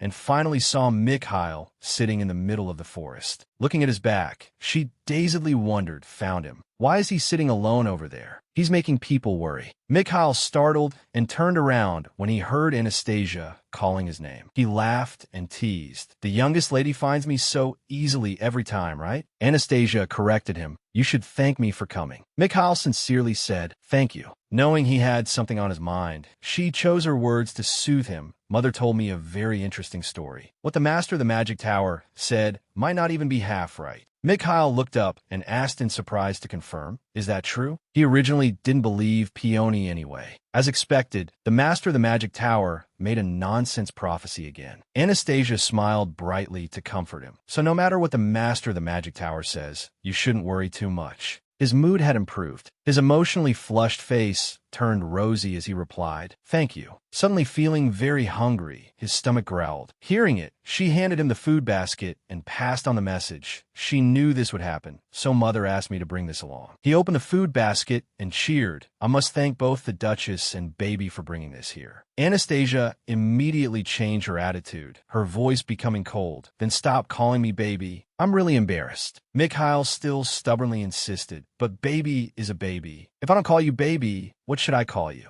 Anastasia got annoyed and thought to herself, he's definitely doing it on purpose, right? Why do I have a bad feeling that I'll still be called Baby 10 years from now? The scene shifted to the arena. Laurentia appeared to greet her with a fierce face, in neat clothes. Sasha, you're back. Mikhail has been bothering Sasha too much, hasn't he? Anastasia happily hugged the girl and nodded as an answer. Standing behind her, Mikhail grumbled, you just got home, and immediately went to Laurentia. The youngest lady is too heartless. Anastasia didn't even look back and thought to herself, of course, my sister is better than you. Laurentia glared at him and argued, then who told you to bother my Sasha? Mikhail wasn't one to immediately back down. I didn't bother her. She angrily scolded him back. Yes, you did. You made Sasha worry. Then Laurentia decisively took off one of her gloves. With a decisive throw, she threw it hard at his chest, making the air feel suffocating. Laurentia cleared her throat and questioned, do you know your crime? I will challenge you, Mikhail Aventus.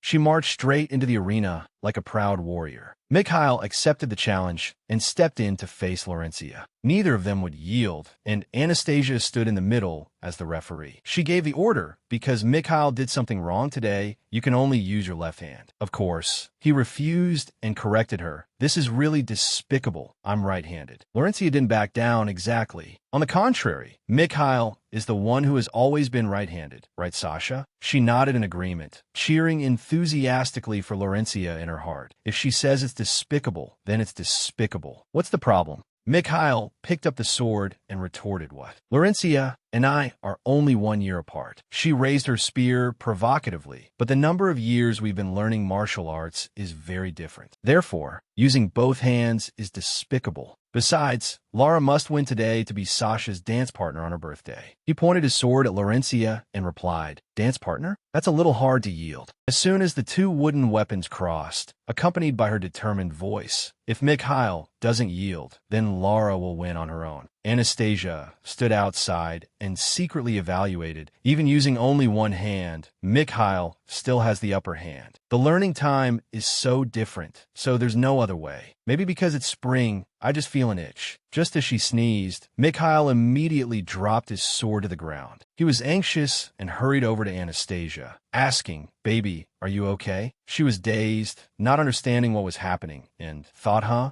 Anastasia immediately reminded him. Father said not to look elsewhere during a match. Mikhail didn't care much about her words and asked again, "Does it hurt anywhere?" "You've been outside since early morning." Anastasia shook her head and replied no. In her heart, she felt helpless, thinking, could it be that the master of the magic tower predicted to be careful about sneezing? He happily breathed a sigh of relief. Thank goodness. She blushed and pondered. Even during a match, he's always paying attention to my condition. It was just a sneeze. Then Anastasia let out a statement that shocked Mikhail, feeling as if a boulder had hit his head. Having received the instruction that she won, Laurencia's eyes sparkled with excitement, her heart filled with joy. She ran over, grabbed Anastasia's hand, and asked, "Sasha, on your birthday, you must stay by my side, you know?" Anastasia smiled brightly and replied, "Of course." Time flew by, and so came May 5th, her sister's 11th birthday. Early in the morning, Laurencia opened the door and called out excitedly, "Sasha, are you awake?" "My Sasha, I like Sasha so much as my younger sister." Anastasia hugged her tightly and spoke words of love. "I like you too." Laurencia rubbed her cheek against her head and babbled continuously, "I know, our youngest loves me the most." Only then did Anastasia notice the clothes she was wearing, which were pajamas. She immediately looked up and asked worriedly, "Sister, is it okay for me to be here? It's your birthday, and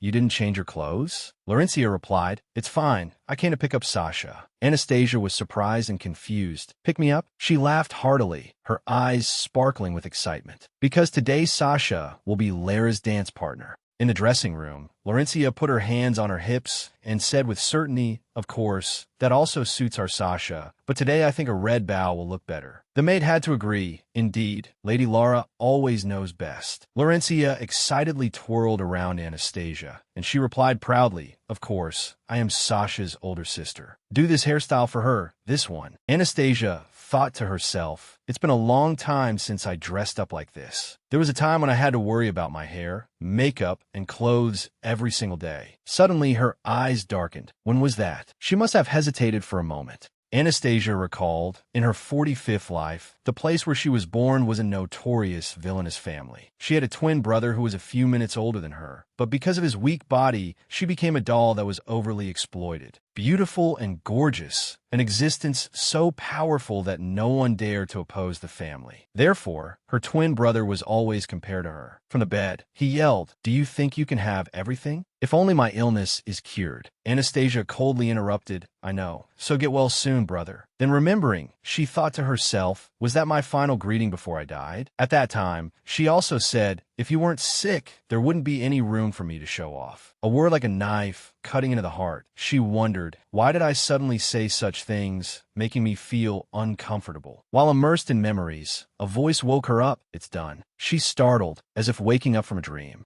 The voice made Anastasia look at herself. "All done, Sasha." Now she had put on a magnificent dress, having the most wonderful appearance. She suddenly thought, today is her birthday. Is it okay for me to dress up so beautifully? Laurencia looked at her and exclaimed in admiration, "Our Sasha is so adorable." She quickly turned away and called back, "Wait for me a bit, okay? I'll go change and be right out." Anastasia thought again. She will never know that her smile, when looking at me, is the most lovely thing in the world. At the luxurious party, everyone was laughing and talking happily with each other. Thela turned around and couldn't help but sigh when she saw her two daughters. "Oh my daughters. The two of you look so pretty in your outfits today." Anastasia and Laurencia stepped out, the two girls looking really cute today. Laurencia replied, "It's the color that Lara likes, just like the color of Sasha and Mother." The birthday party took place in a very warm and joyful atmosphere. Laurencia blew out the candles amidst everyone's happy applause. True to her word, Laurencia stayed by Anastasia's side all day, and Mikhail particularly hated that sight. In front of the pretty cake made by the chef brought out a giant cake and the congratulatory letters that the maids prepared together, as well as family gifts. Laurencia looked at the gifts piled up in front of her, her eyes lighting up. The little girl couldn't hide her happiness. While opening the gifts, Laurencia happily said, "It's beautifully woven obsidian. You gave it to me because you know I like Sasha's color? Thank you, Mikhail." She was happy even with the empty gift from the men of the Grand Duke Levin's family. With the next gift, Mikhail introduced, "This is the gift my grandfather prepared for you. I heard it's grandy." In Laurencia's hands was a necklace with a blue gemstone pendant that was constantly sparkling. She commented, "The color of the stone is exactly the same as Lara's eye color." Anastasia watched this scene and secretly realized, isn't that gemstone worth a whole house in the capital?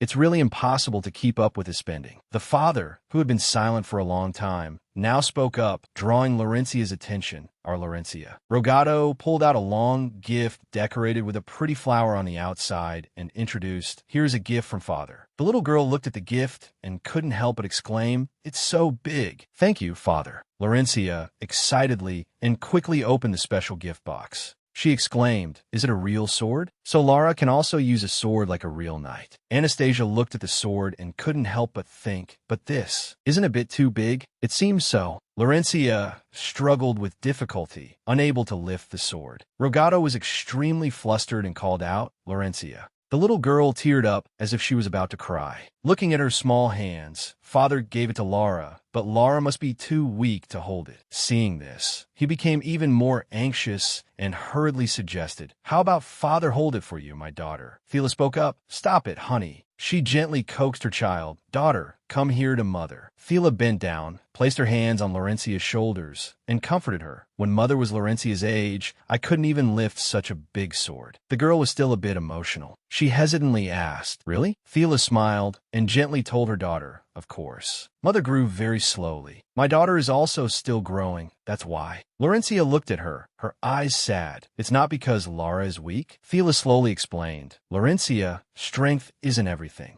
Mother is weaker than father, so am I not as strong as father?" The little girl seemed to understand and raised her hands with full certainty. "No, mother is the strongest person in the world." Fila smiled gently, happy to see her daughter regain her spirit. She clarified, "Father probably thought Lara would grow fast, so he gave you a big sword in advance." Laurencia asked, "Really? Then I'm fine." She thanked her father for the gift. "I'm sorry for almost crying." Anastasia looked at the girl, her heart full of admiration, as expected of my sister. "She is the most adorable person in the world." The father handed his daughter the sword, and the little girl happily accepted it. And so Laurencia's birthday party ended like that. Time passed, and soon it was early summer. The Duke's castle was still peaceful, only a bit busier because the Summer Encouragement Festival was approaching. Anastasia strolled down the corridor, pondering. "I heard that this year my brother will also take charge of the work. He's already busy, but since he became the young duke, it's even harder to see him. Should I read the book that my brother recommended before?" Then Anastasia gently opened the door to the library. Inside, it was full of books very neatly arranged. Suddenly, a familiar figure appeared before her eyes. Anastasia recognized that it was Damien. She wondered, what is he doing in the library at this hour? Thinking that, she approached and asked him, "Are you not busy today?" Damien turned around, saw her, and replied, "I was planning to take a break." Laurencia said, "Anastasia is usually here in the afternoon," and it was true. Her eyes were full of gentleness. "From here, I can clearly see my sister training." Damien smiled brightly and exclaimed, "Our youngest really likes Laurencia." Hearing that, Anastasia added, "I really like you too, second brother. If there was a place where I could see you study, I would have run back and forth between that place and here." Damien still smiled gently. It would definitely be much more boring than reading books here. Suddenly, sounds of yelling and laughter from below caught their attention. Below were Laurencia and the maids playing tag with each other. As she ran, the little girl called out, "Hurry up!" Anastasia guessed. So everyone finished training and is playing. They're always close. But she suddenly realized something. Brother Damien. She saw that his face looked so lonely. Damien looked down with a sorrowful expression. Anastasia pondered. Is he jealous? Sometimes the family forgets that he is still just a child. Then she made a decision. Anastasia pulled Damien's hand to get his attention. As the youngest, I have to act a bit spoiled, right? Dare to think, dare to do. The little girl acted coquettishly with her brother. Today I want to be by your side all day. Can you play with me? Her pure and innocent face made him unable to refuse. Anastasia tightly held Damien's hand, constantly pleading,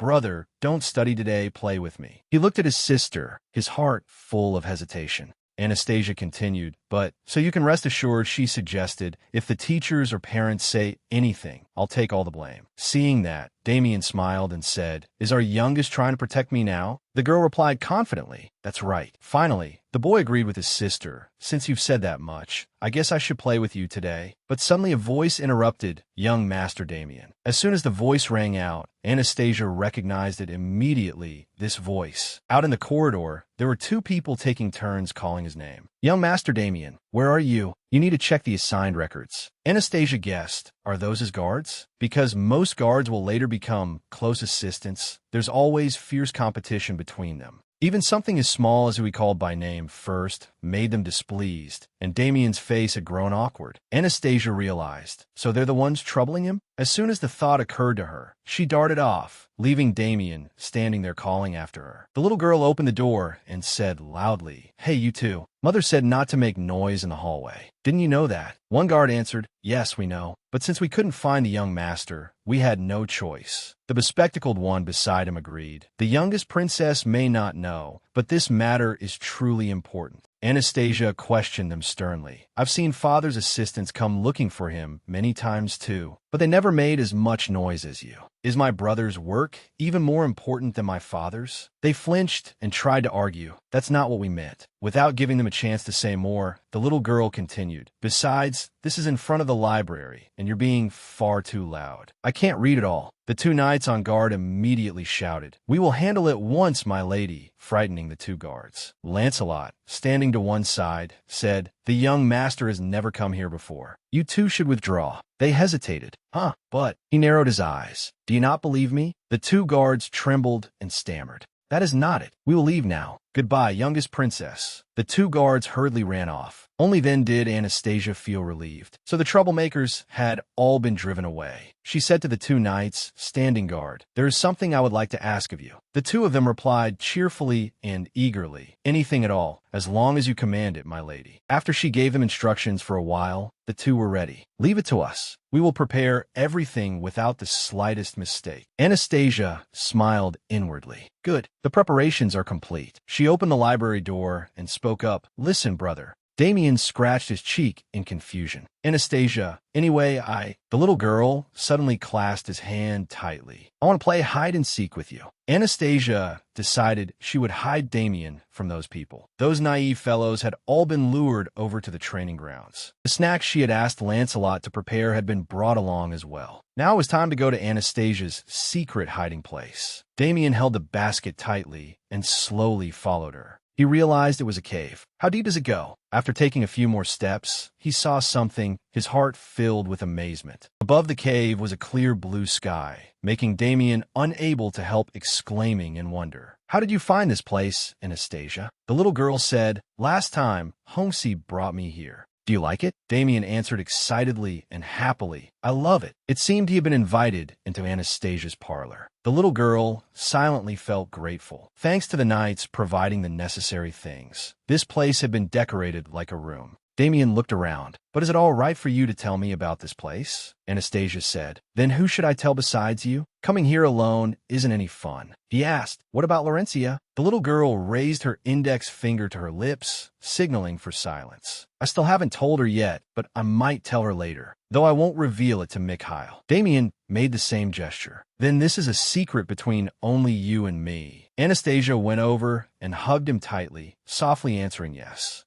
Damien lowered his head and looked at her gentle face. Anastasia's eyes were closed in complete relaxation. He looked at her, something thoughtful in his heart, then said, Anastasia, will you listen to me for a bit? The two sat down at the tea table and talked slowly. Damien lowered his head and confessed. It seems I'm not good at making friends. Anastasia immediately objected. Why would you think that? She was slightly shocked inside. Why is he saying something so unbelievable? He's Mikhail's friend too. The little girl said, Laurencia and Anastasia get along well with everyone, but I feel like I'm doing something wrong. Anastasia anxiously stood up. That isn't true. You really, truly are a good person. Damien gently apologized. I made you sad, didn't I? The little girl thought to herself, even now, he's still worrying about my feelings. Then who will worry about his feelings? Then Anastasia clenched the hand she had placed on the table. The little girl said everything she had always thought in her heart. In anyone's eyes, you are a good person.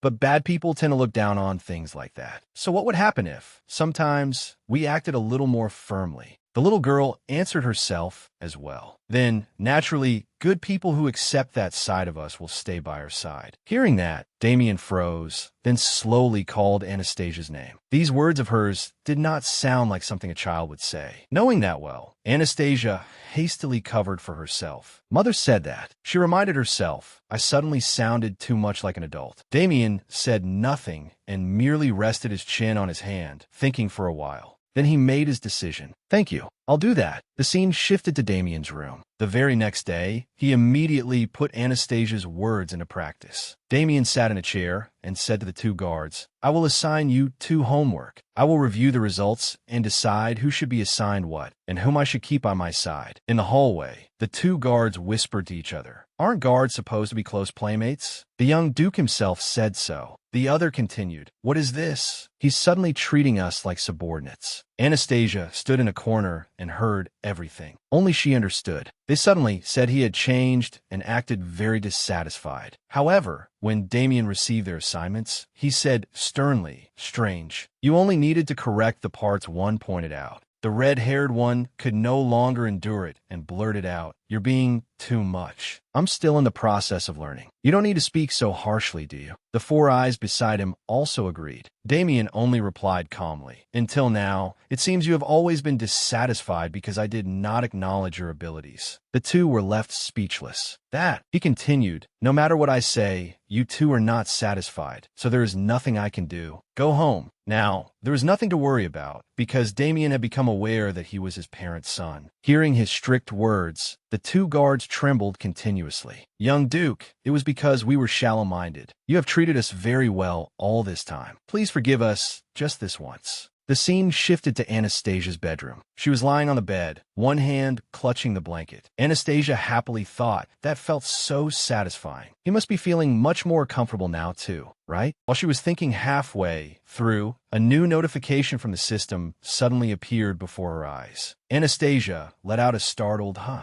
She rejoiced inwardly. After 3 years of silence, it finally found a desired target. On the phone screen, a line of text appeared. Would you like to check the new notification? Anastasia tapped it to see. After the notification appeared, she unconsciously wondered, an address? Suddenly, Anastasia froze, her eyes widening and her pupils contracting. The phone read, Second Ducal Mansion, 1, West Forest Road, Duke Enderblink, Kingdom of Kazan. Status, resting. Desire, to become a true colleague. The little girl was shocked. The ducal house of Enderblink? Anastasia was stunned. For 3 whole years, there had been no news at all. Yet now someone in the ducal mansion was longing for me. Has anyone new entered the ducal mansion recently? Good thing I took the time to update the app earlier. Let's see if there is any information. A series of thoughts raced through her mind. The little girl looked at the lines of text appearing on the screen. World information. 13th world. World of the hero. Demon King information. The Demon King is number 1. She analyzed inwardly. The 13th world? On the contrary, this world has far too many suspicious people. She recalled, it was the world where I met my beloved puppy, Chocolate, because that was when I was the Demon King. Anastasia had been born as an incubus-type demon among the demon race, a race that absorbed magic from other people's dreams to increase their power. But that process was too troublesome, so she chose a more familiar method. That was to use her fists. All she had to do was punch the target straight in the face. Like that, Anastasia subdued one troublesome person after another, and by the time she was about 14, she had become the Demon King. But there was only one problem. That world was like the fairy tales her older sister loved, a world of heroes where they defeated the Demon King and saved the princess. She wondered, was it because of that? Even though I never interfered with the human kingdom. Ironically, the princess, the one who held the key to that fairy tale, ran away from home and came all the way to the Demon King's castle. Anastasia returned to the present and reminded herself it would be best not to summon Chocolate because he hates every one of the children who made me die. Then she scrolled to the next piece of information. Location: night dormitory. There are 2 people carrying longing. Now she could only smile bitterly. This is serious. There really are too many suspicious people. She wondered, could it be the 4 heavenly kings or the 10 great elders? The Demon King's companions were not just 1 or 2 people. But in the end, she decided whatever. Forget it. Then she put the phone away. Anastasia flopped down on the bed, thinking, I'll deal with it tomorrow. 3 years have already passed peacefully, so slowing down by 1 day probably won't matter. After an unknown amount of time, a loud noise woke Anastasia. As she opened her eyes wide, she wondered, what was that sound? The little girl sat up, extremely vigilant. Is an enemy attacking? The maid beside her spoke. My lady, you are awake. You must have been startled. Today, the night's training is a little intense, so that is why there was such a loud noise. Anastasia stared blankly. Training?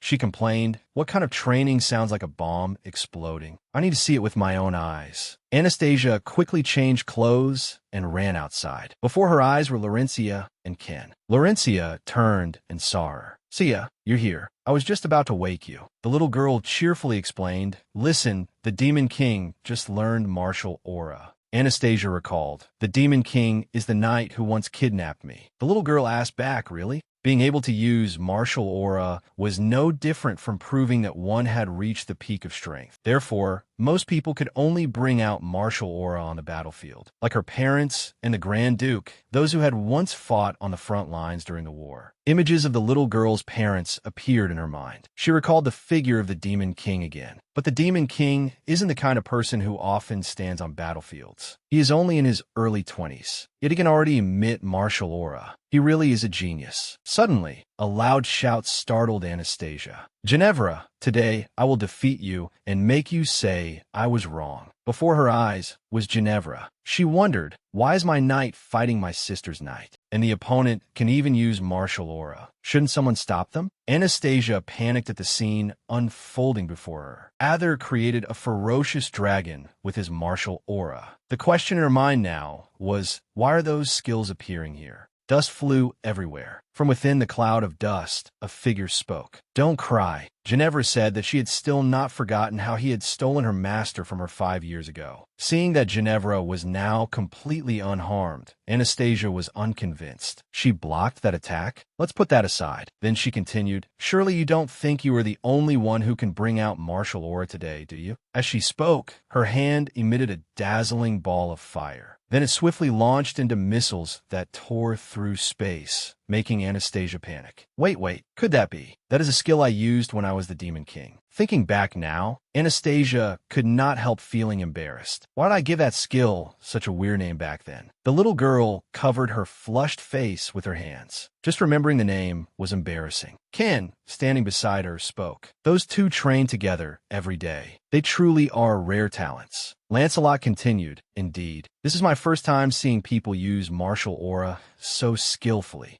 Anastasia now realized it. That's right. If they can use those skills, then it's obvious they are those 2 people. She looked at Ginevra, who was burning with fighting spirit. Facing her was Ather, who was extremely excited. Those 2 were the princess and the hero of the 13th world. Anastasia thought, if Chocolate shows up, this will become a huge problem. Although they once cherished me dearly, they were also the people who killed me. Then memories flooded back into her. A clumsy hero who always lost his sword and always panicked while asking where his sword was. And a bold princess who did not hesitate to run away from home and come all the way to the Demon King's castle. She had once pleaded, Demon King, could you take me as your wife? I truly like you very much. Anastasia beside her looked fed up. I have no intention of getting married. Chocolate, throw this girl out for me. She also had to soothe Ather. Stop crying. Tell me what happened. Did you lose to the 10 great elders? He sobbed noisily. I was supposed to defeat them so I could fight the Demon King, but I lost to them. They were strange people who always made the originally peaceful Demon King's castle lively. And yet, without realizing it, I came to care for them. Then I taught them swordsmanship, and I taught them magic too.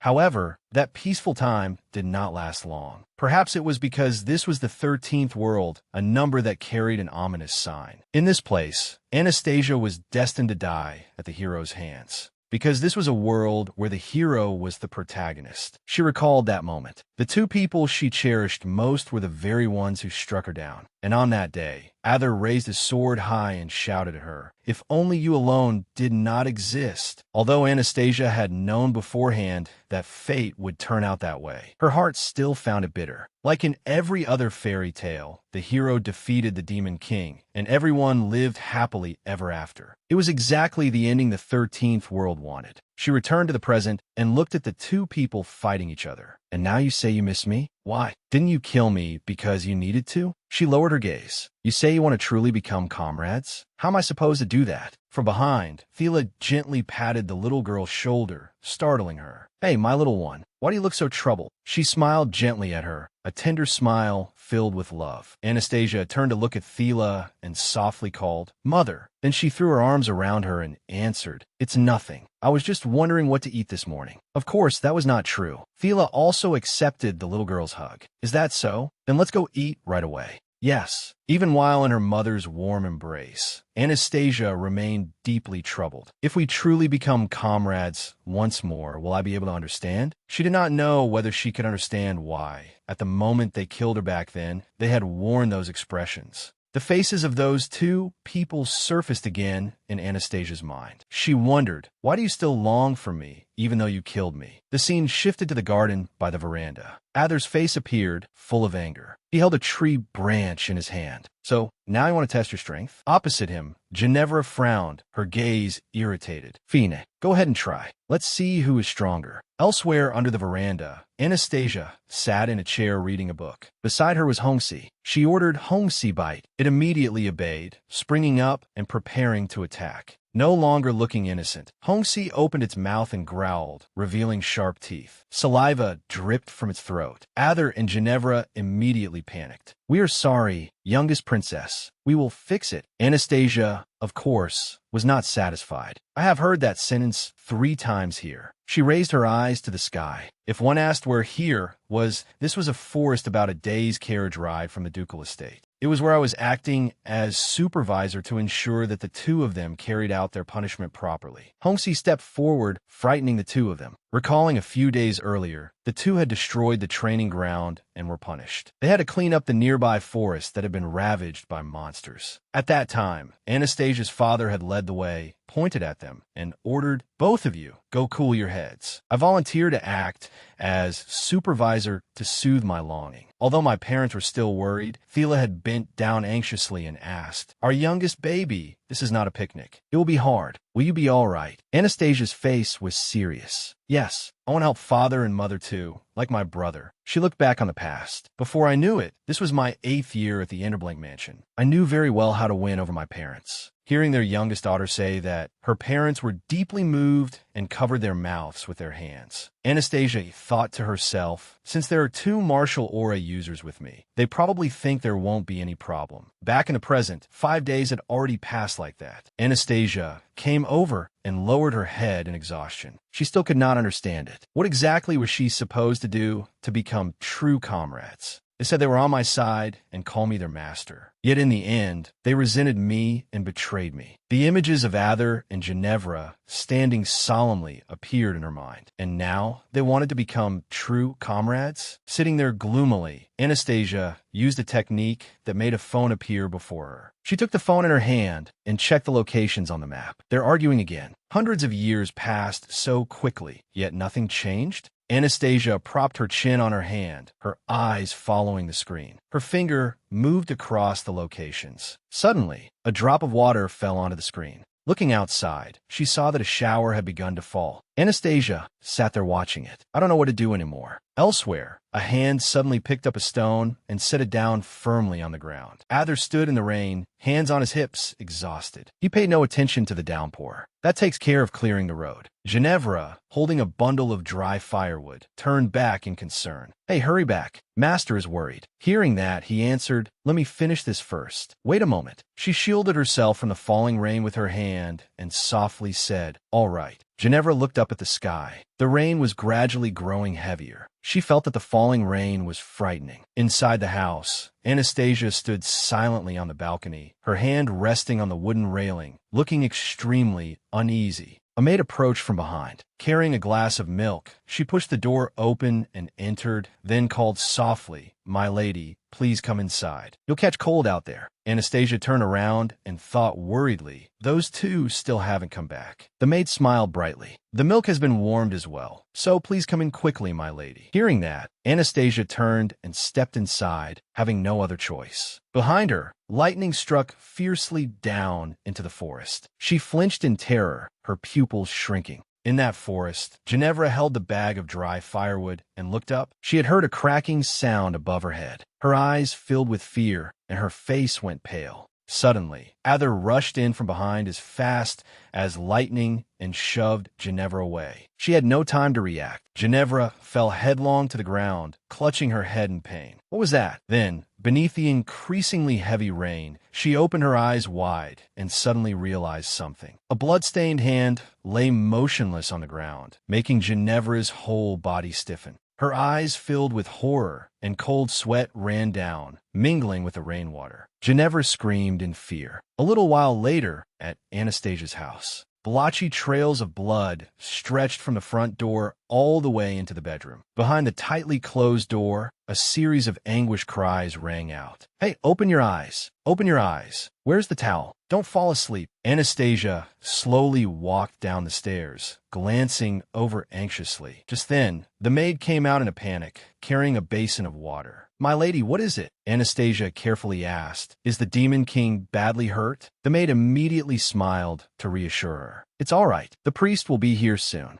Anastasia could tell at a glance. She's lying. How could a priest come in this rain? They could have asked me, the saintess, but they're worried because I'm only a child. She clenched her fist. The Demon King looks seriously injured. I thought that since they were martial aura users, they would be fine. No, don't regret it. After that, Anastasia quickly ran back up the stairs while announcing, I'm going to sleep early today. The maid watched her footsteps and said, sweet dreams, my lady. Anastasia reassured herself. I'm doing what I can do. In the dark room, the maid was sitting slumped in a chair, fast asleep. Anastasia sprang up from the bed and raised her eyes to look at the maid. She stared intently at her while casting magic with her hand. The maid is asleep too. Let's go. Suddenly, Anastasia vanished from the room and stepped across the wooden floor. When Ginevra saw her standing in front of her, she sprang up in alarm. Anastasia put a finger to her lips, signaling for silence. It's all right. The Demon King is ill, so I came to soothe him. She approached Adler and gently placed her hand on him. Anastasia's hand shone brightly as she spoke. My hand is divine medicine. Then she turned to comfort Ginevra. This was only an accident, so don't blame yourself too much, all right? Suddenly, Anastasia's eyes went rigid as she stared intently in one direction. Opposite her, Ginevra's eyes had somehow become red. She clenched a hand to her chest and softly called, Master. Returning to the memory of the 13th life, it was as though a hand had torn away a strip of tape. So that's what it was. You two never resented me. At that time, tears flowed from Adler's eyes. Behind him, Ginevra was just as overcome with emotion. Back in the present, Anastasia suddenly froze. You suppressed your resentment and gritted your teeth so your tears wouldn't show. Why didn't I realize it? Then she quietly asked, Tomorrow, show me your smiling face together with Adler. All right. Ginevra stood with her body drawn in, listening to Anastasia speak. After hearing that, her eyes showed a little confusion. Then Ginevra became emotional, choking up as tears welled in her eyes. A voice full of self-reproach rang out, as if the Ginevra from the 13th life had returned. She sadly covered her eyes and sobbed. I'm sorry. I'm sorry. Anastasia recalled the moment when she had been happily taken out to play and thought, come to think of it, I never once called her name. Before her was Ginevra's happy face. In the distance, Adler was waving his hand. Anastasia wondered, was this all it took? Princess, hero, the two of them played together to their heart's content in a brilliant flower field. But one day, everything shattered and happiness turned into pain. A gentle hand took hold of the beautiful memory that had broken into pieces. He smiled faintly, took it, and then let it scatter into nothingness. There is no need to look at memories that make everyone suffer, is there? Anastasia sighed, looking displeased. Do you know, I really hate being interrupted while I'm watching. Whether it is a happy ending or a tragic one, I have to confirm it myself. Without beating around the bush, she said outright, so could you please leave? The cloaked figure lowered his head, his voice sulky. How cruel. It's been so long since we last met, yet you didn't even wait for me. Anastasia said coldly, I'm not happy. He asked her, you truly won't regret it? Anastasia answered loftily, why would I regret it? No. Actually, there is something I wanted to ask. It was a question she had long wanted to ask. Are you the chief god? The cloaked figure raised a hand to his mouth. Let's see. I don't know which chief god you're talking about. You and I are similar beings. Anastasia pressed him. You're not going to speak honestly? Then since you came all this way, tell me one more thing before you go. How many more people's longing am I going to have to resolve? He puffed up sulkily. It seems I'm the only one telling you everything. So I won't tell you. As soon as he finished speaking, he vanished without a trace, leaving Anastasia bewildered. She grew angry. That guy, did he run away because he doesn't know either? Fine, I'll find out myself. Anastasia figured it would probably show up if she updated the app. In the 13th life, in contrast to the peaceful demon realm, the human realm was drawing ever closer to its time of destruction. A priest shouted, how long do you intend to pretend not to know? Hero, princess, do you intend to let everyone die just to protect the Demon King? Two priests had blocked Adler and Ginevra. Even so, the two of them still refused to kill the Demon King. At that time, on a long bench along the road, Adler leaned back against the seat with his arms crossed over his chest. The cause of destruction is not the Demon King. Ginevra agreed as well. That's right. The Demon King we met did nothing to harm the human realm. Not until that prophecy came down. A voice rang out. My children, the one you cherish carries the aura of destruction. If left as is, that person will perish together with this world. Ginevra panicked. The Demon King might disappear? No way. Adler added, do you know how powerful the Demon King is? There must be a way for us to survive together. The voice continued, even if you save that person, they cannot be saved. Even if you keep them, they cannot be happy. If that person is precious to you, make them hate you more than anyone else, and then let go. Then that person will be reborn in a body that is not cursed and will be able to enjoy happiness. Adler's face went pale. In the end, does that mean we have to kill the Demon King? Ginevra clenched her fist. Do you know what upsets me the most? You foolish hero.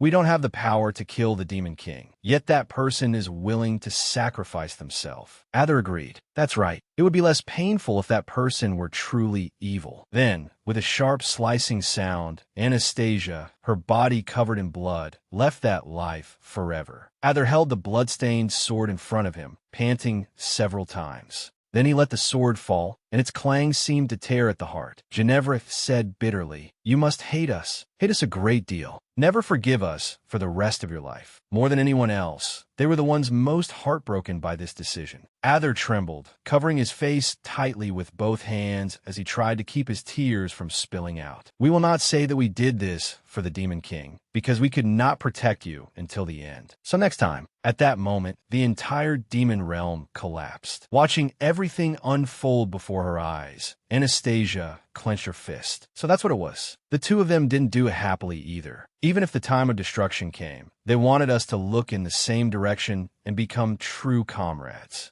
Anastasia's face flushed, and her eyes shimmered with tears as she reproached them. Why did you hide all of that? You fools. Returning to the present, Adler, drenched in tears, said shakily, yes, I am a fool, because I got hurt like a fool. Ginevra was crying too. No, my lord, I was the one who failed to protect this fool. Anastasia realized, perhaps because the memories of the past were too intense, it seems I fainted. She turned to look at the two of them and spoke with affection. Thank you. Seeing her like that, the two of them finally stopped crying. For a moment, They did not understand what was going on and answered in unison, yes. Anastasia's sudden question startled them both. By the way, were you two arguing again? Don't need to tell Mother one more time. Ginevra immediately denied it. No, we weren't arguing. Adher also agreed and tried to explain. That's right. We were only happy that the youngest lady was safe. Truly, Anastasia had not lived a life where she was unloved. She recalled Adher and Ginevra from her 13th life. Then she looked again at the two before her, who were crying and pleading, "Please don't tell Madam." Anastasia told herself the princess and the hero, Ginevra and Adher, showed their feelings like that. How could that not be love? Fortunately, before June ended, Anastasia was able to return to the ducal mansion. Although a priest had come and bothered her, Adher and Ginevra helped her shake him off. The two of them grumbled, "The youngest lady has not fully recovered yet. Please leave."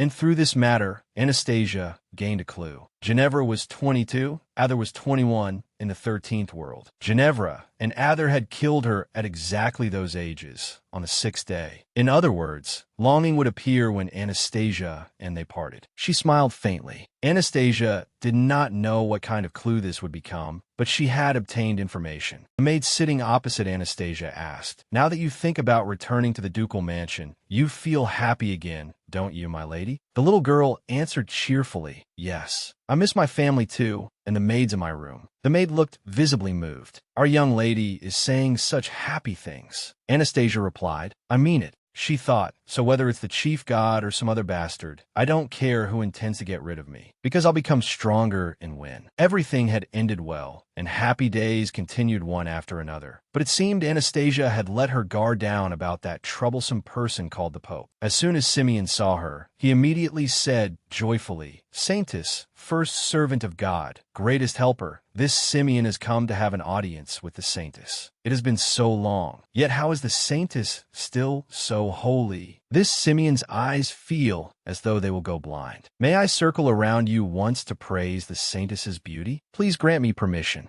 Anastasia sighed inwardly. He must be busy, so why did he come all the way to my house? Well, anyway, she secretly pointed and gave the tiger an order. "Homsi, bite him." The tiger immediately roared, revealing terrifying teeth. Simeon screamed in fear. "Save me, Saintess." A moment later, he wiped away the blood gushing from his head and sighed in admiration. "The Saintess's welcome is truly intense. This, too, is proof of your grace's remarkable growth." Anastasia simply gave him a look telling him to get to the point. At last, Simeon spoke seriously. "Saintess, is the 17th prince well?" Anastasia replied, "So you came because of lame eyes?" Simeon continued with praise. As expected, the Saintess has already noticed the fact that the 17th prince possessed holy power. His image appeared through Simeon's words. At the beginning of July, Anastasia had passed extremely peaceful days. The little girl received many congratulations for her 8th birthday. Grand Duke Levinas and Mikhail finally gave her gifts that were not jewelry. And also, Anastasia's eyes shone as she pointed forward. She had also become closer to the other knights in the ducal mansion. She called each of their names one by one, and every one of them was delighted. They were kin, Lancelot and Hannah. Lancelot, deeply moved, had tears in his eyes. "My lord called my name." Seeing their reactions, she thought, "If I'd known they would like it this much, I would have called them sooner." They unexpectedly dropped to their knees and said in unison, "We swear to be loyal to you for the rest of our lives." Instead, it seemed Anastasia had inadvertently touched some strange kind of loyalty. The little girl also explained to Chocolate what had happened. In the bedroom, only Anastasia and Chocolate were talking. After finishing her story, the little girl asked, "Chocolate, do you understand? So don't hate those two too much."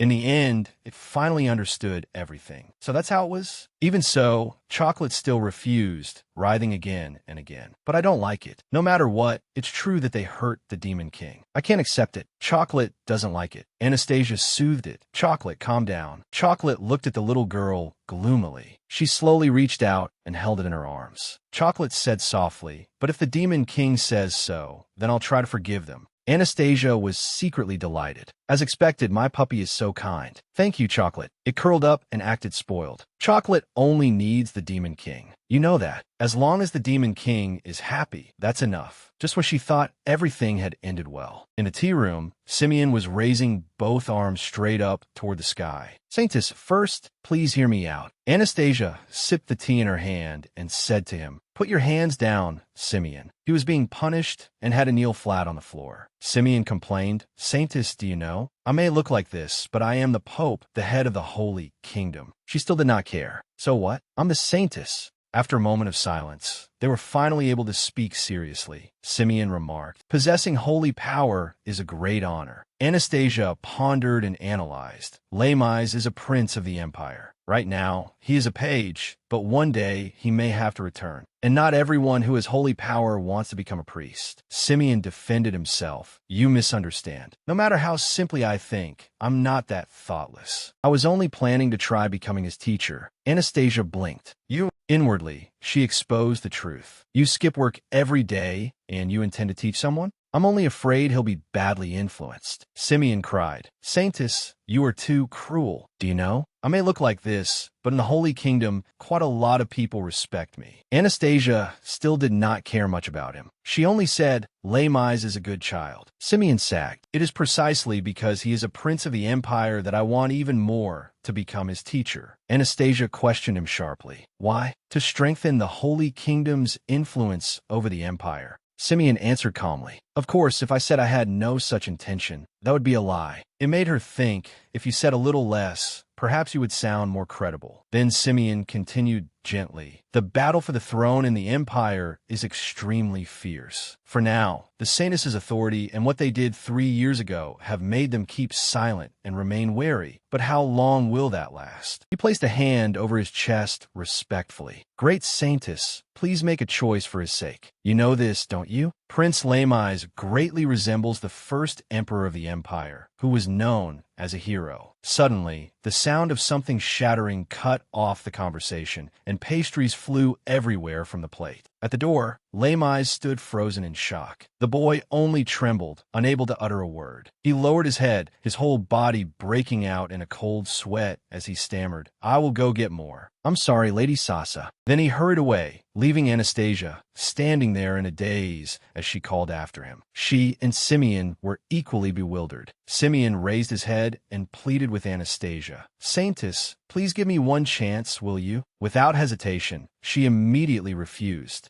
Anastasia explained gently, "Lamais is still afraid of grown men." She recalled that 3 years had passed. He no longer stuttered, and he had also gained snacks and favorite foods of his own. Even so, it was still far too short time to heal all the wounds little Lamais had suffered. He was hurrying away down the dark corridor. A moment later, Anastasia also stepped outside and went to look for Lamais. When she found him, Anastasia spoke up. "There you are. I believe you said you were going to get more pastries for me." Lamais, who was standing in a corner, flinched violently. He was still trembling as he curled in on himself. "Lady Sasa, I'm sorry. I didn't mean to eavesdrop." Anastasia comforted him, then steered the conversation elsewhere. "I don't think you did. The chef said he would make lemon-glazed pastries today. You wanted to bring them to me, didn't you?" Lamais answered softly, "Yes, because you like lemon-glazed pastries, Lady Sasa." The little girl smiled gently at him. "That's right. I like them very much." That made Lamais calm down a little. "Lady Sasa, you don't hate me or feel angry with me, do you?" Anastasia asked softly, "Why would I?" Lamais stammered as he explained, "Because of this face. In the Empire, many people have." But she suddenly asked, "Then why?"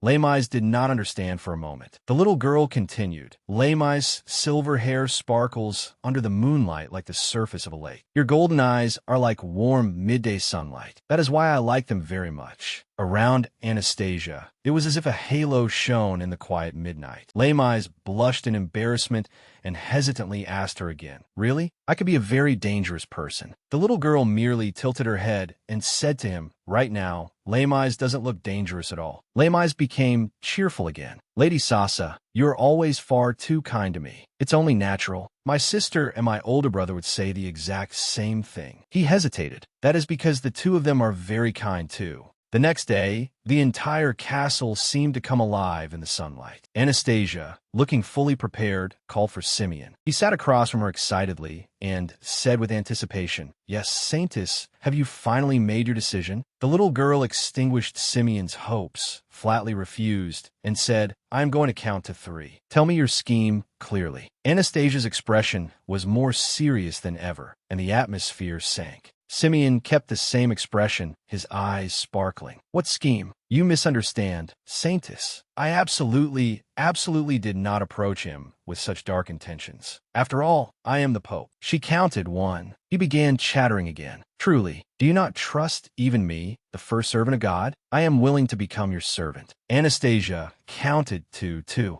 He still tried to persuade her, putting on his glittering eyes. "Oh, Saintess!" That made her snap. "Who are you acting cute with?" Then Anastasia counted to 3. In the end, Simeon had to surrender before this forcefulness. "I will tell you everything, Saintess, so please do not make me raise my hands as punishment anymore." She looked at him and asked, "You really won't lie?" Simeon brightened and even gave a trustworthy thumbs up. "Of course, I can swear to God at any time." But Anastasia already knew perfectly well in her heart. "Yes, you're planning to lie again, aren't you?" She reached behind her and rummaged for something. "Then there is no other choice." Anastasia took out a strange object in her hand. "This is a holy relic God bestowed upon me." Simeon straightened up. "A holy relic? How truly sacred." But he had to stop thinking that right away. Why does it look like such a horrifying torture device? He quietly questioned her. "What holy relic is it?" Anastasia put her hand into the object and introduced it. "This holy relic is called a lie detector." Simeon was so frightened he could hardly believe it. "Could you please say that one more time?"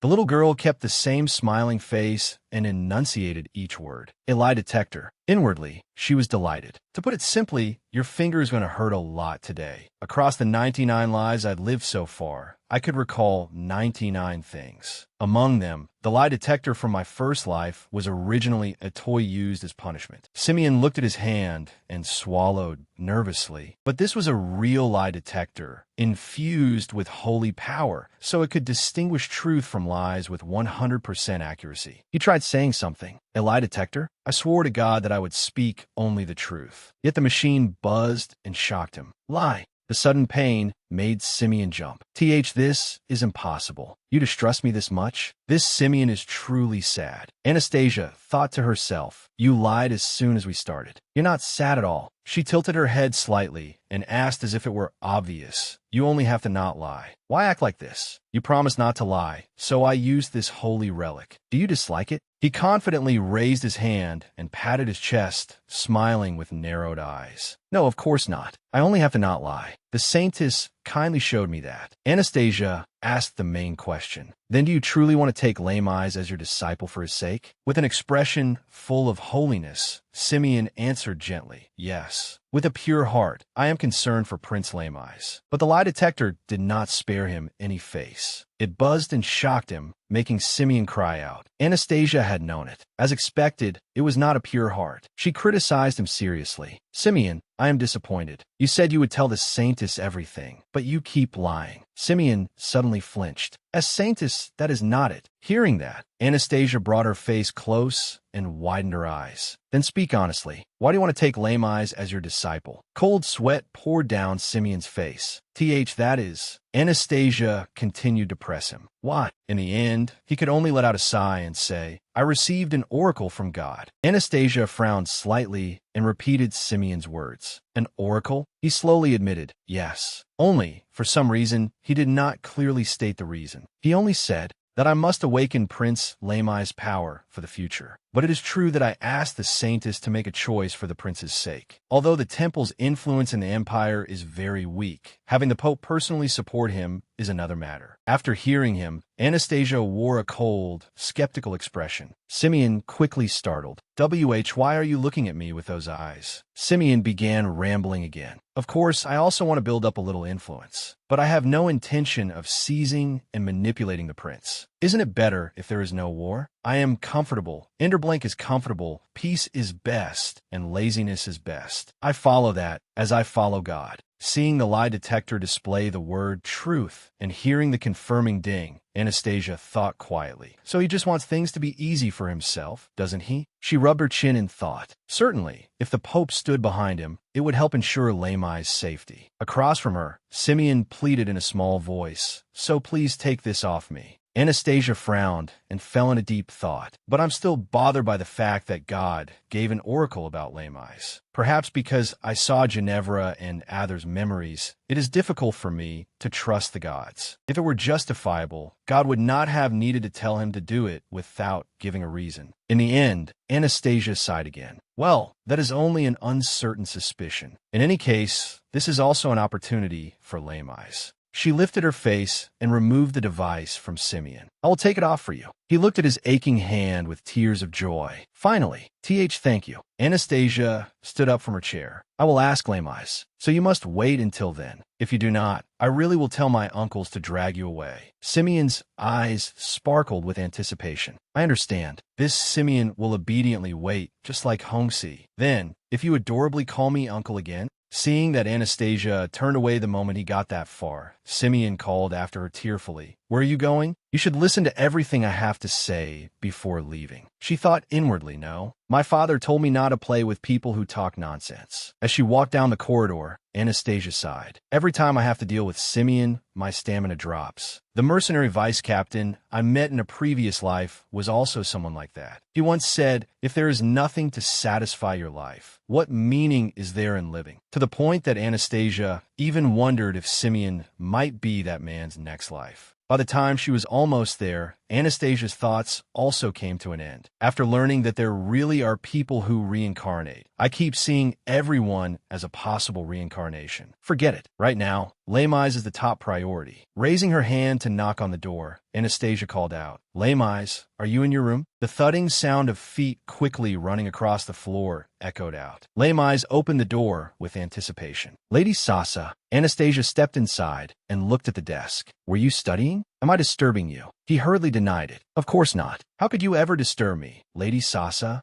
"I like anything you do, Lady Sasa." Anastasia hesitated for a moment, then said, "This time, I cannot say that everything is all right." Lamais asked in confusion why. The little girl explained, "Because this is a very, very important matter for you, Lamais." "Lamais, are you afraid of the Pope?" He flinched slightly upon hearing that question, but then Lamais trembled as he tried to look calm. "It is all right. If you want me to, Lady Sasa, I can go to the Holy Kingdom. If that will help you, Lady Sasa." Anastasia glanced at his trembling arm and judged. "What do you mean it is all right? Your hand has already started shaking." So she stated again firmly, "You do not need to think of me. I only want to know what you want to do." Lamais answered a little timidly, as if he could hardly believe it. "Yes." Anastasia continued with her evaluation of Simeon. "The Saintess is truly too much. As for His Holiness the Pope, he is a very strange uncle. Although he is strange, he is still the Pope." If he heard those words, he would surely cry tears. His Holiness the Pope said that if you become his disciple, Lamais, you will also become healthier and be able to avoid frightening people. Lamais listened to everything in stunned silence. He lowered his head and thought for a long time with his lips pressed together. Only in the end did he straighten his back and ask, "If so, will I be able to stay by your side longer, Lady Sasa?